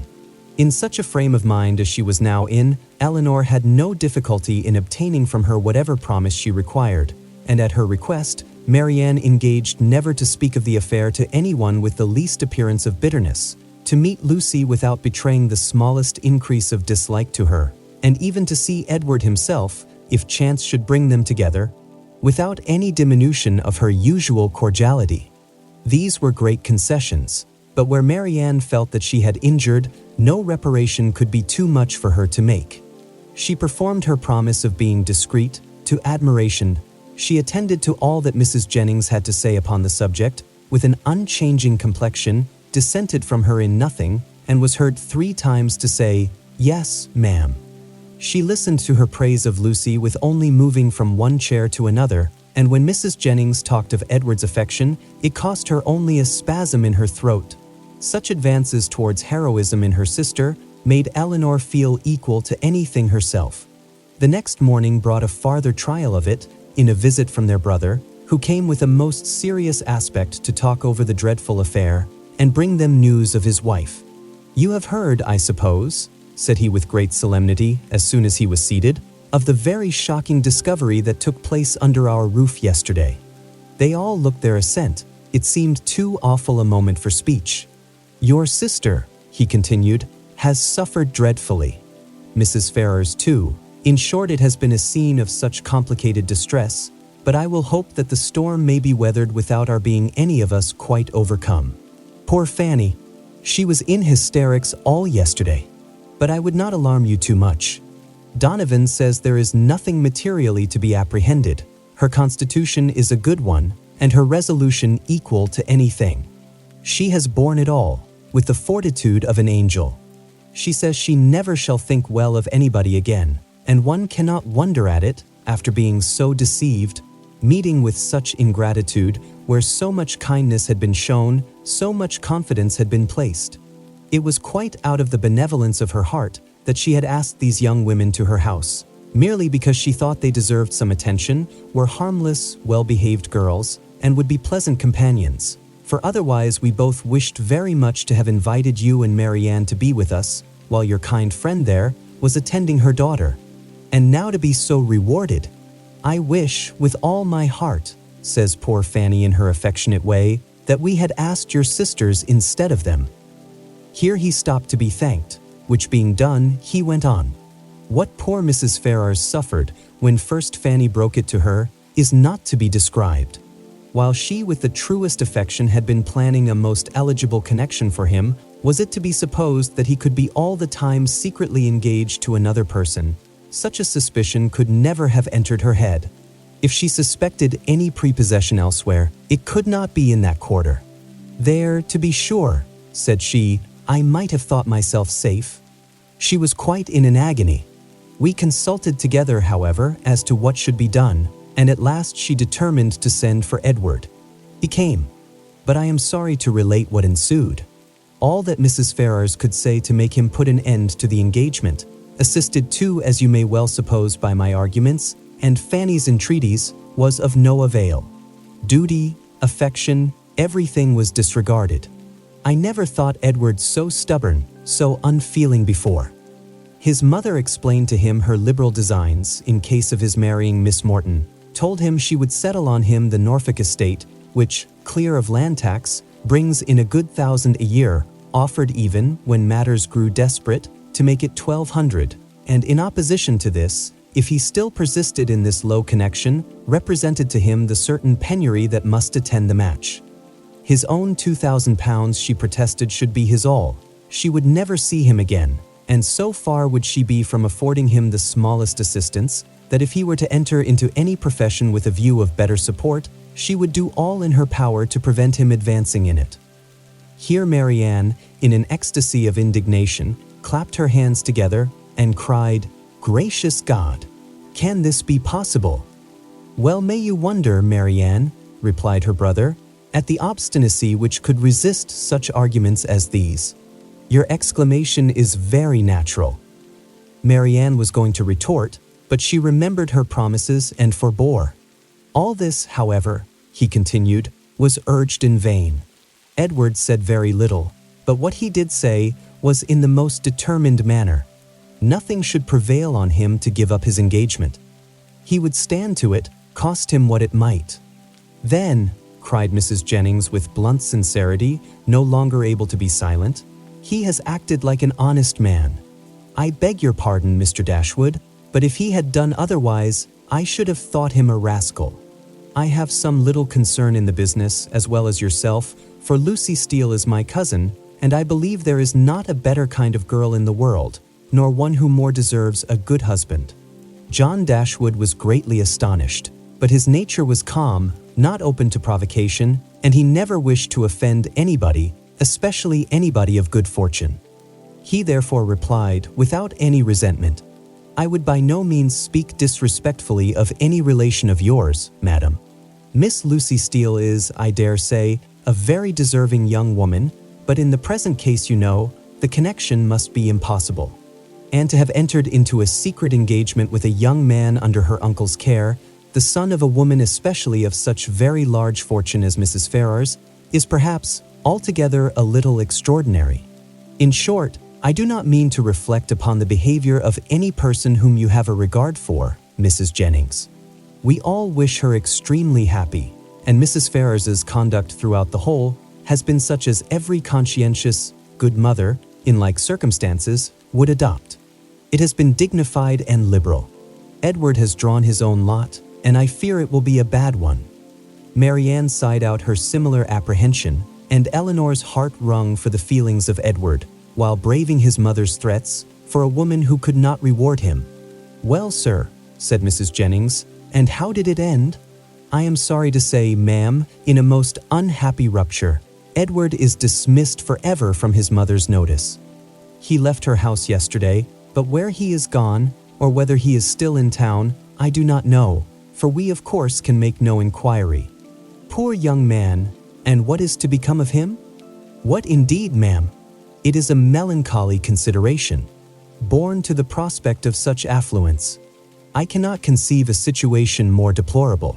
The interest of £2,000, how can a man live on it? And when to that is added the recollection that he might, but for his own folly, within 3 months have been in the receipt of £2,500 a year, for Miss Morton has £30,000, I cannot picture to myself a more wretched condition. We must all feel for him, and the more so, because it is totally out of our power to assist him." "Poor young man," cried Mrs. Jennings, "I am sure he should be very welcome to bed and board at my house, and so I would tell him if I could see him.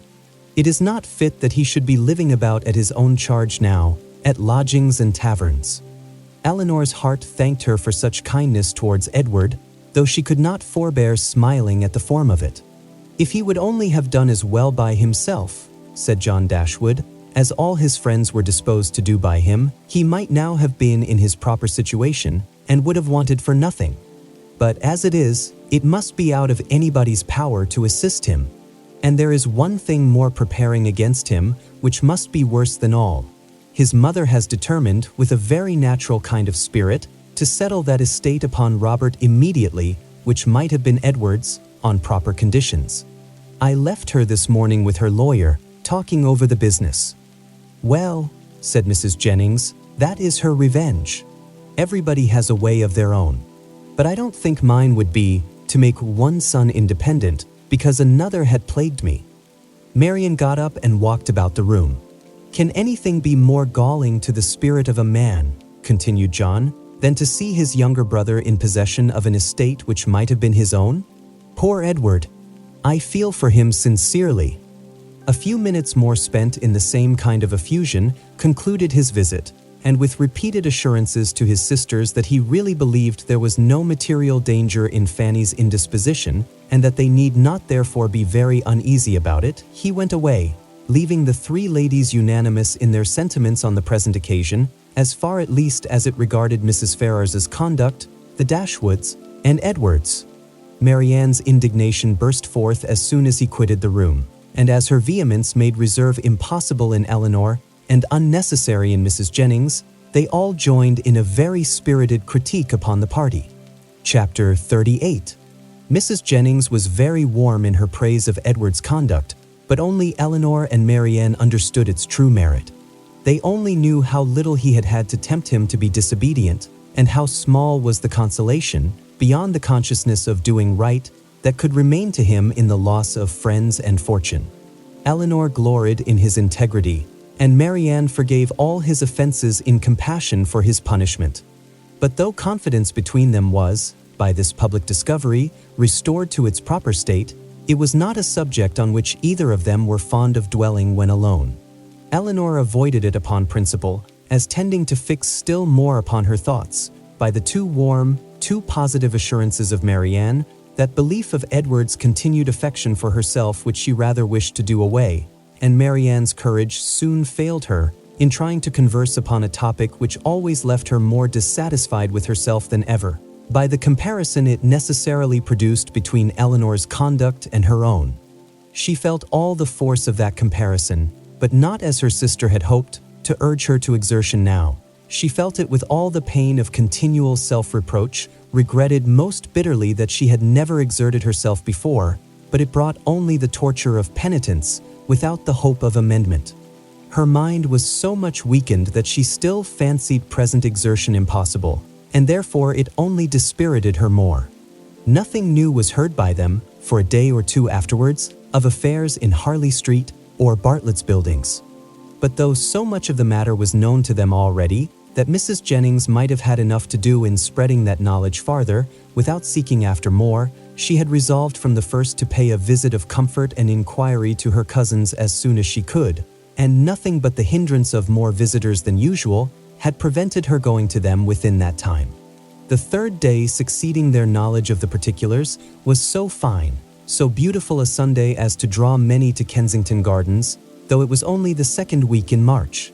Mrs. Jennings and Elinor were of the number, but Marianne, who knew that the Willoughbys were again in town and had a constant dread of meeting them, chose rather to stay at home than venture into so public a place.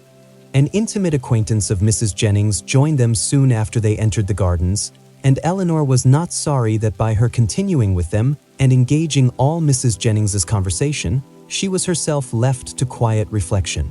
She saw nothing of the Willoughbys, nothing of Edward, and for some time nothing of anybody who could by any chance, whether grave or gay, be interesting to her. But at last she found herself with some surprise accosted by Miss Steele, who, though looking rather shy, expressed great satisfaction in meeting them, and on receiving encouragement from the particular kindness of Mrs. Jennings, left her own party for a short time to join theirs. Mrs. Jennings immediately whispered to Elinor, "Get it all out of her, my dear. She will tell you anything if you ask. You see, I cannot leave Mrs. Clark." It was lucky, however, for Mrs. Jennings's curiosity and Elinor's too, that she would tell anything without being asked, for nothing would otherwise have been learnt.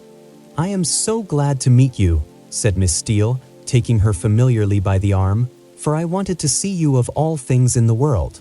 And then lowering her voice, "I suppose Mrs. Jennings has heard all about it. Is she angry?" "Not at all, I believe, with you." "That is a good thing. And Lady Middleton, is she angry?" "I cannot suppose it possible that she should be." "I am monstrous glad of it. Good gracious! I have had such a time of it. I never saw Lucy in such a rage in my life. She vowed at first she would never trim me up a new bonnet, nor do anything else for me again, so long as she lived. But now she is quite come to, and we are as good friends as ever. Look, she made me this bow to my hat, and put in the feather last night. There now, you are going to laugh at me too. But why should not I wear pink ribbons? I do not care if it is the doctor's favorite color. I am sure, for my part, I should never have known he did like it better than any other color, if he had not happened to say so. My cousins have been so plaguing me. I declare sometimes I do not know which way to look before them." She had wandered away to a subject on which Elinor had nothing to say, and therefore soon judged it expedient to find her way back again to the first.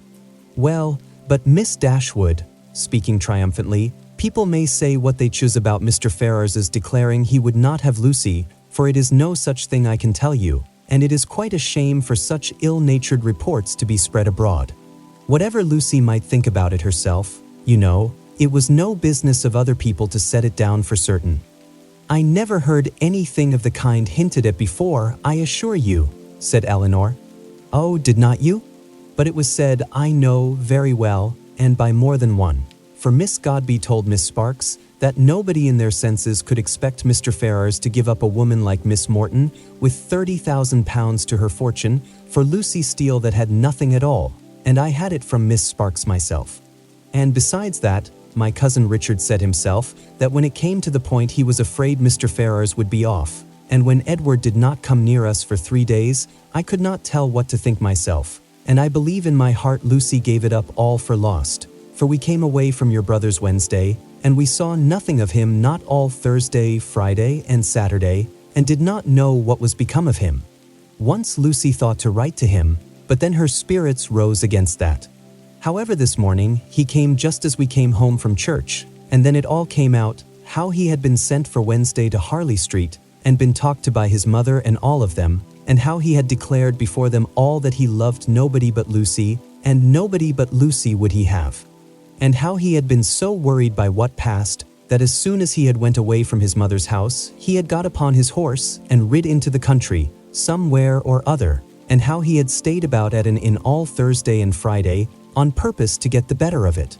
And after thinking it all over and over again, he said, it seemed to him as if, now he had no fortune and no nothing at all, it would be quite unkind to keep her on to the engagement, because it must be for her loss, for he had nothing but £2,000 and no hope of anything else, and if he was to go into orders, as he had some thoughts, he could get nothing but a curacy, and how was they to live upon that? He could not bear to think of her doing no better, and so he begged, if she had the least mind for it, to put an end to the matter directly, and leave him shift for himself. I heard him say all this as plain as could possibly be, and it was entirely for her sake, and upon her account, that he said a word about being off, and not upon his own. I will take my oath he never dropped a syllable of being tired of her, or of wishing to marry Miss Morton, or anything like it. But, to be sure, Lucy would not give ear to such kind of talking, so she told him directly, with a great deal about sweet and love, you know, and all that. One can't repeat such kind of things, you know. She told him directly she had not the least mind in the world to be off, for she could live with him upon a trifle, and how little soever he might have, she should be very glad to have it all, you know, or something of the kind. So then he was monstrous happy and talked on some time about what they should do, and they agreed he should take orders directly, and they must wait to be married till he got a living. And just then I could not hear any more, for my cousin called from below to tell me Mrs. Richardson was come in her coach, and would take one of us to Kensington Gardens. So I was forced to go into the room and interrupt them, to ask Lucy if she would like to go, but she did not care to leave Edward. So I just run upstairs and put on a pair of silk stockings and came off with the Richardsons. I do not understand what you mean by interrupting them, said Elinor. You were all in the same room together, were not you? No, indeed, not us. But, Miss Dashwood, do you think people make love when anybody else is by? Oh, for shame. To be sure you must know better than that. Laughing affectedly. No, they were shut up in the drawing-room together, and all I heard was only by listening at the door. How? Cried Elinor. Have you been repeating to me what you only learnt yourself by listening at the door? I am sorry I did not know it before, for I certainly would not have suffered you to give me particulars of a conversation which you ought not to have known yourself. How could you behave so unfairly by your sister? Oh, la! There is nothing in that. I only stood at the door and heard what I could. And I am sure Lucy would have done just the same by me, for a year or two back, when Martha Sharp and I had so many secrets together, she never made any bones of hiding in a closet or behind a chimney board on purpose to hear what we said. Elinor tried to talk of something else, but Miss Steele could not be kept beyond a couple of minutes from what was uppermost in her mind. Edward talks of going to Oxford soon, said she, but now he is lodging at No. Pall Mall. What an ill-natured woman his mother is, and she. And your brother and sister were not very kind. However, I shan't say anything against them to you, and to be sure they did send us home in their own chariot, which was more than I looked for. And for my part, I was all in a fright for fear your sister should ask us for the huswives she had gave us a day or two before, but, however, nothing was said about them, and I took care to keep mine out of sight. Edward have got some business at Oxford, he says, so he must go there for a time, and after that, as soon as he can light upon a bishop, he will be ordained. I wonder what curacy he will get. Good gracious! Giggling as she spoke, I'd lay my life I know what my cousins will say when they hear of it. They will tell me I should write to the doctor to get Edward the curacy of his new living. I know they will, but I am sure I would not do such a thing for all the world. La! I shall say directly, I wonder how you could think of such a thing? I write to the doctor indeed. Well, said Elinor, it is a comfort to be prepared against the worst. You have got your answer ready. Miss Steele was going to reply on the same subject, but the approach of her own party made another more necessary. Oh, la! Here come the Richardsons. I had a vast deal more to say to you, but I must not stay away from them not any longer. I assure you they are very genteel people. He makes a monstrous deal of money, and they keep their own coach. I have not time to speak to Mrs. Jennings about it myself, but pray tell her I am quite happy to hear she is not in anger against us, and Lady Middleton the same, and if anything should happen to take you and your sister away, and Mrs. Jennings should want company, I am sure we should be very glad to come and stay with her for as long a time as she likes. I suppose Lady Middleton won't ask us any more this bout. Goodbye. I am sorry Miss Marianne was not here.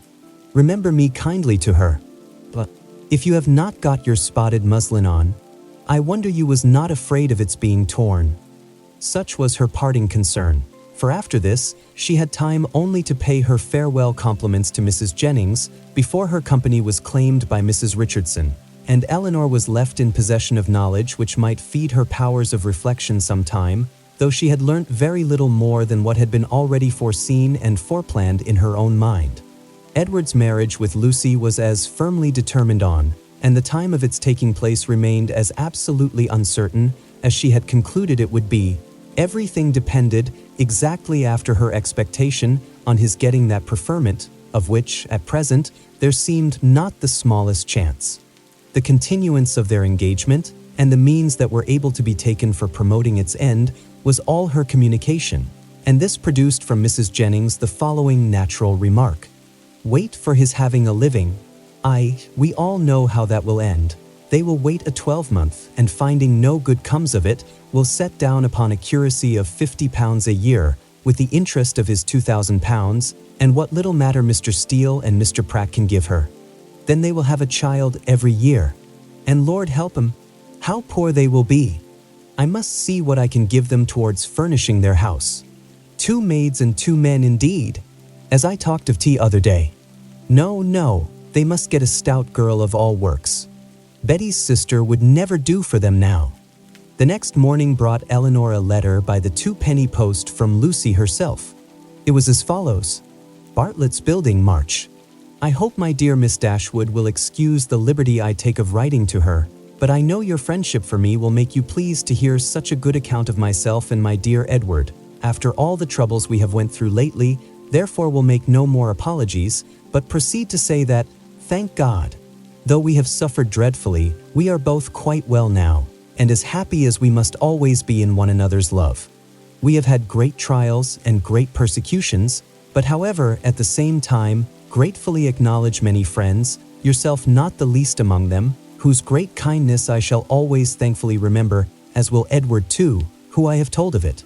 I am sure you will be glad to hear, as likewise dear Mrs. Jennings, I spent 2 happy hours with him yesterday afternoon. He would not hear of our parting, though earnestly did I, as I thought my duty required, urge him to it for prudence sake, and would have parted for ever on the spot, would he consent to it, but he said it should never be. He did not regard his mother's anger, while he could have my affections. Our prospects are not very bright, to be sure, but we must wait and hope for the best. He will be ordained shortly, and should it ever be in your power to recommend him to anybody that has a living to bestow, am very sure you will not forget us, and dear Mrs. Jennings too, trust she will speak a good word for us to Sir John, or Mr. Palmer, or any friend that may be able to assist us. Poor and was much to blame for what she did, but she did it for the best, so I say nothing. Hope Mrs. Jennings won't think it too much trouble to give us a call, should she come this way any. 'Twould be a great kindness, and my cousins would be proud to know her. My paper reminds me to conclude, and begging to be most gratefully and respectfully remembered to her, and to Sir John, and Lady Middleton, and the dear children, when you chance to see them, and love to Miss Marianne. I am N.C." As soon as Elinor had finished it, she performed what she concluded to be its writer's real design, by placing it in the hands of Mrs. Jennings, who read it aloud with many comments of satisfaction and praise. "Very well indeed. How prettily she writes. That was quite proper to let him be off if he would. That was just like Lucy. Poor soul. I wish I could get him a living with all my heart. She calls me dear Mrs. Jennings, you see. She is a good-hearted girl as ever lived. Very well upon my word. That sentence is very prettily turned. Yes, I will go and see her, sure enough. How attentive she is, to think of everybody. Thank you, my dear, for showing it me. It is as pretty a letter as ever I saw, and does Lucy's head and heart great credit." Chapter 39. The Miss Dashwoods had now been rather more than 2 months in town, and Marianne's impatience to be gone increased every day. She sighed for the air, the liberty, the quiet of the country, and fancied that if any place could give her ease, Barton must do it. Elinor was hardly less anxious than herself for their removal, and only so much less bent on its being effected immediately, as that she was conscious of the difficulties of so long a journey, which Marianne could not be brought to acknowledge. She began, however, seriously to turn her thoughts towards its accomplishment, and had already mentioned their wishes to their kind hostess, who resisted them with all the eloquence of her good will, when a plan was suggested, which, though detaining them from home yet a few weeks longer, appeared to Elinor altogether much more eligible than any other. The Palmers were to remove to Cleveland about the end of March for the Easter holidays, and Mrs. Jennings, with both her friends, received a very warm invitation from Charlotte to go with them. This would not, in itself, have been sufficient for the delicacy of Miss Dashwood, but it was inforsaid with so much real politeness by Mr. Palmer himself, as, joined to the very great amendment of his manners towards them since her sister had been known to be unhappy, induced her to accept it with pleasure. When she told Marianne what she had done, however, her first reply was not very auspicious. "Cleveland," she cried with great agitation. "No, I cannot go to Cleveland." "You forget," said Elinor gently, "that its situation is not, that it is not in the neighborhood of, but it is in Somersetshire. I cannot go into Somersetshire. There, where I looked forward to going. No, Elinor, you cannot expect me to go there." Elinor would not argue upon the propriety of overcoming such feelings. She only endeavored to counteract them by working on others, represented it, therefore, as a measure which would fix the time of her returning to that dear mother, whom she so much wished to see, in a more eligible, more comfortable manner than any other plan could do, and perhaps without any greater delay.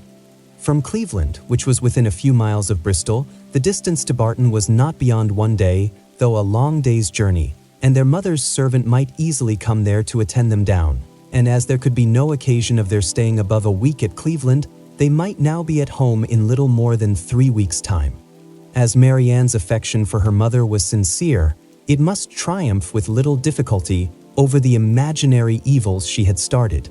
Mrs. Jennings was so far from being weary of her guests that she pressed them very earnestly to return with her again from Cleveland. Elinor was grateful for the attention, but it could not alter her design, and their mother's concurrence being readily gained, everything relative to their return was arranged as far as it could be, and Marianne found some relief in drawing up a statement of the hours that were yet to divide her from Barton. "Colonel, I do not know what you and I shall do without the Miss Dashwoods," was Mrs. Jennings's address to him when he first called on her, after their leaving her was settled, "for they are quite resolved upon going home from the Palmers, and how forlorn we shall be when I come back, Lord! We shall sit and gape at one another as dull as 2 cats." Perhaps Mrs. Jennings was in hopes, by this vigorous sketch of their future ennui, to provoke him to make that offer, which might give himself an escape from it, and if so, she had soon afterwards good reason to think her object gained. For, on Elinor's moving to the window to take more expeditiously the dimensions of a print which she was going to copy for her friend, he followed her to it with a look of particular meaning, and conversed with her there for several minutes. The effect of his discourse on the lady, too, could not escape her observation, for though she was too honorable to listen, and had even changed her seat, on purpose that she might not hear, to one close by the pianoforte on which Marianne was playing, she could not keep herself from seeing that Elinor changed color, attended with agitation, and was too intent on what he said to pursue her employment. Still farther in confirmation of her hopes, in the interval of Marianne's turning from one lesson to another, some words of the Colonel's inevitably reached her ear, in which he seemed to be apologizing for the badness of his house. This set the matter beyond a doubt. She wondered, indeed, at his thinking it necessary to do so, but supposed it to be the proper etiquette. What Elinor said in reply she could not distinguish, but judged from the motion of her lips that she did not think that any material objection, and Mrs. Jennings commended her in her heart for being so honest. They then talked on for a few minutes longer without her catching a syllable, when another lucky stop in Marianne's performance brought her these words in the Colonel's calm voice: "I am afraid it cannot take place very soon." Astonished and shocked at so unlover-like a speech, she was almost ready to cry out, "Lord, what should hinder it?" But checking her desire, confined herself to this silent ejaculation: "This is very strange, sure he need not wait to be older." This delay on the Colonel's side, however, did not seem to offend or mortify his fair companion in the least, for on their breaking up the conference soon afterwards, and moving different ways, Mrs. Jennings very plainly heard Elinor say, and with a voice which showed her to feel what she said, "I shall always think myself very much obliged to you." Mrs. Jennings was delighted with her gratitude, and only wondered that after hearing such a sentence, the Colonel should be able to take leave of them, as he immediately did, with the utmost sang-froid, and go away without making her any reply. She had not thought her old friend could have made so indifferent a suitor. What had really passed between them was to this effect. "I have heard," said he, with great compassion, "of the injustice your friend Mr. Ferrars has suffered from his family, for if I understand the matter right, he has been entirely cast off by them for persevering in his engagement with a very deserving young woman. Have I been rightly informed? Is it so?" Elinor told him that it was. "The cruelty, the impolitic cruelty," he replied with great feeling, "of dividing or attempting to divide two young people long attached to each other is terrible.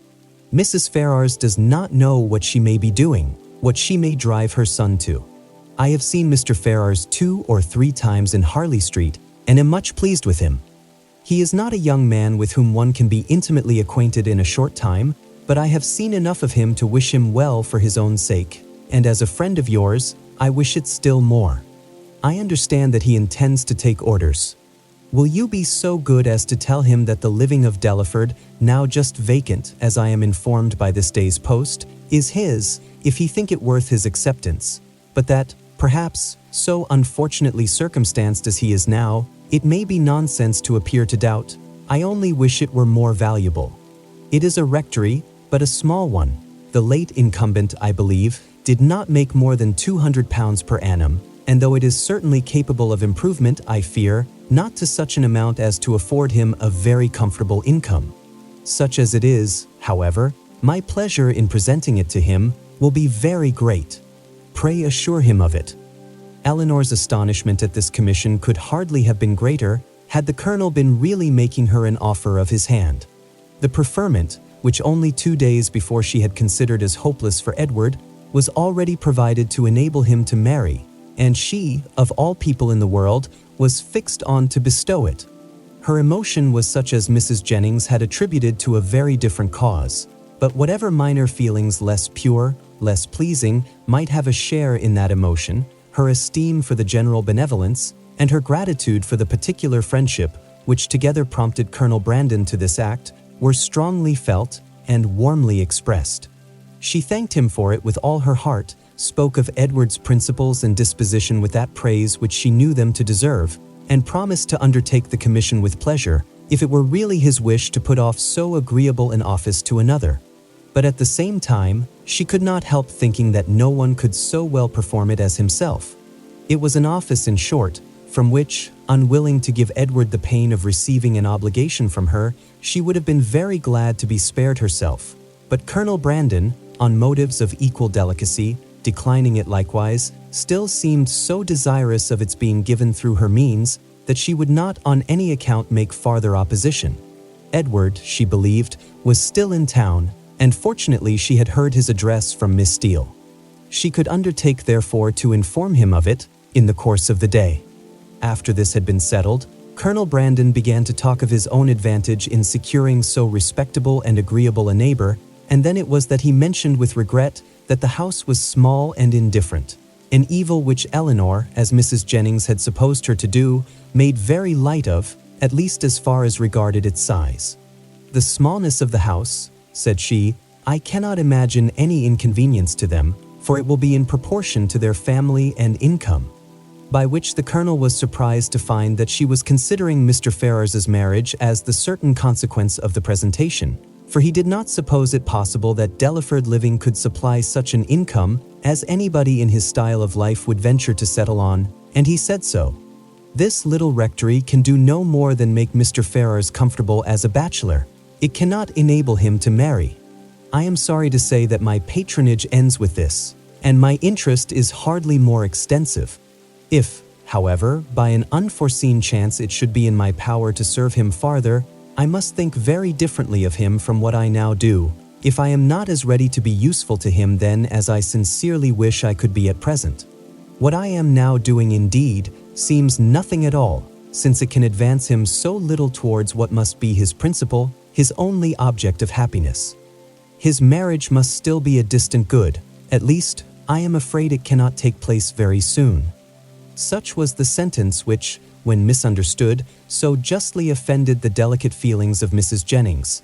But after this narration of what really passed between Colonel Brandon and Elinor, while they stood at the window, the gratitude expressed by the latter on their parting may perhaps appear in general not less reasonably excited, nor less properly worded than if it had arisen from an offer of marriage.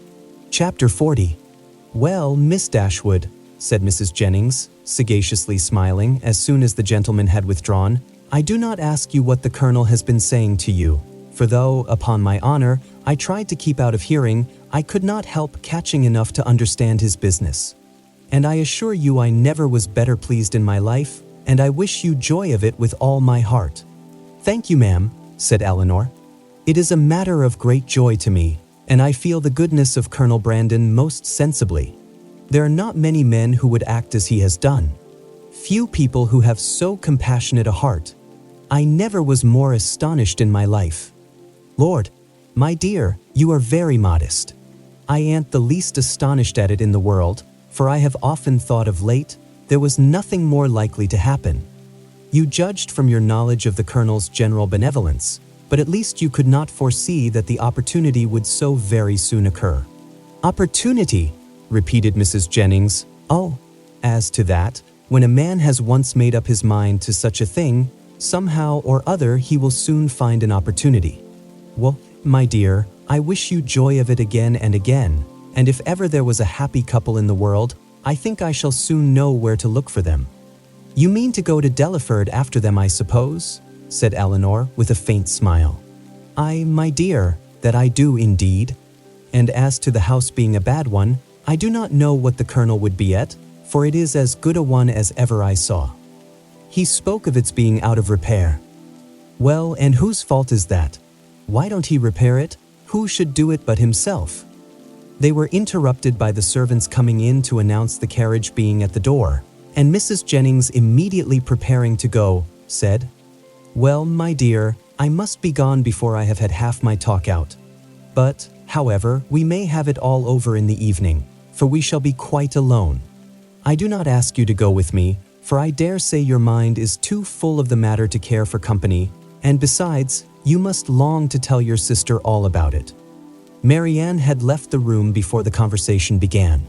"Certainly, ma'am, I shall tell Marianne of it, but I shall not mention it at present to anybody else." "Oh, very well," said Mrs. Jennings, rather disappointed. "Then you would not have me tell it to Lucy, for I think of going as far as Holborn today." "No, ma'am, not even Lucy, if you please. One day's delay will not be very material, and till I have written to Mr. Ferrars, I think it ought not to be mentioned to anybody else. I shall do that directly. It is of importance that no time should be lost with him, for he will of course have much to do relative to his ordination." This speech at first puzzled Mrs. Jennings exceedingly.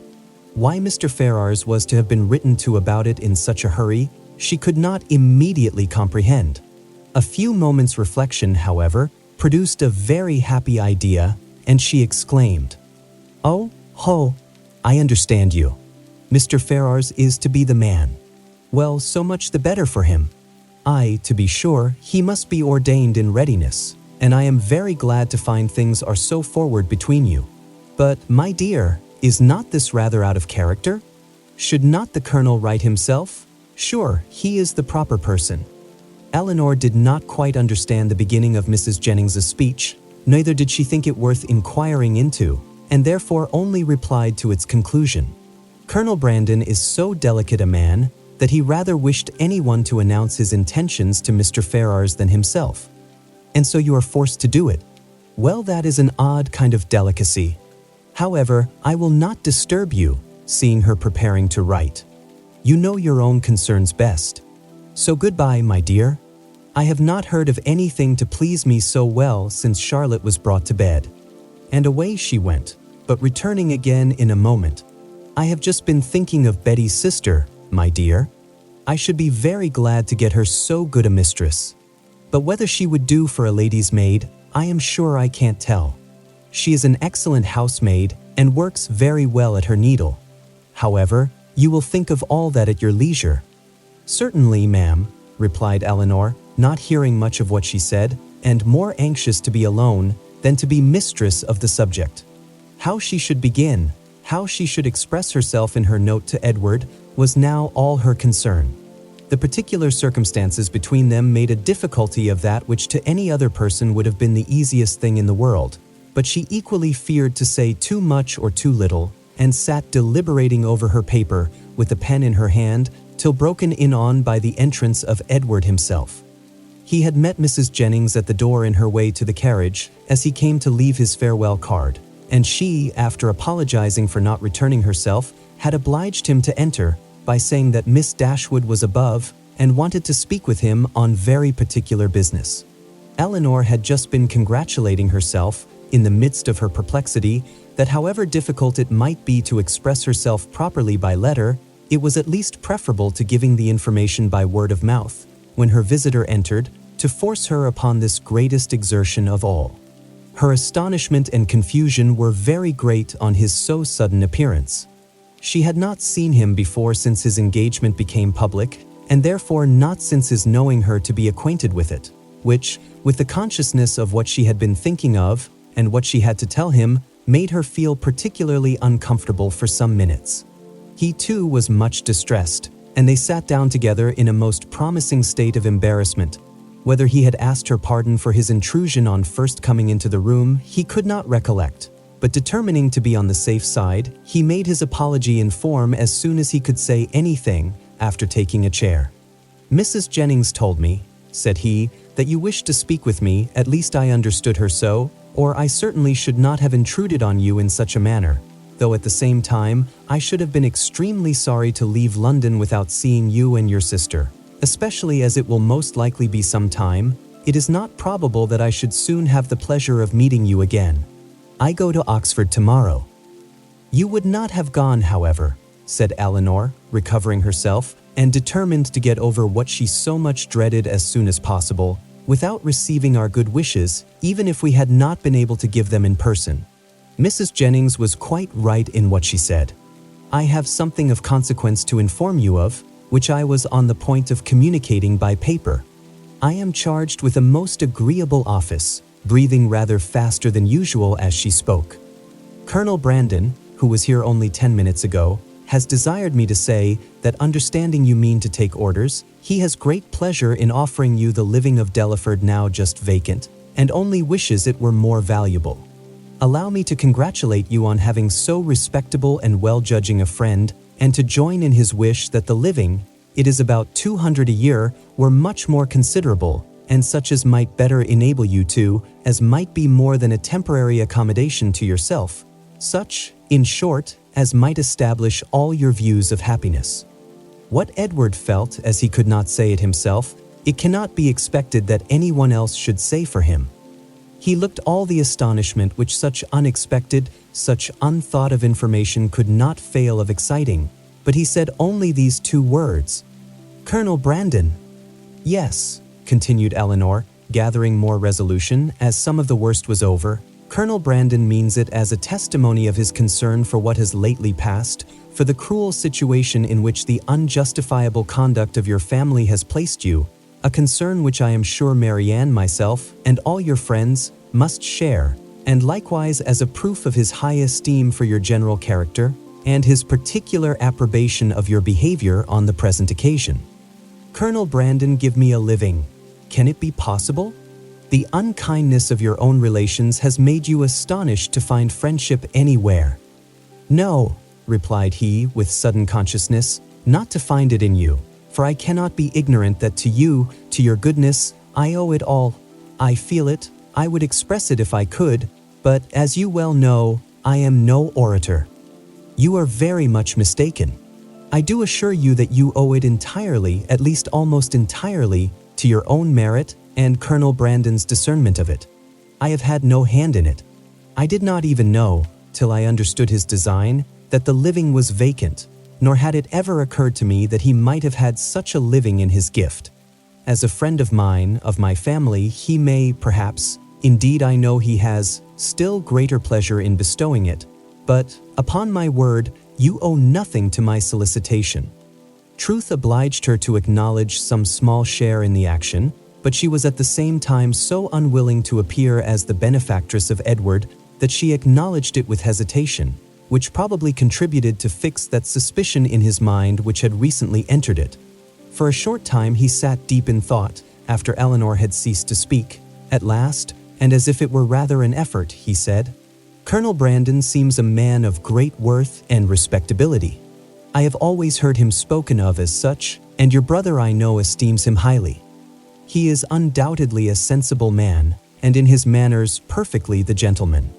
"Indeed," replied Elinor, "I believe that you will find him, on farther acquaintance, all that you have heard him to be, and as you will be such very near neighbors, for I understand the parsonage is almost close to the mansion house, it is particularly important that he should be all this."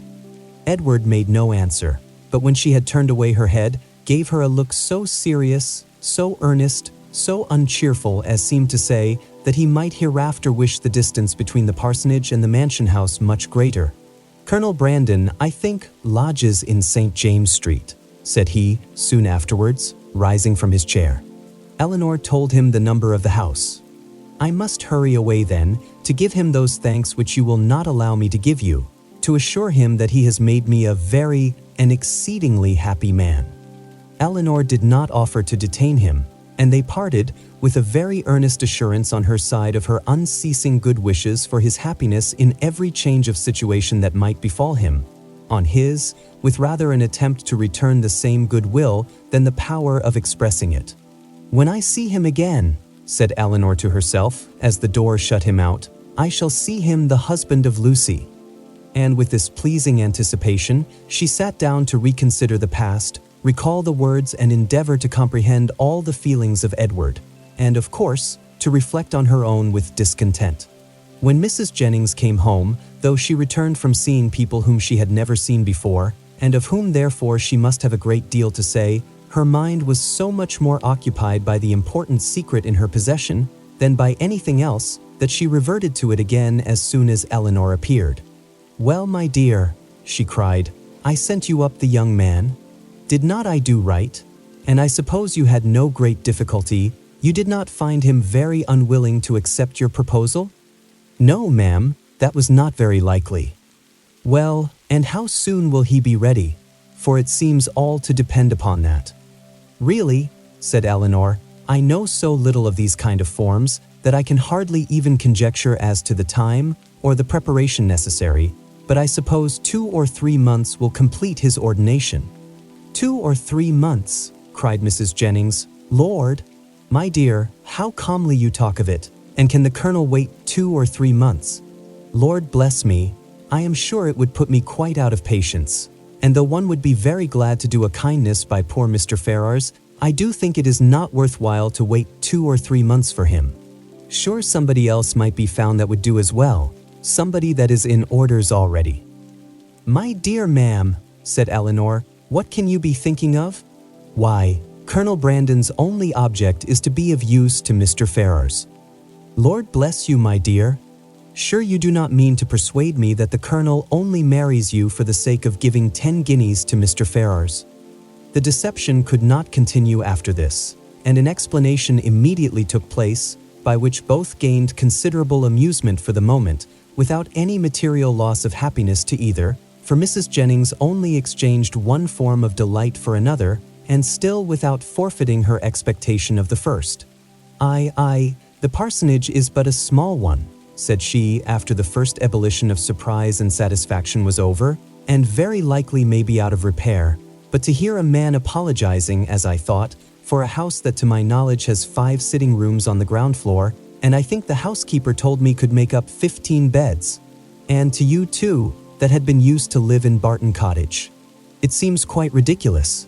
But, my dear, we must touch up the Colonel to do something to the parsonage, and make it comfortable for them, before Lucy goes to it." But Colonel Brandon does not seem to have any idea of the livings being enough to allow them to marry.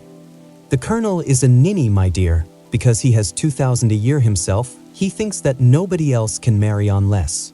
Take my word for it, that, if I am alive, I shall be paying a visit at Delaford Parsonage before Michaelmas, and I am sure I shan't go if Lucy an't there." Elinor was quite of her opinion as to the probability of their not waiting for anything more. Chapter 41. Edward, having carried his thanks to Colonel Brandon, proceeded with his happiness to Lucy, and such was the excess of it by the time he reached Bartlett's Buildings that she was able to assure Mrs. Jennings, who called on her again the next day with her congratulations, that she had never seen him in such spirits before in her life. Her own happiness and her own spirits were at least very certain, and she joined Mrs. Jennings most heartily in her expectation of their being all comfortably together in Delaford Parsonage before Michaelmas. So far was she, at the same time, from any backwardness to give Elinor that credit which Edward would give her, that she spoke of her friendship for them both with the most grateful warmth, was ready to own all their obligation to her, and openly declared that no exertion for their good on Miss Dashwood's part, either present or future, would ever surprise her, for she believed her capable of doing anything in the world for those she really valued. As for Colonel Brandon, she was not only ready to worship him as a saint, but was moreover truly anxious that he should be treated as one in all worldly concerns, anxious that his tithes should be raised to the utmost, and secretly resolved to avail herself, at Delaford, as far as she possibly could, of his servants, his carriage, his cows, and his poultry. It was now above a week since John Dashwood had called in Berkeley Street, and as since that time no notice had been taken by them of his wife's indisposition, beyond one verbal inquiry, Elinor began to feel it necessary to pay her a visit. This was an obligation, however, which not only opposed her own inclination, but which had not the assistance of any encouragement from her companions. Marianne, not contented with absolutely refusing to go herself, was very urgent to prevent her sister's going at all, and Mrs. Jennings, though her carriage was always at Elinor's service, so very much disliked Mrs. John Dashwood that not even her curiosity to see how she looked after the late discovery, nor her strong desire to affront her by taking Edward's part, could overcome her unwillingness to be in her company again. The consequence was that Elinor set out by herself to pay a visit, for which no one could really have less inclination, and to run the risk of a tête-à-tête with a woman whom neither of the others had so much reason to dislike. Mrs. Dashwood was denied, but before the carriage could turn from the house, her husband accidentally came out. He expressed great pleasure in meeting Elinor, told her that he had been just going to call in Berkeley Street, and assuring her that Fanny would be very glad to see her, invited her to come in. They walked upstairs into the drawing room. Nobody was there. "Fanny is in her own room, I suppose," said he. "I will go to her presently, for I am sure she will not have the least objection in the world to seeing you." "Very far from it, indeed. Now especially there cannot be, but however, you and Marianne were always great favorites. Why would not Marianne come?" Elinor made what excuse she could for her. "I am not sorry to see you alone," he replied, "for I have a good deal to say to you. This living of Colonel Brandon's, can it be true? Has he really given it to Edward? I heard it yesterday by chance, and was coming to you on purpose to inquire farther about it. It is perfectly true. Colonel Brandon has given the living of Delaford to Edward." "Really? Well, this is very astonishing. No relationship, no connection between them, and now that livings fetch such a price. What was the value of this?" "About 200 a year." "Very well, and for the next presentation to a living of that value, supposing the late incumbent to have been old and sickly, and likely to vacate it soon, he might have got, I dare say, £1,400. And how came he not to have settled that matter before this person's death? Now, indeed it would be too late to sell it, but a man of Colonel Brandon's sense. I wonder he should be so improvident in a point of such common, such natural concern. Well, I am convinced that there is a vast deal of inconsistency in almost every human character. I suppose, however, on recollection, that the case may probably be this.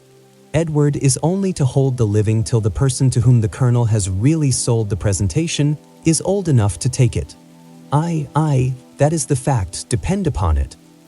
Elinor contradicted it, however, very positively, and by relating that she had herself been employed in conveying the offer from Colonel Brandon to Edward, and, therefore, must understand the terms on which it was given, obliged him to submit to her authority. "It is truly astonishing," he cried after hearing what she said. "What could be the Colonel's motive?" "A very simple one, to be of use to Mr. Ferrars." Well, whatever Colonel Brandon may be, Edward is a very lucky man. You will not mention the matter to Fanny, however, for though I have broke it to her, and she bears it vastly well, she will not like to hear it much talked of." Elinor had some difficulty here to refrain from observing that she thought Fanny might have borne with composure an acquisition of wealth to her brother, by which neither she nor her child could be possibly impoverished. "Mrs. Ferrars," added he, lowering his voice to the tone becoming so important a subject, "knows nothing about it at present, and I believe it will be best to keep it entirely concealed from her as long as may be. When the marriage takes place, I fear she must hear of it all. But why should such precaution be used? Though it is not to be supposed that Mrs. Ferrars can have the smallest satisfaction in knowing that her son has money enough to live upon, for that must be quite out of the question. Yet why, upon her late behavior, is she supposed to feel it all? She has done with her son, she cast him off forever, and has made all those over whom she had any influence cast him off likewise. Surely, after doing so, she cannot be imagined liable to any impression of sorrow or of joy on his account. She cannot be interested in anything that befalls him.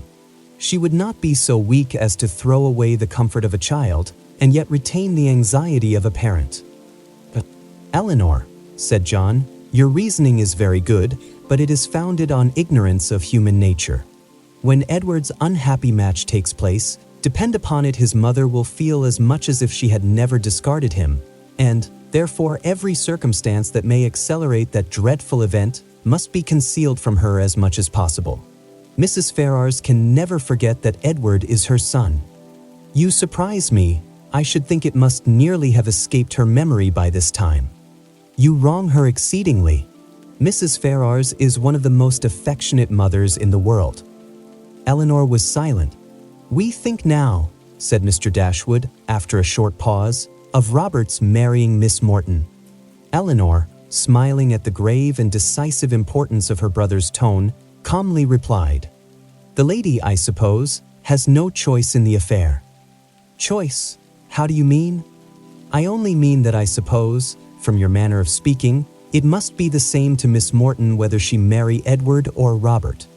Certainly, there can be no difference, for Robert will now to all intents and purposes be considered as the eldest son, and as to anything else, they are both very agreeable young men.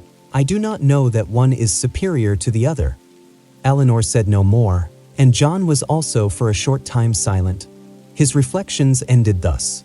"Of one thing, my dear sister," kindly taking her hand and speaking in an awful whisper, "I may assure you, and I will do it, because I know it must gratify you.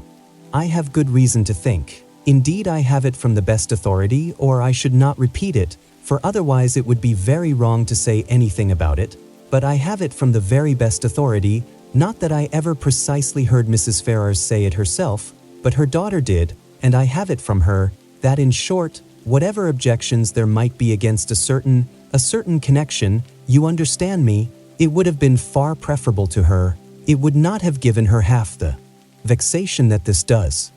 I was exceedingly pleased to hear that Mrs. Ferrars considered it in that light, a very gratifying circumstance, you know, to us all.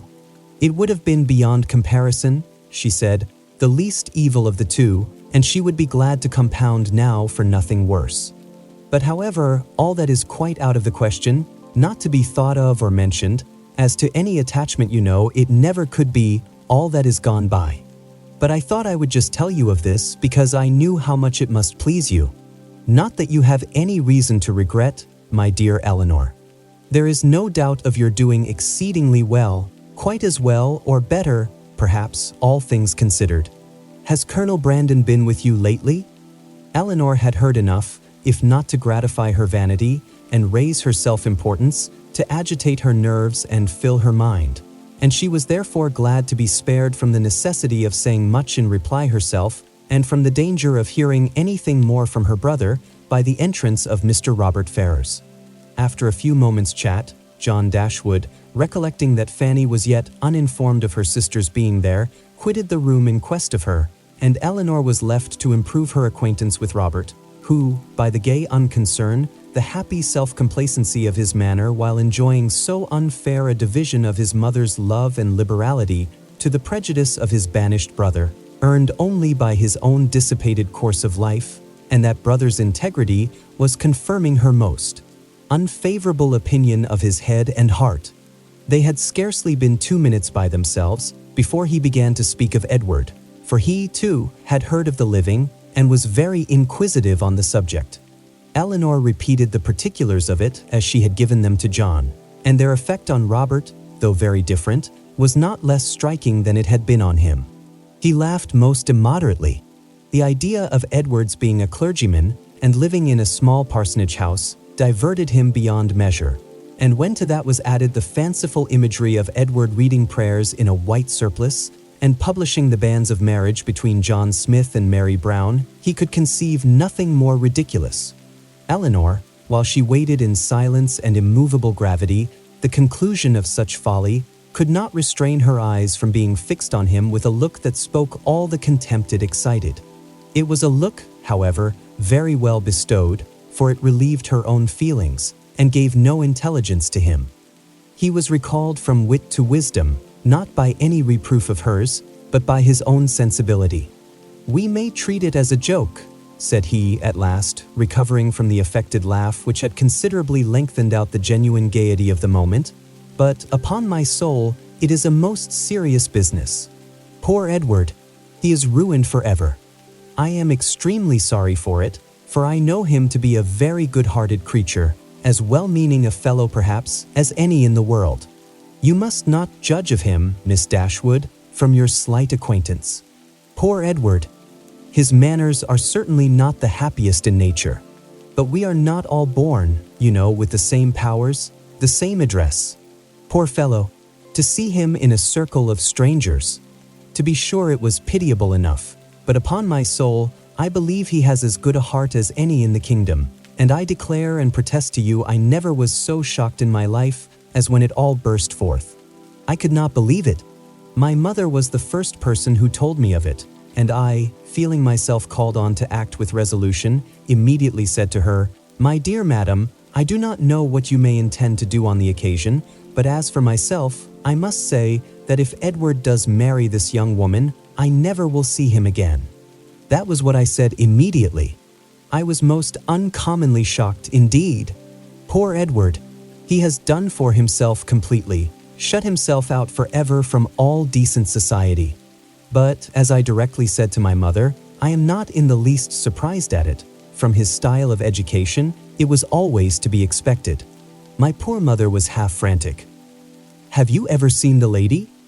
'Yes, once, while she was staying in this house, I happened to drop in for 10 minutes, and I saw quite enough of her. The merest awkward country girl, without style or elegance, and almost without beauty. I remember her perfectly. Just the kind of girl I should suppose likely to captivate poor Edward. I offered immediately, as soon as my mother related the affair to me, to talk to him myself and dissuade him from the match, but it was too late then, I found, to do anything, for unluckily, I was not in the way at first, and knew nothing of it till after the breach had taken place, when it was not for me, you know, to interfere. But had I been informed of it a few hours earlier, I think it is most probable that something might have been hit on.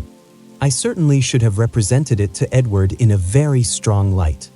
'My dear fellow,' I should have said, 'consider what you are doing. You are making a most disgraceful connection, and such a one as your family are unanimous in disapproving. I cannot help thinking, in short, that means might have been found. But now it is all too late. He must be starved, you know, that is certain, absolutely starved.'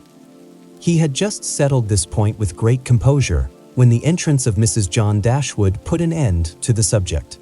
But though she never spoke of it out of her own family, Elinor could see its influence on her mind in the something like confusion of countenance with which she entered and an attempt at cordiality in her behavior to herself. She even proceeded so far as to be concerned to find that Elinor and her sister were so soon to leave town, as she had hoped to see more of them, an exertion in which her husband, who attended her into the room and hung enamored over her accents, seemed to distinguish everything that was most affectionate and graceful. Chapter 42.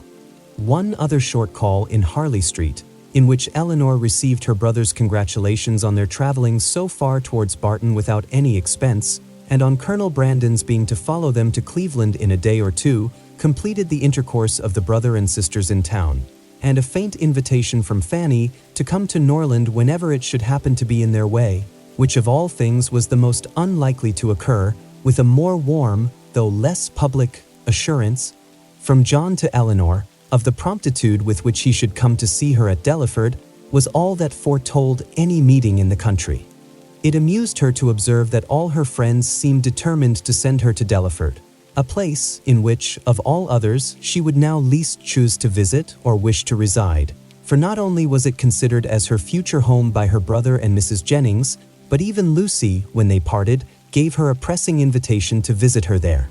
Very early in April, and tolerably early in the day, the two parties from Hanover Square and Berkeley Street set out from their respective homes to meet, by appointment, on the road. For the convenience of Charlotte and her child, they were to be more than 2 days on their journey, and Mr. Palmer, traveling more expeditiously with Colonel Brandon, was to join them at Cleveland soon after their arrival. Marianne, few as had been her hours of comfort in London, and eager as she had long been to quit it, could not, when it came to the point, bid adieu to the house in which she had for the last time enjoyed those hopes and that confidence in Willoughby which were now extinguished forever without great pain. Nor could she leave the place in which Willoughby remained, busy in new engagements and new schemes in which she could have no share, without shedding many tears. Elinor's satisfaction at the moment of removal was more positive. She had no such object for her lingering thoughts to fix on. She left no creature behind, from whom it would give her a moment's regret to be divided forever. She was pleased to be free herself from the persecution of Lucy's friendship. She was grateful for bringing her sister away unseen by Willoughby since his marriage, and she looked forward with hope to what a few months of tranquility at Barton might do towards restoring Marianne's peace of mind and confirming her own. Their journey was safely performed.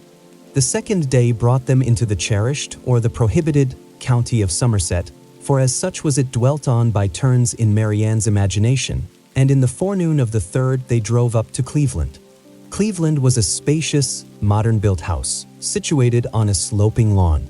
It had no park, but the pleasure grounds were tolerably extensive, and like every other place of the same degree of importance, it had its open shrubbery and closer wood walk. A road of smooth gravel winding round a plantation led to the front. The lawn was dotted over with timber. The house itself was under the guardianship of the fir, the mountain ash, and the acacia, and a thick screen of them altogether, interspersed with tall Lombardy poplars, shut out the offices. Marianne entered the house with a heart swelling with emotion from the consciousness of being only 80 miles from Barton and not 30 from Combe Magna, and before she had been 5 minutes within its walls, while the others were busily helping Charlotte to show her child to the housekeeper, she quitted it again, stealing away through the winding shrubberies, now just beginning to be in beauty, to gain a distant eminence, where, from its Grecian temple, her eye, wandering over a wide tract of country to the southeast, could fondly rest on the farthest ridge of hills in the horizon, and fancy that from their summits Combe Magna might be seen. In such moments of precious, invaluable misery, she rejoiced in tears of agony to be at Cleveland, and as she returned by a different circuit to the house, feeling all the happy privilege of country liberty, of wandering from place to place in free and luxurious solitude, she resolved to spend almost every hour of every day while she remained with the Palmers, in the indulgence of such solitary rambles. She returned just in time to join the others as they quitted the house, on an excursion through its more immediate premises, and the rest of the morning was easily whiled away in lounging round the kitchen garden, examining the bloom upon its walls, and listening to the gardener's lamentations upon blights, in dawdling through the greenhouse, where the loss of her favorite plants, unwarily exposed and nipped by the lingering frost, raised the laughter of Charlotte, and in visiting her, poultry yard, where, in the disappointed hopes of her dairymaid, by hens forsaking their nests, or being stolen by a fox, or in the rapid decrease of a promising young brood, she found fresh sources of merriment. The morning was fine and dry, and Marianne, in her plan of employment abroad, had not calculated for any change of weather during their stay at Cleveland. With great surprise, therefore, did she find herself prevented by a settled rain from going out again after dinner. She had depended on a twilight walk to the Grecian temple, and perhaps all over the grounds, and an evening merely cold or damp would not have deterred her from it. But a heavy and settled rain even she could not fancy dry or pleasant weather for walking. Their party was small, and the hours passed quietly away. Mrs. Palmer had her child, and Mrs. Jennings her carpet work. They talked of the friends they had left behind, arranged Lady Middleton's engagements, and wondered whether Mr. Palmer and Colonel Brandon would get farther than reading that night. Elinor, however little concerned in it, joined in their discourse, and Marianne, who had the knack of finding her way in every house to the library, however it might be avoided by the family in general, soon procured herself a book. Nothing was wanting on Mrs. Palmer's side that constant and friendly good humor could do to make them feel themselves welcome. The openness and heartiness of her manner more than atoned for that want of recollection and elegance which made her often deficient in the forms of politeness. Her kindness, recommended by so pretty a face, was engaging. Her folly, though evident, was not disgusting, because it was not conceited, and Elinor could have forgiven everything but her laugh. The two gentlemen arrived the next day to a very late dinner, affording a pleasant enlargement of the party and a very welcome variety to their conversation, which a long morning of the same continued rain had reduced very low. Elinor had seen so little of Mr. Palmer, and in that little had seen so much variety in his address to her sister and herself, that she knew not what to expect to find him in his own family. She found him, however, perfectly the gentleman in his behavior to all his visitors, and only occasionally rude to his wife and her mother. She found him very capable of being a pleasant companion, and only prevented from being so always by too great an aptitude to fancy himself as much superior to people in general as he must feel himself to be to Mrs. Jennings and Charlotte. For the rest of his character and habits, they were marked, as far as Elinor could perceive, with no traits at all unusual in his sex and time of life. He was nice in his eating, uncertain in his hours, fond of his child, though affecting to slight it, and idled away the mornings at billiards, which ought to have been devoted to business. She liked him, however, upon the whole, much better than she had expected, and in her heart was not sorry that she could like him no more, not sorry to be driven by the observation of his epicurism, his selfishness, and his conceit, to rest with complacency on the remembrance of Edward's generous temper, simple taste, and diffident feelings. Of Edward, or at least of some of his concerns, she now received intelligence from Colonel Brandon, who had been into Dorsetshire lately, and who, treating her at once as the disinterested friend of Mr. Ferrars and the kind confidant of himself, talked to her a great deal of the parsonage at Delaford, described its deficiencies, and told her what he meant to do himself towards removing them. His behavior to her in this, as well as in every other particular, his open pleasure in meeting her. After an absence of only 10 days, his readiness to converse with her, and his deference for her opinion, might very well justify Mrs. Jennings's persuasion of his attachment, and would have been enough, perhaps, had not Elinor still, as from the first, believed Marianne his real favorite, to make her suspect it herself. But as it was, such a notion had scarcely ever entered her head except by Mrs. Jennings's suggestion, and she could not help believing herself the nicest observer of the two. She watched his eyes, while Mrs. Jennings thought only of his behavior, and while his looks of anxious solicitude on Marianne's feeling, in her head and throat, the beginning of a heavy cold, because unexpressed by words, entirely escaped the latter lady's observation. She could discover in them the quick feelings and needless alarm of a lover. 2 delightful twilight walks on the 3rd and 4th evenings of her being there, not merely on the dry gravel of the shrubbery, but all over the grounds, and especially in the most distant parts of them, where there was something more of wildness than in the rest, where the trees were the oldest, and the grass was the longest and wettest, had, assisted by the still greater imprudence of sitting in her wet shoes and stockings, given Marianne a cold so violent as, though for a day or two trifled with or denied, would force itself by increasing ailments on the concern of every body and the notice of herself. Prescriptions poured in from all quarters, and as usual, were all declined. Though heavy and feverish, with a pain in her limbs and a cough and a sore throat, a good night's rest was to cure her entirely, and it was with difficulty that Elinor prevailed on her, when she went to bed, to try one or two of the simplest of the remedies. Chapter 43. Marianne got up the next morning at her usual time, to every inquiry replied that she was better, and tried to prove herself so by engaging in her customary employments. But a day spent in sitting shivering over the fire with a book in her hand, which she was unable to read, or in lying, weary and languid, on a sofa, did not speak much in favor of her amendment, and when, at last, she went early to bed, more and more indisposed, Colonel Brandon was only astonished at her sister's composure, who, though attending and nursing her the whole day, against Marianne's inclination, and forcing proper medicines on her at night, trusted, like Marianne, to the certainty and efficacy of sleep, and felt no real alarm.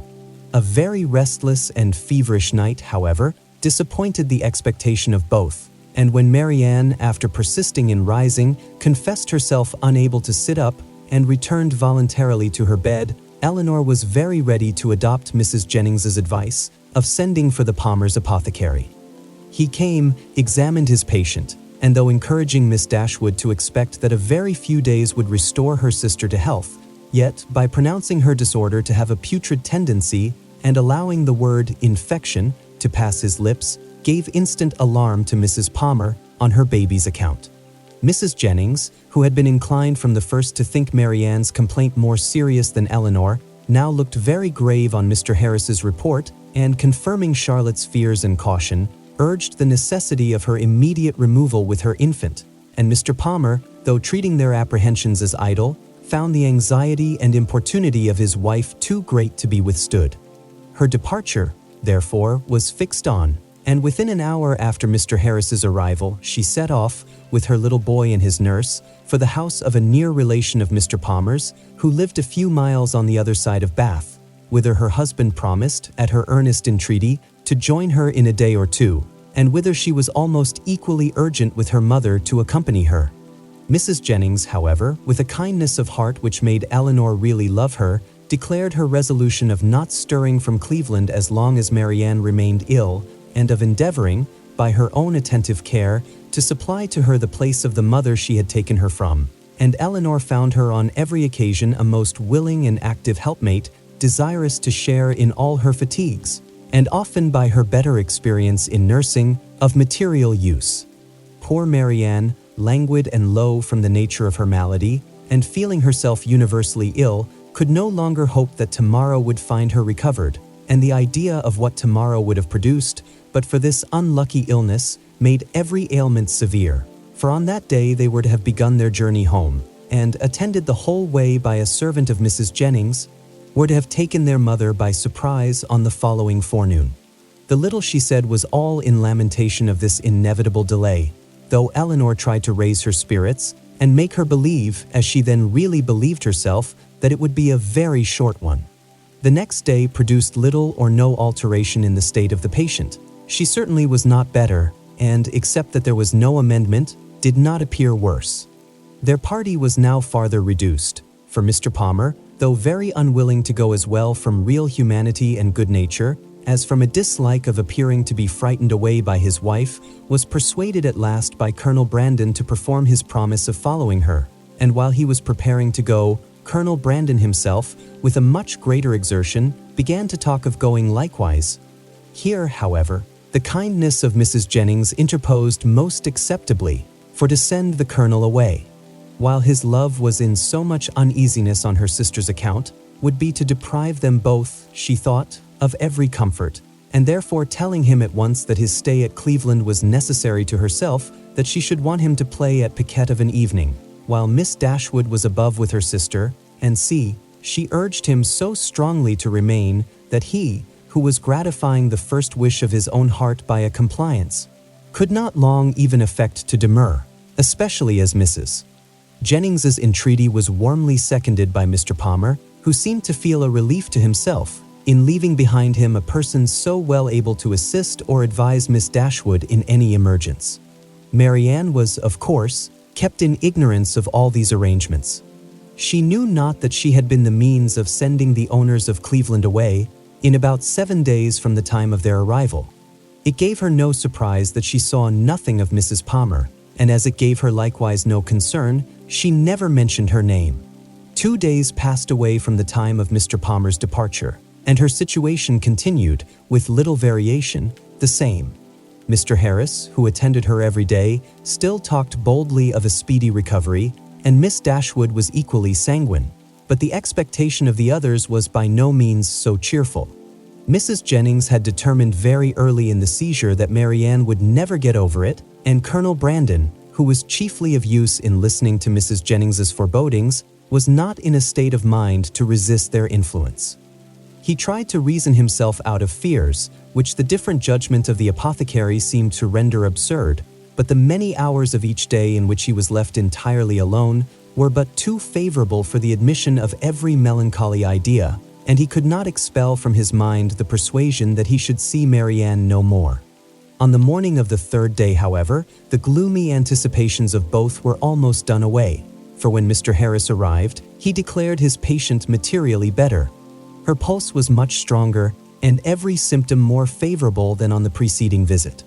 Elinor, confirmed in every pleasant hope, was all cheerfulness, rejoicing that in her letters to her mother, she had pursued her own judgment rather than her friends, in making very light of the indisposition which delayed them at Cleveland, and almost fixing on the time when Marianne would be able to travel. But the day did not close so auspiciously as it began. Towards the evening Marianne became ill again, growing more heavy, restless, and uncomfortable than before. Her sister, however, still sanguine, was willing to attribute the change to nothing more than the fatigue of having sat up to have her bed made, and carefully administering the cordials prescribed, saw her, with satisfaction, sink at last into a slumber from which she expected the most beneficial effects. Her sleep, though not so quiet as Elinor wished to see it, lasted a considerable time, and anxious to observe the result of it herself, she resolved to sit with her during the whole of it. Mrs. Jennings, knowing nothing of any change in the patient, went unusually early to bed. Her maid, who was one of the principal nurses, was recreating herself in the housekeeper's room, and Elinor remained alone with Marianne. The repose of the latter became more and more disturbed, and her sister, who watched with unremitting attention her continual change of posture, and heard the frequent but inarticulate sounds of complaint which passed her lips, was almost wishing to rouse her from so painful a slumber, when Marianne, suddenly awakened by some accidental noise in the house, started hastily up, and, with feverish wildness, cried out, "Is Mamma coming?" "Not yet," cried the other, concealing her terror, and assisting Marianne to lie down again, "but she will be here, I hope, before it is long. It is a great way, you know, from hence to Barton." "But she must not go round by London," cried Marianne, in the same hurried manner. "I shall never see her if she goes by London." Elinor perceived with alarm that she was not quite herself, and, while attempting to soothe her, eagerly felt her pulse. It was lower and quicker than ever. And Marianne, still talking wildly of Mamma, her alarm increased so rapidly as to determine her on sending instantly for Mr. Harris and dispatching a messenger to Barton for her mother. To consult with Colonel Brandon on the best means of effecting the latter was a thought which immediately followed the resolution of its performance, and as soon she had rung up the maid to take her place by her sister, she hastened down to the drawing-room, where she knew he was generally to be found at a much later hour than the present. It was no time for hesitation. Her fears and her difficulties were immediately before him. Her fears, he had no courage, no confidence to attempt the removal of. He listened to them in silent despondence. But her difficulties were instantly obviated, for with a readiness that seemed to speak the occasion, and the service prearranged in his mind, he offered himself as the messenger who should fetch Mrs. Dashwood. Elinor made no resistance that was not easily overcome. She thanked him with brief, though fervent gratitude, and while he went to hurry off his servant with a message to Mr. Harris, and an order for post-horses directly, She wrote a few lines to her mother. The comfort of such a friend at that moment as Colonel Brandon, or such a companion for her mother, how gratefully was it felt! A companion whose judgment would guide, whose attendance must relieve, and whose friendship might soothe her. As far as the shock of such a summons could be lessened to her, his presence, his manners, his assistance, would lessen it. He, meanwhile, whatever he might feel, acted with all the firmness of a collected mind, made every necessary arrangement with the utmost dispatch, and calculated with exactness the time in which she might look for his return. Not a moment was lost in delay of any kind. The horses arrived even before they were expected, and Colonel Brandon, only pressing her hand with a look of solemnity and a few words spoken too low to reach her ear, hurried into the carriage. It was then about 12 o'clock, and she returned to her sister's apartment to wait for the arrival of the apothecary and to watch by her the rest of the night. It was a night of almost equal suffering to both. Hour after hour passed away in sleepless pain and delirium on Marianne's side, and in the most cruel anxiety on Elinor's, before Mr. Harris appeared. Her apprehensions once raised, paid by their excess for all her former security, and the servant who sat up with her, for she would not allow Mrs. Jennings to be called, only tortured her more by hints of what her mistress had always thought. Marianne's ideas were still, at intervals, fixed incoherently on her mother, and whenever she mentioned her name, it gave a pang to the heart of poor Elinor, who, reproaching herself for having trifled with so many days of illness, and wretched for some immediate relief, fancied that all relief might soon be in vain, that everything had been delayed too long, and pictured to herself her suffering mother arriving too late to see this darling child, or to see her rational. She was on the point of sending again for Mr. Harris, or if he could not come, for some other advice, when the former, but not till after 5 o'clock, arrived. His opinion, however, made some little amends for his delay, for though acknowledging a very unexpected and unpleasant alteration in his patient, he would not allow the danger to be material, and talked of the relief which a fresh mode of treatment must procure, with a confidence which, in a lesser degree, was communicated to Elinor. He promised to call again in the course of 3 or 4 hours, and left both the patient and her anxious attendant more composed than he had found them. With strong concern, and with many reproaches for not being called to their aid, did Mrs. Jennings hear in the morning of what had passed. Her former apprehensions, now with greater reason restored, left her no doubt of the event, and though trying to speak comfort to Elinor, her conviction of her sister's danger would not allow her to offer the comfort of hope. Her heart was really grieved. The rapid decay, the early death of a girl so young, so lovely as Marianne, must have struck a less interested person with concern. On Mrs. Jennings's compassion she had other claims. She had been for 3 months her companion, was still under her care, and she was known to have been greatly injured and long unhappy. The distress of her sister too, particularly a favorite, was before her, and as for their mother, when Mrs. Jennings considered that Marianne might probably be to her what Charlotte was to herself, her sympathy in her sufferings was very sincere. Mr. Harris was punctual in his second visit, but he came to be disappointed in his hopes of what the last would produce. His medicines had failed, the fever was unabated, and Marianne, only more quiet, not more herself, remained in a heavy stupor. Elinor, catching all and more than all his fears in a moment, proposed to call in further advice. But he judged it unnecessary. He had still something more to try, some more fresh application, of whose success he was as confident as the last, and his visit concluded with encouraging assurances which reached the ear, but could not enter the heart of Miss Dashwood. She was calm, except when she thought of her mother, but she was almost hopeless, and in this state she continued till noon, scarcely stirring from her sister's bed, her thoughts wandering from one image of grief, one suffering friend to another, and her spirits oppressed to the utmost by the conversation of Mrs. Jennings, who scrupled not to attribute the severity and danger of this attack to the many weeks of previous indisposition which Marianne's disappointment had brought on. Elinor felt all the reasonableness of the idea, and it gave fresh misery to her reflections. About noon, however, she began, but with a caution, a dread of disappointment which for some time kept her silent, even to her friend, to fancy, to hope she could perceive a slight amendment in her sister's pulse, She waited, watched, and examined it again and again, and at last, with an agitation more difficult to bury under exterior calmness than all her foregoing distress, ventured to communicate her hopes.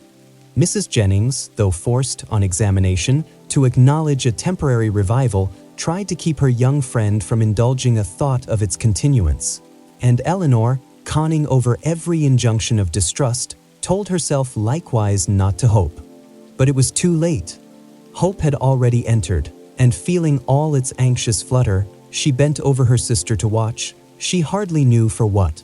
Half an hour passed away, and the favorable symptom yet blessed her. Others even arose to confirm it. Her breath, her skin, her lips, all flattered Elinor with signs of amendment, and Marianne fixed her eyes on her with a rational, though languid, gaze. Anxiety and hope now oppressed her in equal degrees, and left her no moment of tranquility till the arrival of Mr. Harris at 4 o'clock, when his assurances, his felicitations on a recovery in her sister even surpassing his expectation, gave her confidence, comfort, and tears of joy. Marianne was in every respect materially better, and he declared her entirely out of danger. Mrs. Jennings, perhaps satisfied with the partial justification of her forebodings which had been found in their late alarm, allowed herself to trust in his judgment and admitted, with unfeigned joy and soon with unequivocal cheerfulness, the probability of an entire recovery. Elinor could not be cheerful. Her joy was of a different kind and led to anything rather than to gaiety. Marianne restored to life, health, friends, and to her doting mother was an idea to fill her heart with sensations of exquisite comfort and expand it in fervent gratitude, but it led to no outward demonstrations of joy, no words, no smiles. All within Elinor's breast was satisfaction, silent and strong. She continued by the side of her sister, with little intermission the whole afternoon, calming every fear, satisfying every inquiry of her enfeebled spirits, supplying every succor, and watching almost every look and every breath.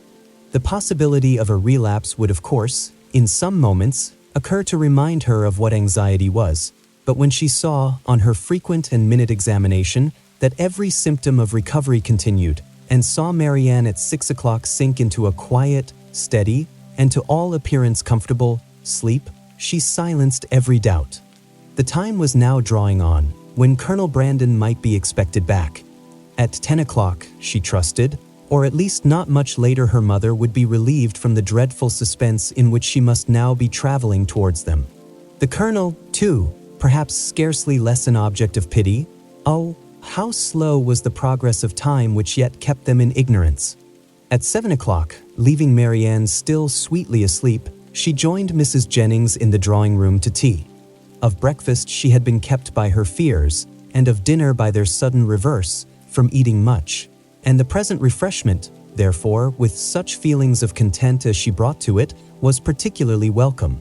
Mrs. Jennings would have persuaded her, at its conclusion, to take some rest before her mother's arrival, and allow her to take her place by Marianne, but Elinor had no sense of fatigue, no capability of sleep at that moment about her, and she was not to be kept away from her sister an unnecessary instant.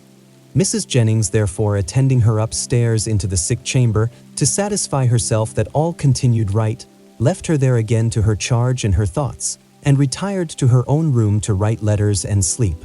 The night was cold and stormy. The wind roared round the house, and the rain beat against the windows, but Elinor, all happiness within, regarded it not. Marianne slept through every blast, and the travelers, they had a rich reward in store for every present inconvenience. The clock struck 8. Had it been 10, Elinor would have been convinced that at that moment she heard a carriage driving up to the house, and so strong was the persuasion that she did, in spite of the almost impossibility of their being already come, that she moved into the adjoining dressing closet and opened a window shutter to be satisfied of the truth. She instantly saw that her ears had not deceived her. The flaring lamps of a carriage were immediately in view. By their uncertain light, she thought she could discern it to be drawn by 4 horses, and this, while it told the excess of her poor mother's alarm, gave some explanation to such unexpected rapidity. Never in her life had Elinor found it so difficult to be calm as at that moment. The knowledge of what her mother must be feeling as the carriage stopped at the door, of her doubt, her dread, perhaps her despair, and of what she had to tell. With such knowledge it was impossible to be calm. All that remained to be done was to be speedy, and, therefore staying only till she could leave Mrs. Jennings's maid with her sister, she hurried downstairs.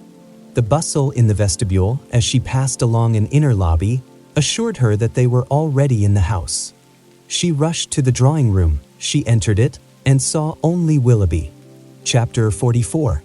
Elinor, starting back with a look of horror at the sight of him, obeyed the first impulse of her heart in turning instantly to quit the room, and her hand was already on the lock, when its action was suspended by his hastily advancing, and saying, in a voice rather of command than supplication, "Miss Dashwood, for half an hour, for 10 minutes, I entreat you to stay." "No, sir," she replied with firmness, "I shall not stay. Your business cannot be with me. The servants, I suppose, forgot to tell you that Mr. Palmer was not in the house." "Had they told me," he cried with vehemence, "that Mr. Palmer and all his relations were at the devil, it would not have turned me from the door. My business is with you, and only you." "With me?" In the utmost amazement. "Well, sir, be quick, and if you can, less violent. Sit down, and I will be both." She hesitated. She knew not what to do. The possibility of Colonel Brandon's arriving and finding her there came across her. But she had promised to hear him, and her curiosity no less than her honor was engaged. After a moment's recollection, therefore, concluding that prudence required dispatch, and that her acquiescence would best promote it, she walked silently towards the table and sat down. He took the opposite chair, and for half a minute not a word was said by either. "Pray be quick, sir," said Elinor impatiently. "I have no time to spare." He was sitting in an attitude of deep meditation, and seemed not to hear her. "Your sister," said he with abruptness, a moment afterwards, "is out of danger. I heard it from the servant. God be praised. But is it true? Is it really true?" Elinor would not speak. He repeated the inquiry with yet greater eagerness. "For God's sake tell me, is she out of danger, or is she not? We hope she is." He rose up and walked across the room. "Had I known as much half an hour ago, but since I am here," speaking with a forced vivacity as he returned to his seat, "what does it signify? For once, Miss Dashwood, it will be the last time, perhaps. Let us be cheerful together. I am in a fine mood for gaiety. Tell me honestly," a deeper glow overspreading his cheeks, "do you think me most a knave or a fool?" Elinor looked at him with greater astonishment than ever. She began to think that he must be in liquor. The strangeness of such a visit, and of such manners, seemed no otherwise intelligible, and with this impression she immediately rose, saying, "Mr. Willoughby, I advise you at present to return to Combe. I am not at leisure to remain with you longer. Whatever your business may be with me, it will be better recollected and explained tomorrow." "I understand you," he replied, with an expressive smile, and a voice perfectly calm. "Yes, I am very drunk. A pint of porter with my cold beef at Marlborough was enough to overset me." "At Marlborough?" cried Elinor, more and more at a loss to understand what he would be at. "Yes, I left London this morning at 8 o'clock, and the only 10 minutes I have spent out of my chaise since that time procured me a nuncheon at Marlborough."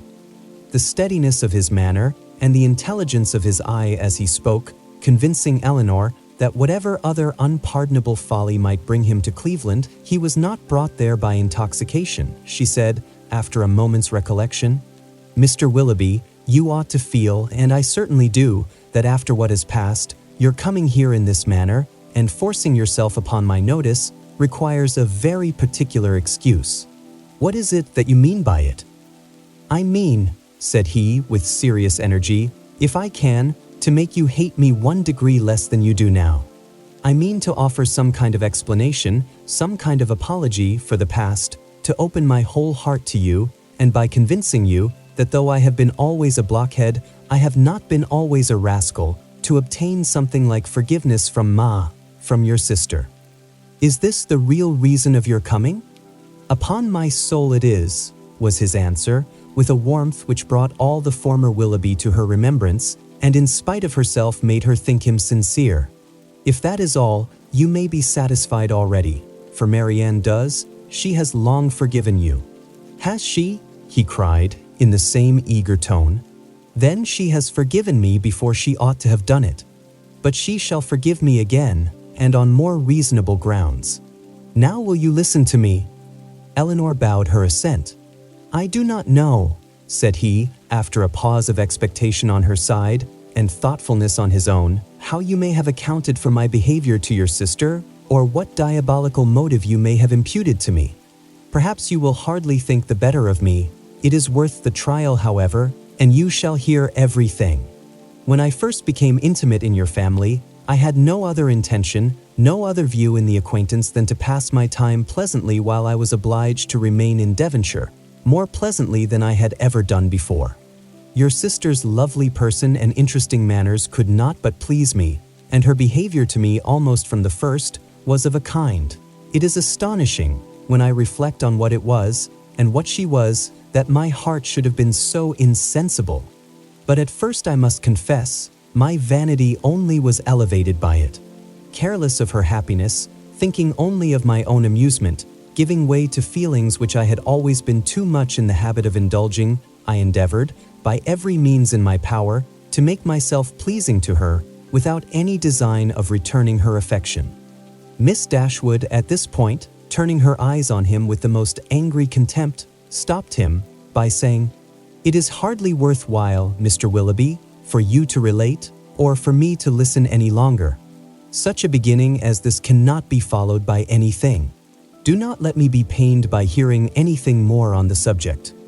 "I insist on you hearing the whole of it," he replied. "My fortune was never large, and I had always been expensive, always in the habit of associating with people of better income than myself. Every year since my coming of age, or even before, I believe, had added to my debts, and though the death of my old cousin, Mrs. Smith, was to set me free, yet that event being uncertain and possibly far distant, it had been for some time my intention to re-establish my circumstances by marrying a woman of fortune. To attach myself to your sister, therefore, was not a thing to be thought of, and with a meanness, selfishness, cruelty, which no indignant, no contemptuous look even of yours, Miss Dashwood, can ever reprobate too much, I was acting in this manner, trying to engage her regard, without a thought of returning it. But one thing may be said for me, even in that horrid state of selfish vanity, I did not know the extent of the injury I meditated, because I did not then know what it was to love. But have I ever known it?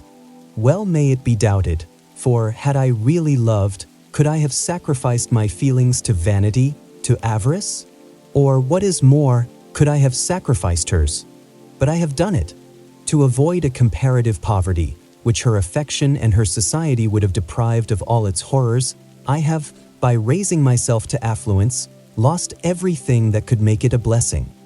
You did then, said Elinor, a little softened, believe yourself at one time attached to her? To have resisted such attractions, to have withstood such tenderness. Is there a man on earth who could have done it? Yes, I found myself, by insensible degrees, sincerely fond of her, and the happiest hours of my life were what I spent with her when I felt my intentions were strictly honorable and my feelings blameless. Even then, however, when fully determined on paying my addresses to her, I allowed myself most improperly to put off, from day to day, the moment of doing it, from an unwillingness to enter into an engagement while my circumstances were so greatly embarrassed. I will not reason here, nor will I stop for you to expatiate on the absurdity, and the worse than absurdity, of scrupling to engage my faith where my honor was already bound.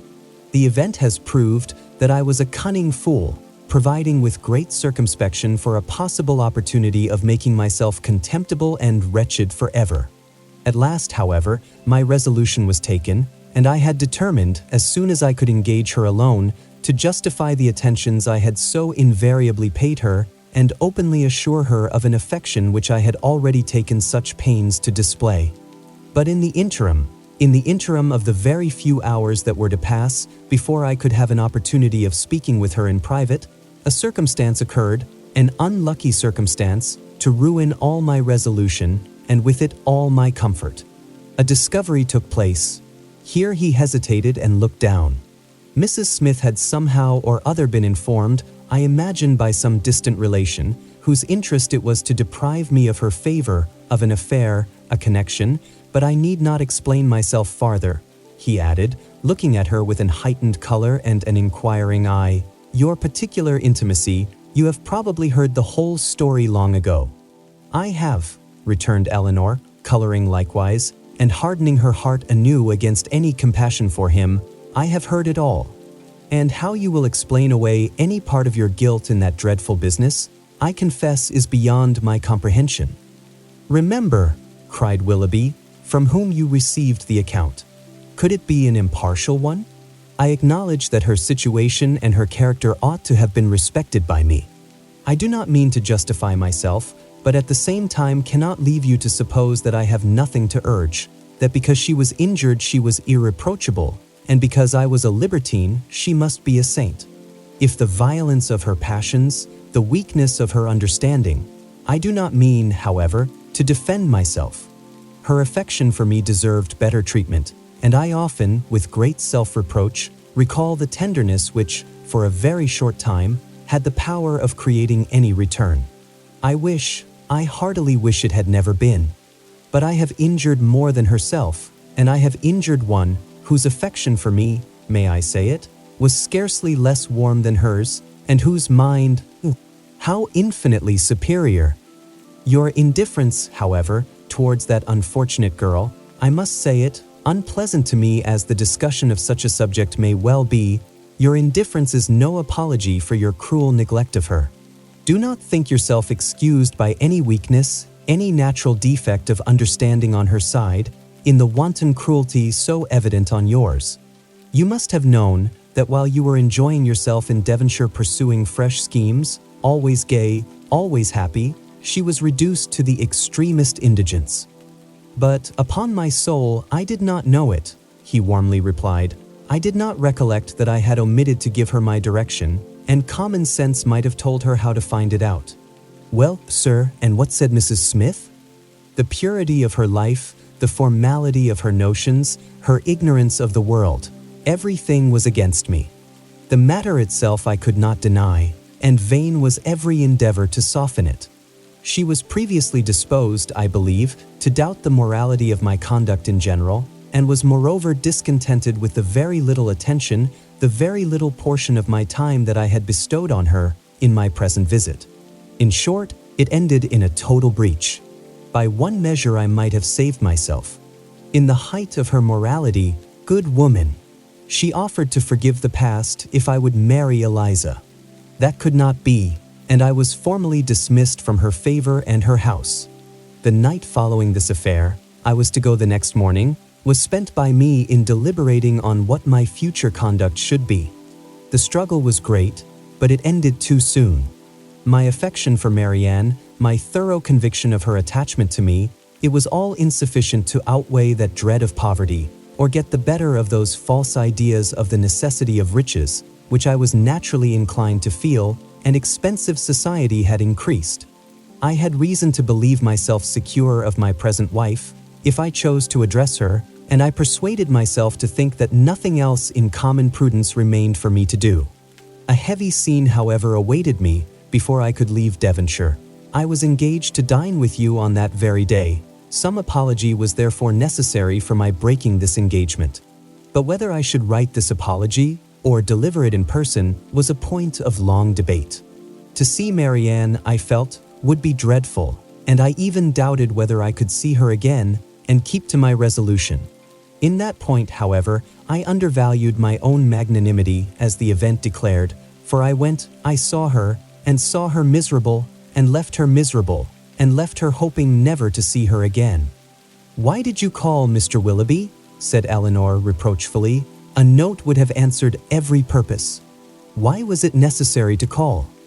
"It was necessary to my own pride. I could not bear to leave the country in a manner that might lead you, or the rest of the neighborhood, to suspect any part of what had really passed between Mrs. Smith and myself, and I resolved therefore on calling at the cottage, in my way to Honiton. The sight of your dear sister, however, was really dreadful, and to heighten the matter, I found her alone. You were all gone I do not know where.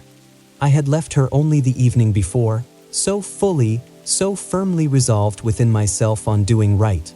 A few hours were to have engaged her to me forever, and I remember how happy, how gay were my spirits as I walked from the cottage to Allenham, satisfied with myself, delighted with everybody.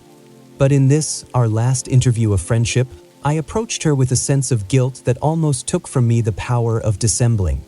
Her sorrow, her disappointment, her deep regret, when I told her that I was obliged to leave Devonshire so immediately, I never shall forget it, united too with such reliance, such confidence in me. Oh, God, what a hard-hearted rascal I was. They were both silent for a few moments. Elinor first spoke. Did you tell her that you should soon return? I do not know what I told her, he replied impatiently. Less than was due to the past, beyond a doubt, and in all likelihood much more than was justified by the future. I cannot think of it. It won't do. Then came your dear mother to torture me farther, with all her kindness and confidence. Thank heaven, it did torture me. I was miserable. Miss Dashwood, you cannot have an idea of the comfort it gives me to look back on my own misery. I owe such a grudge to myself for the stupid, rascally folly of my own heart, that all my past sufferings under it are only triumph and exultation to me now. Well, I went, left all that I loved, and went to those to whom, at best, I was only indifferent. My journey to town, traveling with my own horses, and therefore so tediously, no creature to speak to, my own reflections so cheerful, when I looked forward everything so inviting, when I looked back at Barton, the picture so soothing. Oh, it was a blessed journey. He stopped. Well, sir, said Elinor, who, though pitying him, grew impatient for his departure, and this is all? All? No. Have you forgot what passed in town? That infamous letter? Did she show it you? Yes, I saw every note that passed. When the first of hers reached me, as it immediately did, for I was in town the whole time, what I felt is, in the common phrase, not to be expressed, in a more simple one, perhaps too simple to raise any emotion. My feelings were very, very painful. Every line, every word was, in the hackneyed metaphor which their dear writer, were she here, would forbid, a dagger to my heart. To know that Marianne was in town was, in the same language, a thunderbolt. Thunderbolts and daggers. What a reproof would she have given me, her taste, her opinions. I believe they are better known to me than my own, and I am sure they are dearer. Elinor's heart, which had undergone many changes in the course of this extraordinary conversation, was now softened again. Yet she felt it her duty to check such ideas in her companion as the last. This is not right, Mr. Willoughby. Remember that you are married. Relate only what in your conscience you think necessary for me to hear. Marianne's note, by assuring me that I was still as dear to her as in former days, that in spite of the many, many weeks we had been separated, she was as constant in her own feelings, and as full of faith in the constancy of mine as ever, awakened all my remorse. I say awakened, because time in London, business and dissipation, had in some measure quieted it, and I had been growing a fine hardened villain, fancying myself indifferent to her, and choosing to fancy that she too must have become indifferent to me, talking to myself of our past attachment as a mere idle, trifling business, shrugging up my shoulders in proof of its being so, and silencing every reproach, overcoming every scruple, by secretly saying now and then, I shall be heartily glad to. Here she is well married. But this note made me know myself better. I felt that she was infinitely dearer to me than any other woman in the world, and that I was using her infamously. But everything was then just settled between Miss Grey and me. To retreat was impossible. All that I had to do was to avoid you both. I sent no answer to Marianne, intending by that to preserve myself from her farther notice, and for some time I was even determined not to call in Berkeley Street. But at last, judging it wiser to affect the air of a cool, common acquaintance than anything else, I watched you all safely out of the house one morning and left my name. Watched us out of the house. Even so, you would be surprised to hear how often I watched you, how often I was on the point of falling in with you. I have entered many a shop to avoid your sight as the carriage drove by. Lodging as I did in Bond Street, there was hardly a day in which I did not catch a glimpse of one or other of you, and nothing but the most constant watchfulness on my side, a most invariably prevailing desire to keep out of your sight, could have separated us so long. I avoided the Middletons as much as possible, as well as everybody else who was likely to prove an acquaintance in common. Not aware of their being in town, however, I blundered on Sir John, I believe, the first day of his coming, and the day after I had called at Mrs. Jennings's. He asked me to a party, a dance at his house in the evening.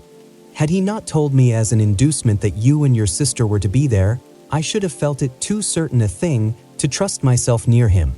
The next morning brought another short note from Marianne, still affectionate, open, artless, confiding, everything that could make my conduct most hateful. I could not answer it. I tried, but could not frame a sentence. But I thought of her, I believe, every moment of the day. If you can pity me, Miss Dashwood, pity my situation as it was then. With my head and heart full of your sister, I was forced to play the happy lover to another woman. Those 3 or 4 weeks were worse than all. Well, at last, as I need not tell you, you were forced on me, and what a sweet figure I cut. What an evening of agony it was. Marianne, beautiful as an angel on one side, calling me Willoughby in such a tone. Oh God, holding out her hand to me, asking me for an explanation, with those bewitching eyes fixed in such speaking solicitude on my face. And Sophia, jealous as the devil on the other hand, looking all that was, well, it does not signify. It is over now. Such an evening! I ran away from you all as soon as I could, but not before I had seen Marianne's sweet face as white as death. That was the last look I ever had of her, the last manner in which she appeared to me. It was a horrid sight. Yet when I thought of her today as really dying, it was a kind of comfort to me to imagine that I knew exactly how she would appear to those who saw her last in this world. She was before me, constantly before me as I traveled, in the same look and hue. A short pause of mutual thoughtfulness succeeded. Willoughby, first rousing himself, broke it thus. Well, let me make haste and be gone. Your sister is certainly better, certainly out of danger? We are assured of it. Your poor mother too, doting on Marianne. But the letter, Mr. Willoughby, your own letter, have you anything to say about that? Yes, that in particular. Your sister wrote to me again, the very next morning. You saw what she said. I was breakfasting at the Ellisons, and her letter, with some others, was brought to me there from my lodgings. It happened to catch Sophia's eye before it caught mine, and its size, the elegance of the paper, the handwriting altogether, immediately gave her a suspicion. Some vague report had reached her before of my attachment to some young lady in Devonshire, and what had passed within her observation the preceding evening had marked who the young lady was, and made her more jealous than ever. Affecting that air of playfulness, therefore, which is delightful in a woman one loves, she opened the letter directly and read its contents. She was well paid for her impudence. She read what made her wretched. Her wretchedness I could have borne, but her passion, her malice, at all events it must be appeased. And in short, what do you think of my wife's style of letter writing? Delicate, tender, truly feminine, was it not? Your wife, the letter was in your own handwriting. Yes, but I had only the credit of servilely copying such sentences as I was ashamed to put my name to. The original was all her own happy thoughts and gentle diction. But what could I do? We were engaged, everything in preparation, the day almost fixed, but I am talking like a fool. Preparation? In honest words, her money was necessary to me, and in a situation like mine, anything was to be done to prevent a rupture. And after all, what did it signify to my character in the opinion of Marianne and her friends, in what language my answer was couched? It must have been only to one end. My business was to declare myself a scoundrel, and whether I did it with a bow or a bluster was of little importance. I am ruined forever in their opinion, said I to myself. I am shut out forever from their society. They already think me an unprincipled fellow. This letter will only make them think me a blackguard one. Such were my reasonings as, in a sort of desperate carelessness, I copied my wife's words and parted with the last relics of Marianne. Her 3 notes, unluckily they were all in my pocketbook, or I should have denied their existence and hoarded them forever. I was forced to put them up and could not even kiss them. And the lock of hair, that too I had always carried about me in the same pocketbook, which was now searched by Madame with the most ingratiating virulence, the dear lock, every memento was torn from me. "You are very wrong, Mr. Willoughby, very blamable," said Elinor, while her voice, in spite of herself, betrayed her compassionate emotion. "You ought not to speak in this way either of Mrs. Willoughby or my sister. You had made your own choice. It was not forced on you. Your wife has a claim to your politeness, to your respect, at least. She must be attached to you, or she would not have married you. To treat her with unkindness, to speak of her slightingly is no atonement to Marianne, nor can I suppose it a relief to your own conscience. Do not talk to me of my wife," said he with a heavy sigh. "She does not deserve your compassion. She knew I had no regard for her when we married. Well, married we were, and came down to Combe Magna to be happy, and afterwards returned to town to be gay. And now do you pity me, Miss Dashwood? Or have I said all this to no purpose? Am I, be it only 1 degree, am I less guilty in your opinion than I was before? My intentions were not always wrong. Have I explained away any part of my guilt? Yes, you have certainly removed something, a little. You have proved yourself, on the whole, less faulty than I had believed you. You have proved your heart less wicked, much less wicked. But I hardly know, the misery that you have inflicted, I hardly know what could have made it worse. Will you repeat to your sister when she is recovered what I have been telling you? Let me be a little lightened too in her opinion as well as in yours. You tell me that she has forgiven me already. Let me be able to fancy that a better knowledge of my heart and of my present feelings will draw from her a more spontaneous, more natural, more gentle, less dignified forgiveness. Tell her of my misery and my penitence. Tell her that my heart was never inconstant to her, and if you will, that at this moment she is dearer to me than ever. I will tell her all that is necessary to what may comparatively be called your justification. But you have not explained to me the particular reason of your coming now, nor how you heard of her illness. Last night, in Drury Lane lobby, I ran against Sir John Middleton, and when he saw who I was, for the first time these 2 months, he spoke to me. That he had cut me ever since my marriage, I had seen without surprise or resentment. Now, however, his good-natured, honest, stupid soul, full of indignation against me and concern for your sister, could not resist the temptation of telling me what he knew ought to, though probably he did not think it would, vex me horridly. As bluntly as he could speak it, therefore, he told me that Marianne Dashwood was dying of a putrid fever at Cleveland. A letter that morning received from Mrs. Jennings declared her danger most imminent. The Palmers are all gone off in a fright, and see. I was too much shocked to be able to pass myself off as insensible even to the undiscerning Sir John. His heart was softened in seeing mine suffer, and so much of his ill will was done away that when we parted, he almost shook me by the hand while he reminded me of an old promise about a pointer puppy. What I felt on hearing that your sister was dying, and dying too, believing me the greatest villain upon earth, scorning, hating me in her latest moments. For how could I tell what horrid projects might not have been imputed? One person I was sure would represent me as capable of anything.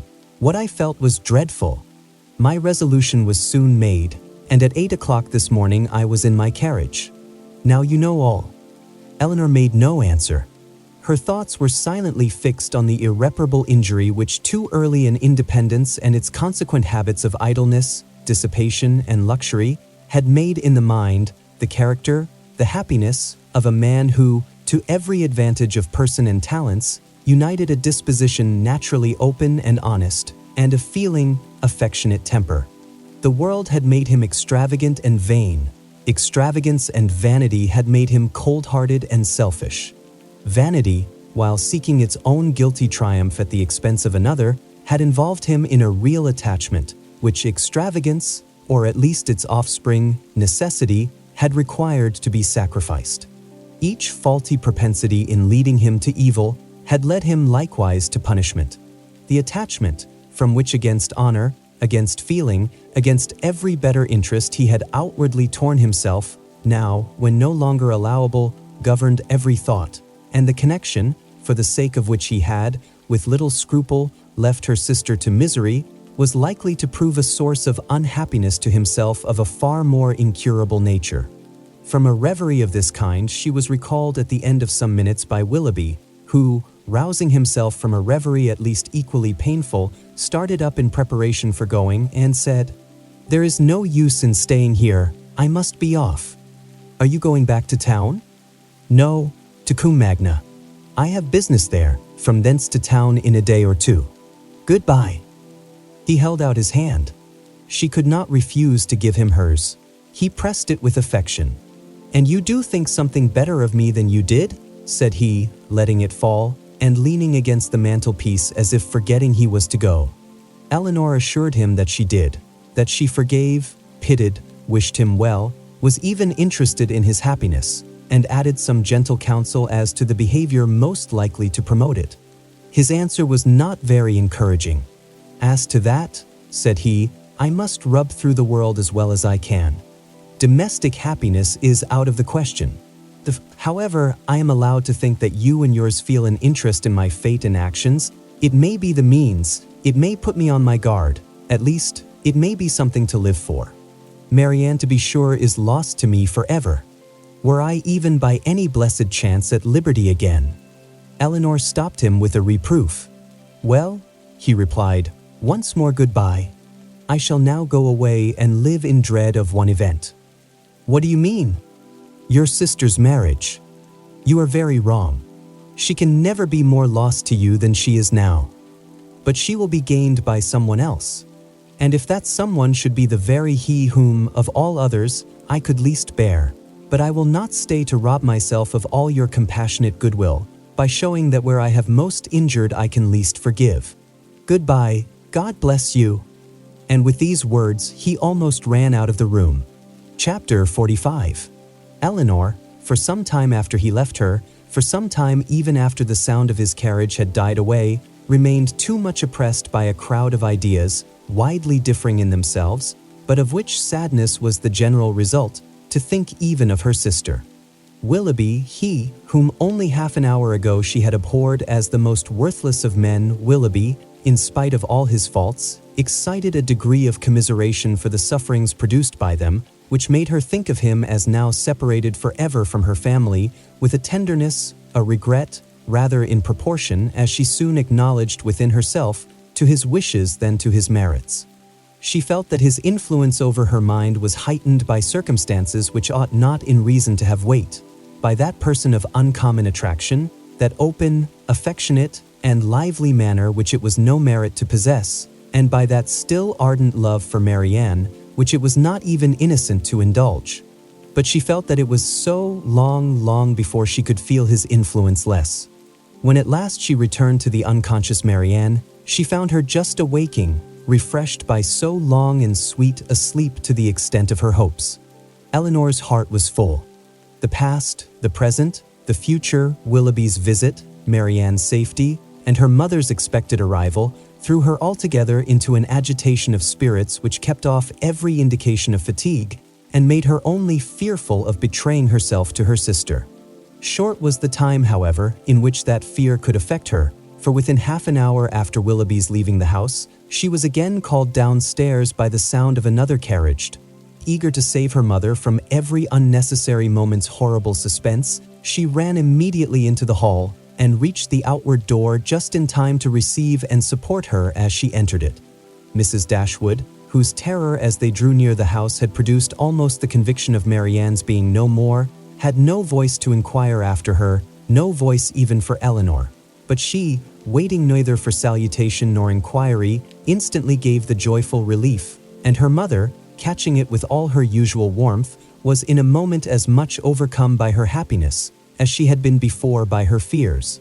She was supported into the drawing-room between her daughter and her friend, and there, shedding tears of joy, though still unable to speak, embraced Elinor again and again, turning from her at intervals to press Colonel Brandon's hand, with a look which spoke at once her gratitude and her conviction of his sharing with herself in the bliss of the moment.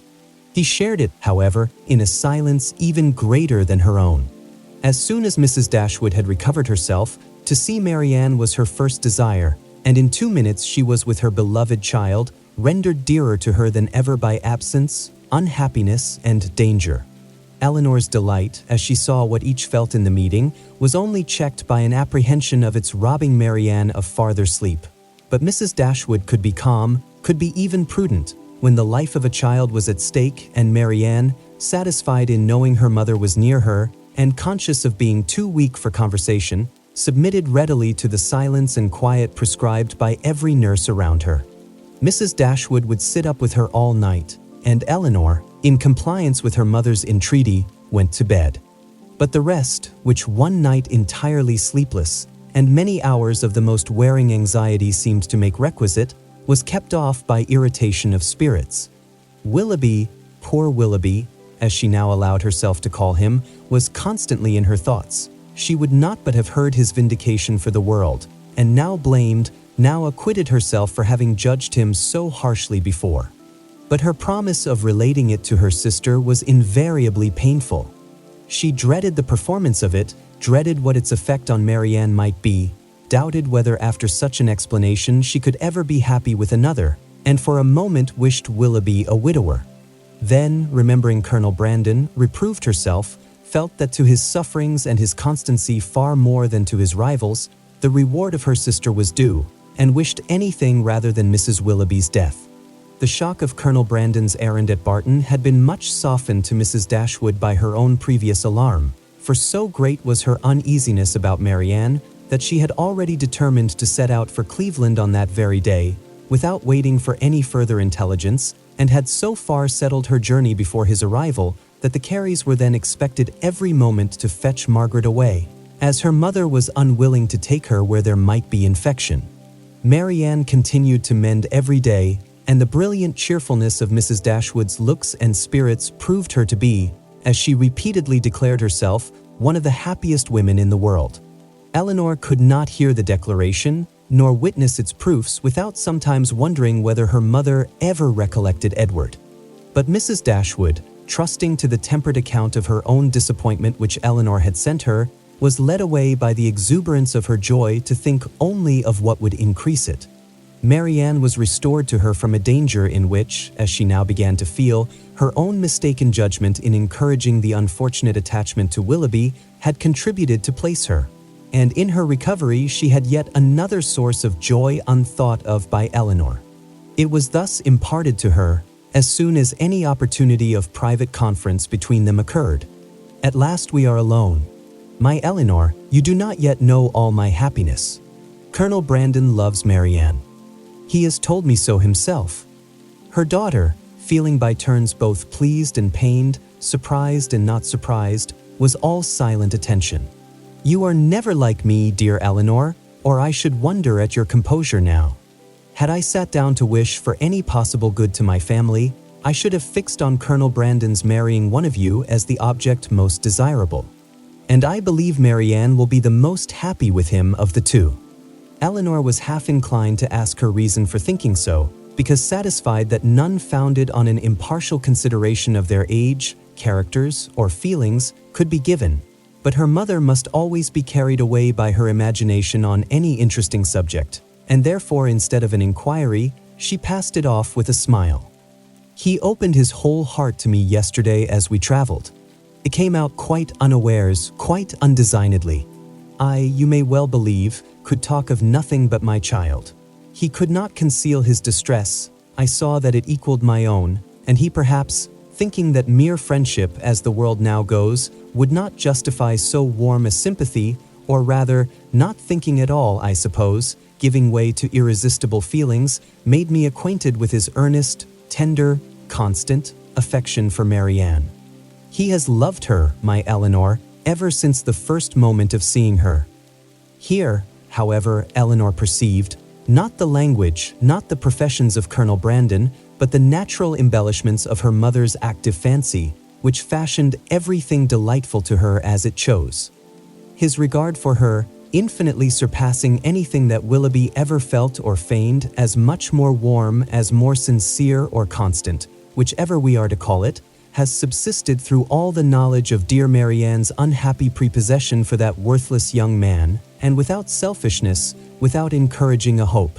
Could he have seen her happy with another, such a noble mind, such openness, such sincerity, no one can be deceived in him.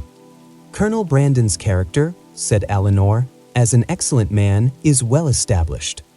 I know it is, replied her mother seriously, or after such a warning, I should be the last to encourage such affection, or even to be pleased by it. But his coming for me as he did, with such active, such ready friendship, is enough to prove him one of the worthiest of men. His character, however, answered Elinor, does not rest on one act of kindness, to which his affection for Marianne, were humanity out of the case, would have prompted him. To Mrs. Jennings, to the Middletons, he has been long and intimately known. They equally love and respect him, and even my own knowledge of him, though lately acquired, is very considerable, and so highly do I value and esteem him, that if Marianne can be happy with him, I shall be as ready as yourself to think our connection the greatest blessing to us in the world. What answer did you give him? Did you allow him to hope? Oh, my love, I could not then talk of hope to him or to myself. Marianne might at that moment be dying. But he did not ask for hope or encouragement. His was an involuntary confidence, an irrepressible effusion to a soothing friend, not an application to a parent. Yet after a time I did say, for at first I was quite overcome, that if she lived, as I trusted she might, my greatest happiness would lie in promoting their marriage. And since our arrival, since our delightful security, I have repeated it to him more fully, have given him every encouragement in my power. Time, a very little time, I tell him, will do everything. Marianne's heart is not to be wasted forever on such a man as Willoughby. His own merits must soon secure it. To judge from the Colonel's spirits, however, you have not yet made him equally sanguine. No. He thinks Marianne's affection too deeply rooted for any change in it under a great length of time, and even supposing her heart again free, is too diffident of himself to believe that with such a difference of age and disposition he could ever attach her. There, however, he is quite mistaken. His age is only so much beyond hers as to be an advantage, as to make his character and principles fixed, and his disposition, I am well convinced, is exactly the very one to make your sister happy. And his person, his manners too, are all in his favor. My partiality does not blind me. He certainly is not so handsome as Willoughby, but at the same time, there is something much more pleasing in his countenance. There was always a something, if you remember, in Willoughby's eyes at times, which I did not like. Elinor could not remember it, but her mother, without waiting for her assent, continued, and his manners, the Colonel's manners, are not only more pleasing to me than Willoughby's ever were, but they are of a kind I well know to be more solidly attaching to Marianne. Their gentleness, their genuine attention to other people, and their manly, unstudied simplicity is much more accordant with her real disposition than the liveliness, often artificial, and often ill-timed of the other. I am very sure myself that had Willoughby turned out as really amiable, as he has proved himself the contrary, Marianne would yet never have been so happy with him as she will be with Colonel Brandon. She paused. Her daughter could not quite agree with her, but her dissent was not heard, and therefore gave no offense. At Delaford, she will be within an easy distance of me, added Mrs. Dashwood, even if I remain at Barton, and in all probability, for I hear it is a large village. Indeed, there certainly must be some small house or cottage close by that would suit us quite as well as our present situation. Poor Elinor! Here was a new scheme for getting her to Delaford, but her spirit was stubborn. His fortune too, for at my time of life, you know, everybody cares about that, and though I neither know nor desire to know what it really is, I am sure it must be a good one. Here they were interrupted by the entrance of a third person, and Elinor withdrew to think it all over in private, to wish success to her friend, and yet in wishing it, to feel a pang for Willoughby. Chapter 46. Marianne's illness, though weakening in its kind, had not been long enough to make her recovery slow, and with youth, natural strength, and her mother's presence in aid, it proceeded so smoothly as to enable her to remove, within 4 days after the arrival of the latter, into Mrs. Palmer's dressing room. When there, at her own particular request, for she was impatient to pour forth her thanks to him for fetching her mother, Colonel Brandon was invited to visit her.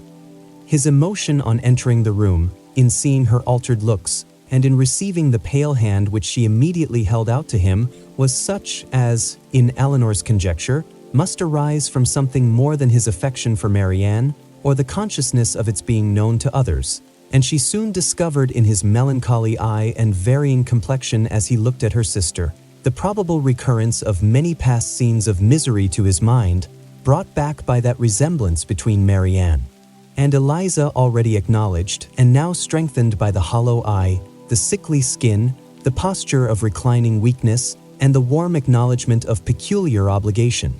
Mrs. Dashwood, not less watchful of what passed than her daughter, but with a mind very differently influenced, and therefore watching to very different effect, saw nothing in the Colonel's behavior but what arose from the most simple and self-evident sensations, while in the actions and words of Marianne she persuaded herself to think that something more than gratitude already dawned.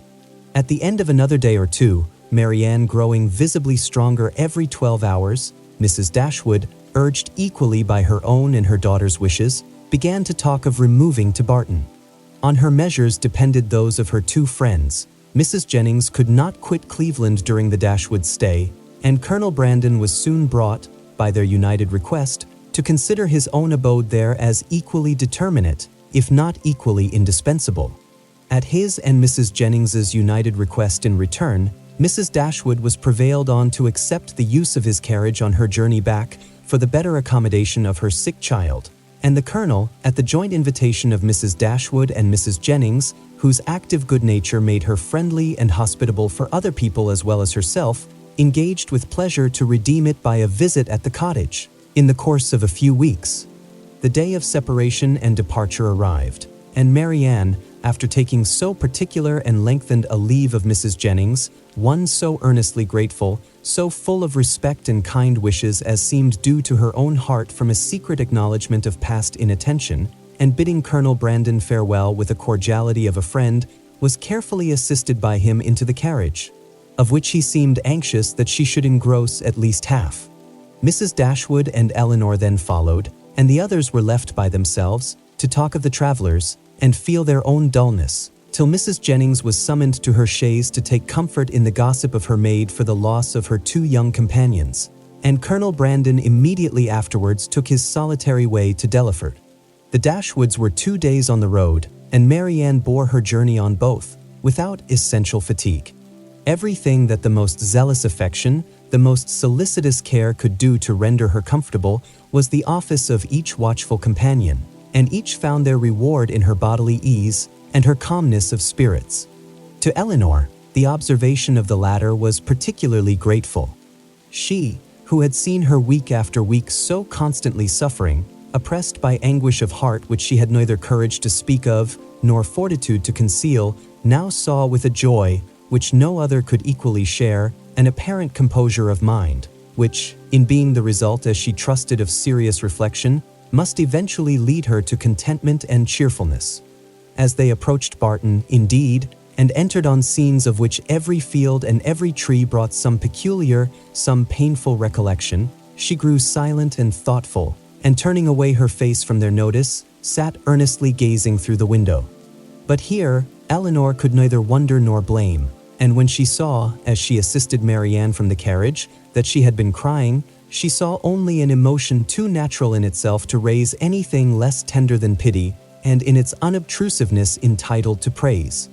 In the whole of her subsequent manner, she traced the direction of a mind awakened to reasonable exertion, for no sooner had they entered their common sitting room than Marianne turned her eyes around it with a look of resolute firmness, as if determined at once to accustom herself to the sight of every object with which the remembrance of Willoughby could be connected. She said little, but every sentence aimed at cheerfulness, and though a sigh sometimes escaped her, it never passed away, without the atonement of a smile. After dinner she would try her pianoforte. She went to it, but the music on which her eye first rested was an opera, procured for her by Willoughby, containing some of their favorite duets, and bearing on its outward leaf her own name in his handwriting. That would not do. She shook her head, put the music aside, and after running over the keys for a minute, complained of feebleness in her fingers, and closed the instrument again, declaring, however, with firmness as she did so, that she should in future practice much. The next morning produced no abatement in these happy symptoms. On the contrary, with a mind and body alike strengthened by rest, she looked and spoke with more genuine spirit, anticipating the pleasure of Margaret's return, and talking of the dear family party which would then be restored, of their mutual pursuits and cheerful society, as the only happiness worth a wish. "When the weather is settled and I have recovered my strength," said she, "we will take long walks together every day. We will walk to the farm at the edge of the down, and see how the children go on. We will walk to Sir John's new plantations at Barton Cross and the Abbey land, and we will often go to the old ruins of the Priory and try to trace its foundations as far as we are told they once reached. I know we shall be happy. I know the summer will pass happily away. I mean never to be later in rising than 6, and from that time till dinner I shall divide every moment between music and reading. I have formed my plan and am determined to enter on a course of serious study. Our own library is too well known to me to be resorted to for anything beyond mere amusement. But there are many works well worth reading at the park, and there are others of more modern production which I know I can borrow of Colonel Brandon. By reading only 6 hours a day, I shall gain in the course of a 12-month a great deal of instruction which I now feel myself to want." Elinor honored her for a plan which originated so nobly as this, though smiling to see the same eager fancy which had been leading her to the extreme of languid indolence and selfish repining, now at work in introducing excess into a scheme of such rational employment and virtuous self-control.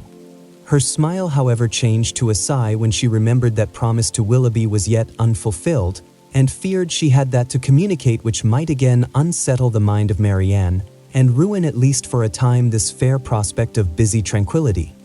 Willing therefore to delay the evil hour, she resolved to wait till her sister's health were more secure before she appointed it.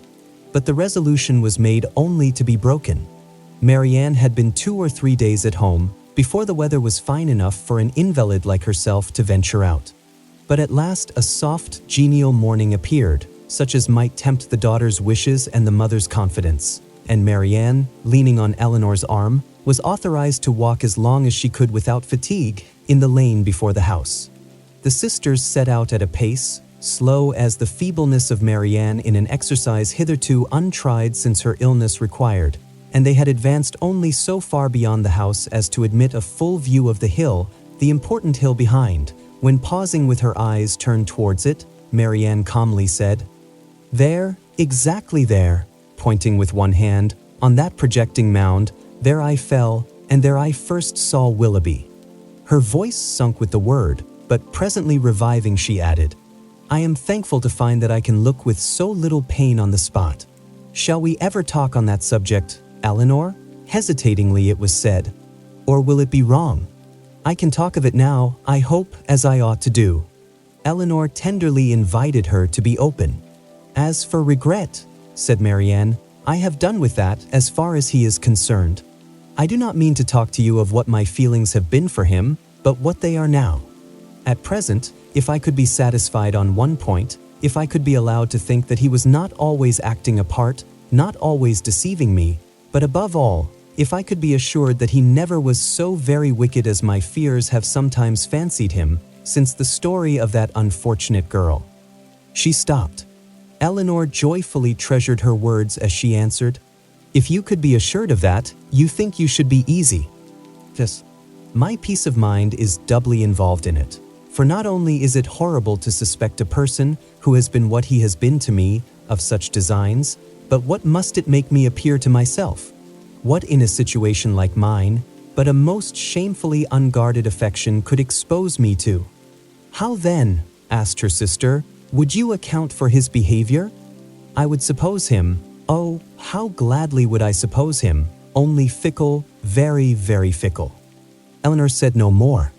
She was debating within herself on the eligibility of beginning her story directly or postponing it till Marianne were in stronger health. and they crept on for a few minutes in silence. "I am not wishing him too much good," said Marianne at last with a sigh, "when I wish his secret reflections may be no more unpleasant than my own. He will suffer enough in them." "Do you compare your conduct with his?" "No. I compare it with what it ought to have been. I compare it with yours. Our situations have borne little resemblance. They have borne more than our conduct. Do not, my dearest Elinor, let your kindness defend what I know your judgment must censure. My illness has made me think. It has given me leisure and calmness for serious recollection. Long before I was enough recovered to talk, I was perfectly able to reflect.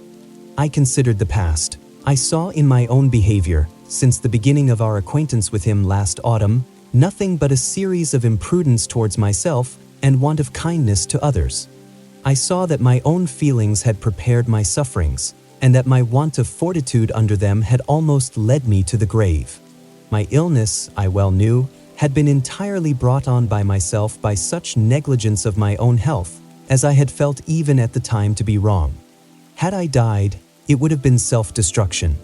I did not know my danger till the danger was removed, but with such feelings as these reflections gave me, I wonder at my recovery, wonder that the very eagerness of my desire to live, to have time for atonement to my God and to you all, did not kill me at once. Had I died, in what peculiar misery should I have left you, my nurse, my friend, my sister? You, who had seen all the fretful selfishness of my latter days, who had known all the murmurings of my heart. How should I have lived in your remembrance? My mother too. How could you have consoled her? I cannot express my own abhorrence of myself. Whenever I looked towards the past, I saw some duty neglected or some failing indulged. Everybody seemed injured by me. The kindness, the unceasing kindness of Mrs. Jennings, I had repaid with ungrateful contempt. To the Middletons, to the Palmers, the Steeles, to every common acquaintance even, I had been insolent and unjust, with a heart hardened against their merits, and a temper irritated by their very attention. To John, to Fanny, yes, even to them, little as they deserve, I had given less than their due. But you above all, above my mother, had been wronged by me. I, and only I, knew your heart and its sorrows, yet to what did it influence me? Not to any compassion that could benefit you or myself. Your example was before me, but to what avail? Was I more considerate of you and your comfort? Did I imitate your forbearance or lessen your restraints by taking any part in those offices of general complaisance or particular gratitude which you had hitherto been left to discharge alone? No, not less when I knew you to be unhappy than when I had believed you at ease, did I turn away from every exertion of duty or friendship, scarcely allowing sorrow to exist but with me, regretting only that heart which had deserted and wronged me, and leaving you, for whom I professed an unbounded affection, to be miserable for my sake. Here ceased the rapid flow of her self-reproving spirit, and Elinor, impatient to soothe, though too honest to flatter, gave her instantly that praise and support which her frankness and her contrition so well deserved. Marianne pressed her hand and replied, "You are very good at. The future must be my proof. I have laid down my plan, and if I am capable of adhering to it, my feelings shall be governed and my temper improved. They shall no longer worry others, nor torture myself. I shall now live solely for my family. You, my mother, and Margaret must henceforth be all the world to me. You will share my affections entirely between you. From you, from my home, I shall never again have the smallest incitement to move, and if I do mix in other society, it will be only to show that my spirit is humbled, my heart amended, and that I can practice the civilities, the lesser duties of life, with gentleness and forbearance. As for Willoughby, to say that I shall soon or that I shall ever forget him would be idle. His remembrance can be overcome by no change of circumstances or opinions. But it shall be regulated, it shall be checked by religion, by reason, by constant employment." She paused and added in a low voice, "If I could but know his heart, everything would become easy." Elinor, who had now been for some time reflecting on the propriety or impropriety of speedily hazarding her narration, without feeling at all nearer decision than at first, heard this, and perceiving that as reflection did nothing, resolution must do all, soon found herself leading to the fact.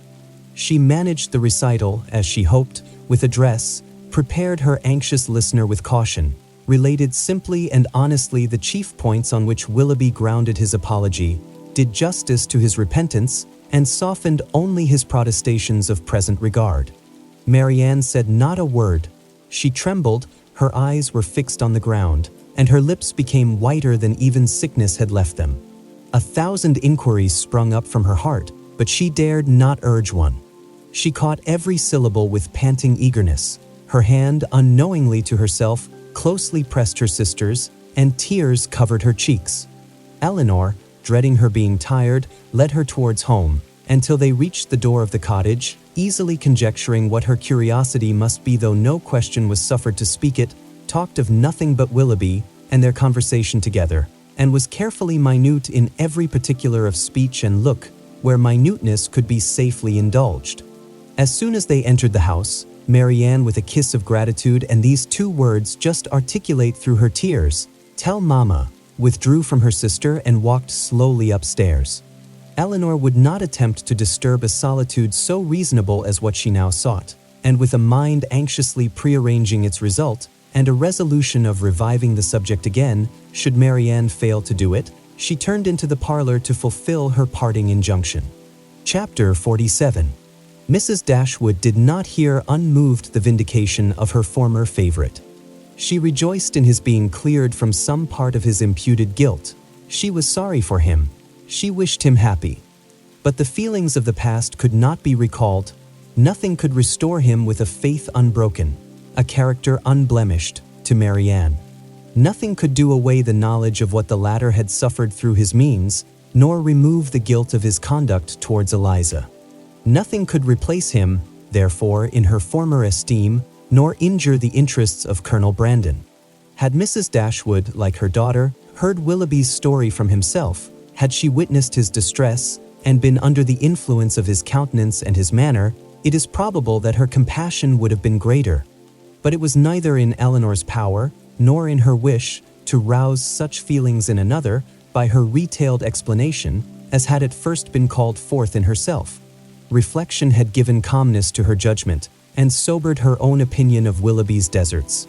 She wished, therefore, to declare only the simple truth, and lay open such facts as were really due to his character, without any embellishment of tenderness to lead the fancy astray. In the evening, when they were all 3 together, Marianne began voluntarily to speak of him again, but that it was not without an effort. The restless, unquiet thoughtfulness in which she had been for some time previously sitting, her rising color as she spoke, and her unsteady voice, plainly showed. "I wish to assure you both," said she, "that I see everything as you can desire me to do." Mrs. Dashwood would have interrupted her instantly with soothing tenderness, had not Elinor, who really wished to hear her sister's unbiased opinion, by an eager sign, engaged her silence. Marianne slowly continued, "It is a great relief to me, what Elinor told me this morning. I have now heard exactly what I wished to hear." For some moments her voice was lost, but recovering herself, she added, and with greater calmness than before, "I am now perfectly satisfied. I wish for no change. I never could have been happy with him after knowing, as sooner or later I must have known, all this. I should have had no confidence, no esteem. Nothing could have done it away to my feelings." I know it," cried her mother. "Happy with a man of libertine practices, with one who so injured the peace of the dearest of our friends and the best of men. No, my Marianne has not a heart to be made happy with such a man. Her conscience, her sensitive conscience, would have felt all that the conscience of her husband ought to have felt." Marianne sighed and repeated, "I wish for no change." "You consider the matter," said Elinor, "exactly as a good mind and a sound understanding must consider it, and I dare say you perceive, as well as myself, not only in this, but in many other circumstances, reason enough to be convinced that your marriage must have involved you in many certain troubles and disappointments, in which you would have been poorly supported by an affection, on his side, much less certain. Had you married, you must have been always poor. His expensiveness is acknowledged even by himself, and his whole conduct declares that self-denial is a word hardly understood by him. His demands and your inexperience together, on a small, very small income, must have brought on distresses which would not be the less grievous to you from having been entirely unknown and unthought of before. Your sense of honor and honesty would have led you, I know, when aware of your situation, to attempt all the economy that would appear to you possible. And, perhaps, as long as your frugality retrenched only on your own comfort, you might have been suffered to practice it, but beyond that, and how little could the utmost of your single management do to stop the ruin which had begun before your marriage? Beyond that, had you endeavored, however reasonably, to abridge his enjoyments, is it not to be feared that instead of prevailing on feelings so selfish to consent to it, you would have lessened your own influence on his heart and made him regret the connection which had involved him in such difficulties? Marianne's lips quivered, and she repeated the word, selfish, in a tone that implied, "Do you really think him selfish?" "The whole of his behavior," replied Elinor, "from the beginning to the end of the affair, has been grounded on selfishness. It was selfishness which first made him sport with your affections, which afterwards, when his own were engaged, made him delay the confession of it, and which finally carried him from Barton. His own enjoyment, or his own ease, was, in every particular, his ruling principle. It is very true. My happiness never was his object. At present," continued Elinor, "he regrets what he has done. And why does he regret it? Because he finds it has not answered towards himself. It has not made him happy. His circumstances are now unembarrassed. He suffers from no evil of that kind, and he thinks only that he has married a woman of a less amiable temper than yourself. But does it follow that had he married you, he would have been happy? The inconveniences would have been different. He would then have suffered under the pecuniary distresses which, because they are removed, he now reckons as nothing.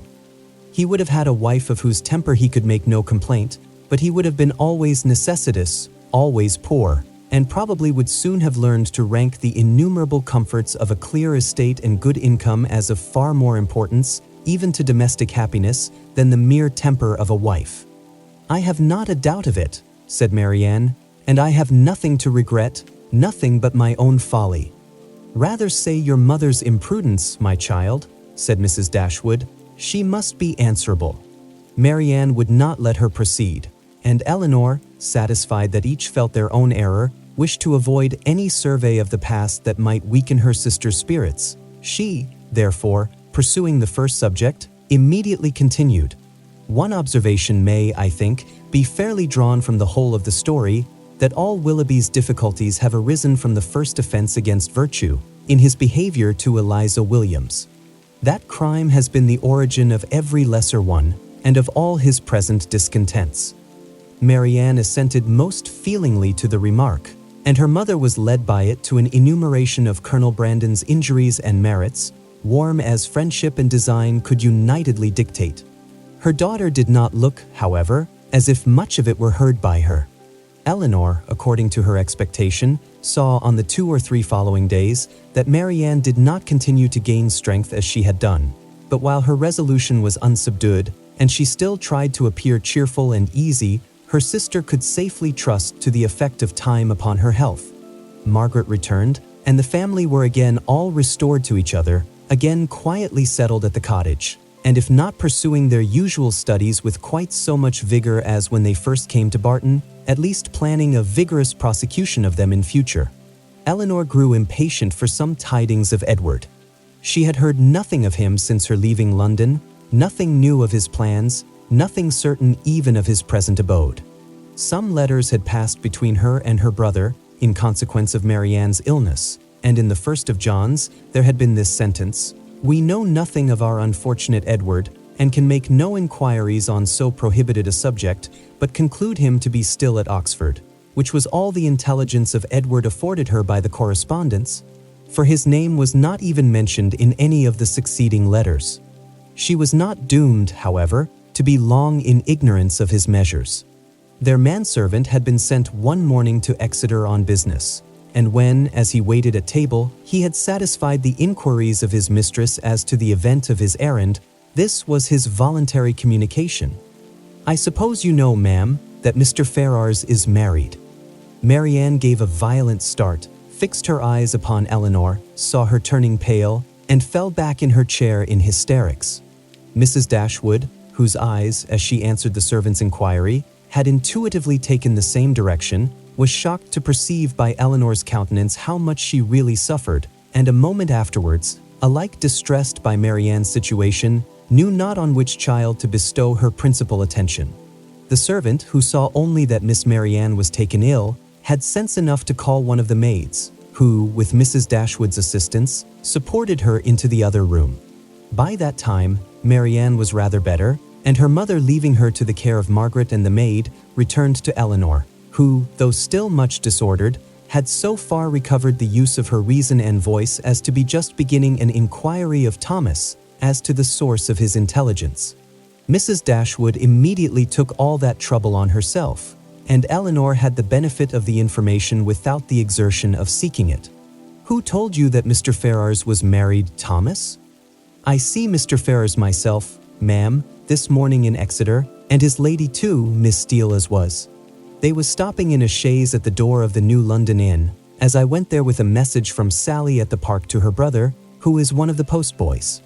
I happened to look up as I went by the chaise, and so I see directly it was the youngest Miss Steele, so I took off my hat, and she knew me and called to me, and inquired after you, ma'am, and the young ladies, especially Miss Marianne, and bid me I should give her compliments and Mr. Ferrars's, their best compliments and service, and how sorry they was they had not time to come on and see you, but they was in a great hurry to go forwards, for they was going further down for a little while, but howsever, when they come back, they'd make sure to come and see you." "But did she tell you she was married, Thomas?" "Yes, ma'am. She smiled, and said how she had changed her name since she was in these parts. She was always a very affable and free-spoken young lady, and very civil behaved. So I made free to wish her joy." "Was Mr. Ferrars in the carriage with her?" "Yes, ma'am, I just see him leaning back in it, but he did not look up. He never was a gentleman much for talking." Elinor's heart could easily account for his not putting himself forward, and Mrs. Dashwood probably found the same explanation. "Was there no one else in the carriage?" "No, ma'am, only they two." "Do you know where they came from?" "They come straight from town, as Miss Lucy, Mrs. Ferrars, told me." "And are they going farther westward?" "Yes, ma'am, but not to bide long. They will soon be back again, and then they'd be sure and call here." Mrs. Dashwood now looked at her daughter, but Elinor knew better than to expect them. She recognized the whole of Lucy in the message, and was very confident that Edward would never come near them. Thomas's intelligence seemed over. Elinor looked as if she wished to hear more. "Did you see them off before you came away?" "No, ma'am. The horses were just coming out, but I could not bide any longer. I was afraid of being late." "Did Mrs. Ferrars look well?" "Yes, ma'am. She said how she was very well, and to my mind she was always a very handsome young lady, and she seemed vastly contented." Mrs. Dashwood could think of no other question, and Thomas and the tablecloth, now alike needless, were soon afterwards dismissed. Marianne had already sent to say that she should eat nothing more. Mrs. Dashwood's and Elinor's appetites were equally lost, and Margaret might think herself very well off that with so much uneasiness as both her sisters had lately experienced, so much reason as they had often had to be careless of their meals, she had never been obliged to go without her dinner before. When the dessert and the wine were arranged, and Mrs. Dashwood and Elinor were left by themselves, they remained long together in a similarity of thoughtfulness and silence. Mrs. Dashwood feared to hazard any remark, and ventured not to offer consolation. She now found that she had erred in relying on Elinor's representation of herself, and justly concluded that everything had been expressly softened at the time to spare her from an increase of unhappiness, suffering as she then had suffered for Marianne. She found that she had been misled by the careful, the considerate attention of her daughter to think the attachment, which once she had so well understood, much slighter in reality than she had been wont to believe, or than it was now proved to be. She feared that under this persuasion she had been unjust, inattentive, nay, almost unkind, to her Elinor. that Marianne's affliction, because more acknowledged, more immediately before her, had too much engrossed her tenderness, and led her away to forget that in Elinor she might have a daughter suffering almost as much, certainly with less self-provocation and greater fortitude. Chapter 48. Elinor now found the difference between the expectation of an unpleasant event, however certain the mind may be told to consider it, and certainty itself. She now found that in spite of herself, she had always admitted a hope, while Edward remained single, that something would occur to prevent his marrying Lucy, that some resolution of his own, some mediation of friends, or some more eligible opportunity of establishment for the lady would arise to assist the happiness of all. But he was now married, and she condemned her heart for the lurking flattery, which so much heightened the pain of the intelligence. That he should be married soon, before, as she imagined, he could be in orders, and consequently before he could be in possession of the living, surprised her a little at first. But she soon saw how likely it was that Lucy, in her self-provident care, in her haste to secure him, should overlook everything but the risk of delay. They were married in town, and now hastening down to her uncle's. What had Edward felt on being within 4 miles from Barton, on seeing her mother's servant, on hearing Lucy's message? They would soon, she supposed, be settled at Delaford. Delaford, that place in which so much conspired to give her an interest, which she wished to be acquainted with, and yet desired to avoid. She saw them in an instant in their parsonage house, saw in Lucy, the active, contriving manager, uniting at once a desire of smart appearance with the utmost frugality, and ashamed to be suspected of half her economical practices, pursuing her own interest in every thought, courting the favor of Colonel Brandon, of Mrs. Jennings, and of every wealthy friend. In Edward, she knew not what she saw, nor what she wished to see. Happy or unhappy, nothing pleased her. She turned away her head from every sketch of him. Elinor flattered herself that someone of their connections in London would write to them to announce the event and give farther particulars, but day after day passed off, and brought no letter, no tidings. Though uncertain that anyone were to blame, she found fault with every absent friend. They were all thoughtless or indolent. "When do you write to Colonel Brandon, ma'am?" was an inquiry which sprung from the impatience of her mind to have something going on. "I wrote to him, my love, last week, and rather expect to see than to hear from him again. I earnestly pressed his coming to us, and should not be surprised to see him walk in today or tomorrow or any day." This was gaining something to look forward to. Colonel Brandon must have some information to give. Scarcely had she so determined it when the figure of a man on horseback drew her eyes to the window. He stopped at their gate. It was a gentleman, it was Colonel Brandon himself. Now she could hear more, and she trembled in expectation of it. But it was not Colonel Brandon, neither his air nor his height. Were it possible, she must say it must be Edward. She looked again. He had just dismounted. She could not be mistaken. It was Edward.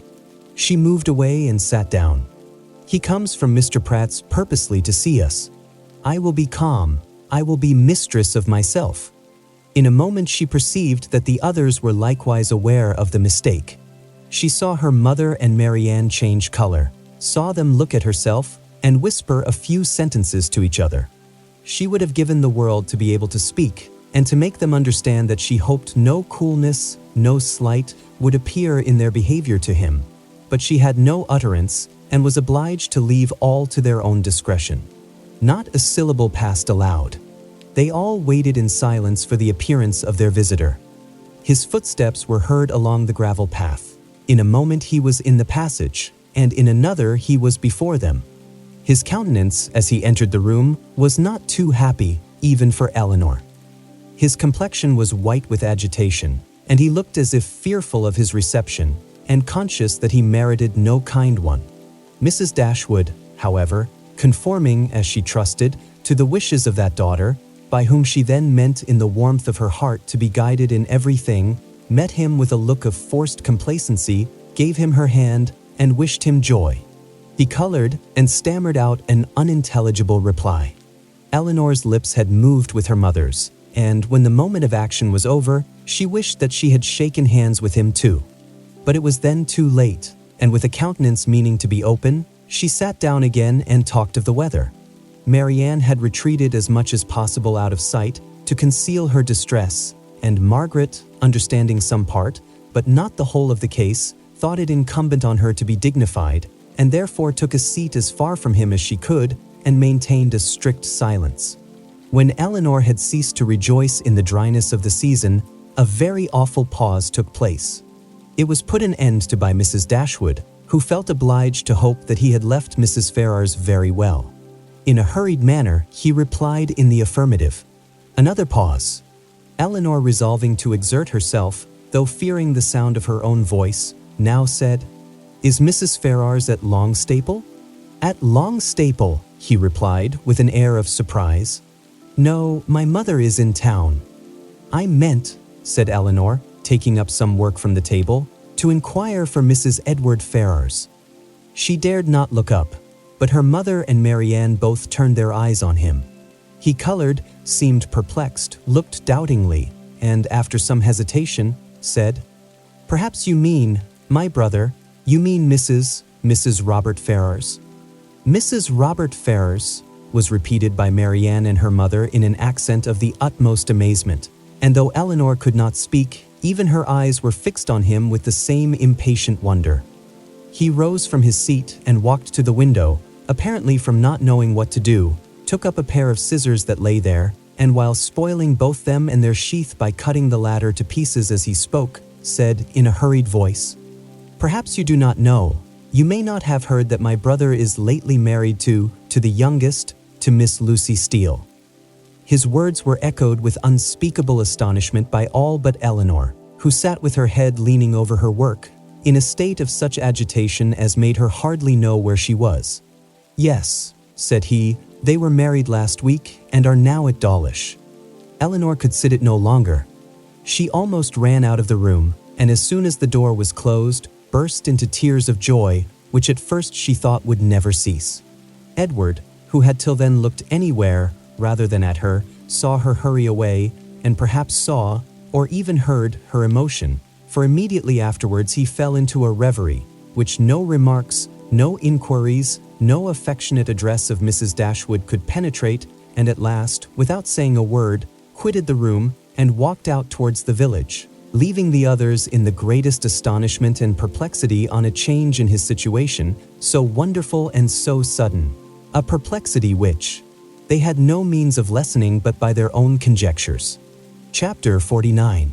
Unaccountable, however, as the circumstances of his release might appear to the whole family, it was certain that Edward was free, and to what purpose that freedom would be employed was easily predetermined by all. For after experiencing the blessings of one imprudent engagement, contracted without his mother's consent, as he had already done for more than 4 years, nothing less could be expected of him in the failure of that than the immediate contraction of another. His errand at Barton, in fact, was a simple one. It was only to ask Elinor to marry him, and considering that he was not altogether inexperienced in such a question, it might be strange that he should feel so uncomfortable in the present case as he really did, so much in need of encouragement and fresh air.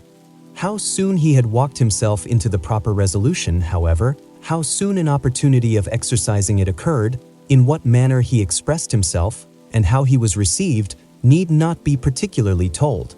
This only need be said, that when they all sat down to table at 4 o'clock, about 3 hours after his arrival, he had secured his lady, engaged her mother's consent, and was not only in the rapturous profession of the lover, but, in the reality of reason and truth, one of the happiest of men.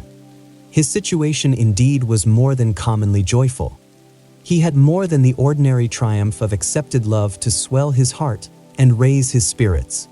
He was released without any reproach to himself from an entanglement which had long formed his misery, from a woman whom he had long ceased to love, and elevated at once to that security with another, which he must have thought of almost with despair, as soon as he had learnt to consider it with desire. He was brought not from doubt or suspense, but from misery to happiness, and the change was openly spoken in such a genuine, flowing, grateful cheerfulness as his friends had never witnessed in him before. His heart was now open to Elinor, all its weaknesses, all its errors confessed, and his first boyish attachment to Lucy treated with all the philosophic dignity of 24. "It was a foolish, idle inclination on my side," said he, "the consequence of ignorance of the world and want of employment. Had my mother given me some active profession when I was removed at 18 from the care of Mr. Pratt, I think, nay, I am sure, it would never have happened, for though I left Longstaple with what I thought, at the time, a most unconquerable preference for his niece, yet had I then had any pursuit, any object to engage my time and keep me at a distance from her for a few months, I should very soon have outgrown the fancied attachment, especially by mixing more with the world, as in such case I must have done. But instead of having anything to do, instead of having any profession chosen for me, or being allowed to choose any myself, I returned home to be completely idle, and for the first 12 months afterwards I had not even the nominal employment which belonging to the university would have given me, for I was not entered at Oxford till I was 19. I had therefore nothing in the world to do but to fancy myself in love, and as my mother did not make my home in every respect comfortable, as I had no friend, no companion in my brother, and disliked new acquaintance, it was not unnatural for me to be very often at Longstaple, where I always felt myself at home and was always sure of a welcome. And accordingly I spent the greatest part of my time there from 18 to 19. Lucy appeared everything that was amiable and obliging. She was pretty too, at least I thought so then, and I had seen so little of other women that I could make no comparisons and see no defects. Considering everything, therefore, I hope, foolish as our engagement was, foolish as it has since in every way been proved, it was not at the time an unnatural or an inexcusable piece of folly. The change which a few hours had wrought in the minds and the happiness of the Dashwoods was such, so great, as promised them all the satisfaction of a sleepless night. Mrs. Dashwood, too happy to be comfortable, knew not how to love Edward, nor praise Elinor enough, how to be enough thankful for his release without wounding his delicacy, nor how at once to give them leisure for unrestrained conversation together, and yet enjoy, as she wished, the sight and society of both. Marianne could speak her happiness only by tears. Comparisons would occur, regrets would arise, and her joy, though sincere as her love for her sister, was of a kind to give her neither spirits nor language. But Elinor, how are her feelings to be described? From the moment of learning that Lucy was married to another, that Edward was free, to the moment of his justifying the hopes which had so instantly followed, she was everything by turns but tranquil.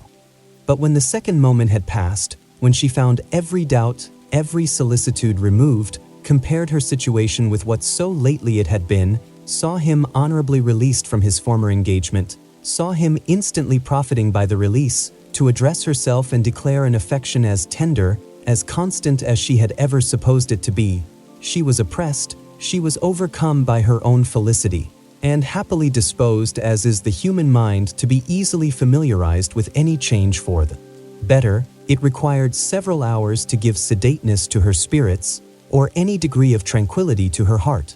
Edward was now fixed at the cottage at least for a week. For whatever other claims might be made on him, it was impossible that less than a week should be given up to the enjoyment of Elinor's company, or suffice to say half that was to be said of the past, the present, and the future. For though a very few hours spent in the hard labor of incessant talking will dispatch more subjects than can really be in common between any two rational creatures, yet with lovers it is different. Between them no subject is finished, no communication is even made, till it has been made at least 20 times over.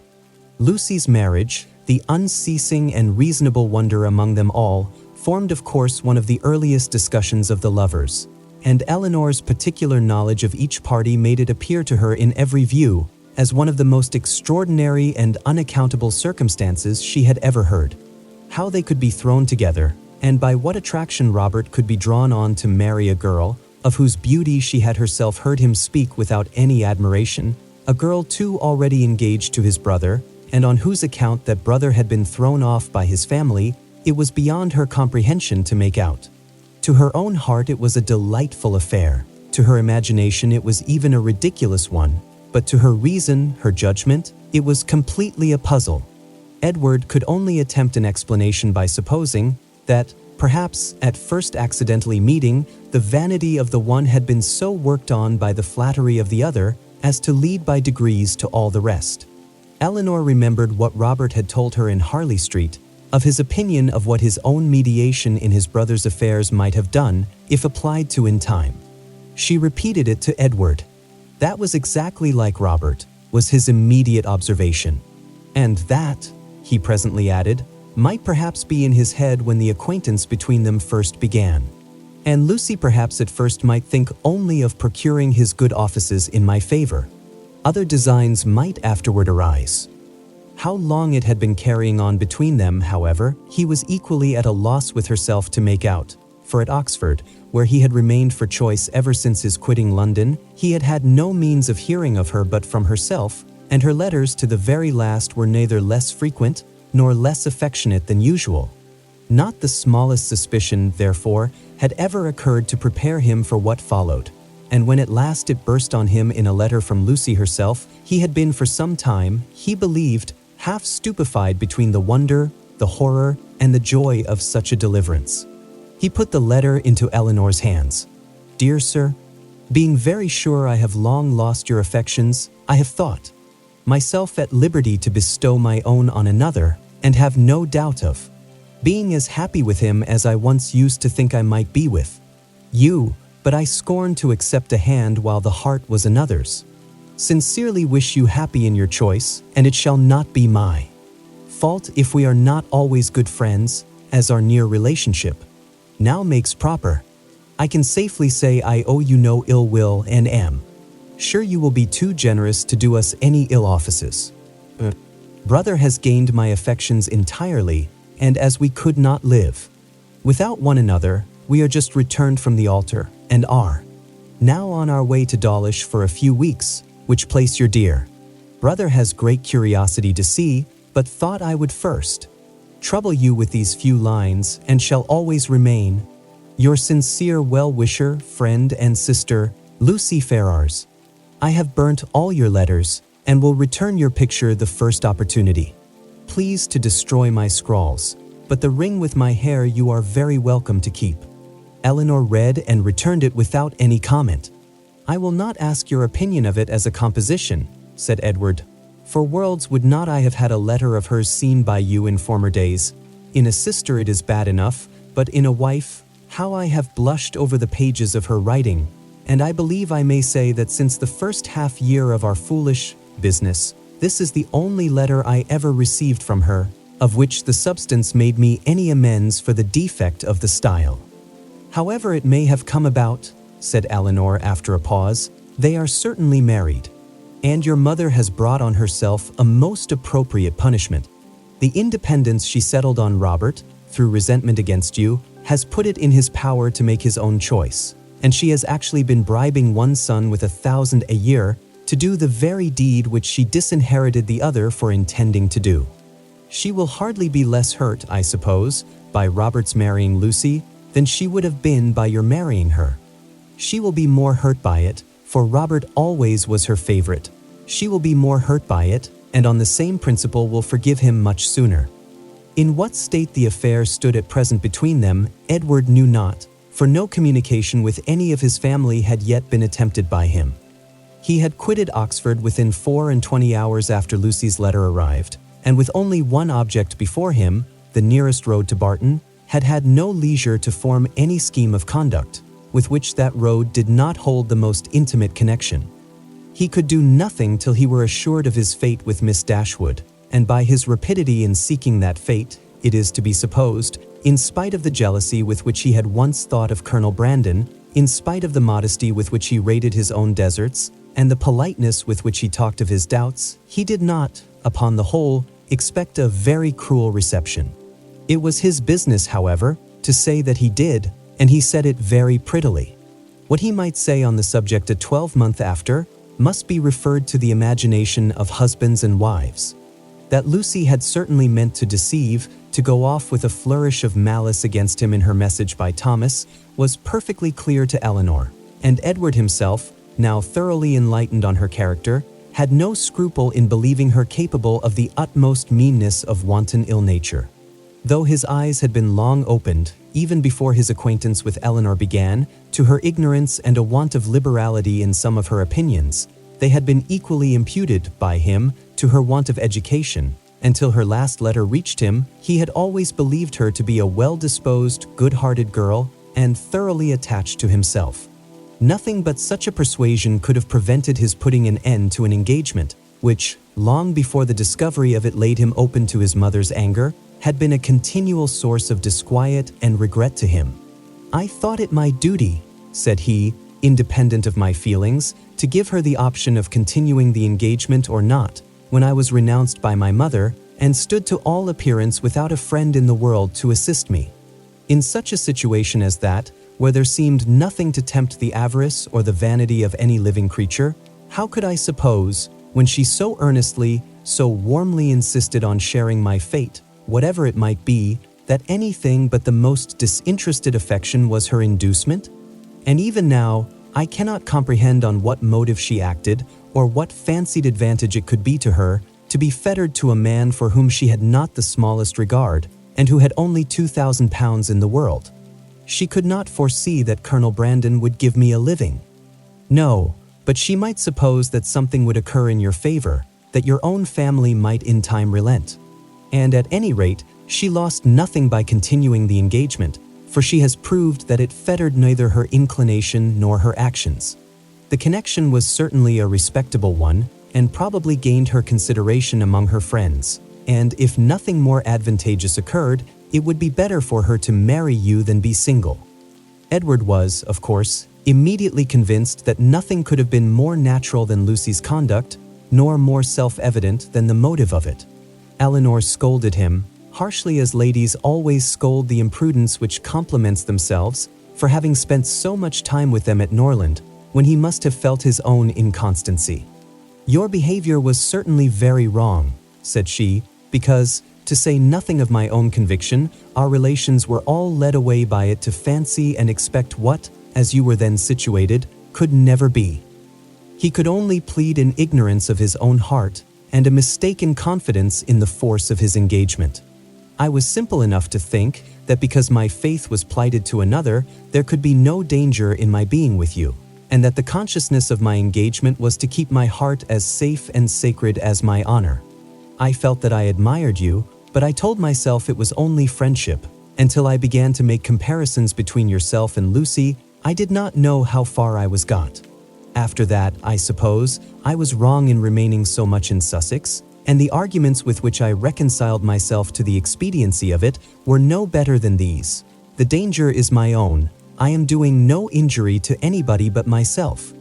Elinor smiled and shook her head. Edward heard with pleasure of Colonel Brandon's being expected at the cottage, as he really wished not only to be better acquainted with him, but to have an opportunity of convincing him that he no longer resented his giving him the living of Delaford, which, at present, said he, after thanks so ungraciously delivered as mine were on the occasion, he must think I have never forgiven him for offering. Now he felt astonished himself that he had never yet been to the place. But so little interest had he taken in the matter, that he owed all his knowledge of the house, garden, and glebe, extent of the parish, condition of the land, and rate of the tides, to Elinor herself, who had heard so much of it from Colonel Brandon, and heard it with so much attention, as to be entirely mistress of the subject. One question after this only remained undecided. Between them, one difficulty only was to be overcome. They were brought together by mutual affection, with the warmest approbation of their real friends. Their intimate knowledge of each other seemed to make their happiness certain, and they only wanted something to live upon. Edward had £2,000 and Elinor one, which, with Delaford living, was all that they could call their own, for it was impossible that Mrs. Dashwood should advance anything, and they were neither of them quite enough in love to think that £350 a year would supply them with the comforts of life. Edward was not entirely without hopes of some favorable change in his mother towards him, and on that he rested for the residue of their income. But Elinor had no such dependence, for since Edward would still be unable to marry Miss Morton, and his choosing herself had been spoken of in Mrs. Ferrars's flattering language as only a lesser evil than his choosing Lucy Steele, she feared that Robert's offense would serve no other purpose than to enrich Fanny.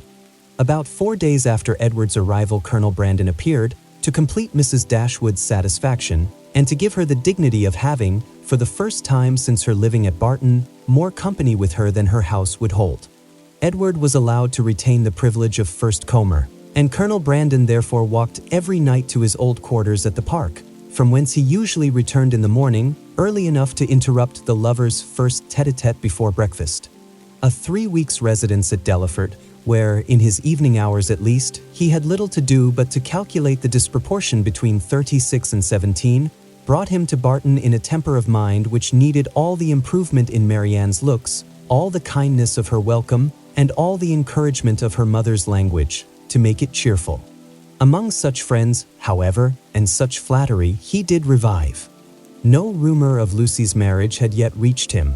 He knew nothing of what had passed, and the first hours of his visit were consequently spent in hearing and in wondering.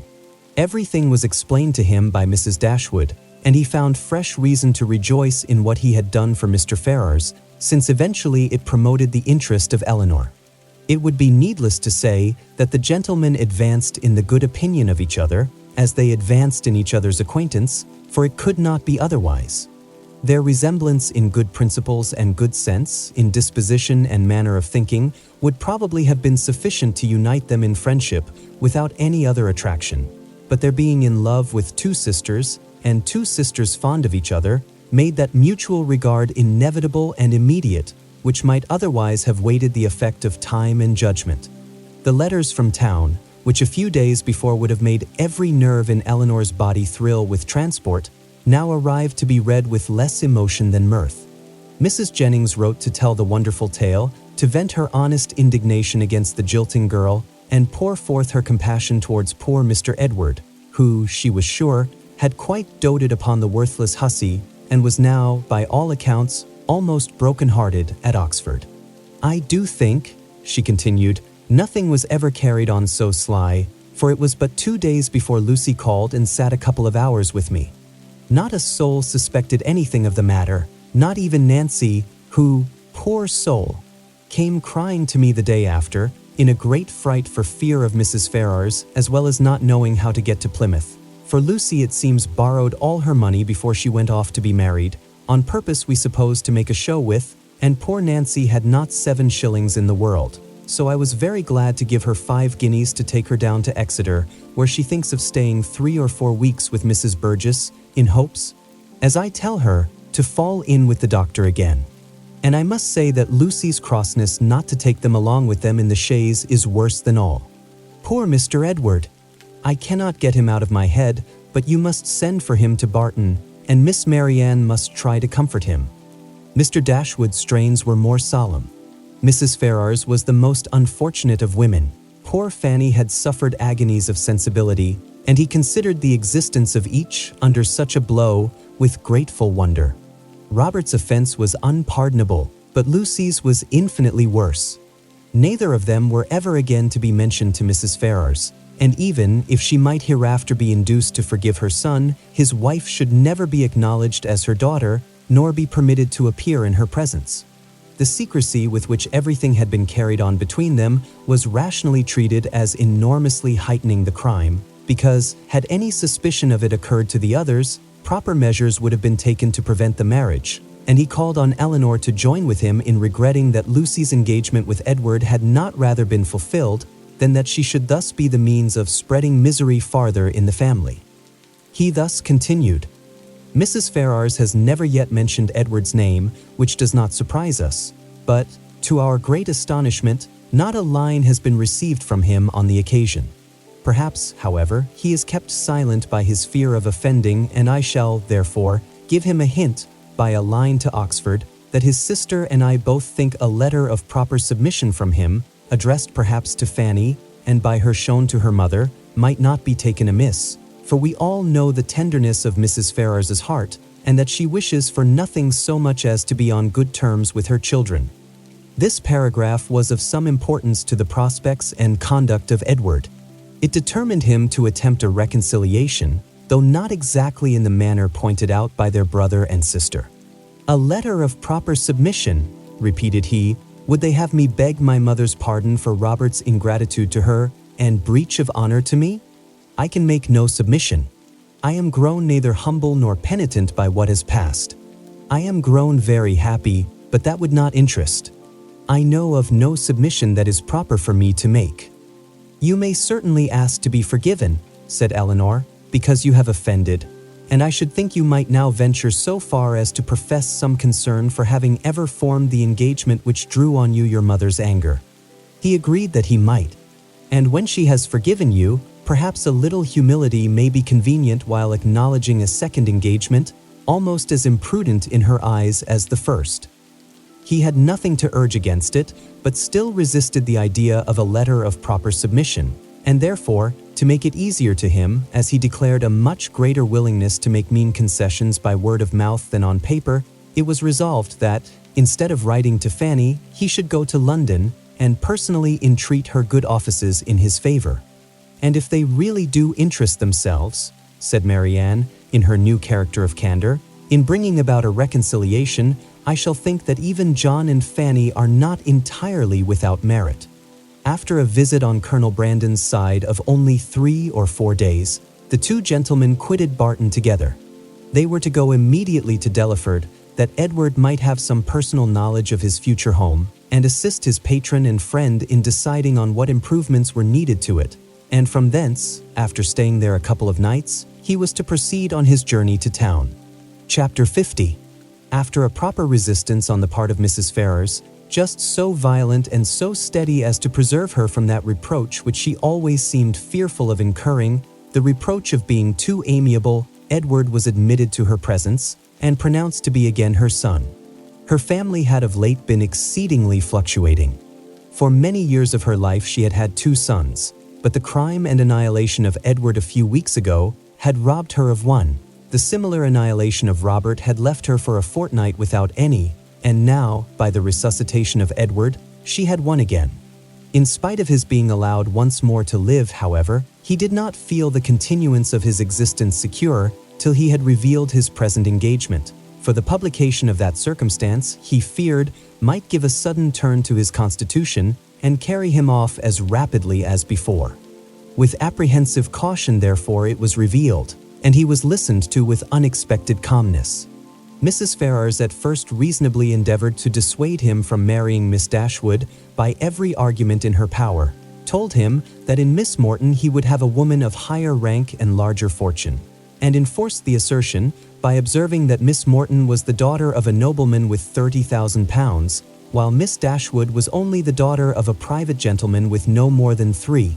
But when she found that, though perfectly admitting the truth of her representation, he was by no means inclined to be guided by it, she judged it wisest, from the experience of the past, to submit, and therefore, after such an ungracious delay as she owed to her own dignity, and as served to prevent every suspicion of goodwill, she issued her decree of consent to the marriage of Edward and Elinor. What she would engage to do towards augmenting their income was next to be considered. And here it plainly appeared that though Edward was now her only son, he was by no means her eldest, for while Robert was inevitably endowed with £1,000 a year, not the smallest objection was made against Edward's taking orders for the sake of 250 at the utmost, nor was anything promised either for the present or in future beyond the £10,000 which had been given. With Fanny, it was as much, however, as was desired, and more than was expected by Edward and Elinor, and Mrs. Ferrars herself, by her shuffling excuses, seemed the only person surprised at her not giving more.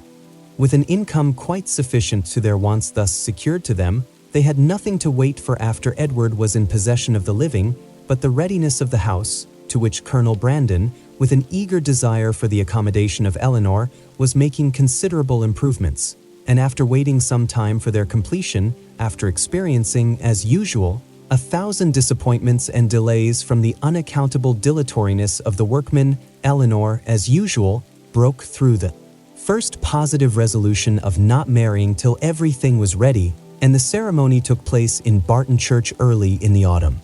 The first month after their marriage was spent with their friend at the mansion house, from whence they could superintend the progress of the parsonage and direct everything as they liked on the spot, could choose papers, project shrubberies, and invent a sweep. Mrs. Jennings's prophecies, though rather jumbled together, were chiefly fulfilled, for she was able to visit Edward and his wife in their parsonage by Michaelmas, and she found in Elinor and her husband, as she really believed, one of the happiest couples in the world. They had in fact nothing to wish for but the marriage of Colonel Brandon and Marianne, and rather better pasturage for their cows. They were visited on their first settling by almost all their relations and friends. Mrs. Ferrars came to inspect the happiness which she was almost ashamed of having authorized, and even the Dashwoods were at the expense of a journey from Sussex to do them honor. "I will not say that I am disappointed, my dear sister," said John, as they were walking together one morning before the gates of Delaford House. "That would be saying too much, for certainly you have been one of the most fortunate young women in the world, as it is. But I confess, it would give me great pleasure to call Colonel Brandon brother. His property here, his place, his house, everything is in such respectable and excellent condition. And his woods, I have not seen such timber anywhere in Dorsetshire as there is now standing in Delaford Hanger. And though, perhaps, Marianne may not seem exactly the person to attract him, yet I think it would altogether be advisable for you to have them now frequently staying with you, for as Colonel Brandon seems a great deal at home, nobody can tell what may happen. For when people are much thrown together and see little of anybody else, and it will always be in your power to set her off to advantage, and so forth. In short, you may as well give her a chance. You understand me."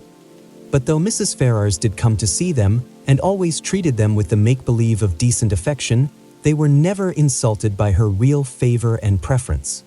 That was due to the folly of Robert and the cunning of his wife, and it was earned by them before many months had passed away. The selfish sagacity of the latter, which had at first drawn Robert into the scrape, was the principal instrument of his deliverance from it, for her respectful humility, assiduous attentions, and endless flatteries, as soon as the smallest opening was given for their exercise, reconciled Mrs. Ferrars to his choice, and re-established him completely in her favor. The whole of Lucy's behavior in the affair, and the prosperity which crowned it, therefore, may be held forth as a most encouraging instance of what an earnest, an unceasing attention to self-interest, however its progress may be apparently obstructed, will do in securing every advantage of fortune, with no other sacrifice than that of time and conscience. When Robert first sought her acquaintance, and privately visited her in Bartlett's buildings, it was only with the view imputed to him by his brother.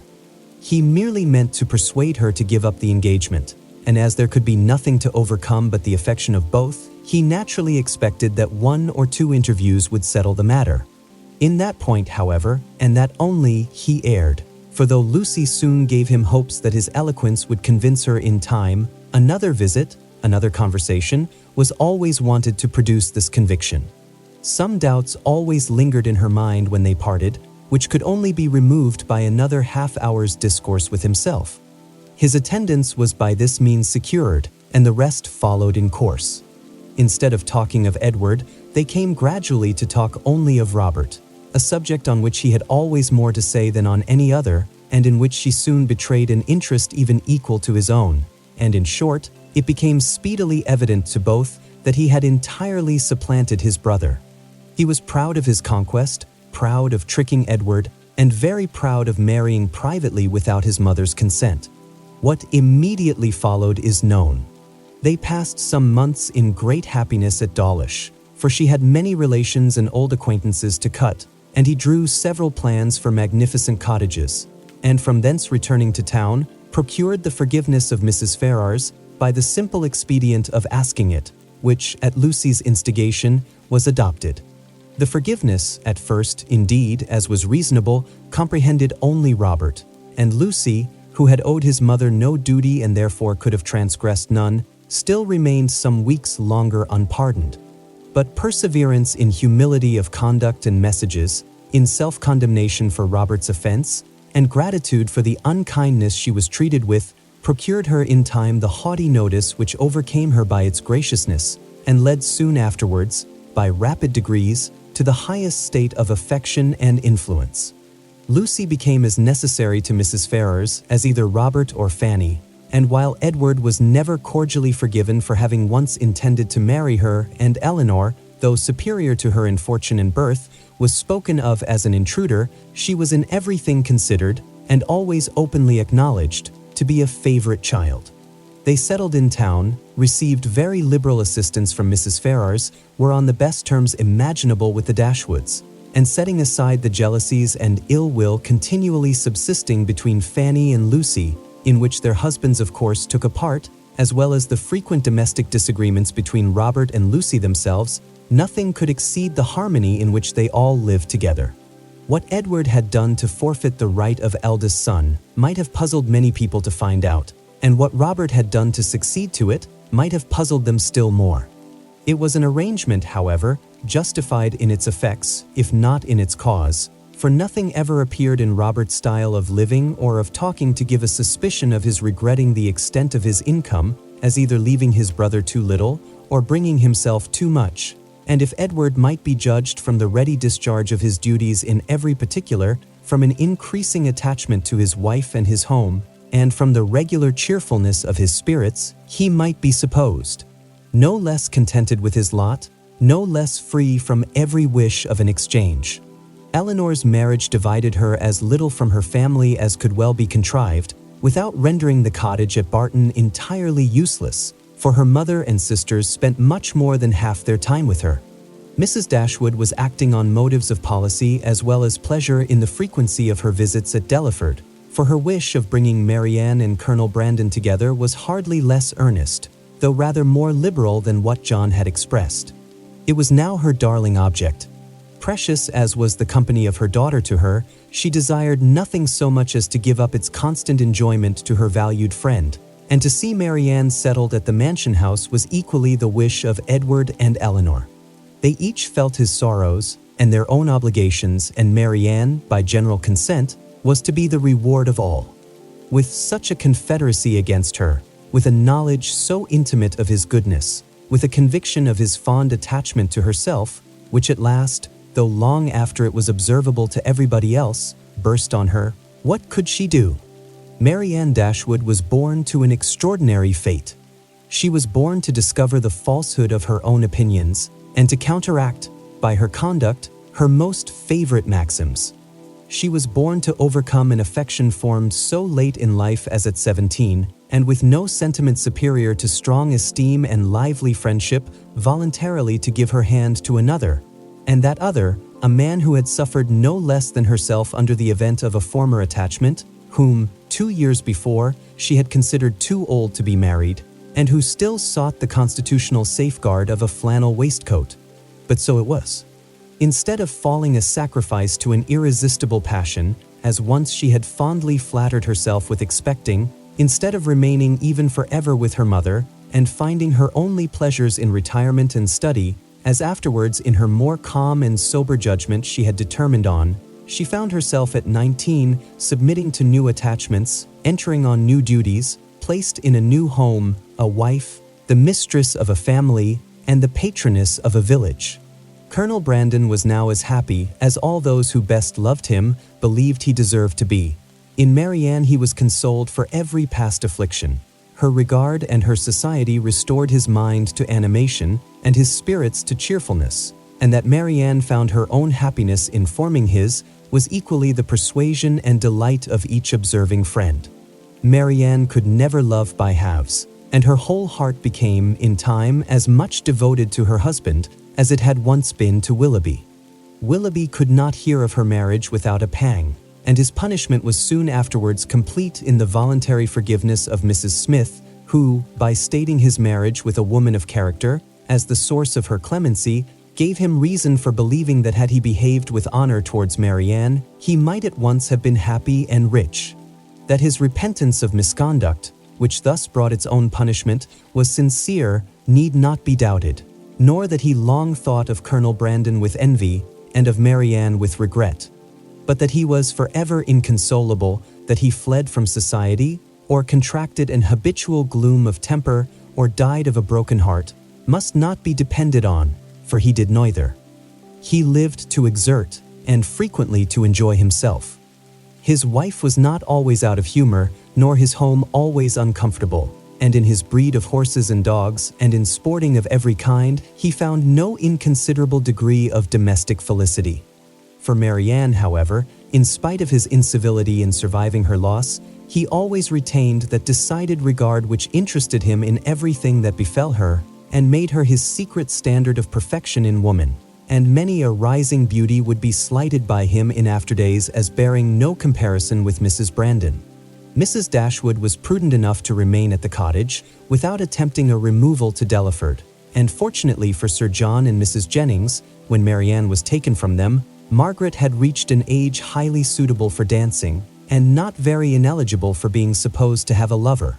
Between Barton and Delaford, there was that constant communication which strong family affection would naturally dictate, and among the merits and the happiness of Elinor and Marianne, let it not be ranked as the least considerable that though sisters, and living almost within sight of each other, they could live without disagreement between themselves, or producing coolness between their husbands. The end.